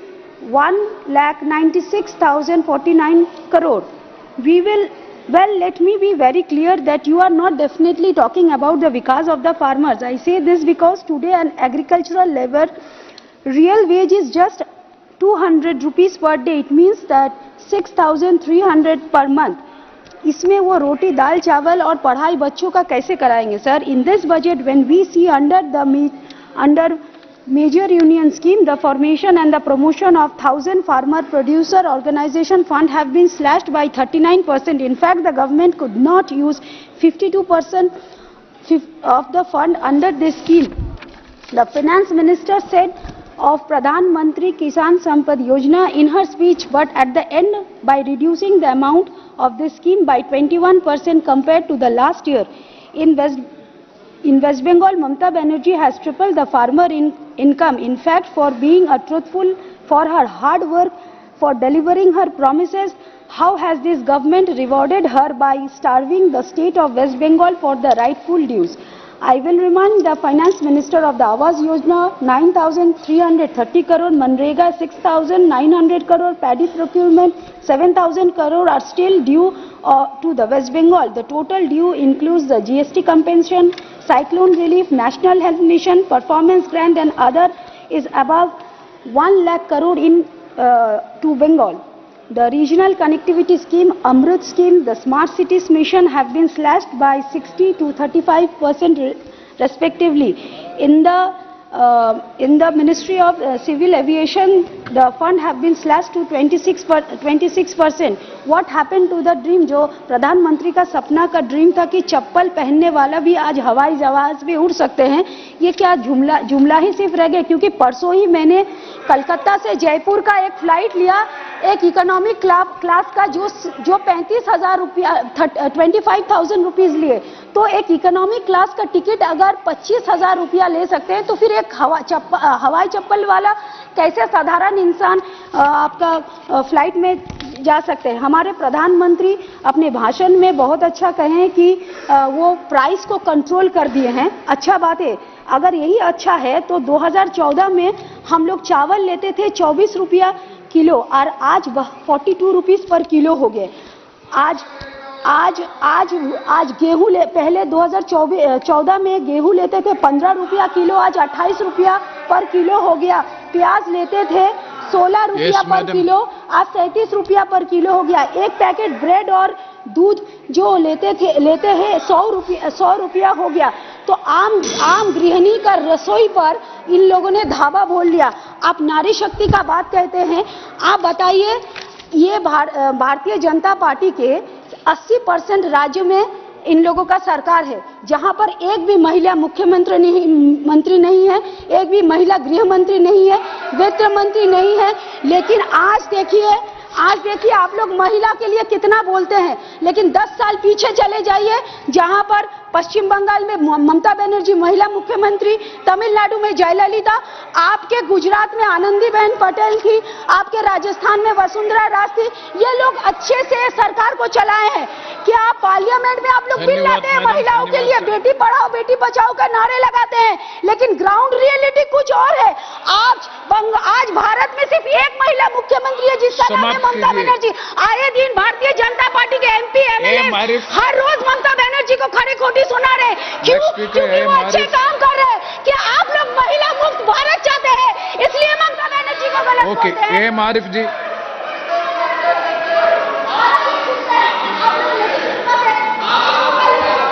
महिला मुक्त भारत ये कभी नहीं साकार होगा। आरिफ।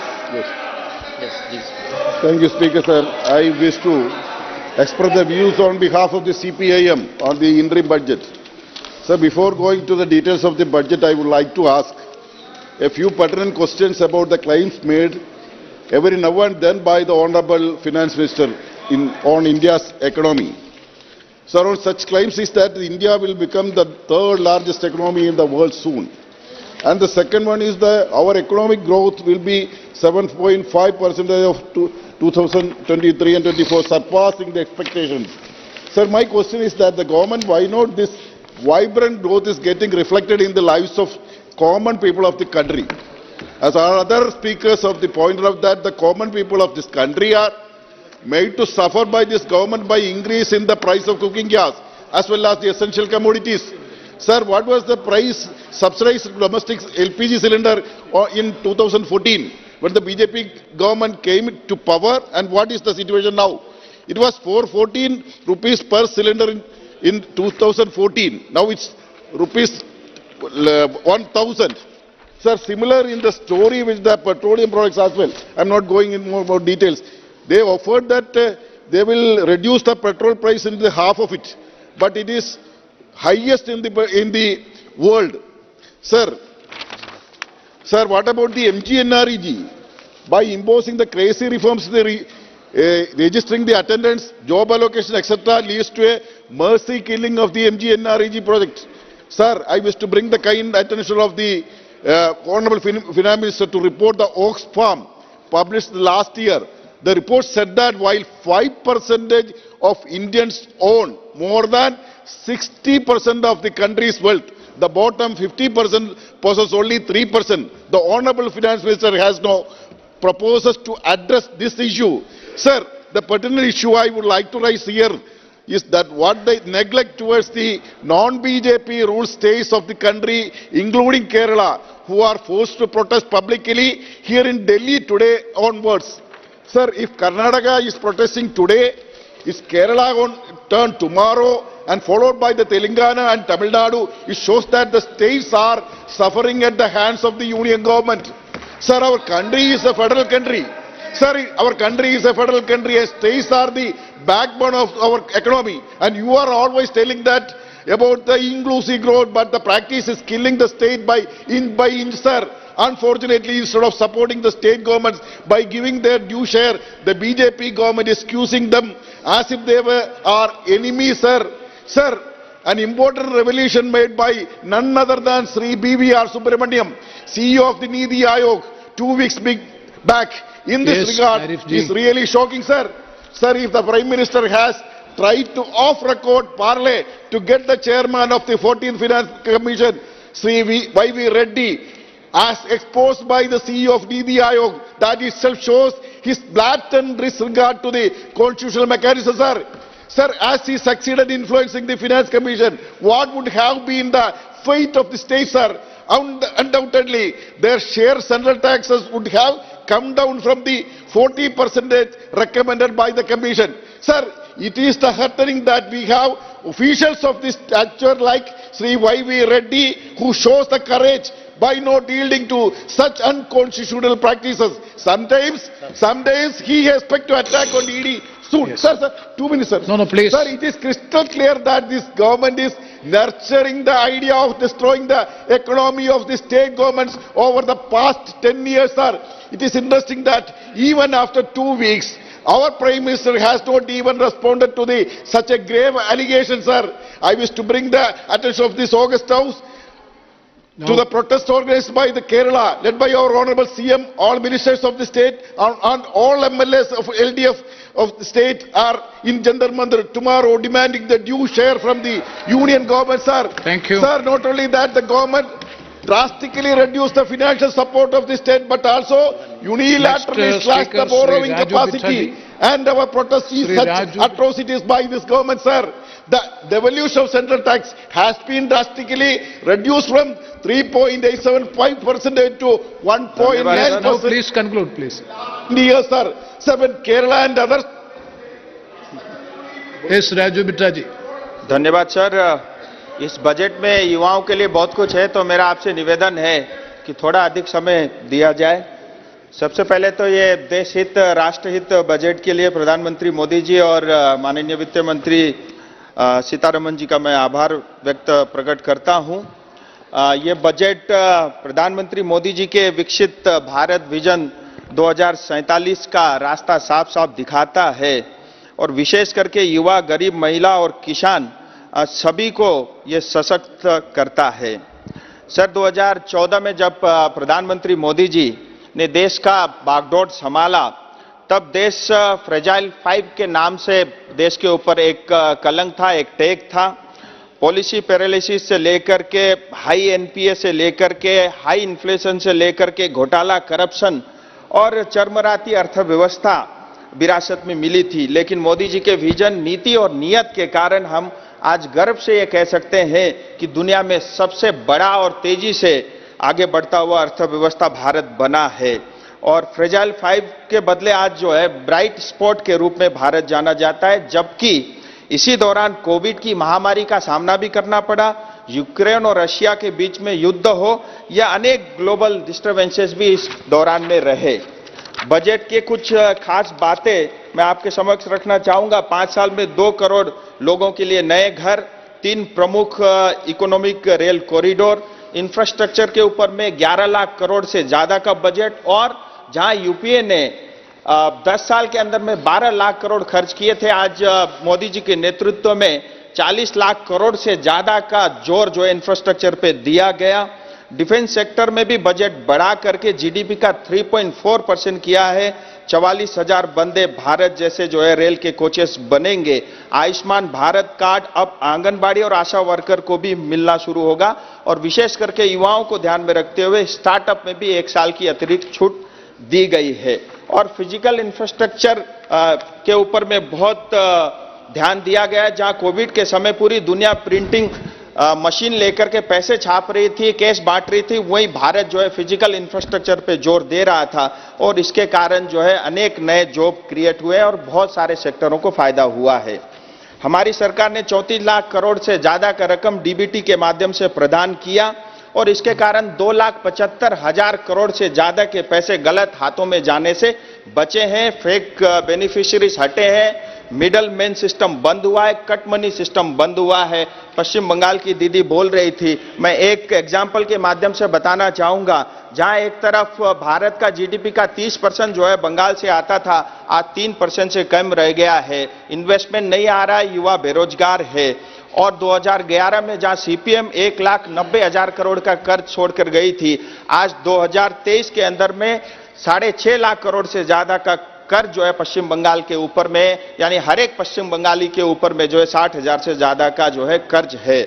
और इनका role model देखिए करप्शन और भ्रष्टाचार का कैसा होता है। मनरेगा के बारे में बोला जाता है पैसा रोका है, लेकिन मैं आपको आंकड़े के साथ कहना चाहूंगा 10.5 करोड़ की आबादी पश्चिम बंगाल की है।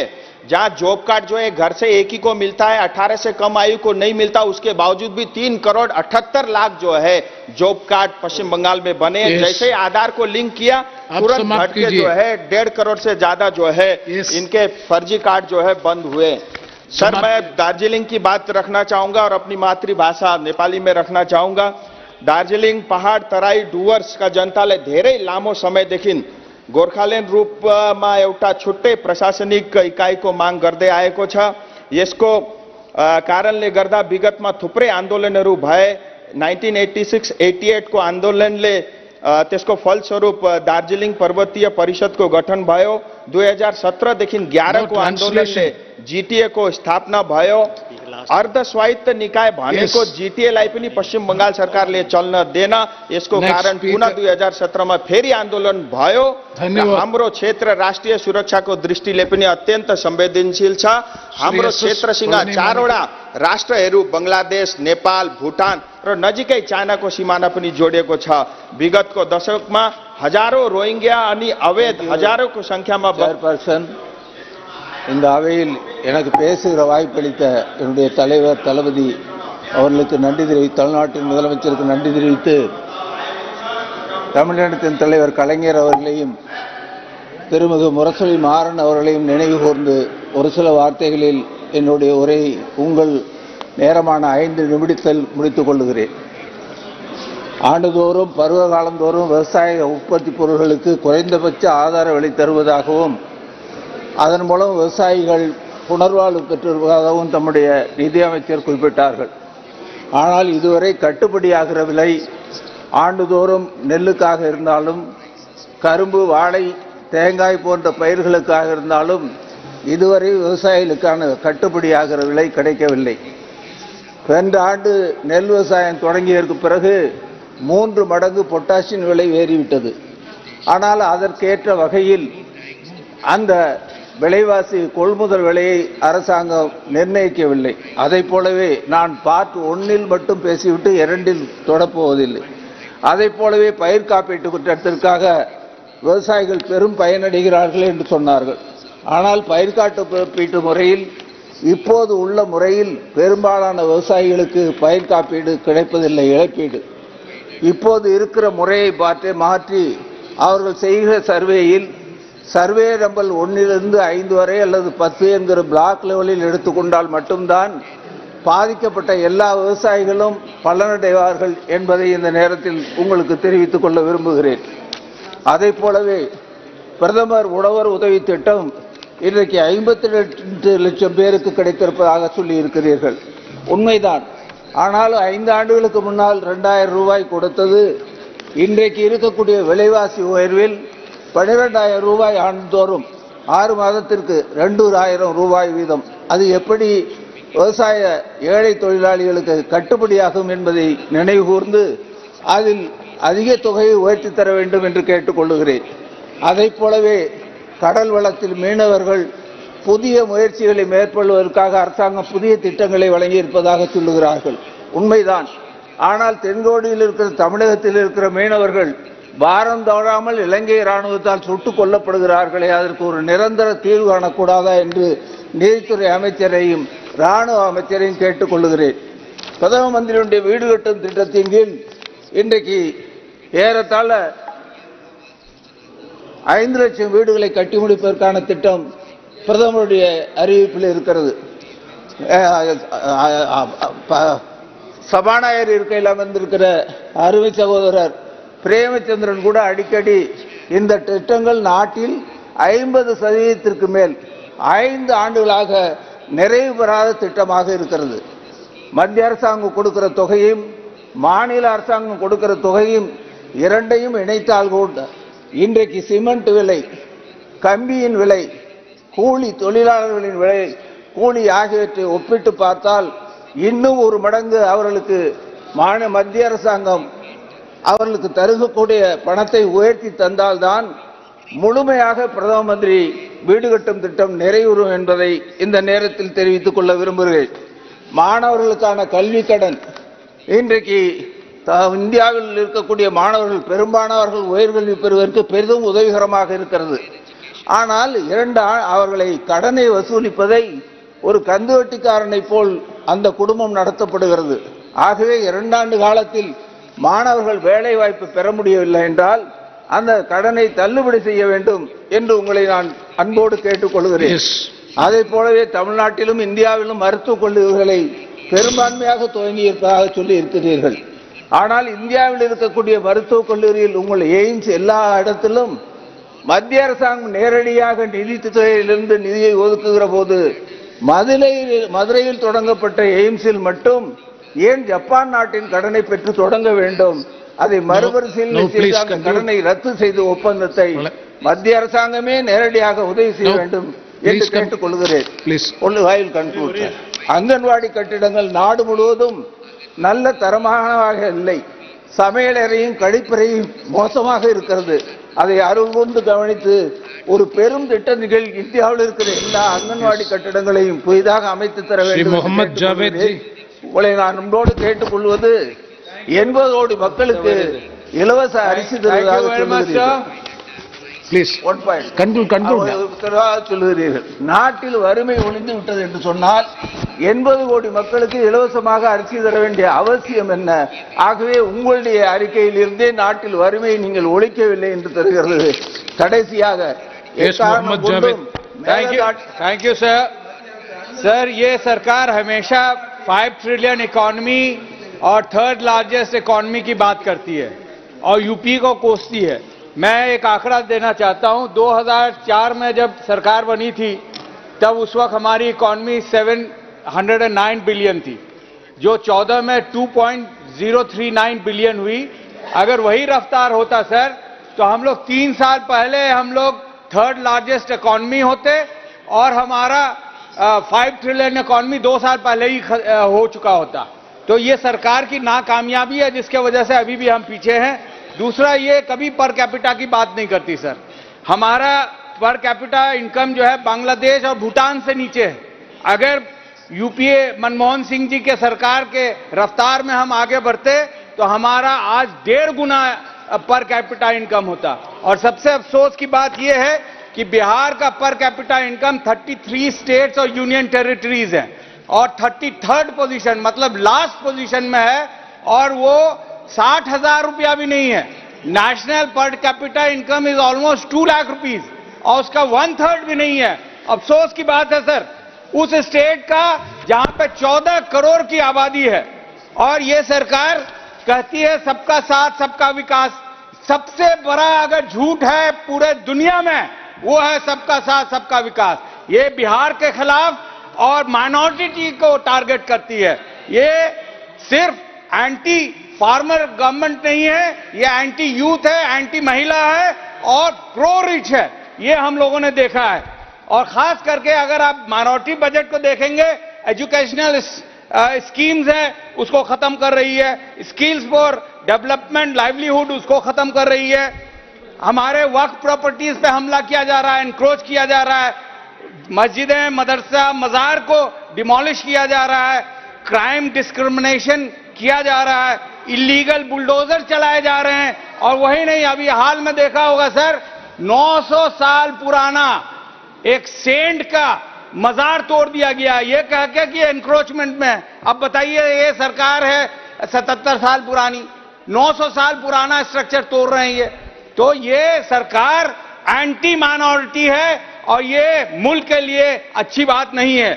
सर, बिहार में मैंने कहा था, अगर बिहार को और माइनॉरिटी को अगर देखा जाए तो लगभग 35 करोड़ की आबादी है, 1/4 of the population of India, and you can not grow with the neglect of these 1/4 population of the world. Sir, give me 1 minute, 1 minute. 2 minutes. 1 minute, please. Okay. So you have to take everybody along. Sir, मैं किशनगंज के बारे में अपने constituency के बाद 5 साल से लगातार एमयू के बारे में मुद्दा उठा रहा हूं। आज भी माननीय मंत्री जी को चिट्ठी लिखा, अभी तक ना तो हमको टीचिंग नॉन टीचिंग मिले, ना ही फंड्स मिले। महानंदा बेसिन जिसके वजह से हजारों लोगों को इफेक्ट होता है हर साल, उसमें मेरी मांग है कि जो कोसी और मेची को लिंक किया जा रहा है इसको रोकना चाहिए। दूसरी बात यह है कि ये बोल्डर पिचिंग या कंक्रीट वॉल बनाना चाहिए और हर साल ड्रेजिंग करना चाहिए ताकि फ्लड से हमारा नुकसान ना हो। गवर्नमेंट मेडिकल कॉलेज हर डिस्ट्रिक्ट में देने की बात थी, हमारे डिस्ट्रिक्ट में नहीं दिया गया, उसको देने की जरूरत है। सुरजापुरी जो सबसे पिछड़ी कम्युनिटी है उसको ओबीसी लिस्ट में आना चाहिए। सर, 1/2 मिनट सर, किशनगंज और सीमांचल में जलालगढ़ रेलवे को चालू करना चाहिए और किशनगंज एरिया सीमांचल में सबसे कम अपॉर्चुनिटीज हैं जॉब की, धन्यवाद सर, उसके लिए ध्यान देनी चाहिए। बहुत बहुत शुक्रिया। धन्यवाद सर, धन्यवाद धन्यवाद। हाँ, ये बजट इतने अच्छे बजट है, बजट को देखने के बाद और 10 साल का काम देखने के बाद हर सांसद को बोलना पड़ेगा जो हमारा एरिया में कुछ हुआ है कि क्योंकि हमारा फाइनेंस मिनिस्टर जितने सारे अप्लाई हुआ था, मेरे एक गांव में, मेरे एक अंचल में बैंक के लिए बोला था 65 ईयर्स, ये सीपीएम वालों कांग्रेस वालों कोई नहीं कर पाया, लेकिन आज सैंक्शन हुआ है। मेरे वहां पे हर जगह में काम हुआ है, हर दिन काम होता है। आपका जैसे स्पीड डेवलपमेंट होता है, स्ट्रांग कंट्री के लिए मुद्दे को जैसे यूपीआई आज हर कंट्री में चल रहा है, 50 कंट्री में चलेगा। आज सबका साथ सबका विकास हो रहा है, मेक इन इंडिया हम लोग बोल रहे हैं, हर जगह में काम हो रहा है। लेकिन विरोधी पक्ष को एक ही काम है, घोटाला। और आज कोई भी 10 साल हो गया, एक भी घोटाला सामने नहीं आया। मैं यही बोलना चाहता हूं, अब मैं आपको धन्यवाद देना चाहता हूं, मेरा एरिया में कम से कम इतने सारे काम हुआ, 233 करोड़ आपका विष्णुपुर जयरामबाड़ी रेलपथ का शुरू किया है। मेरा एरिया में 6 लेन हाईवे हो रहा है, मेरा एरिया में 7.5 का मंदिर हो रहा है, हर जगह में काम होता है। आज से विरोधी पक्ष का एक ही काम है, काम नहीं हो रहा है। हाँ जी, मैं पश्चिम बंगाल से आता हूं, हर दिन रास्ते में बैठते हैं क्योंकि पश्चिम बंगाल सरकार इतना घोटाला करता है, इतना घोटाला करते हैं, सिर्फ चोर चोर चोर पब्लिक ने बोलते हैं, तृणमूल कांग्रेस वाले को, तृणमूल सरकार को। आज कैग ने रिपोर्ट दिया है 2 लाख के आसपास आपका चोरी हुआ है, उसका यूसी नहीं जमा दिया है।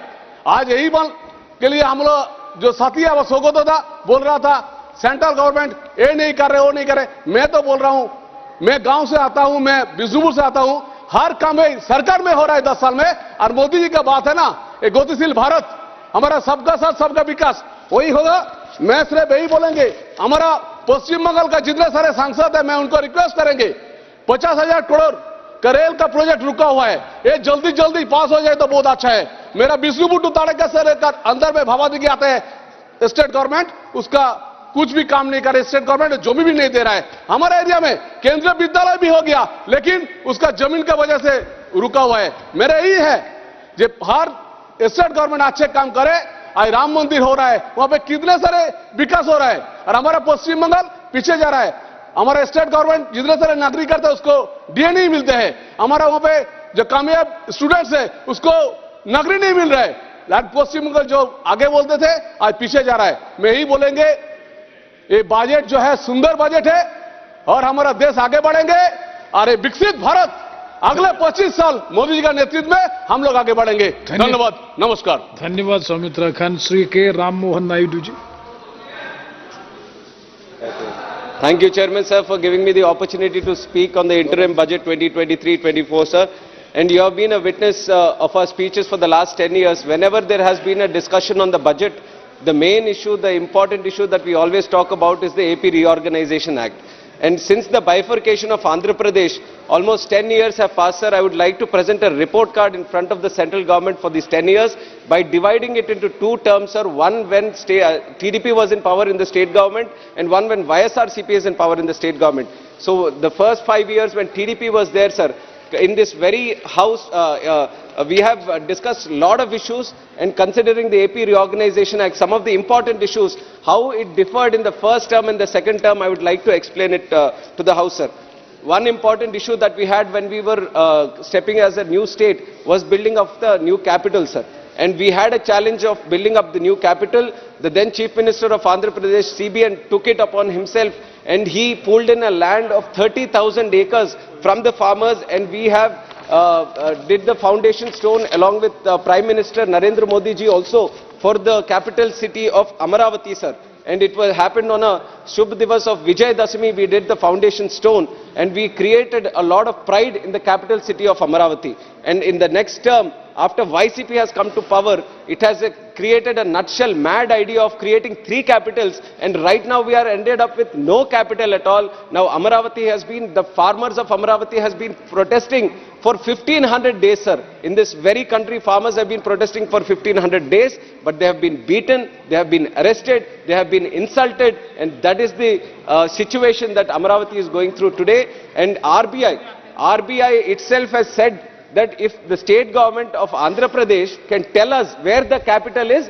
then we can establish the headquarters. That is the sad situation of Andhra Pradesh today, sir. Another important issue within the AP Reorganization Act is the creation of new railway zone. When TDP was in power, we used to fight day in and day out, and by the end of that term, sir, in 2019, February, the central government announced for the creation of a new railway zone. Now the new government comes up in the state. It is their responsibility now to follow up on that and to make it operational, the new railway zone. But today, after 4 years and 9 months, 52 acres have to be given to the railway department for the establishment of, sir. Sir, I've just mentioned you how 30,000 acres have been pulled up for creation of a new capital. Now the state government is not even able to give 52 acres for creation of a new capital zone, for creation of a railway zone. That is the status of Andhra Pradesh today. Educational institutions were also mentioned. Sir, 2 minutes, I'll wrap up. 1 minute. Educational institutions were also mentioned in the AP Reorganization Act. Under TDP's rule, IIM, IIT, ISRN, NIT, Central Tribal University,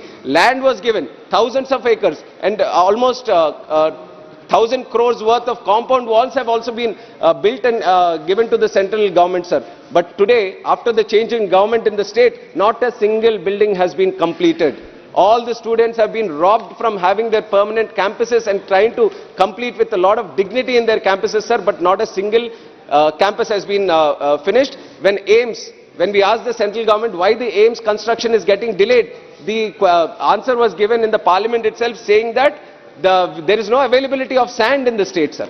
So that is the situation of Andhra Pradesh. Yes. And then other important projects. Sir, you just give me 2 minutes this time. This one time, sir. I am sure next time TDP is going to come up with a lot bigger number and I won't have any problem with time. But this one time, sir, in the last budget speech, in the next time. Give us 1 minute. 1 minute I am wrapping up. 1 minute. Yes. Polavaram. Conclude. 1 minute concluding, sir. Polavaram, national project, 72% completed under TDP's rule. Only 7% progress under YCP rule, sir. Jobs, almost 5 lakh jobs created under TDP rule. And now not a single notification from the government. They say job calendar, they say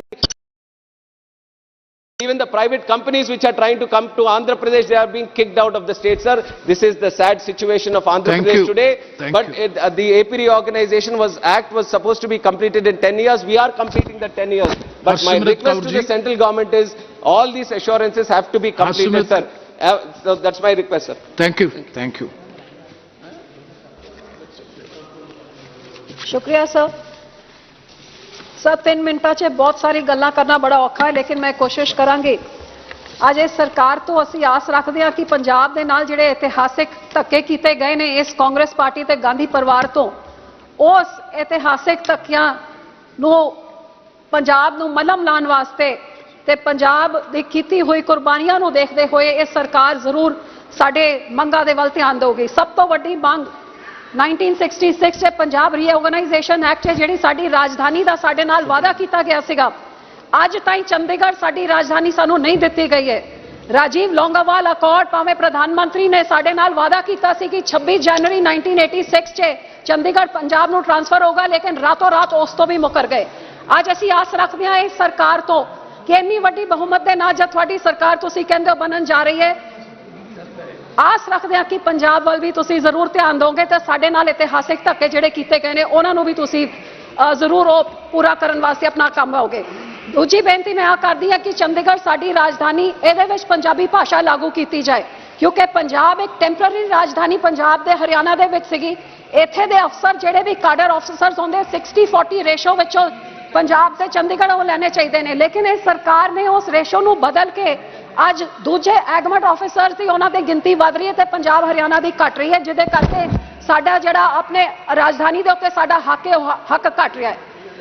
ਅਗਲੀ ਗੱਲ ਸਾਹਿਬ, ਹਿੰਦੁਸਤਾਨ 'ਚ ਸ਼ਾਇਦ ਦੁਨੀਆ 'ਚ ਜਿੱਥੇ ਪੰਜਾਬ ਇਕਲੌਤਾ ਸੂਬਾ ਹੈ ਜਿੱਥੇ ਸਾਡੀ ਰਾਜਧਾਨੀ ਨਹੀਂ ਹੈ, ਇਕਲੌਤਾ ਸੂਬਾ ਹੈ ਜਿੱਥੇ ਸਾਡਾ ਪਾਣੀ ਸਾਡਾ ਆਪਣਾ ਨਹੀਂ ਹੈ। ਇਸ ਕਾਂਗਰਸ ਦੇ ਮੰਤਰੀ ਨੇ ਧੱਕਾ ਕਰਕੇ ਸਾਡਾ ਪਾਣੀ ਅੱਧਾ ਰਾਜਸਥਾਨ ਨੂੰ ਦੇਤਾ ਇੰਦਰਾ ਗਾਂਧੀ ਦੇ ਕਹਿਣ 'ਚ, ਤੇ ਇਹ ਵੀ ਨਹੀਂ ਕਿ ਰਿਪੇਰੀਅਨ ਪ੍ਰਿੰਸੀਪਲ ਨੂੰ ਫੋਲੋ ਕੀਤਾ ਜਾਏ ਕਿ ਪਹਿਲਾ ਹੱਕ ਪਾਣੀ ਪੰਜਾਬ ਦਾ ਹੁੰਦਾ ਹੈ। ਅੱਜ ਤਾਈਂ ਸਾਡਾ ਪੰਜਾਬ ਦਾ ਪਾਣੀ ਰਾਜਸਥਾਨ ਨੂੰ ਜਾਣਾ, ਸਾਨੂੰ ਉਹਦੇ ਵਾਸਤੇ ਮੁੱਲ 'ਚ ਕੁਝ ਵੀ ਨਹੀਂ ਮਿਲਦਾ। ਸੋ ਇਹ ਜਿਹੜਾ ਹਿਸਟੋਰਿਕ ਸਾਡੇ ਨਾਲ ਇੰਜਸਟਿਸ, ਸਾਡਾ ਪਾਣੀ ਸਾਨੂੰ ਵਾਪਸ ਦਿੱਤਾ ਜਾਏ। ਅਸੀਂ ਫੈਸਲਾ ਕਰਾਂਗੇ ਕਿ ਕਿਹਨੂੰ ਵੇਚਣਾ ਹੈ ਤੇ ਕਿਹਨੂੰ ਨਹੀਂ ਵੇਚਣਾ ਹੈ। ਇਸੇ ਤਰ੍ਹਾਂ ਸਰ ਜਿਹੜਾ ਸਾਡਾ BBMG 'ਚ ਸਾਡਾ ਇੱਕ ਮੈਂਬਰ ਹੁੰਦਾ ਸੀ, ਉਹਦੇ ਕਾਨੂੰਨਾਂ ਨੂੰ ਇਸ ਤਰ੍ਹਾਂ ਕਰਤਾ ਕਿ ਹੁਣ ਪੰਜਾਬ ਦਾ ਉੱਥੇ ਮੈਂਬਰ ਨਹੀਂ ਲਿਆ ਤਾਂ ਬਾਹਰ ਦੇ ਬੰਦੇ ਉਹਦੇ ਵਿੱਚ ਮੈਂਬਰ ਬਣ ਰਹੇ ਨੇ। ਸਰ ਪੰਜਾਬ ਨੇ ਸਭ ਤੋਂ ਵੱਡੀ ਕੁਰਬਾਨੀਆਂ ਦਿੱਤੀਆਂ। ਜੇ ਦੇਸ਼ ਦੀ ਵੰਡ ਹੋਈ ਤਾਂ ਪੰਜਾਬ ਦੇ ਬਾਰਡਰ 'ਚ ਹੋਈ, ਜੇ ਦੇਸ਼ ਦੀ ਆਜ਼ਾਦੀ ਦੀ ਲੜਾਈ ਸਭ ਤੋਂ ਵੱਧ ਪੰਜਾਬੀਆਂ ਨੇ ਆਪਣਾ ਯੋਗਦਾਨ ਪਾਇਆ।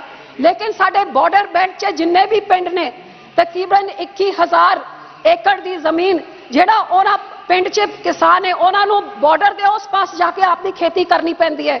ਰਾਤ ਨੂੰ ਕੋਈ ਜਾ ਨਹੀਂ ਸਕਦਾ, ਦਿਨ 'ਚ ਵੀ ਕਈ ਵਾਰੀ ਨਹੀਂ ਜਾ ਸਕਦੇ, ਜਿਹਦੇ ਕਰਕੇ ਉਹ ਜਿਹੜਾ ਹਸਤਾ ਵਸਤਾ ਇਲਾਕਾ ਸੀਗਾ ਉੱਥੇ ਇੰਨੀ ਮੰਦੀ ਆ ਗਈ ਹੈ ਕਿ ਨਾ ਕੋਈ ਇਨਫਰਾਸਟ੍ਰਕਚਰ, ਨਾ ਕੋਈ ਹਸਪਤਾਲ, ਨਾ ਕੋਈ ਸਕੂਲ, ਨਾ ਕੋਈ ਮੰਡੀ, ਨਾ ਕੋਈ ਸੜਕਾਂ। ਅੱਜ ਮੈਂ ਆਸ ਕਰਦੀ ਹਾਂ ਤੇ ਬੇਨਤੀ ਕਰਦੀ ਹਾਂ ਇਸ ਸਰਕਾਰ ਨੂੰ ਕਿ ਉਹਨਾਂ ਨੂੰ ਜਿਵੇਂ ਵਾਜਪਾਈ ਜੀ ਤੇ ਬਾਦਲ ਸਾਹਿਬ ਨੇ ਵਾਜਪਾਈ ਜੀ ਤੋਂ ਕੰਪਨਸੇਸ਼ਨ ਬਾਰਡਰ ਇਲਾਕਾ ਨੂੰ ਦਿੱਤਿਆ ਸੀ, ਉਹ ਕੰਪਨਸੇਸ਼ਨ ਜਿਹੜੀ ਬੰਦ ਕਰਤੀ ਕਾਂਗਰਸ ਨੇ, ਉਹ ਕੰਪਨਸੇਸ਼ਨ ਦੁਬਾਰਾ ਉਹਨਾਂ ਕਿਸਾਨਾਂ ਨੂੰ ਦਿੱਤੀ ਜਾਏ ਕਿਉਂਕਿ ਉਹਨਾਂ ਦੀ ਆਮਦਨ ਵਿੱਚ ਘਾਟਾ ਹੁੰਦਾ ਹੈ। ਇਸੇ ਤਰ੍ਹਾਂ ਸਭ ਮੈਂ ਬੇਨਤੀ ਕਰਦੀ ਹਾਂ ਕਿ ਸਾਡਾ ਪਾਕਿਸਤਾਨ ਦੇ ਨਾਲ ਅਟਾਰੀ, ਵਾਗਾ ਤੇ ਫਿਰੋਜ਼ਪੁਰ ਦਾ ਬਾਰਡਰ ਖੋਲਿਆ ਜਾਏ ਫॉर ਟ੍ਰੇਡ। ਜਿਵੇਂ ਤੁਸੀਂ ਕਰਦੇ ਹੋ ਟ੍ਰੇਡ ਦੂਜੇ ਮੁੰਬਈ ਤੋਂ ਕਰਾਚੀ ਤੇ ਤੁਹਾਡਾ ਟ੍ਰੇਡ ਹੁੰਦਾ ਹੈ, ਉਸੇ ਪਾਰ ਵਿਦ ਦੈਟ ਇਹ ਸਾਡਾ ਟ੍ਰੇਡ ਰੂਟ ਖੋਲਿਆ ਜਾਏ ਤਾਂ ਕਿ ਪੰਜਾਬ 'ਚ ਵਪਾਰ ਵਧੇ, ਬੇਰੋਜ਼ਗਾਰੀ ਘਟੇ। ਤੇ ਇਹ ਚੀਜ਼ ਮੈਂ ਇਹ ਸਰਕਾਰ ਤੋਂ ਆਸ ਕਰਦੀ ਹਾਂ ਕਿ ਤੁਸੀਂ ਇਹ ਸਾਡਾ ਬਾਰਡਰ ਜ਼ਰੂਰ ਖੋਲ ਕੇ ਦੋਗੇ ਤਾਂ ਕਿ ਪੰਜਾਬ ਵੀ ਇੱਕ ਵਾਰ ਫੇਰ ਖੁਸ਼ਹਾਲ ਹੋ ਸਕੇ। ਸਰ ਮੇਰੀ ਅਗਲੀ ਮੰਗ ਆ ਵੀ ਹੈਗੀ ਕਿ ਬਾਰਡਰ ਡਿਸਟ੍ਰਿਕਟ ਦੇ ਵਿੱਚ ਜਿੱਥੇ ਇਹਨੂੰ ਇੱਕ ਬੈਕਵਰਡ ਡਿਸਟ੍ਰਿਕਟ ਦੀ ਜੇ ਤੁਸੀਂ ਕਰਦੇ ਹੋ, ਇਸੇ ਤਰ੍ਹਾਂ ਬਾਰਡਰ ਡਿਸਟ੍ਰਿਕਟ ਨੂੰ ਵੀ ਤੁਸੀਂ ਬੈਕਵਰਡ ਡਿਸਟ੍ਰਿਕਟ ਦੀ ਤਰ੍ਹਾਂ ਇਹਨਾਂ ਨੂੰ ਸਪੈਸ਼ਲ ਗ੍ਰਾਂਟਸ ਤੇ ਪੈਕੇजेस ਦੇਣੇ ਚਾਹੀਦੇ ਨੇ ਤਾਂ ਕਿ ਪੰਜਾਬ ਵੀ ਅੱਗੇ ਵੱਧ ਸਕੇ। ਸਰ ਪੰਜਾਬ ਨੇ ਜਿੱਥੇ ਵੱਡੀ ਕੁਰਬਾਨੀਆਂ ਕੀਤੀਆਂ, ਫੌਜ ਵਿੱਚ ਵੱਡੀ ਨੁਮਾਇੰਦਗੀ ਕੀਤੀ, ਹੁਣ ਵੀ ਗਲਵਾਨ ਗੈਲੀ 'ਚ ਪੰਜਾਬ ਦੇ ਫੌਜੀਆਂ ਨੇ ਵੱਡੀ ਲੜਾਈ ਲੜੀ ਚੀਨੀਆਂ ਦੇ ਨਾਲ। ਉੱਥੇ ਸਰ ਅਕਸਰ ਆਹੀ ਦੇਖਣ ਨੂੰ ਮਿਲਦਾ ਕਿ ਪੰਜਾਬ 'ਚ ਜਿਵੇਂ ਕੋਟਾ ਬਦਲਿਆ ਹੈ, ਅੱਜ ਪੰਜਾਬ ਦੀ ਗਿਣਤੀ ਫੌਜ ਵਿੱਚ ਭਰਤੀ ਵਿੱਚ ਘਟ ਰਹੀ ਹੈਗੀ। ਇਸੇ ਤਰ੍ਹਾਂ ਸਾਡੀ ਜੁਡੀਸ਼ਰੀ ਵਿੱਚ ਵੀ ਪੰਜਾਬ ਤੇ ਹਰਿਆਣਾ ਹਾਈ ਕੋਰਟ 'ਚ ਸਾਡੇ ਆਪਣੇ ਕੋਰਟ ਤੇ ਉੱਥੇ ਪੰਜਾਬੀ ਨਹੀਂ। ਪਿਛਲੇ ਵੀ ਕੋਲੀਜੀਅਮ ਨੇ ਜਦ ਭੇਜਿਆ ਉਹਦੇ 5 ਵਿੱਚੋਂ 1 ਨਾ ਸਿੱਖ ਦਾ ਸੀ, ਸਿੱਖ ਨੂੰ ਛੱਡਤਾ, ਬਾਡੀ ਤੁਸੀਂ ਰੱਖ ਲਏ।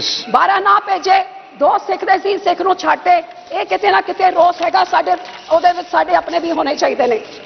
ਅਖੀਰ 'ਚ ਮੈਂ ਤੁਹਾਨੂੰ ਆਹੀ ਬੇਨਤੀ ਕਰਦੀ ਹਾਂ ਕਿ ਜਿੱਥੇ ਮੈਂ ਸਰਕਾਰ ਨੂੰ ਵਧਾਈ ਦੇਣੀ ਆ ਕਿ ਇਹਨਾਂ ਨਾਲ ਰਾਮ ਮੰਦਿਰ ਬਣਿਆ, ਹਰੇਕ ਅਸੀਂ ਸਰਬੱਤ ਦਾ ਭਲਾ ਮੰਗਦੇ, ਹਰੇਕ ਚਾਹੁੰਦਾ ਕਿ ਅਸੀਂ ਆਪਣੇ ਧਾਰਮਿਕ ਸਥਾਨ 'ਚ ਅਸੀਂ ਜਾ ਸਕੀਏ, ਪੂਜ ਸਕੀਏ। ਅੱਜ ਮੈਂ ਇਸ ਸਰਕਾਰ ਨੂੰ ਬੇਨਤੀ ਕਰਦੀ ਹਾਂ ਕਿ ਜਿਹੜਾ ਸਾਡਾ ਗਿਆਨ ਗੋਦਰੀ ਹਰਿਦੁਆਰ 'ਚ ਹੈਗਾ, ਡਾਂਗਮਾਰ ਸਾਹਿਬ ਸਿੱਕਮ 'ਚ ਹੈਗਾ, ਮੰਗੂ ਮੱਠ ਉੜੀਸਾ 'ਚ, ਜੋ ਸਾਡੇ ਧੰਨ ਗੁਰੂ ਨਾਨਕ ਪਾਤਸ਼ਾਹ ਦੀ ਚਰਨ ਤੋਂ ਗੁਰਦੁਆਰੇ ਸੀਗੇ ਜਿਨ੍ਹਾਂ ਨੂੰ ਖੋਲਿਆ, ਉਹ ਸਾਨੂੰ ਵਾਪਸ ਕੀਤਾ ਜਾਏ। ਜਿਹੜਾ ਜਿਹੜਾ ਹਰਿਆਣਾ ਨੇ ਸਾਡੀ ਐਸਜੀਪੀਸੀ ਤੋੜ ਕੇ ਅੱਡ ਬਣਾ ਦੀ ਅਗੇਂਸਟ ਸੈਂਟਰਲ ਐਕਟ, ਉਹ ਸਾਨੂੰ ਵਾਪਸ ਐਸਜੀਪੀਸੀ ਨੂੰ ਦਿੱਤੀ ਜਾਏ। ਤੇ ਅੱਜ ਵੀ ਨੰਦੇੜ ਸਾਹਿਬ ਜਿਹੜੇ ਸਾਡੇ ਹਜ਼ੂਰ ਸਾਹਿਬ ਦੇ ਮੈਂਬਰ ਨੂੰ ਹਟਾ ਕੇ ਮਹਾਰਾਸ਼ਟਰ ਦੀ ਸਰਕਾਰ ਆਪਣੇ ਬੰਦੇ ਬਿਠਾ ਰਹੀ ਹੈ, ਉਹ ਵੀ ਸਾਡੇ ਧਾਰਮਿਕ ਚੀਜ਼ਾਂ ਤੇ ਦਖਲਅੰਦਾਜ਼ੀ ਨਾ ਕੀਤੀ ਜਾਏ। ਅਖੀਰ ਚ ਸਰ ਮੈਂ ਆਹੀ ਬੇਨਤੀ ਕਰਦੀ ਹਾਂ ਸਰ, ਜਸਟ 1 ਸੈਕਿੰਡ ਸਰ, ਸਾਡੇ ਨੈਸ਼ਨਲ ਹੈਲਥ ਮਿਸ਼ਨ ਦੇ ਜਿਹੜੇ ਫੰਡਸ ਹੈ आज आयुष्मान भारत पंजाब च लागू नहीं हो रहा है। मैं बेनती करती हूं कि पंजाब सरकार तो कांग्रेस तो ते इन्हां दे यार जिन्हां दे भाईवाल आप तो पंजाब दे लोग की उम्मीद कुछ नहीं रखते। साडे आंगनवाड़ी वर्कर्स जेड़े उन्हां दी सिर्फ 2200 ते 2400 उन्हां दी आमदन हैगी, इन्हां दी आमदन नूं वधाया जाए क्योंकि 2200 ते 2400 च महीने च कुछ नहीं सरदा ते पंजाब सरकार वो भी 6-6 महीनों वास्ते नहीं देती। ये जरूर मैं 1 second. Well, आप conclude conclusion sir 1 second sir अखीर च मैं आही बेनती करदी हां कि ये जेड़े अपना जेड़ा एक तुसी सारे फंड्स एक पीजीआई सैटेलाइट सेंटर खडूर साहब च चाहिदा है ते एम्स विच 300 बेड ट्रॉमा सेंटर चाहिदा है सर, किसानां वास्ते खास। धन्यवाद मैडम, धन्यवाद सुब्रह स्वामीनाथ स्पीक यस धन्यवाद। கால பட்ஜெட்டின் மீது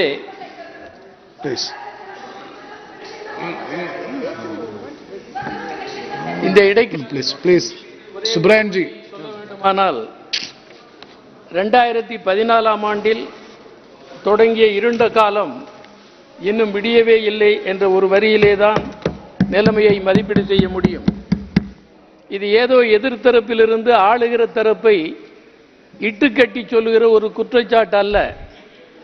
நாட்டு நிலைமையை நிதானமாக பரிசீலிக்கிற போது இந்த முடிவுக்குத்தான் நேர்மையான எவரொருவரும் வந்து சேர வேண்டிய அவசியம் இருக்கிறது. நான் நிறைய சொல்ல வேண்டும், ஆனால் அதற்குரிய காலம் இல்லை. எனவே நான் ஆளுகிற தரப்பை குறிப்பிட்டு சொல்ல விரும்புவது, இவர்களின் நேர்மையை நிரூபிப்பதற்கு ஒரு வாய்ப்பாக 2014 தேர்தலில் மக்களிடம் வாக்கு கேட்கிற போது இந்த ஆட்சியாளர்கள் என்னென்ன வாக்குறுதிகளை சொன்னார்கள், அதில் எவற்றையெல்லாம் நிறைவேற்றியிருக்கிறார்கள், எவை நிறைவேற்றப்படவில்லை என்ற பட்டியலை ஒரு ஒயிட் பேப்பர் மூலம் பிளேஸ் பண்ண வேண்டும் என்று நான் கேட்டுக்கொள்கிறேன். பின்னர் தான் நீங்கள் காங்கிரஸ் ஆட்சி காலத்தை பற்றி பேசுவதற்குரிய தார்மீக தகுதி உங்களுக்கு வரும் என்பதை தெரிவித்துக் கொள்கிறேன். வளர்ச்சி என்று சொல்லுவதற்கு வெட்கப்படவில்லை இந்த ஆட்சியாளர்கள். வளர்ச்சி கட்டத்திலே இருப்பதாகவும் லோக குரு என்றெல்லாம் சொல்லிக் கொள்கிறார்கள்.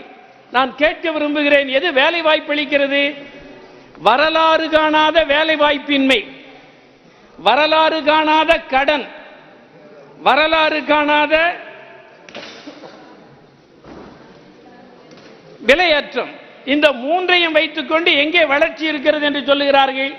எனவே வளர்ச்சி இருக்கிறது என்று சொல்லுவது பல்வேறு உண்மைக்கு புறம்பான சித்திரங்களை தீட்டுவதைப் போல நாடு வளர்ச்சி பெற்றிருப்பதாக ஒரு பொய்யான சித்திரத்தை தீட்டுகிறார்கள்.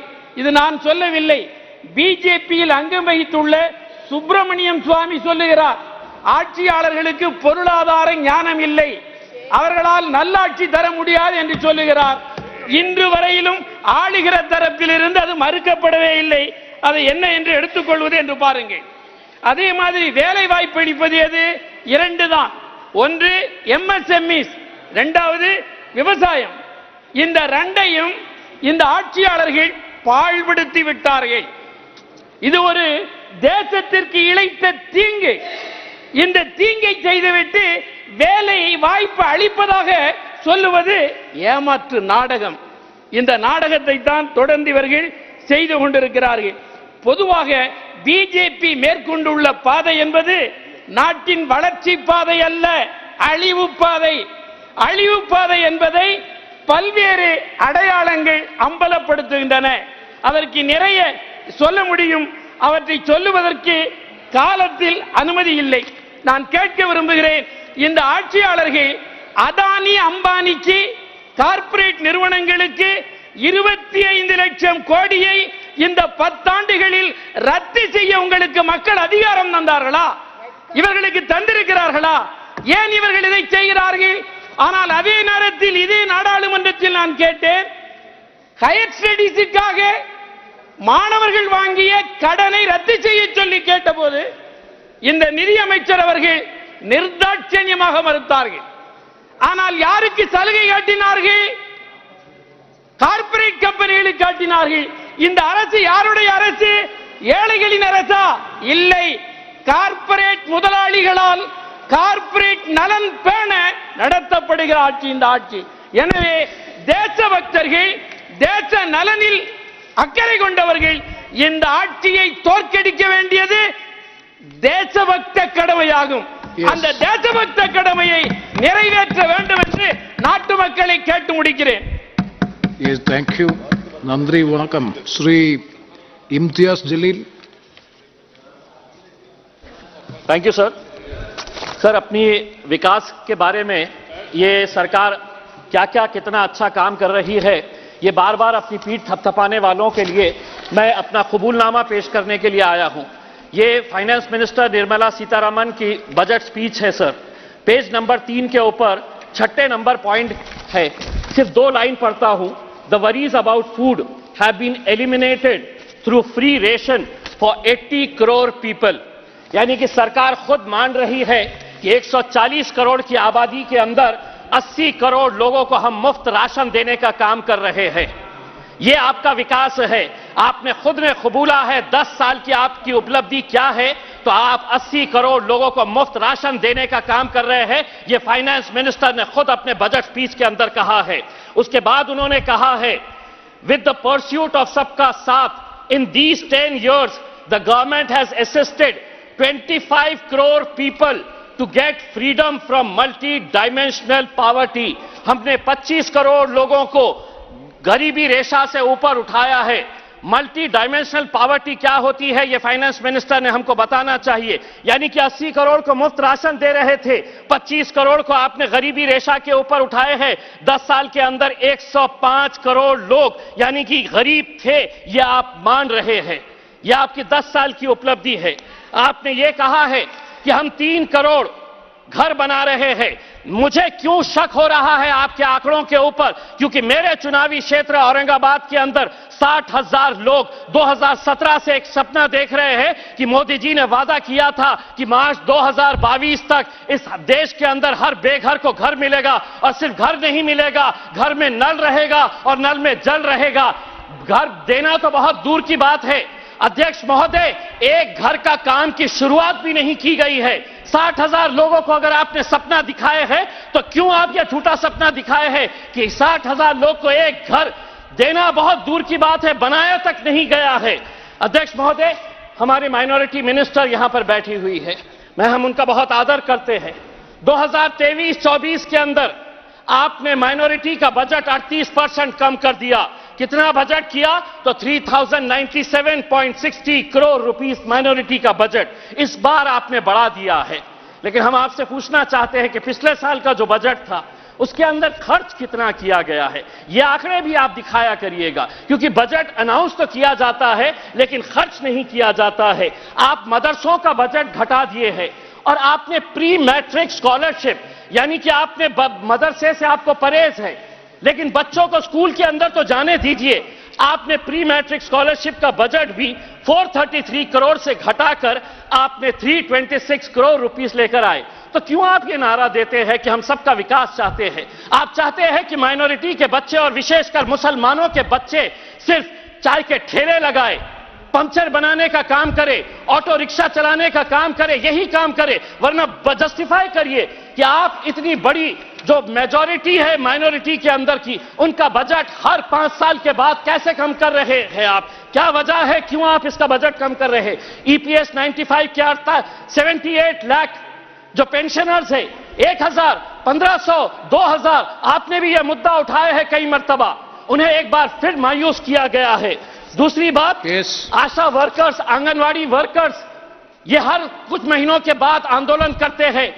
आप ये छोटी छोटी बच्चियों को, मां को जो प्रेग्नेंट है, उनका इलाज, उनका देखरेख करने का जो काम करती है, आपने उनको कहा कि हम आपको भी हेल्थ कवर के अंदर लेकर आएंगे, लेकिन आपकी पगार नहीं बढ़ने देंगे. 7,000 रुपये मिलते हैं, आशा वर्कर्स को, आंगनवाड़ी वर्कर को पूरी मेहनत करने के बाद भी 15,000 रुपये मिलते हैं। आज क्या वजह है कि आज उत्तर प्रदेश का नौजवान जो है वो इजराइल में जाकर मजदूरी का काम करने के लिए तैयार है, क्योंकि वहां पर 1,37,000 रुपये सिर्फ मजदूरी करने के लिए उसे मिल रही है, और यहां पर हम 15,000, 7,000, 2,000 रुपये ईपीएस पेंशन के नाम के ऊपर, आशा वर्कर्स के नाम के ऊपर हम दे रहे हैं। 1 मिनट अध्यक्ष महोदय, 1 मिनट। बहुत चुभने वाली बात है, चुभने वाली इसलिए है कि बैंक और राइट ऑफ जो किया जा रहा है बड़े बड़े उद्योगपतियों का, यह आंकड़ा फाइनेंस मिनिस्टर को यकीनन पसंद नहीं आएगा। कितना राइट ऑफ किया गया है 2014 से 2023 तक, तो 14.56 लाख करोड़ रुपए की मैं बात कर रहा हूं। और रिकवरी कितनी हुई, तो रिकवरी महज 14.07% हुई है, यानी कि 86% रिकवरी कब होगी। और ऐसे मौके के ऊपर सिर्फ 30 सेकंड दीजिए, जब आप बड़े बड़े उद्योगपतियों का पैसा माफ कर रहे हैं, मेरे चुनावी क्षेत्र औरंगाबाद के अंदर 3,330 ऐसे सरकारी स्कूल है जिनके ऊपर पक्की छत नहीं है, टीन के शेड के नीचे ये बच्चे पढ़ते हैं। हम एसी बंद करने की बात कर रहे हैं और वो तपती धूप के अंदर टीन के शेड के नीचे पढ़ रहे हैं। स्वतंत्र भारताच्या इतिहासात थँक्यू। विकासाच्या क्षेत्रामध्ये ज्यांच्या कुशल नेतृत्वाखाली गेले 10 वर्ष देशाला विकसित करण्याचं ऐतिहासिक कार्य झालं, अशा नरेंद्र मोदी साहेबांच्या नेतृत्वाखाली घडलेल्या या विशाल सभागृहात कालच निवडणूक आयोगाने शिक्कामोर्तब केलेल्या राष्ट्रवादी अजितदादांच्या नेतृत्वाखालच्या राष्ट्रवादी काँग्रेस पक्षाचा सदस्य म्हणून, एनडीएचा घटक पक्ष म्हणून, छत्रपती शिवाजी महाराजांच्या हिंदवी स्वराज्याची ऐतिहासिक राजधानी असलेला रायगड रत्नागिरी लोकसभा मतदारसंघाचा खासदार म्हणून आपण मला या ठिकाणी बोलण्याची संधी दिली, त्याच्याबद्दल आपले मनापासून या ठिकाणी आभार मानतो। निवडणूक पूर्व या ठिकाणी लेखाधोरण मांडलं जात असतानाच गेल्या 10 वर्षांमध्ये, गेल्या अनेक वर्ष या देशातल्या जनतेला गृहीत धरण्याचं काम त्यावेळच्या नेतृत्वाने केलं। पण नरेंद्र मोदी साहेबांच्या नेतृत्वाखाली गेल्या 10 वर्षांमध्ये ज्या पद्धतीने नेतृत्वदीपक पद्धतीची प्रगती झाली, त्यामुळे कमालीचा विश्वास देशातल्या जनतेच्या बद्दल मनामध्ये असल्यामुळे मोदी साहेबांनी आणि अर्थमंत्री निर्मला सीतारामन यांनी अतिशय योग्य पद्धतीने देशाच्या अर्थव्यवस्थेला चालना देण्याचा अर्थसंकल्प या ठिकाणी मांडला, त्याचं सुद्धा मी मनापासून या ठिकाणी स्वागत करतो। देशभरामध्ये पायाभूत सुविधा निर्माण केल्या जात असतानाच या देशांतील सर्वाधिक लांबीचा 22 किलोमीटर लांबीचा अटल सेतू पूल, करंजा ते रेवस, एकेकाळी सागरी महामार्गाची कल्पना बॅरिस्टर अंतुले साहेबांनी बघितली, तो साळाव असेल, मुरुड असेल, आगरदांडा तुर्माडी असेल, पलीकडचा वेळा दिव्यागरचा असेल, बाणकोट बागमांडला खाडीवरचा पूल असेल, अशा सगळ्या या ऐतिहासिक कामाला, सागरी महामार्गाच्या कामाला या सरकारच्या माध्यमातून गती त्या ठिकाणी मिळेल असा विश्वास त्या ठिकाणी व्यक्त करत असतानाच क्रीडा क्षेत्रामध्ये सुद्धा खेलो इंडिया सारख्या स्पर्धा त्या ठिकाणी आयोजित करत या देशाला खूप मोठ्या प्रमाणावरती क्रीडा क्षेत्रातला भाव देण्याचं काम या सरकारच्या माध्यमातून झालं, त्याचा मनापासून तो आनंद या ठिकाणी व्यक्त करत असतानाच जगाच्या विकसित राष्ट्रांच्या तुलनेबरोबरीच अर्थव्यवस्था बळकट करण्याचं काम नरेंद्र मोदींच्या नेतृत्वाखाली हे सरकार त्या ठिकाणी करत असतानाच आगामी येणाऱ्या निवडणुकीमध्ये सुद्धा महाराष्ट्रामध्ये जसं एनडीए 350 जागा त्या ठिकाणी निवडून आणणार आहे, तसंच जो निर्णय, धाडसी निर्णय अजितदादांच्या नेतृत्वाखाली आम्ही त्या ठिकाणी घेतला।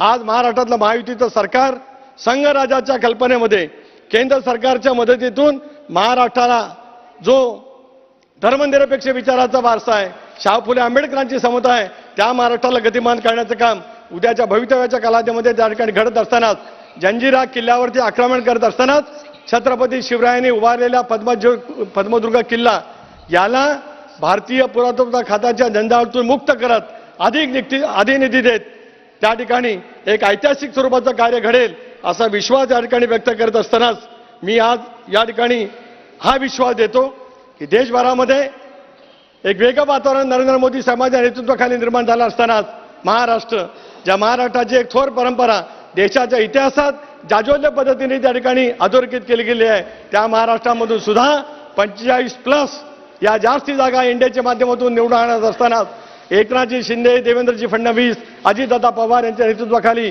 पुन्हा एकदा ज्या वेळेला 18व्या लोकसभेचं पहिलं अधिवेशन होईल, या देशाचा गौरवशाली अर्थसंकल्प मांडला जाईल, त्याला महाराष्ट्राला गतिमान करण्याचं काम आणि विशेष करून ज्या परिसरातून मी निवडून येतो त्या 720 किलोमीटर लांबीच्या मच्छीमारांची अत्याधुनिक पद्धतीची मच्छीमारांची बंदरं आणि इतर पायाभूत सुविधा निर्माण करण्याचं काम या सरकारच्या माध्यमातून घडेल असा विश्वास या ठिकाणी व्यक्त करतो. आपण मला संधी दिल्याबद्दल आपले आभार मानतो. जय हिंद, जय महाराष्ट्र, जय Shivrai. Thank you. Honorable Minister Smriti Irani ji would like to intervene. Thank you sir for the kindness shown to me. सर्वप्रथम मैं अपने संगठन का और संसदीय कार्य मंत्री जी का विशेष आभार व्यक्त करती हूं कि आज मुझे इंटरवीन करने का मौका मिला. सर, कृतज्ञता की भावना के साथ आज अमेठी की सांसद के नाते मैं माननीय प्रधानमंत्री जी का विशेष आभार वंदन करना चाहती हूं.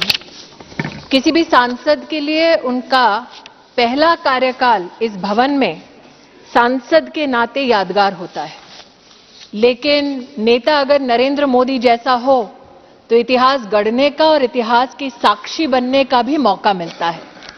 इसलिए आज मैं ऋणी हूं कि धारा 370 को हटते हुए हमने न सिर्फ देखा बल्कि उसको हटाने में अपनी ओर से सांसद के नाते हम सहयोग भी कर पाए. मैं ऋणी हूं कि इस भव्य भवन में जो पहला भारत सरकार की ओर से विधेयक आया उसने देश भर में महिलाओं को 33% का आरक्षण दिलवाया. लेकिन साथ ही आज मैं रामलल्ला के प्रति आभार व्यक्त करती हूं, ऋण व्यक्त करती हूं कि जब उन्होंने निर्णय लिया कि वो भव्य मंदिर में विद्यमान होंगे तो प्राण प्रतिष्ठा के लिए चुना तो इसी सदन के नेता को चुना. और राष्ट्र सेवक को हमने राम सेवक की विनम्र स्वरूप में अयोध्या धाम में देखा. ये हमारे लिए किसी सौभाग्य से कम नहीं. लेकिन ये भी सत्य है कि विनम्रता के भाव के साथ प्रधानमंत्री जी ने प्राण प्रतिष्ठा के समारोह के लिए आमंत्रण स्वीकार किया और कुछ ऐसे हैं जिन्होंने प्रभु को भी नकारा और आमंत्रण को भी नकारा. और उनके लिए मुझे लगता है कि यही उचित होगा कहना कि जाको प्रभु दारुण दुख दीन्हा ताकि मति पहले हर लीन्हा. मतलब प्रभु जिनको भव्य दुख देने वाले हैं सबसे पहले उनकी मति भ्रष्ट होती है. तो आज मैं ऐसे व्यक्ति के बारे में जो पूर्व के सांसद रहे उन पर विश्लेषण करने की बजाय मैं आभार वंदन करना चाहती हूं प्रधानमंत्री मोदी का.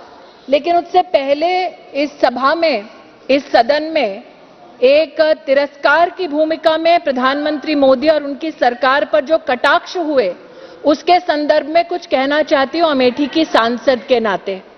48 साल 48 इयर्स अमेठी में इंडियन नेशनल कांग्रेस के प्रतिनिधि रहे और आज अगर यूपीए के कार्यकाल में उस क्षेत्र में क्या हाल था जनता जनार्दन का उसको उल्लेखित करूं तो सेंसस 2011 का यह आंकड़ा है कि सुल्तानपुर जिला जिसमें अमेठी समाहित थी उसमें लगभग 62% परिवारों के पास बिजली नहीं थी.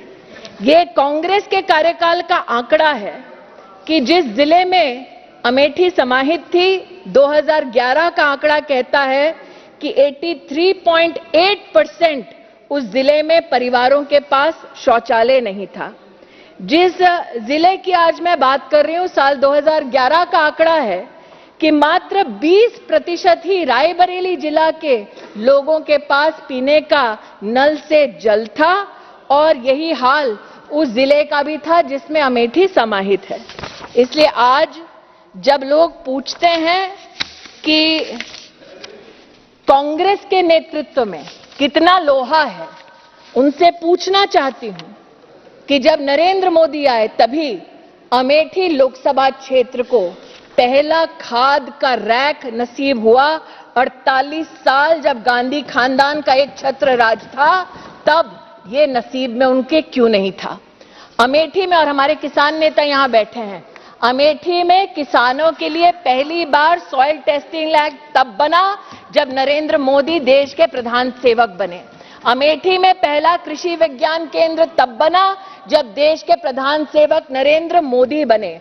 और आज अमेठी के 3,80,000 किसानों की ओर से प्रधानमंत्री जी का विशेष आभार कि उन्होंने बजट में पीएम किसान योजना के अंतर्गत 3,80,000 किसानों का सम्मान बढ़ाया। हर वर्ष उनको 6,000 रुपया उनके बैंक के खाते में भिजवाया। आज जो इस सदन में कांग्रेस के नेतृत्व का दम भरते हैं, उनसे पूछना चाहती हूं, ये आंकड़ा झुटलाया नहीं जा सकता। प्रधानमंत्री जनधन योजना के अंतर्गत अमेठी लोकसभा क्षेत्र में 10 लाख बैंक के खाते पहली बार खुले। जहां गांधी खानदान का 48 साल एक छत्र राज था, वहां 10 लाख लोग बैंक के खाते से वंचित क्यों थे? आज मैं प्रधानमंत्री मोदी को अमेठी के जनमानस की ओर से आभार व्यक्त करती हूं कि हमारे देश में 1 रुपए के प्रीमियम में सुरक्षा का, बीमा का कवच दिलवाया। नरेंद्र मोदी ने अमेठी में 7 लाख लोगों को पीएम सुरक्षा बीमा योजना के अंतर्गत लाभ मिल रहा है। इस सत्य को खानदान कितना भी चाहे झुटला नहीं सकता। आज यहां पर मैंने कटाक्ष सुनते अनुभव किया कि लोगों ने कहा कि भाई मेरे यहां तो घर बन नहीं रहा। अब जहां गांधी खानदान ने 48 साल बिताए, वहां पर प्रश्न उठता है कि मात्र मोदी के कार्यकाल में, और मैं सांसद के नाते आभार व्यक्त करती हूं, 1,08,062 घर बने। नरेंद्र मोदी ने 1,08,062 परिवारों को जीवन में पहली बार घर दिया। जहां पर गांधी खानदान का 48 साल एक छत्र राज रहा, वहां 1,08,000 परिवार घर से, छत से वंचित क्यों रहे? सेल्फ हेल्प ग्रुप देश भर में 10 करोड़ बहनों को और 3 करोड़ बहनों को विशेष लखपति दीदी बनाने का संकल्प है। उस संकल्प में अमेठी की 1,25,000 बहनें जुड़ रही हैं। प्रधानमंत्री जी का विशेष उसके लिए अभिनंदन। आज मैं माताओं बहनों की बात करने वाले लोगों से कहती हूं, जिनको इस बात का दुख है कि आंगनबाड़ी आशा बहनों को आयुष्मान भारत का लाभ मिल रहा है, उनसे बतला दूं कि जब कांग्रेस का शासन था तो उसी आंगनबाड़ी की दीदी को 750 रुपए मिलता था, तब इनका दिल नहीं दहलता था। आज मोदी 4,500 रुपया भी दे रहे हैं, सालाना 5 लाख रुपए के आयुष्मान भारत का कवच भी दे रहे हैं, तब इनके मुख से एक शब्द मोदी जी को आभार व्यक्त करने के लिए नहीं फूटा। ये द्वेष की भावना से काम करते हैं और नरेंद्र मोदी राष्ट्र के उत्थान की कल्पना के साथ काम करते हैं। आज उसी उत्थान की गाथा में अमेठी में प्रधानमंत्री जन आरोग्य योजना से 6 लाख लोग जुड़े हैं और मात्र एक जनपद में 28 करोड़ रुपया सिर्फ जन आरोग्य योजना का बटा है। उसके लिए प्रधानमंत्री जी को आभार। मैं महोदय कह चुकी हूं, 48 साल गांधी खानदान ने एक छत्र राज किया, लेकिन जल जीवन मिशन में नरेंद्र मोदी जी ने 2,70,000 घरों में पहली बार नलका दिया। देश को न्याय दिलवाने की बात करता है गांधी खानदान, ये बतला दे 48 साल में अमेठी को न्याय क्यों नहीं दिलवा पाए। आज स्वच्छ भारत मिशन के अंतर्गत अमेठी में इंडिविजुअल हाउस होल्ड टॉयलेट्स बनाने की श्रृंखला महोदय 4 लाख को पार कर चुकी है।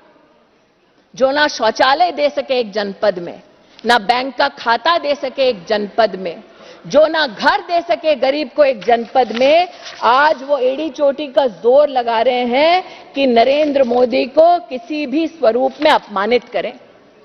ये आज इस सदन के माध्यम से, मैं आपके माध्यम से राष्ट्र को अवगत कराना चाहती हूं। अमेठी वो लोकसभा क्षेत्र है जहां 48 साल 48 इयर्स गांधी खानदान का एक छत्र राज रहा, लेकिन जब पूर्व सांसद की बात आती है तो उनके सानिध्य में 200 फैक्ट्रियां बंद हुई। आज मैं नरेंद्र मोदी का अभिनंदन करती हूं, छोटी सी छोटी इकाई को खोलकर महोदय 6,000 से ज्यादा एमएसएमईज को, उद्योग को छोटी इकाई में अगर किसी ने सहयोग दिया तो वो मोदी सरकार ने सहयोग दिया। महोदय, प्रधानमंत्री जी ने विशेष अभिनंदन किया उज्ज्वला की बहनों का, जिनको धुएं से रसोई में अपनी मुक्ति मिली। ये पूछने लायक बात है कि जिस सरकार में एक महिला मुखिया थी, उसी के लोकसभा के सानिध्य में 2,20,000 महिलाएं गैस की सिलेंडर की सुविधा से वंचित क्यों थी? आज अमेठी की 2,20,000 बहनें उज्ज्वला योजना के लिए प्रधानमंत्री जी को विशेष आभार व्यक्त करती हैं। मैं समय की मर्यादा जानती हूं महोदय, इसलिए 2-3 बातें कहकर अपनी वाणी को विराम दूंगी। मेरे हाथ में महोदय एक लिस्ट है। सिंहपुर, जामो, गौरीगंज, भेटुआ, तिलोई, मुसाफिरखाना, बहादुरपुर, भादर, सलोन, इसमें 40 गांव ऐसे हैं महोदय जिनमें बिजली पहली बार मिली जब डबल इंजन की भाजपा की सरकार आई। 48 साल और 40 गांवों में बिजली तक का ना होना 2017 तक महोदय, ये बतलाता है इनकी क्षमता क्या है। और महोदय, आज आपको पुनः याद दिलाती हूं कि जब प्रधानमंत्री महोदय ने इसी सभागार में अपने वक्तव्य को राष्ट्रपति जी के प्रति कृतज्ञता के भाव से अपने उद्बोधन को समर्पित किया था, तब उन्होंने इस सदन को और राष्ट्र को याद दिलाया था कि जब जब कोई भी ऐसा नेता जो गांधी खानदान को चुनौती देता है और जो विशेष वंचित परिवार से आता है, उसको गांधी खानदान, कांग्रेस पार्टी जलील करती है, अपमानित करती है। आज अमेठी के इतिहास का एक छोटा पृष्ठ आपके ध्यान में लाना चाहती हूं महोदय। जब अमेठी में राजमोहन गांधी जी ने चुनाव लड़ा था, महात्मा गांधी के सर ये पोते, इन्होंने जब चुनाव लड़ा, इंटरवेंशन तब जागड़ ब्लॉक में नंदमहर में ईंटों से पत्थरों से उनको मारा गया। शुक्ल बाजार के one second. The intervention of the Honorable Minister is fully confining to the constituency which she represents. Yes, sir, I'm talking. Yeah. Fight against the Gandhi family was beaten. Sir, he was literally bricked in Shahagad block. In Shukal Bazaar, he was forcibly made to sit in a police station, and he, the grandson of Mahatma Gandhi, was called Nakli Gandhi by those who usurped the name of Gandhi to do their politics. This is Amethi, sir. That when Maneka Gandhi went to fight in election in 84, she was also humiliated. And when, sir, I don't know why they are upset. This is their history, sir. Sharad Yadav ji, when he went to fight Amethi, sir, he was told by Congress के नेता कि शरद वापस जाओ, जाकर अपनी भैंस चराओ। इसलिए आज जब प्रधानमंत्री का ये अपमान करते हैं तो किसी को आश्चर्यचकित नहीं होना चाहिए। जो बाबा साहब अंबेडकर का अपमान करते हैं, गांधी के पौत्र को जो ईंटें मारते हैं, वो नरेंद्र मोदी का सम्मान नहीं करेंगे। महोदय, आज मैं अगर इन्हें इतनी लज्जा आती है कि इनके नेता ने क्या किया, तो मैं कह दूं 7 पुश्तें निकल जाएंगी, लेकिन ये पाप नहीं धुलेगा। मैं महोदय इतना कहना चाहती हूं, मैं महोदय ये कहना चाहती हूं कि आज आपने बजट में इंटरवेंशन करने के लिए मुझे मौका दिया। Adhir ji, if anything objection, anything objectionable, it should be looked into. Nothing is objectionable, sir. I can actually prove it on the table, if so desired, and the evidence will embarrass the Gandhi family even more. No, please. That they threw stones at the grandson of Mahatma Gandhi in Amethi. That they humiliated Sharad Yadav in Amethi. That they humiliated Kashi Ram in Amethi. That they humiliated every leader who stood up against this family. Is the truth which can be evidenced in this house. Sir. No, please. Sir. Please, avoid. Please, sir, जो अभी व्याकुल हो रहे हैं उनसे कह रही हूँ, प्लीज जो व्याकुल हो रहे हैं, don't mention the name of any family, it is not नहीं सर, मैं इतना ही कह रही हूँ। नए भारत की भोर है, अमेठी कहे मोदी वंस मोर है, इतना ही। अमेठी की सांसद के नाते प्रधानमंत्री जी को अब तक उन्होंने जितना अमेठी को बजट के माध्यम से, राष्ट्र को बजट के माध्यम से उन्नति के पथ पर लेकर आए, उसका आभार।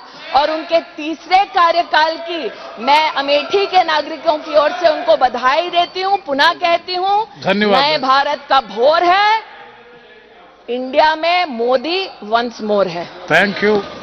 Next speaker madam Shrimati Dimple Yadav ji. Dimple Yadav ji, please.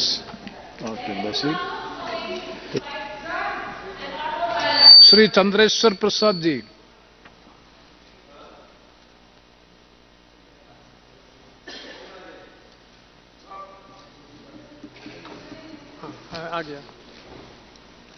आपने मुझे बजट पर बोलने का मौका दिया।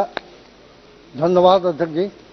मैं माननीय वित्त मंत्री जी द्वारा प्रस्तुत बजट के समर्थन में खड़ा हूं। इस बजट में भविष्य की मजबूत नींव रखने की कोशिश की गई है। इसमें आधुनिक इंफ्रास्ट्रक्चर में निवेश पर जोर दिया गया है, तो निवेश तथा राजकोषीय घाटे के बीच संतुलन बनाया गया है। आधुनिक टेक्नोलॉजी के बढ़ते प्रभाव को स्वीकार करते हुए इनोवेशन पर फोकस है, तो ग्रामीण विकास का भी ध्यान रखा गया है।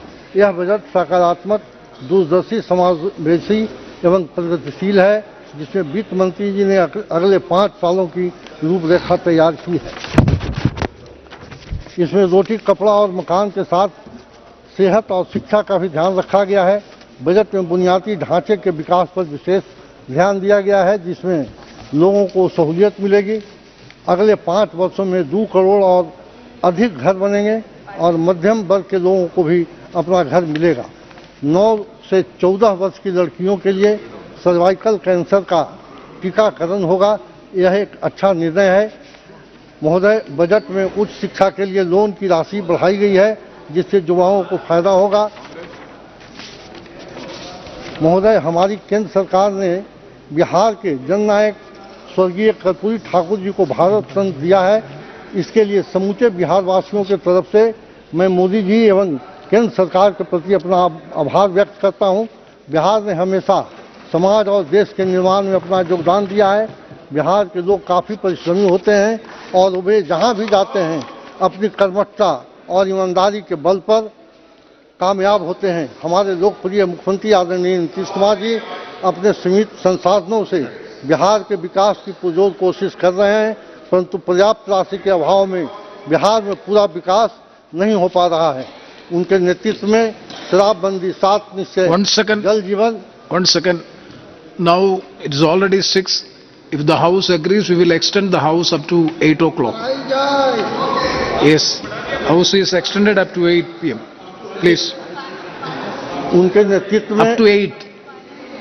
उनके नेतृत्व में शराबबंदी, 7 निश्चय, जल जीवन, हरियाली, हर घर नल का जल, ग्रामीण इलाकों में पक्की सड़क, अति पिछड़ों के विकास के लिए कार्य योजना, बेहतर कानून व्यवस्था इत्यादि ऐसे काम हुए हैं, जिससे बिहार एक मिसाल बनकर उभरा है। बिहार के माननीय मुख्यमंत्री जी हम सब के अभिभावक और प्रेरणा स्रोत हैं और उनके मार्गदर्शन में बिहार में गरीब, गुरबा और समूचे बिहार के विकास के लिए प्रयास किए जा रहे हैं। परंतु जिस स्तर पर बिहार को विकास की गति मिलनी चाहिए, वह पर्याप्त राशि के अभाव में पूरा नहीं हो पा रहा है। हम केंद्र से, सरकार से सहयोग की अपेक्षा रखते हैं और हम उम्मीद करते हैं कि केंद्र सरकार इसमें सहायता करेगी। राज्य सरकार को 94 लाख गरीब परिवारों को आगे बढ़ाना है, जिसके लिए आदरणीय मुख्यमंत्री जी सर्वे भी करा चुके हैं। इसके लिए सरकार को 2.5 लाख करोड़ रुपए की जरूरत है, जिसे केंद्र पूरा कर सकता है। मैं आशा करता हूं कि इस पर विचार होगा। अगर केंद्र सरकार बिहार को विशेष राज्य या विशेष पैकेज दे दे तो बिहार के वंचितों और पिछड़ों का काफ़ी भला होगा। मोदी जी की अगुवाई में पूरे देश पिछले 10 वर्षों में 25 करोड़ लोगों को गरीबी रेखा से ऊपर लाया गया है और ऐसे में बिहार के करीब 4 करोड़ लोग, 94 लाख गरीब परिवार भी गरीबी रेखा के नीचे आते हैं। अतः मोदी जी ने देश को जो विकसित करने का संकल्प लिया है वह तभी संभव होगा अगर बिहार की गरीब भी बीपीएल से बाहर आ जाए। एक मिनट। अतः मैं अपने माध्यम से केंद्र सरकार से कुछ मांग करता हूं। अपने क्षेत्र के लिए वंदे भारत एक्सप्रेस ट्रेन का ठहराव जहानाबाद स्टेशन पर किया जाए। जहानाबाद और अरवल जिले को आकांक्षी जिला घोषित किया जाए। मेरे संसदीय क्षेत्र का जिला अरवल को रेल से जोड़ा जाए। पूर्व घोषित गैस पाइपलाइन योजना जहानाबाद और अरवल में जल्द शुरू किया जाए। जहानाबाद लोकसभा सहित पूरे बिहार में केंद्र सरकार गुणवत्तापूर्ण शिक्षा के लिए शुद्ध बुनियादी ढांचा उपलब्ध कराई जाए। व्यापारियों के लिए लाइसेंस प्रणाली की एक व्यवस्था हो, जिससे वास्तविक रूप से ईज ऑफ डूइंग बिजनेस का लाभ लेते हुए अपना व्यापार बढ़ाएं। हमारे देश के लोग कुछ ही महीने बाद केंद्र में अपनी सरकार चुनेंगे और आदरणीय नीतीश बाबू के सहयोग से मोदी जी तीसरी बार देश का नेतृत्व करेंगे। यह मेरी शुभकामना है। हमारा बिहार बढ़े और पूरा देश तरक्की करे। इसी ख्वाहिश के साथ मैं इस बजट का समर्थन करते हुए अपनी बात समाप्त करता हूं। धन्यवाद। जय बिहार, जय। बहुत बहुत धन्यवाद। Shrimati Dimple Yadav ji. Thank you speaker sir, आपने मुझे आज बोलने का मौका दिया। सर, आज अमृत काल की बात हो रही है, स्वर्ण काल की बात हो रही है, सुनहरे काल की बात हो रही है, लेकिन सर ये सारे काल काल्पनिक काल हैं। इसकी वास्तविकता कुछ और है। विकसित भारत के 4 मजबूत स्तंभ की बात जहां ये सरकार कर रही है, युवा, नारी, किसान और गरीब। युवा सर, आज देश का युवा लगभग 45% बेरोजगार है। सर, अग्निवीर जैसी योजनाएं लाकर इस सरकार ने गांव की अर्थव्यवस्था को भी असर डालने का काम किया है। सर, हम सभी जानते हैं कि गांव से ज्यादातर लोग फौज में जाते हैं और गांव की अर्थव्यवस्था संभली रहती है। सर, लेकिन आज का नौजवान और युवा सर इस मुकाम पे पहुंच गया है कि उसको कोई भी नौकरी को लेकर वो अपने आप को सुरक्षित नहीं महसूस कर रहा है। सर बहुत ही निराश है। सर सरकारी नौकरियां यह सरकार नहीं दे पा रही है। सर, संविदा पे नौकरी पहले मिलती थी युवाओं को सर, लेकिन अब यह नौकरियां ठेके पे दी जा रही हैं। सर, मात्र 8,000 रुपए प्रति माह की नौकरी हमारा युवा करने को आज मजबूर है। सर, हमने देखा किस तरह इजराइल जाने के लिए इस देश का युवा मजबूर है। लंबी लंबी लाइनें लग रही हैं, जिससे कि देश का युवा अपने घर कुछ आमदनी लेके आए इजराइल जाके, जहां पे सर युद्ध चल रहा है। सर, लगातार MSMEs जो एक रोजगार देने में सक्षम होती हैं सर एंटरप्राइजेस, सर लगातार इसमें भी गिरावट आ रही है। सर 2 साल में, पिछले 2 साल में लगभग 14,000 ऐसे उद्योगपति सर भारत छोड़ के चले गए हैं जो सक्षम थे सर यहाँ पे इंडस्ट्रीज लगाने में, यहाँ के युवाओं को रोजगार देने में। सर लगभग 14,000 ऐसे लोग टैक्स टेररिज्म के तहत भारत छोड़ के चले गए हैं। सर, महिलाओं की बात करी जाए सर, तो लगातार महिलाओं की स्थिति उत्तर प्रदेश हो या पूरा भारत हो सर, लगातार महिलाओं के साथ अपराध बढ़ रहे हैं और इसका संज्ञान सरकार ना देश की ले रही है ना प्रदेश की ले रही है। सर नाम बुलाइए।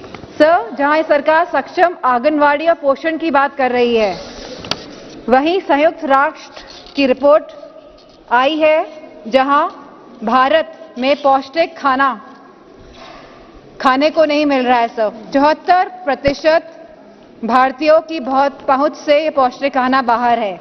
सर, इसी के साथ सर वेस्टिंग का मामला हो सर, छोटे छोटे शिशुओं में वेस्टिंग और स्टंटिंग के मामले होते हैं। सर, भारत इन मामलों में भी उच्चतम है। Sir, is that bell for me? Yes. So give me 2 minutes, sir. Madam, we are short of time, that's why. Sir, 2 minutes, sir. Sir, जहां नारी वंदन विधेयक बिल लेकर आई है और हम सभी ने इसका पूरा समर्थन किया था, लेकिन यह सरकार अति पिछड़ी और पिछड़ी महिलाओं को और अल्पसंख्यक महिलाओं को, और सर अल्पसंख्यक महिलाओं में केवल मुसलमान महिला ही नहीं आती हैं, हमारी क्रिश्चियन महिलाएं भी आती हैं, हमारे सिख महिलाएं भी आती हैं। इन सभी को उनका हक सम्मान और अधिकार देने में सर यह सरकार असमर्थ रही है। सर, जहां किसान की बात करी जाए सर, MSP का जो वादा किया था इस सरकार द्वारा वो पूरा नहीं किया गया है। वहीं सर DAP महंगी। मैडम, हमारे पास समय कम है। Sir please give me 5 minutes. Sir, UP is a very important state. Sir give me at least 3 minutes. आप 1 मिनट में अपनी बात कीजिए। Sir, I am as it is saying in points. Sir, जहां DAP महंगी हो रही है, जहां सिंचाई महंगी है सर, जहां इस सरकार द्वारा कोई भी सब्सिडी नहीं दी जा रही है हमारे किसान भाइयों को सर, जहां फसल बीमा योजना के तहत लगभग 6 करोड़ 90 लाख लोगों किसानों ने पंजीकरण तो किया है, लेकिन केवल 7,80,000 किसानों को इसका फायदा मिला है सर। सर, जहां गरीब की बात की जाए आज सर, महंगाई दर क्या है? लगभग 10। Sir just 2 minutes, I will take more sir. Sir, जहां महंगाई की बात हो रही है सर, 10% महंगाई बढ़ गई है। सब्जियों की बात हो, चाहे दूध की बात हो, चाहे सिलेंडर की बात हो, चाहे पेट्रोल की बात हो, लगातार महंगाई बढ़ रही है सर, और सरकार इस सब को लेके कुछ नहीं कर पा रही है। असमर्थ है मुझे लगता है ये सरकार सर। अगर सरकार कहती है अपने आंकड़ों में मैडम धन्यवाद, 25 crore sir, 1 minute I will take more sir. Sir 25 crore जो हमारे भारतीय हैं वो मल्टी डायमेंशनल पॉवर्टी से बाहर आए हैं एक तरफ, और वहीं 80 करोड़ लोगों को सरकार अन्न दे रही है। तो सर ये अपने आप में ही सर ये बहुत ही विवाद से पूर्ण बड़ा सेंटेंस है सर। इसी के साथ सर मैं कहना चाहूंगी ये सरकार IIT की बात कर रही है। मैडम धन्यवाद sir, 1 minute sir, last point sir. Sir IITs की बात कर रही है, ट्रिपल IITs की बात कर रही है, यूनिवर्सिटीज की बात कर रही है, एम्स की बात कर रही है सर। उत्तर प्रदेश में सर रायबरेली और गोरखपुर में एम्स तैयार हैं खड़े होके सर, उनका शरीर तैयार है, लेकिन उन एम्स में सर प्राणों का संचार नहीं हो पाया है क्योंकि ये सरकार सक्षम नहीं है वहां पे सर स्टाफ देने के लिए, वहां पे सर इक्विपमेंट्स देने के लिए, सपोर्टिंग स्टाफ देने के लिए सर। हम दूसरा नाम लास्ट पॉइंट सर। सर इसी बात के साथ मैं अपनी बात को खत्म करना चाहूंगी कि जिस अमृतकाल और स्वर्णकाल की बात ये कर रही है, ये बहुत ही काल्पनिक बातें हैं। धन्यवाद। Thank you very much. Shri Vijay Kumar Hansdak ji, मेरा सभी से निवेदन है कि अपनी बात 2 मिनट में समाप्त कीजिए सर। पूरा शॉर्ट ऑफ टाइम। हाँ, धन्यवाद सर। मैं अपनी पार्टी जेएमएम की तरफ से इस बजट का विरोध करने के लिए खड़ा हुआ हूं। बड़े बड़े शब्दों का इस्तेमाल किया गया है, लेकिन ये पूरी तरह से इलेक्टोरल बजट है, और जो अपनी सरकार की ये लोग अपना प्रेज कर रहे थे, तो मैं भी उसमें जुड़ जाता हूं कि 2014 से 24 अब ये 10वां साल का बजट है, और जिन वायदों के साथ ये लोग 2014 से पहले जनता के बीच गए थे, तो उस हिसाब से मुझे लगता है सभी के अकाउंट में 15 लाख रुपया आ चुके हैं। 2 करोड़ प्रति वर्ष आपका रोजगार देने की बात थी, 10 साल हो चुके, अभी तक 20 करोड़ रोजगार युवाओं को और यहां के देश के लोगों को मिल गया है। और मैं कह सकता हूं कि अभी यहां एक दीदी अभी एब्सेंट है, 2014 से पहले सिलेंडर उठा करके जिस तरह से विरोध किया जा रहा था, मुझे लगता है अब 2014 से पहले से सस्ता में हम लोग को सिलेंडर मिल रहा है, और डीजल पेट्रोल के दाम तो अब लगता है कि 25-30 रुपया पे आकर के खड़ा हो गया है। लगातार जिस तरह का टैक्सेशन इस देश पे अगर कहा जाए हाईएस्ट टैक्सेशन सिस्टम है इस देश का, लेकिन उसके बावजूद आपका जाकर के किसी तरह का सोशल सिक्योरिटी का कोई भी यहां पे प्रयास नहीं किया गया है 10 वर्षों में। और झूठे वायदों के साथ लगातार अगर आप कहें तो देश को कर्ज में डुबोने का प्रयास किया गया है। 1.64 लाख करोड़ का जो कर्जा मैं कह सकता हूं प्रत्येक व्यक्ति के ऊपर 1 लाख से ऊपर का आपका कर्जा है, और उसके बाद ये लोग लगातार अगर अपनी तारीफ कर रहे हैं तो एक तरफ तो ना नौकरी दिए, ना रोजगार दिए, ना आपका पेट्रोल डीजल और महंगाई को कम किए, लेकिन एक एक व्यक्ति को लाख रुपया से ऊपर कर्जा आप जो है डाल दिए। और बधाई और जोड़ मैं देता हूं कि लगता है कि 10 साल के इस प्रयास में जो वायदा इन्होंने 2014 से पहले किया था, जो किसान है उनका जो इनकम दुगना हो गया। कीजिए, बहुत बहुत धन्यवाद सर। पॉइंट वाइज ही बोल रहा हूं सर। नहीं, और उसके ऊपर 1 मिनट लूंगा सर, 1 मिनट लूंगा। और उसके अलावा जो झारखंड में सरकार हमारी जो झारखंड, चलो मैं दूसरा नाम बोलता हूं, आप बोल दीजिए अपनी बात सर। झारखंड मुक्ति मोर्चा लेड सरकार, जो सरकार हमारी पेंशन स्कीम के तहत ग्रीन राशन कार्ड के तहत आपका जाके जो हाउसेस सेंट्रल गवर्नमेंट नहीं दे पाई 8 लाख हाउसेस 3 साल में पूरा करने का, धन्यवाद के साथ श्री बदरुद्दीन अजमल जी। मैं आपका बहुत आभारी हूं। आप अपनी बात 2 मिनट में समाप्त कीजिए। आपका बहुत आभारी हूं कि आपने इंटरिम बजट के ऊपर मुझे बोलने का मौका दिया। सर वक्त बहुत कम है, आप 2 मिनट का वक्त दे रहे हैं, हालांकि उधर आपने 8 बजे तक का वक्त ले लिया। आप आगे बात करो, वरना समय समाप्त हो जाएगा। जी, मालूम है हमें, इसलिए पॉइंट वाइज मैं अपनी बात रखना चाह रहा हूं। ऐसा लगता है कि माइनॉरिटी और मुसलमानों का लान सरकार लेने से गुनाह समझती है, इसलिए प्रेसिडेंट के स्पीच में और फाइनेंस मिनिस्टर की स्पीच में कहीं भी माइनॉरिटी का जिक्र नहीं है। मुसलमानों का तो बहुत दूर की बात है, ये बहुत अफसोस की बात है। मोदी जी ने कहा था कि मुसलमानों के मैं एक हाथ में लैपटॉप देखना चाहता हूं, एक हाथ में कुरान देखना चाहता हूं, लेकिन ये 5 साल में ऐसा कहीं भी नहीं हुआ। बल्कि माइनॉरिटी के जितने फंड्स थे, माइनॉरिटी नई मिनिस्टर जब से आई है उन्होंने उसको आधे से भी कम कर दिया। अब मैं अपने डिमांड के लिए आता हूं सर, कि मैं मांग करता हूं कि आसाम के धुबड़ी, फकीरगंज, साउथ सालमारा, नौगांव, बरपेटा, बिलासीपाड़ा, जलेसर, ग्वालपाड़ा, करीमगंज, मनकाचर में फ्लड इरोशन को कंट्रोल करने के लिए सर रोजाना सैकड़ों बीघा, अभी आजकल फ्लड खत्म हो गया लेकिन इरोशन है, उसकी वजह से लोग बेघर हो रहे हैं, इसकी तरफ ध्यान दिया जाए। मैं मांग करता हूं कि गुवाहाटी से साउथ सालमारा के दरमियान एक नेशनल लाइन हाईवे 4 लाइन बनाया जाए, बरपेटा, जोनिया और उससे गुजर के उसके लिए फंड दिया जाए। मैं मांग करता हूं कि आसाम के धुबड़ी, बरपेटा, नौगांव, करीमगंज में मेडिकल कॉलेज और सेंट्रल यूनिवर्सिटी कायम किया जाए, इसके लिए फंड दिया जाए।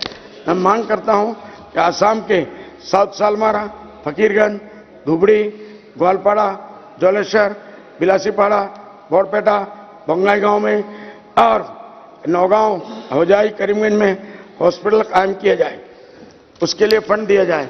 मैं मांग करता हूं कि आसाम के बंगाईगांव में अभयपुरी और गुवाहाटी अमीनगांव के दरमियान रेलवे नई लाइन ट्रैक बनाई जाए जो जौनपुर, जोनिया और बरपेटा टाउन से होकर गुजरे, इसके लिए मैडम फंड इसके लिए दें। बहुत बहुत धन्यवाद। मैं मांग करता हूं कि आसाम के बरपेटा ब्रह्मपुत्र रिवर ब्रिज के ऊपर आरसीसी ब्रिज बनाया जाए जो बामन डोगरा, कोलाबंदा और उसके दरमियान में, या फिर भारी और कासूमारा के दरमियान। कृपया समाप्त कीजिए। सर 1 मिनट, मैं सिर्फ डिमांड दे रहा हूं, मैं कोई लेक्चर नहीं है, प्लीज, ये मेरा डिमांड है। मैं मांग करता हूं कि आसाम के बरपेटा और बेकी रिवर के ऊपर आरसीसी ब्रिज बनाया जाए जो चिकनी और माजिद भाटिया से लेकर मोराबी और माजुली के अंदर दरमियान में इसके लिए फंड दिया जाए। मैं मांग करता हूं। बदरुद्दीन जी धन्यवाद। प्लीज सर 1 मिनट, आधा मिनट और 1 मिनट, हम डिमांड दे रहे हैं। मैं मांग करता हूं कि आसाम के भंगरामारा चर्च और सिमोतला चर्च के श्री एन.के. प्रेमचंद्रन जी। सर बहुत Thank you very much, sir. Chairman, sir, for giving me this opportunity to take part in the discussion on the budget as well as the supplementary demands for grants and other budgets of the Jammu and Kashmir. Sir, I know the time constraints, so I am not going to the details of all these issues. First of all, I would like to congratulate the Honorable Finance Minister in one aspect, that instead of making unnecessary promises for the sake of the next election, this is exclusive, it is completely within the limits of the budget because the political mandate is not there as far as the government is concerned. So it is an absolutely a good thing done by the Honorable Finance Minister in that aspect. And this budget speech is full of the achievements of the government of the last 10 years. Sir, the first sentence, because I have heard the entire discussion of the budget from all the members from the part of the opposition, the main question we have put in is, this budget speech is totally concentrating on growth-oriented budget or the achievement becoming a biggest economy in the world. Now we are going to be the third largest economy. GDP growth during this period of 4 years is average 7%, and we are able to contain the fiscal deficit. In such a situation, the economy is growing like anything. So the most of the members from Mr. Shashi Tharoor, the opening speaker from opposition till Badruddin Owaisi, everybody is asking the specific question. We would like to have a specific answer from the Honorable Minister. Even though we are having a glossy picture of the economic growth and development, why it is not being reflected in the basic economic fields, mainly inflation, poverty, as well as unemployment. These are the issues concerning the common people. Though we are having a very good, prosperous growth, mushroom growth of the economy, but it is not being reflected. That is the main issue to be answered by the Honorable Minister.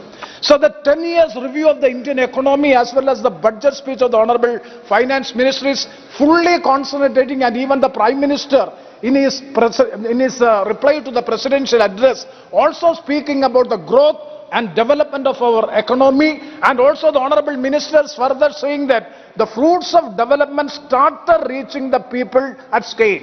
It is just starting to the common people. That means the issues have to be addressed. When we are having such a higher economic growth, GDP growth, you see the per capita GDP is lower than India's per capita GDP is lower than that of Bangladesh and that of equivalent to that of Sri Lanka. This is the situation prevailing in our country, and also the Honorable Finance Minister is taking credit and taking advantage of the economic growth when the world economy is not in a prosperous manner. And she has cited the example from 2000. If you go through the previous experience from 2006 to 2011, there was an overall world growth of 2%. Indian economy, yes sir, I am concluding. So I am concluding. India, it was growing up to 4 to 8%. So once again, I would like to have a specific answer from the Honorable Minister. We all academically would also like to know, when our economy is growing like anything, why the basic issues of the people concerning is not being addressed. Sir, one more query I would like to ask regarding the supplementary demands of grants. Regarding the first batch of supplementary demands of demands of grants was 1,29,348 crores of rupees, and today the second batch of supplementary demands for grants, it is around 2,299 crores of rupees. That it will come around to 3-point-something lakh crores of rupees. My specific question to the Honorable Finance Minister is, how do you able to contain the fiscal deficit 5.9 or 5.1 on the basis of this supplementary demands of grants? It will come around 3.5 lakhs by way of the two supplementary demands for grants. Thank you very much. Supplementary demands for grants. With this, thank you. Thank you very much. Shri Tejasvi Surya ji.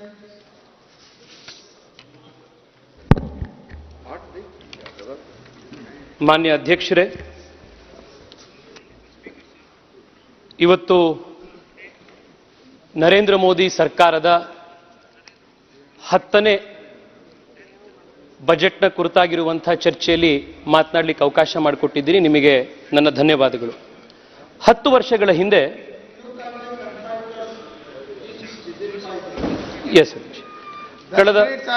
ಕಳೆದ 10 ವರ್ಷದ ಹಿಂದೆ ದೇಶದ ಆರ್ಥಿಕ ಪರಿಸ್ಥಿತಿ ಅತ್ಯಂತ ಚಿಂತಾಜನಕವಾಗಿತ್ತು. ವಿಶ್ವದ ಅತ್ಯಂತ 5 ಆರ್ಥಿಕವಾಗಿ ಹಿಂದುಳಿದಿರುವಂತಹ ಅಥವಾ ಕಷ್ಟದಲ್ಲಿರುವಂತಹ ದೇಶಗಳ ಪಟ್ಟಿಯಲ್ಲಿ ಭಾರತ ಇತ್ತು. ಫ್ರೆಜೈಲ್ 5 ಅಂತ ಭಾರತವನ್ನು ಕನ್ಸಿಡರ್ ಮಾಡಿದ್ರು. ಆದರೆ ಇವತ್ತು ಪ್ರಧಾನಮಂತ್ರಿ ನರೇಂದ್ರ ಮೋದಿ ಅವರ ಪರಿಶ್ರಮ, ದೂರದರ್ಶಿತ್ವದ ಯೋಜನೆಗಳ ಒಂದು ಫಲವಾಗಿ ಭಾರತ ಇವತ್ತು ವಿಶ್ವದ 5ನೇ ಅತಿ ದೊಡ್ಡ ಆರ್ಥಿಕ ಶಕ್ತಿಯಾಗಿ ಹೊರಹೊಮ್ಮಿದೆ. From fragile 5, India has emerge to be the top 5 economy in the world. ಅಧ್ಯಕ್ಷ, ಇವತ್ತು ಈ ಎಲ್ಲ ಬಜೆಟ್ಗಳ ಒಂದು ಪರಿಣಾಮವಾಗಿ ಕರ್ನಾಟಕ ರಾಜ್ಯ ಕೂಡ ಅತ್ಯಂತ ಪ್ರಗತಿಯನ್ನು ಹೊಂದುತ್ತಾ ಇದೆ. ಇವತ್ತು ನರೇಂದ್ರ ಮೋದಿ ಅವರು ಪ್ರಧಾನಮಂತ್ರಿಗಳು ಕರ್ನಾಟಕಕ್ಕೆ ಎಕ್ಸ್ಪ್ರೆಸ್ ವೇಗಳನ್ನು, ಹೈವೇಗಳನ್ನು, ಹೊಸ ಏರ್ಪೋರ್ಟ್ಗಳನ್ನು, ಹೊಸ ರೈಲ್ವೆ ಲೈನ್ಗಳನ್ನು, ರೈಲ್ವೆ ಎಲೆಕ್ಟ್ರಿಫಿಕೇಶನ್ನ, ಸ್ಮಾರ್ಟ್ ಸಿಟಿ ಪ್ರಾಜೆಕ್ಟ್ಗಳನ್ನು, ಅಮೃತ್ ಯೋಜನೆಯಡಿ ನಗರಗಳ ಉತ್ಥಾನವನ್ನು, ನಮ್ಮ ಗ್ರಾಮೀಣ ಭಾಗದ ಉತ್ಥಾನವನ್ನು, ಹೀಗೆ ಹಲವಾರು ರೀತಿಯಲ್ಲಿ ನರೇಂದ್ರ ಮೋದಿ ಸರ್ಕಾರದ ಪ್ರಯತ್ನದಿಂದಾಗಿ ಕರ್ನಾಟಕವೂ ಕೂಡ ಅಭಿವೃದ್ಧಿಯ ಪಥದಲ್ಲಿ ಬರ್ತಾ ಇದೆ. ಹಿಂದೆಂದೂ ಕೂಡ ಕರ್ನಾಟಕಕ್ಕೆ ಸಿಗದಲೇ ಇರುವಷ್ಟು ಅನುದಾನವನ್ನು ನರೇಂದ್ರ ಮೋದಿ ಅವರ ನೇತೃತ್ವದಲ್ಲಿ ಕರ್ನಾಟಕಕ್ಕೆ ಕಳೆದ 10 ವರ್ಷದಲ್ಲಿ ಸಿಕ್ಕಿದೆ. ಆದರೆ ಈ ಎಲ್ಲ ಸತ್ಯತೆಗಳು ಒಂದು ಕಡೆ ಇದ್ರೆ, ಕರ್ನಾಟಕದ ಜನರನ್ನ ದಾರಿ ತಪ್ಪಿಸುವಂತಹ ದಿಕ್ಕಿನಲ್ಲಿ ಚುನಾವಣಾ ಸಂದರ್ಭದಲ್ಲಿ ಸರ್ಕಾರ, ಕಾಂಗ್ರೆಸ್ ಪಾರ್ಟಿಯವರು ಮಾಡದಂಥ ಸುಳ್ಳು ಭರವಸೆಗಳನ್ನು ಈಡೇರಿಸಲಿಕ್ಕೆ ಆಗದಲೇ ಇರುವಂತಹ ಇವತ್ತಿನ ಪರಿಸ್ಥಿತಿಯಲ್ಲಿ ನರೇಂದ್ರ ಮೋದಿ ಅವರ ಮೇಲೆ, ಕೇಂದ್ರ ಸರ್ಕಾರದ ಮೇಲೆ ಸುಳ್ಳು ಆರೋಪಗಳನ್ನು ಮಾಡಿ, ಸುಳ್ಳು ಪ್ರಾಪಗಾಂಡಾವನ್ನು ಮಾಡಿ, ರಾಜಕೀಯ ಷಡ್ಯಂತ್ರವನ್ನು ಮಾಡಿ ರಾಜ್ಯದ ಹಿತಾಸಕ್ತಿಯನ್ನ ಹಿಂದಿಕ್ಕುವಂತಹ ಒಂದು ದೊಡ್ಡ ಕೆಲಸ ಇವತ್ತು ಕಾಂಗ್ರೆಸ್ ಪಾರ್ಟಿಯ ಕಡೆಯಿಂದ ಆಗ್ತಾ ಇದೆ. ನನಗಿವತ್ತು ಅತ್ಯಂತ ಬೇಜಾರಾಗ್ತಾ ಇರುವಂಥದ್ದು ಅಂದ್ರೆ, ರಾಜ್ಯದ ಮುಖ್ಯಮಂತ್ರಿಗಳು ಮತ್ತು ಕರ್ನಾಟಕದ 130 MLAಗಳು, ಮಿನಿಸ್ಟರ್ಗಳು ಎಲ್ಲರೂ ಕೂಡ ಒಂದು ಸುಳ್ಳು ಆರೋಪದ ಮೇಲೆ, ಪ್ರಾಪಗಾಂಡಾದ ಆಧಾರದ ಮೇಲೆ ದೆಹಲಿಗೆ ಬಂದು ಕರ್ನಾಟಕಕ್ಕೆ ಅನ್ಯಾಯ ಆಗಿದೆ ಅನ್ನುವಂತ ಸುಳ್ಳು ಆರೋಪಗಳನ್ನ ಮಾಡ್ತಾ ಇರುವಂತದ್ದು ಇವತ್ತು ನಾವು ನೋಡ್ತಾ ಇದ್ದೀವಿ. ಅಧ್ಯಕ್ಷರೇ, ನಾನು ಜಾಸ್ತಿ ಸಮಯ ನಿಮ್ಮ ಹತ್ರ ಕೇಳೋದಿಲ್ಲ, 5 ನಿಮಿಷ ಸಮಯ ನನಗೆ ಕೊಡಿ. ಇವರ ಕಾಂಗ್ರೆಸ್ ಪಾರ್ಟಿಯ ಸುಳ್ಳು ಆರೋಪಗಳನ್ನ ಇವತ್ತು ಜನಕ್ಕೆ ಜಾಹೀರು ಮಾಡಬೇಕಾದಂತ ಜವಾಬ್ದಾರಿ ನಮ್ಮ ಮೇಲಿದೆ. ಮೊದಲನೇ ಸುಳ್ಳು ಆರೋಪ ಕಾಂಗ್ರೆಸ್ ಸರ್ಕಾರ ಹೇಳ್ತಾ ಇರುವಂತದ್ದು. ಸರ್, ಒಂದ್ 2 ನಿಮಿಷ ಸುಮ್ಮನಿರಿ ನೀವು, ದಯವಿಟ್ಟು 2 ನಿಮಿಷ ಸುಮ್ಮನಿರಿ. ಸುರೇಶ್ ಅವರೇ, ದೇಶ ವಿಭಜನೆಯ ಮಾತನಾಡ್ತಾ ಇರುವಂತವ್ರು ನೀವು, ನಿಮಗೆ ಈ ಸಂಸತ್ನಲ್ಲಿ ಮಾತನಾಡೋ ಹಕ್ಕಿಲ್ಲ. ದಯವಿಟ್ಟು ಸುಮ್ ಕೂತ್ಕೊಳ್ಳಿ ನೀವು, ಇವತ್ತು ದೇಶದ ಅಧ್ಯಕ್ಷರೇ,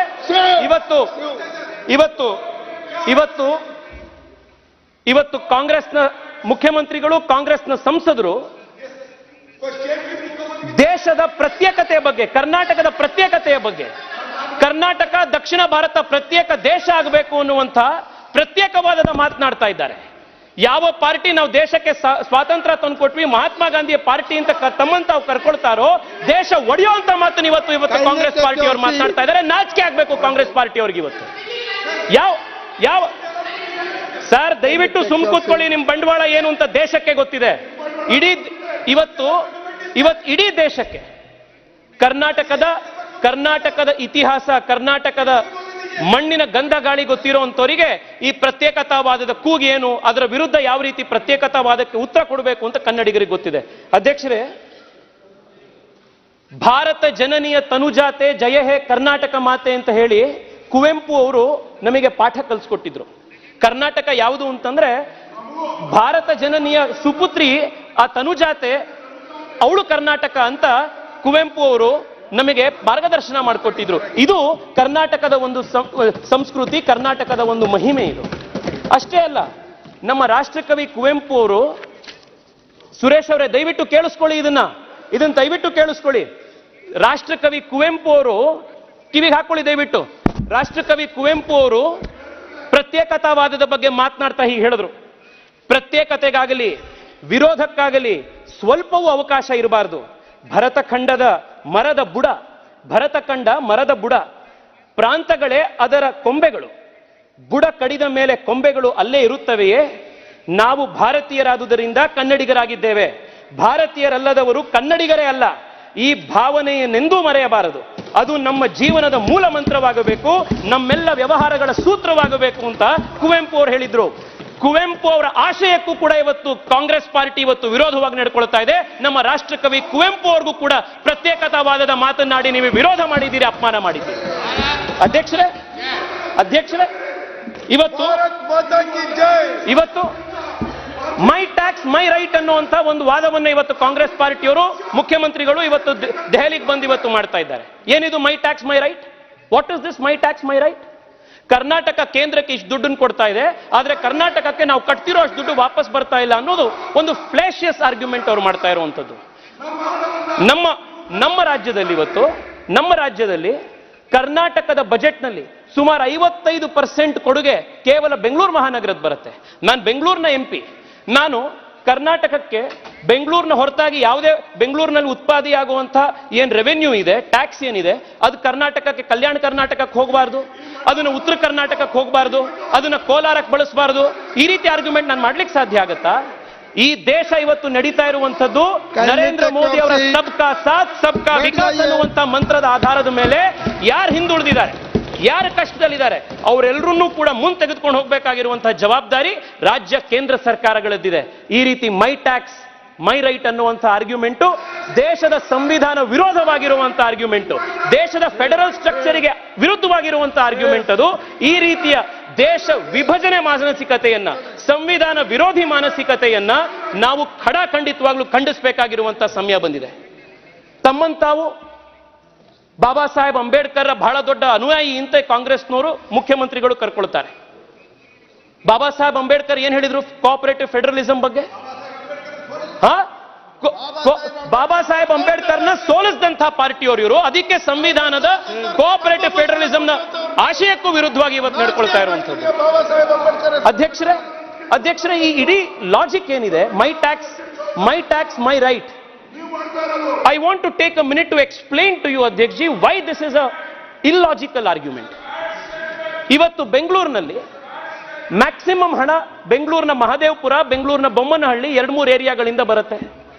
ಬೆಂಗಳೂರಿನ ಬೇರೆ ಬೇರೆ ಏರಿಯಾದವರು ಕೂಡ ಬೆಂಗಳೂರಿನಲ್ಲಿ ಕಲೆಕ್ಟ್ ಆಗ್ತಿರೋ ಮಹದೇವಪುರ, ಬೊಮ್ಮನಹಳ್ಳಿ ಕಲೆಕ್ಟ್ ಆಗ್ತಿರುವಂತ ದುಡ್ಡನ್ನು ಬೇರೆ ಕಡೆಗೆ ಯಾಕೆ ಹಾಕ್ತೀರಿ ಅಂತ ಪ್ರಶ್ನೆ ಮಾಡಿದ್ರೆ, ಇವತ್ತು ಕರ್ನಾಟಕದಲ್ಲಿ ಅತಿ ಹೆಚ್ಚು ಟ್ಯಾಕ್ಸ್ ಕಟ್ತಾ ಇರುವಂತಹ ಜನ IT BT ಕೆಲಸ ಮಾಡ್ತಾ ಇರುವಂತವ್ರು. ಮತ್ತೊಬ್ರು ನಾವು 30% ಟ್ಯಾಕ್ಸ್ ಕಟ್ತಾ ಇದೀವಿ, ನಮ್ಮ ಹಣನ ನೀವು ಯಾಕೆ ಬೇರೆದಕ್ಕೆ ಉಪಯೋಗ ಮಾಡ್ತಾ ಇದ್ದೀರಿ, ನೀವು ಯಾಕೆ 2,000 ರೂಪಾಯಿ ಕಟ್ತಾ ಇದ್ದೀರಿ, ನಮ್ಮ ಹೆಂಡತಿಗೆ ನಮ್ಮ ಮನೆಯವ್ರಿಗೆ ಯಾಕೆ 2,000 ರೂಪಾಯಿಗೆ ಅವಕಾಶ ಇಲ್ಲ ಅಂತ ಅವ್ರು ಕೇಳಿದ್ರೆ, ಯಾರನ್ನು ನಾವು ಸಮಾಜವಾದಿ ಅಂತ ತಮ್ಮನ್ನು ತಾವು ಕರ್ಕೊಳ್ತಾ ಇದ್ದಾರೋ, ರೀಡಿಸ್ಟ್ರಿಬ್ಯೂಷನ್ ಆಫ್ ವೆಲ್ತ್ನೇ ಸಮಾಜವಾದದ ಬುನಾದಿ ಅಂತ ಯಾರು ಚುನಾವಣೆ ಮಾಡಿದ್ರೋ, ಯಾರು ಅಧಿಕಾರಕ್ಕೆ ಬಂದ್ರೋ ಆ ಸಮಾಜವಾದಿಗಳು ಇವತ್ತು ಮೈ ಟ್ಯಾಕ್ಸ್ ಮೈ ರೈಟ್ ನ ಮಾತನಾಡ್ತಾ ಇದ್ದಾರೆ.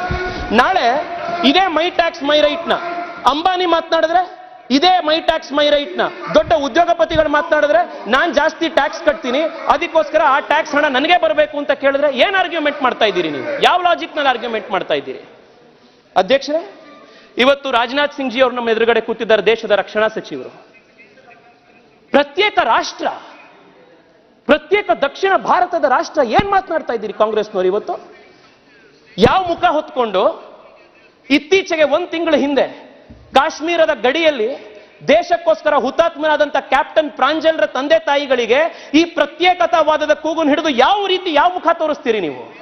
ನಮ್ಮ ಕರ್ನಾಟಕದ ಮಡಿಕೇರಿಯಲ್ಲಿ, ಕರ್ನಾಟಕದ ಬೆಳಗಾಂನಲ್ಲಿ, ಕರ್ನಾಟಕದ ಬಿಜಾಪುರದಲ್ಲಿ, ಸೆಂಟ್ರಲ್ ಪ್ಯಾರಾಮಿಲಿಟರಿ ಫೋರ್ಸಸ್ ನಲ್ಲಿ, ಆರ್ಮಿಯಲ್ಲಿ ಮನೆಯಿಂದ ಯುವಕರು ಇವತ್ತು ದೇಶಕ್ಕೆ ಕೆಲಸ ಮಾಡ್ಲಿಕ್ಕೆ ಹೋಗ್ತಾ ಇದ್ದಾರೆ. ಆ ದೇಶದ ಗಡಿ ಭಾಗವನ್ನು ಕಾಪಾಡ್ತಾ ಇರುವಂತಹ ಯುವಕರಿಗೆ ಮುಖ್ಯಮಂತ್ರಿಗಳು, ಕಾಂಗ್ರೆಸ್ ಪಾರ್ಟಿಯವರು ಯಾವ ಮುಖ ಹಿಡ್ಕೊಂಡು ಪ್ರತ್ಯೇಕತಾವಾದದ ಮಾತನಾಡಿರುವಂತವರು ಯಾವ ಮುಖ ಹಿಡ್ಕೊಂಡು ನೀವು ಇವತ್ತು ಅವ್ರನ್ನ ಹೋಗಿ ಮಾತನಾಡಿಸ್ತೀರಿ? ಅಧ್ಯಕ್ಷರೇ, for the benefit of this house and for the benefit of this nation, I also want to bring to the attention of the country a very important historical fact about what is the culture, the inherent nature, the nationalist DNA of the Kannada people.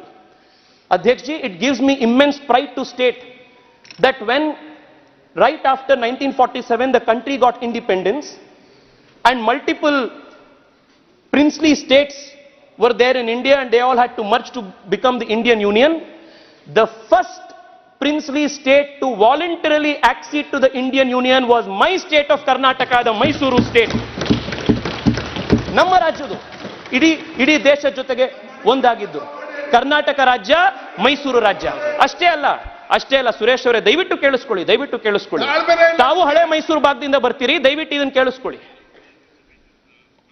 ಯಾವಾಗ ಸರ್ದಾರ್ ಪಟೇಲ್ರು ದೇಶದ ಎಲ್ಲ ಕಡೆ ಸಂವಿಧಾನ ಈ princely ಸ್ಟೇಟ್ಗಳ ಹತ್ರ ಹೋಗಿ, ರಾಜ್ಯಗಳನ್ನು ಹೋಗಿ ಏಕತೆ ಮಾಡುವಂತ ಒಂದು ಕೆಲಸಕ್ಕೆ ಹೋಗಿದ್ರು, ಅವಾಗ ಸರ್ದಾರ್ ಪಟೇಲ್ರಿಗೆ ಏರೋಪ್ಲೇನ್ ನ ಕೊಟ್ಟು ಆ ಏರೋಪ್ಲೇನ್ ನ ಟ್ಯಾಕ್ಸ್ ಕೂಡ ಕಟ್ಟಿದ್ದು, ಆ ಏರೋಪ್ಲೇನ್ ನ ವ್ಯವಸ್ಥೆ ಮಾಡಿಕೊಟ್ಟಿದ್ದು ಕೂಡ ಮೈಸೂರು ಮಹಾರಾಜರು ಮಾಡಿಕೊಟ್ಟಿದ್ದು, ದೇಶದ ಏಕತೆಗೋಸ್ಕರ ಮಾಡಿಕೊಟ್ಟಿದ್ದು. ಇದು ಭಾರತದ ಕನ್ನಡಿಗರ ಒಂದು ದೇಶದ ಬಗ್ಗೆ ಇರುವಂತಹ ಅಭಿಮಾನ. ಅಧ್ಯಕ್ಷರೇ, 2-3 ಅಂಶಗಳಲ್ಲಿ ನಾನು ಕಾಂಗ್ರೆಸ್ನವರಿಗೆ ಕೇಳಲಿಕ್ಕೆ ಇಚ್ಛೆ ಪಡ್ತೇನೆ. ನಿಮ್ಮ ಈ ಮೈ ಟ್ಯಾಕ್ಸ್ ಮೈ ರೈಟ್ ಆರ್ಗ್ಯುಮೆಂಟ್ ಅನ್ನ ನೀವು ಎಕ್ಸ್ಟೆಂಡ್ ಮಾಡ್ತಾ ಹೋದ್ರೆ ದೇಶ ನಡೆಯಕ್ಕೆ ಸಾಧ್ಯನಾ? ಕರ್ನಾಟಕ ನಡೆಯಕ್ಕೆ ಸಾಧ್ಯನಾ? ಇವತ್ತು ಪ್ರಹ್ಲಾದ್ ಜೋಶಿ ಸಾಹೇಬರು ಕೂತಿದ್ದಾರೆ, ಕಲ್ಲಿದ್ದಲಿನ ಮಂತ್ರಾಲಯದವರು. ಕರ್ನಾಟಕದ ಇಂಡಸ್ಟ್ರಿಗಳಿಗೆ ಜಾರ್ಖಂಡ್ನಿಂದ, ಛತ್ತೀಸ್ಗಢ್ನಿಂದ, ಮಧ್ಯಪ್ರದೇಶದಿಂದ, ಇವತ್ತು ಬಿಹಾರದಿಂದ, ಒಡಿಸ್ಸಾಯಿಂದ ಇವತ್ತು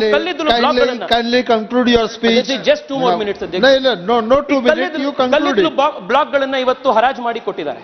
ಪ್ರತಿ ಮೆಟ್ರಿಕ್ ಟನ್ ಮೇಲೆ 4,000 ರೂಪಾಯಿಯ ಸಬ್ಸಿಡಿ ಕೇಂದ್ರ ಸರ್ಕಾರ ಕೊಡ್ತಾ ಇದೆ. ಅದರಿಂದ ಇವತ್ತು ಕರ್ನಾಟಕಕ್ಕೆ ವಿದ್ಯುತ್ ಜನರೇಟ್ ಆಗ್ತಾ ಇದೆ. ಇವತ್ತು ಮೈ ಟ್ಯಾಕ್ಸ್ ಮೈ ಕಂಟ್ರಿ ಅಂತ ಹೇಳಿ ಕೋಲ್ನ ಪ್ರೊಡ್ಯೂಸ್ ಮಾಡುವಂತ, ಕಲ್ಲಿದ್ದಲು ಪ್ರೊಡ್ಯೂಸ್ ಮಾಡುವಂತ ಬಿಹಾರ, ಜಾರ್ಖಂಡ್ ಇವರೆಲ್ಲರೂ ಕೂಡ ನಾವು ನಮ್ಮ ಕಲ್ಲಿದ್ದಲು ನಾವು ಕರ್ನಾಟಕ ಕೊಡೋದಿಲ್ಲ ಇದನ್ನ ಅಂತ ಕೂತ್ರೆ ದೇಶ ನಡೆಯಕ್ಕೆ ಸಾಧ್ಯ ಇದೆಯಾ? ಅಧ್ಯಕ್ಷರೇ, ಒಂದ್ ಸೆಕೆಂಡ್. ನರೇಂದ್ರ ಮೋದಿ ಸರ್ಕಾರ ಕರ್ನಾಟಕದ ಸಾವಿರಾರು ಜನ ಯುವಕರನ್ನ ವಿಶ್ವದ ಮೂಲೆಗಳಲ್ಲಿ ಯುಕ್ರೇನ್ನ ಯುದ್ಧದ ಸಂದರ್ಭದಲ್ಲಿ, ಯೆಮೆನ್ನ ಯುದ್ಧದ ಸಂದರ್ಭದಲ್ಲಿ, ಕೋವಿಡ್ನ ಸಂದರ್ಭದಲ್ಲಿ ವಂದೇ ಭಾರತ್ ಮಿಷನ್ ನಲ್ಲಿ ಸಾವಿರಾರು ಜನ ಭಾರತೀಯರನ್ನ, ಕನ್ನಡಿಗರನ್ನ ವಾಪಸ್ ಸುರಕ್ಷಿತವಾಗಿ ಕರ್ಕೊಂಡು ಬಂದ್ರಲ್ಲ, ಇದು ಕನ್ನಡಿಗರು ಅಂತ ನೋಡಿದ್ರ, ಭಾರತೀಯರು ಅಂತ ನೋಡಿದ್ರ, ದೇಶದ ನಾಗರಿಕರು ಅಂತ ಹೇಳಿ ನರೇಂದ್ರ ಮೋದಿ ಸರ್ಕಾರ ಪ್ರತಿಯೊಬ್ಬ ಕನ್ನಡಿಗರನ್ನು ವಾಪಸ್ ಕರ್ಕೊಂಡು ಬಂತು.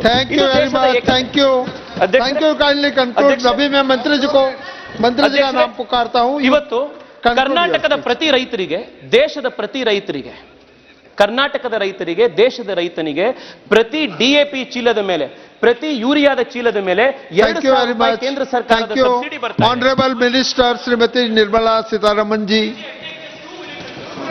हो गया अभी. ಕಳೆದ 10 ವರ್ಷದಿಂದ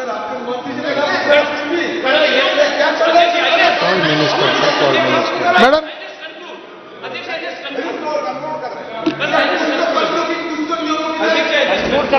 कंक्लूड कीजिए जल्दी.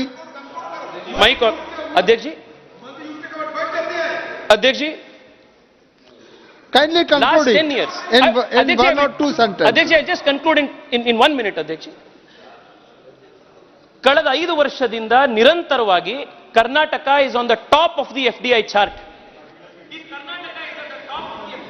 The reason is the Prime Minister's Make in India, Digital India, the Prime Minister's foreign policy success. ಇದೆಲ್ಲವನ್ನೂ ಕೂಡ ತೆಗೆದುಕೊಂಡು ಬಂದಿರೋದ್ರಿಂದ ಇವತ್ತು ಕರ್ನಾಟಕ ಮುಂದೆ ಬರ್ತಾ ಇದೆ. ಹೀಗೆ ಒಂದು ಸಂವಿಧಾನದ ಫೆಡರಲ್ ಸ್ಟ್ರಕ್ಚರ್ನಲ್ಲಿ ಕೆಲಸ ಮಾಡ್ತಾ ಇರುವಂತಹ ಒಂದು ಪಾರ್ಟಿ, ಒಂದು ಸರ್ಕಾರ ಈ ರೀತಿ ಮಾತನಾಡುವ honourable finance minister Shrimati Nirmala ji.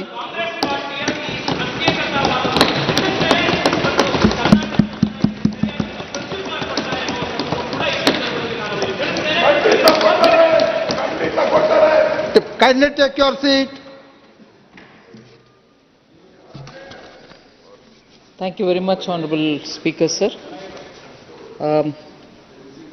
With your permission, I'm responding to discussions on 4 items. One is the budget 2024-25, which is an interim budget, and then the second supplementary for the year 23-24 of the Union Government, and also talking in response to the discussions which are happening on Jammu Kashmir interim budget for 24-25 and the supplementary demand for grants for 23-24 of Jammu and Kashmir. So I am responding to the discussions which have happened for all these 4 items.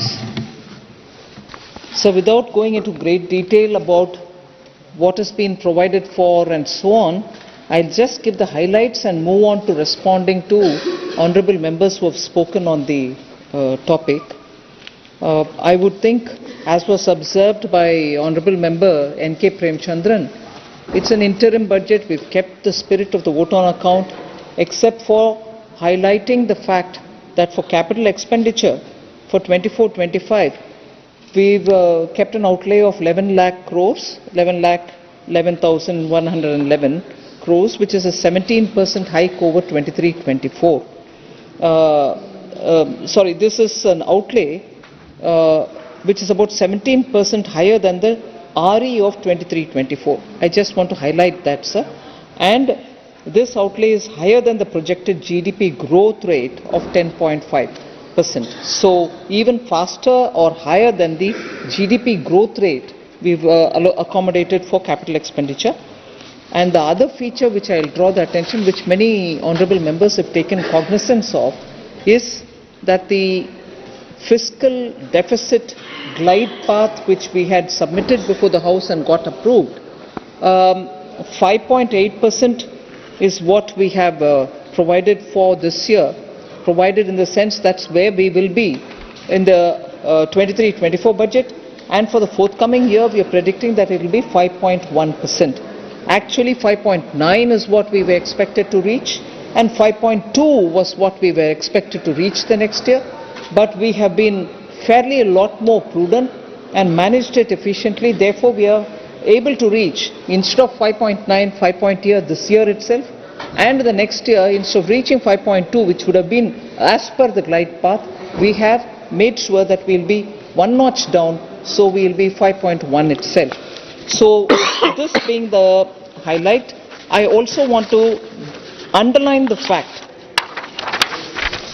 that the allocation for main and important heads are, if anything, more rather than coming down. Department of School Education and Literacy, for instance, is at the RE of this year, but higher than the BE of the current year.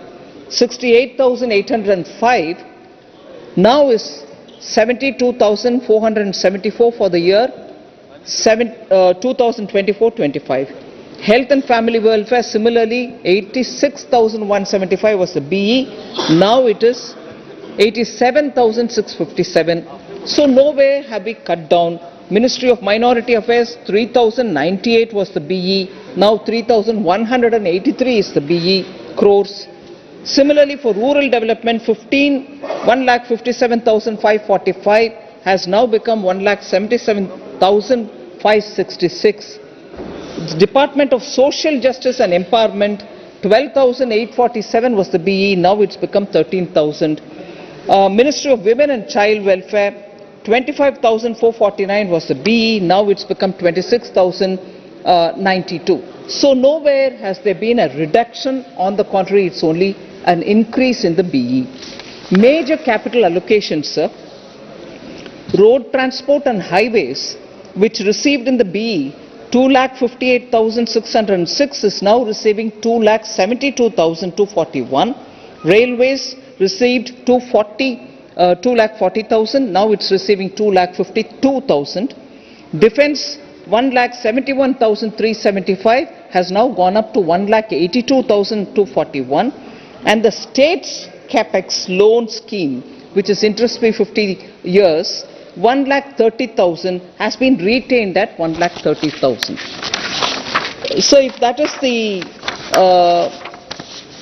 numbers for BE comparison between 23-24 to 24-25, allocation for major flagship schemes have either remained so or gone up.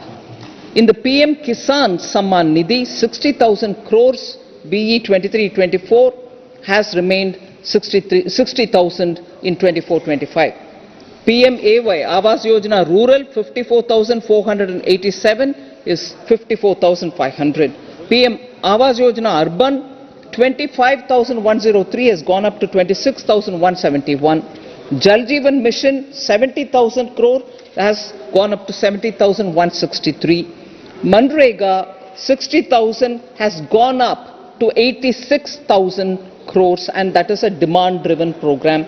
PM Gram Sadak Yojana 19,000 crore remains at 19,000 crore. Samagra Shiksha is 37,453, has gone up to 37,500. PLI scheme 8,965 was given in BE 23-24, it's gone up to 16,021. Now the supplementary demand, sir. I'm not going into the detail of how much is cash supplementary, how much is technical supplementary. I want to explain as to where the supplementary demand is being spent. Department of Fertilizers get 3,000 for nutrient-based subsidy scheme for P&K fertilizers. Subsidy going to farmers. So that is where the supplementary wants 3,000 crores. Department of Food and Public Distribution gets 9,231 for Pradhan Mantri Garib Kalyan Anna Yojana. Defence Services on revenue expenditure gets 13,548, which will go for meeting the additional expenditure towards pay and allowances of armed forces and other establishment expenditure requirements such as stores, transportation works and ECHS. Department of Economic Affairs gets 5,000 for transfer to Senior Citizen Welfare Fund. And finally, transfers to Jammu Kashmir gets 3,000 crores for meeting the additional expenditure towards central assistance to UT of Jammu and Kashmir for bridging the resource gap. Now, if that's the case with the supplementary demand for grants, the Jammu Kashmir budget and which is an interim budget for 24-25 and the supplementary demand for grants 23-24, sir. The highlights are that Jammu and Kashmir is seeking a vote on account for 59,364 crores, which is only for part year because the whole year's BE is 1,18,728 crores. This covers revenue expenditure of 40,000 crores, something else plus, and capital expenditure 19,283 crores. So the central government will provide the government of Jammu and Kashmir 41,751 crore in 23-24 and 37,278 crore in 24-25 as assistance to the union territory. So that is their interim budget, and their supplementary demand for grants is seeking 8,713 crore, primarily for repayment of debt and also for power procurement. So that is where the interim and also supplementary of Jammu and Kashmir is. I'll very quickly, considering the time constraint that we have, very quickly respond to some of the members who have spoken on issues. Honorable Member Shashi Tharoor referred to labor workforce, labor force, unemployment and issues. Whilst I can give him point on several, I'll highlight some of the features. The labor force in the country has increased from 49.8 in 2017-18 to 57.9% in 22-23, registering a growth of about 8.1%. Now, sir, the workforce in the country has increased all right, and 46.8% in 2017, 56% in 2022-23, registering a growth of 9.2%. Unemployment rate has decreased from 6.0% in 17-18 to 3.2% in 22-23. This is the data I'm officially giving you in the House to the Honourable Member. Sir, since May 2023, so before that, labour force of youth has also increased from 38.2% in 17-18 to 44.5% in 22-23, registering a growth of about 6.3% in the last 5 years. Since May 2023, the number of net new subscribers to EPFO, they are not gross figures, they are net figures, new additions in the age group of 18 to 25 years has consistently exceeded 55% of the total net new EPF subscribers. So distinctly the numbers show that people are getting enrolled in jobs, and that is why the EPF records show it. The women labour force participation has also risen to 37.0% in 22-23, signifying a substantial increase in women coming to the workforce. Sir, women again in formal employment. During 22-23, total of 28.7 lakh net female subscribers were added on to EPFO. These are official EPFO records. So women are coming into formal jobs. As regards unorganized workers, sir, normally a lot of concern is expressed, and data collection for unemployment among unorganized workers is also very complex. At present, out of the total registration of more than 29 crore unorganized workers on the e-Shram portal, 53% are women under various occupational sectors. So 53% on the e-Shram portal are women. So you find that significantly more number of women are coming to join the workforce. Sir, there was also a question from Honourable Member Tharoor talking about allocation to PM Poshan, whether it is there is a reduction is actually the observation by Honourable Member. No, actually the allocation to PM Poshan has increased. BE 23-24, which is the current year BE, is 11,600 crores. BE 24-25, for the year which is forthcoming, for which the budget is laid here, 12,467.39 crores has already been announced in the interim budget. So it's actually going up. Sir, the retail, talking about inflation, several members did speak. I'm quickly moving on to it. I can't see Professor Saugata Roy, but Shashi Tharoor ji has also raised this concern. Retail inflation, sir, has declined from an average of 6.8% in April-December 2022 to 5.5% in the corresponding period of 2023. The retail inflation is now stable and within the notified tolerance band of 2 to 6%. The core inflation has actually declined from 5.1% in April 2023 to 3.8% in December 2023. There was also this observation that probably the government is not doing much at all for containing inflation. There was this question also asked on Monday in this August House, for which I have given a detailed reply. But as a result of the steps taken by the government, prices of essentials like atta, dal, onion and also rice have come down. I'll tell you how, sir. Bharat Atta, a brand which Government of India has brought in with subsidized grains, atta or dal or others. Rice also has got launched only 2 days ago, have all got absolutely subsidized price. Atta, for instance, 27.50 per kg, Bharat Atta. And okay, you put the price, you also release the brand. Is it getting sold?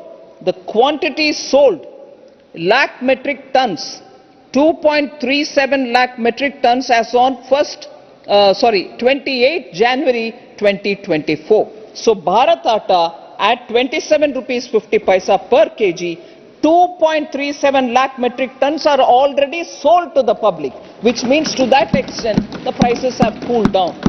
Bharat Dal similarly, 60 rupees per kg if it is packed in 1 kg bags, 55 rupees 1 kg if it is packed in 30 kg bags. 2.97 lakh metric tons as on 31st January has already been sold. So dal is also getting subsidized and distributed through NAFED, through Mother Dairy, through other cooperative stores and so on. Onions are being sold at 25 rupees per kg. And is it being sold? Yes, it is being sold. 3.96 lakh metric tons up to 3rd February has already been sold by the government. Bharat Rice is launched at 29 rupees per kg. The launch happened only 2 days ago, so I can't give you what is the quantity already sold. Sir, there was interest also on the PLI scheme. Again, Member Shashi Tharoor had asked about it. Member Dayanidhi Maranji has already also asked about it. PLI schemes, I'm not going into the details. 14 sectors benefit from it. So what is happening? Is it happening everywhere? Manufacturing locations are coming up in 24 states and more than 150 districts. This scheme is not being given only for one state or the other. Manufacturing happening in 24 states are getting covered. Government has committed nearly 1.97 lakh crores, which is about $26 billion over 5 years starting 21-22. The results are, as of today, I'm just putting some facts before you.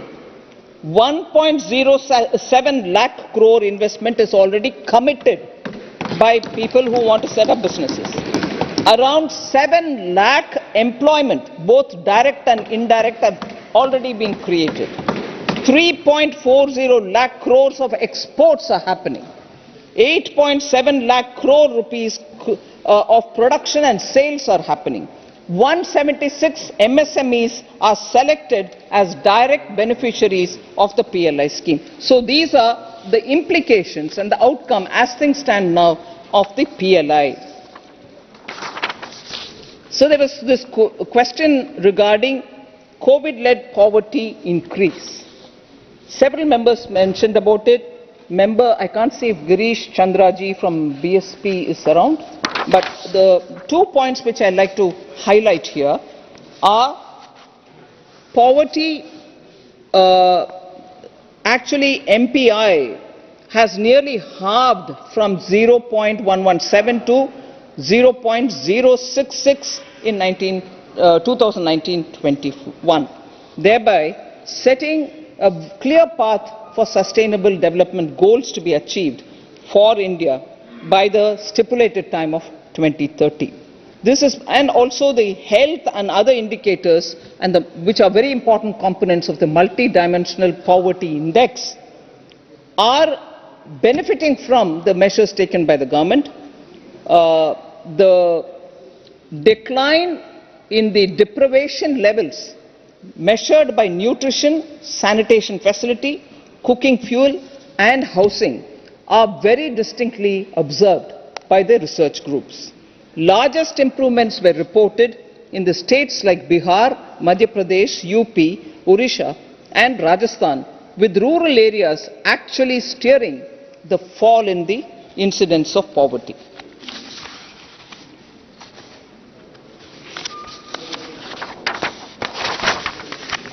So there was this elaborate question about IMF report which warned about increasing debt to GDP ratio. Debt to GDP ratio has increased in the last 10 years, was an observation which very many members picked up. Member Shashi Tharoor, Member Supriya Sule spoke about it. So this IMF report, please let us understand the context. It talks of a worst case scenario. If it's not the fait accompli. It doesn't say that you are going towards it, you're going to end up in that. That's not that report. It says, please take care. In the worst case scenario, if you don't attend to your economy from now, you may end up being like this. But that's not a fait accompli. The kind of measures we are taking to make sure that debt restructuring and also bringing down the core debt are all efforts which are very reassuring. And as it is, if you look at India's debt to GDP, it's in the range of 80 to 84. Whereas there are countries which are advanced, which are over 100%, over 200%. Japan's over 200%. Many of the developed countries and many of the emerging market economies also are well over 100. We are well below. And also, government's external debt is almost, just as they say in Hindi, na ki barabar hai. It's all as good as not being there at all.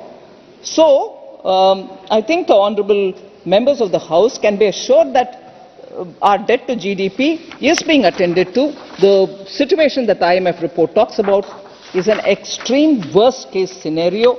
Just what if it goes to become that way? It's not leading to a fait accompli. There were comparisons made with Bangladesh, Sri Lanka and so on. Sir, I think I've said this a few times in this House. I know we value our neighborhood, our neighbors, we help one another and grow.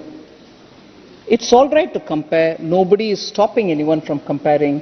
But let's not compare just one random number. If you're talking about per capita GDP, then please let us look at the real GDP growth of these countries as well. Bangladesh and Sri Lanka were compared. Bangladesh 2020, 2021 and 2022. Real GDP growth 3.4, 6.9, 7.1. Where are we? Therefore, if we are looking at India, we started with minus 5.8 due to COVID in 2020. We moved on to 9.1. Then we've reached 7.2 even despite the COVID dip.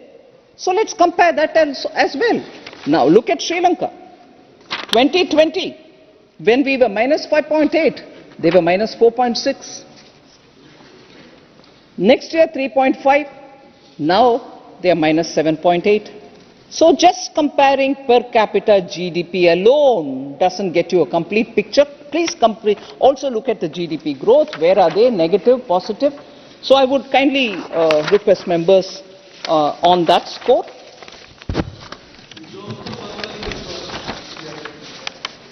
Somebody mentioned it. Somebody mentioned it, so I'm responding to that. So I can't see Member Hasnain Masoodi ji. He had asked some questions about J&K, but I can always pass it on to him when he's around. Sir, just a few observations. I wouldn't take much of your time because I think all of us are in. Sorry.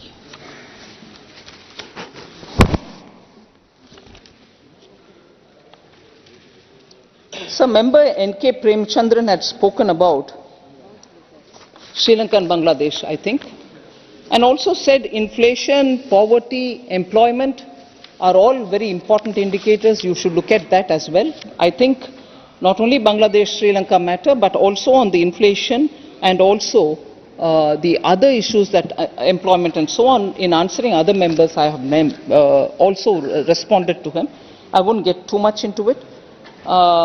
One last word, sir, on the concerns about centre not giving money to the states.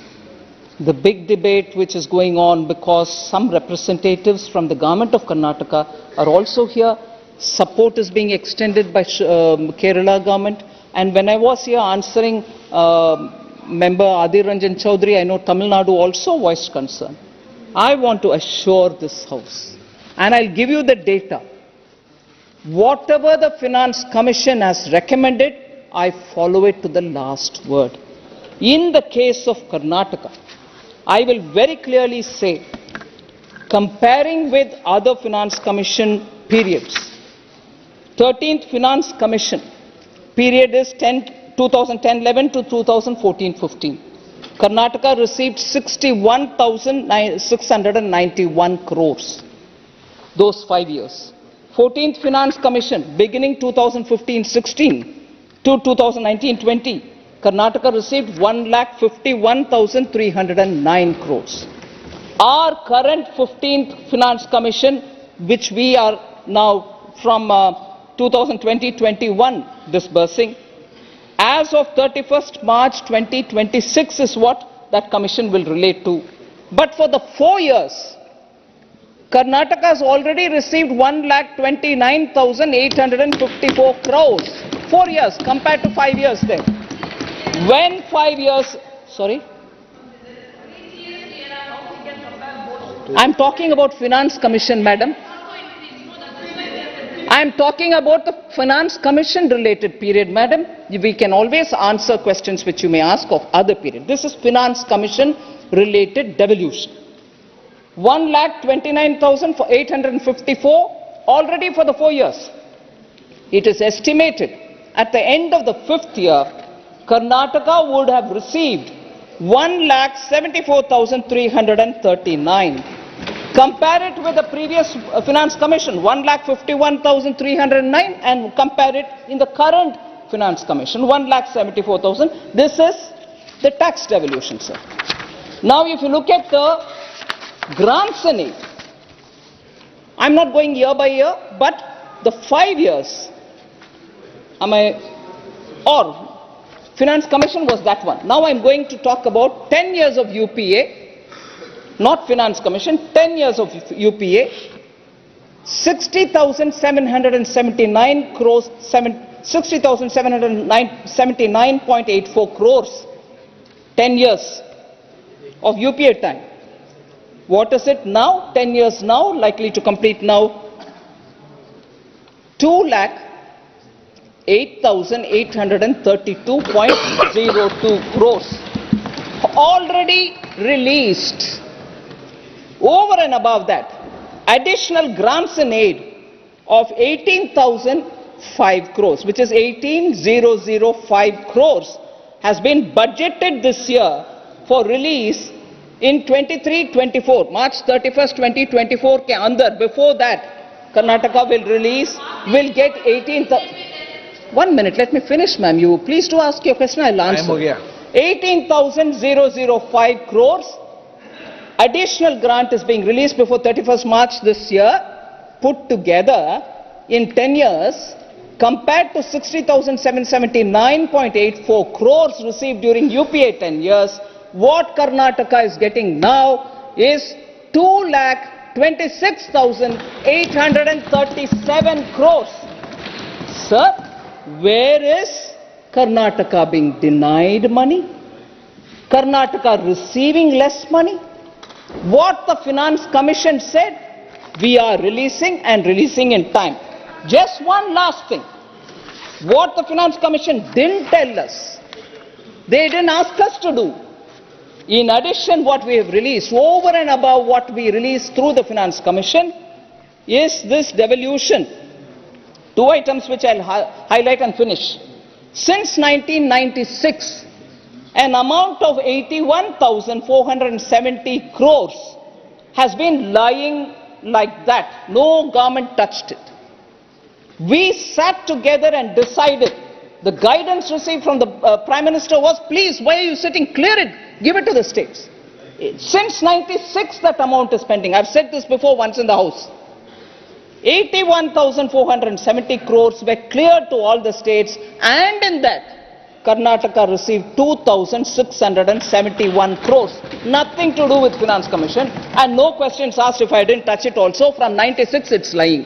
The other, of course, is the 6,280 crores received under the 50-year interest-free. Even that the Finance Commission didn't tell us. We've given it to all states. We've given it to Karnataka as well.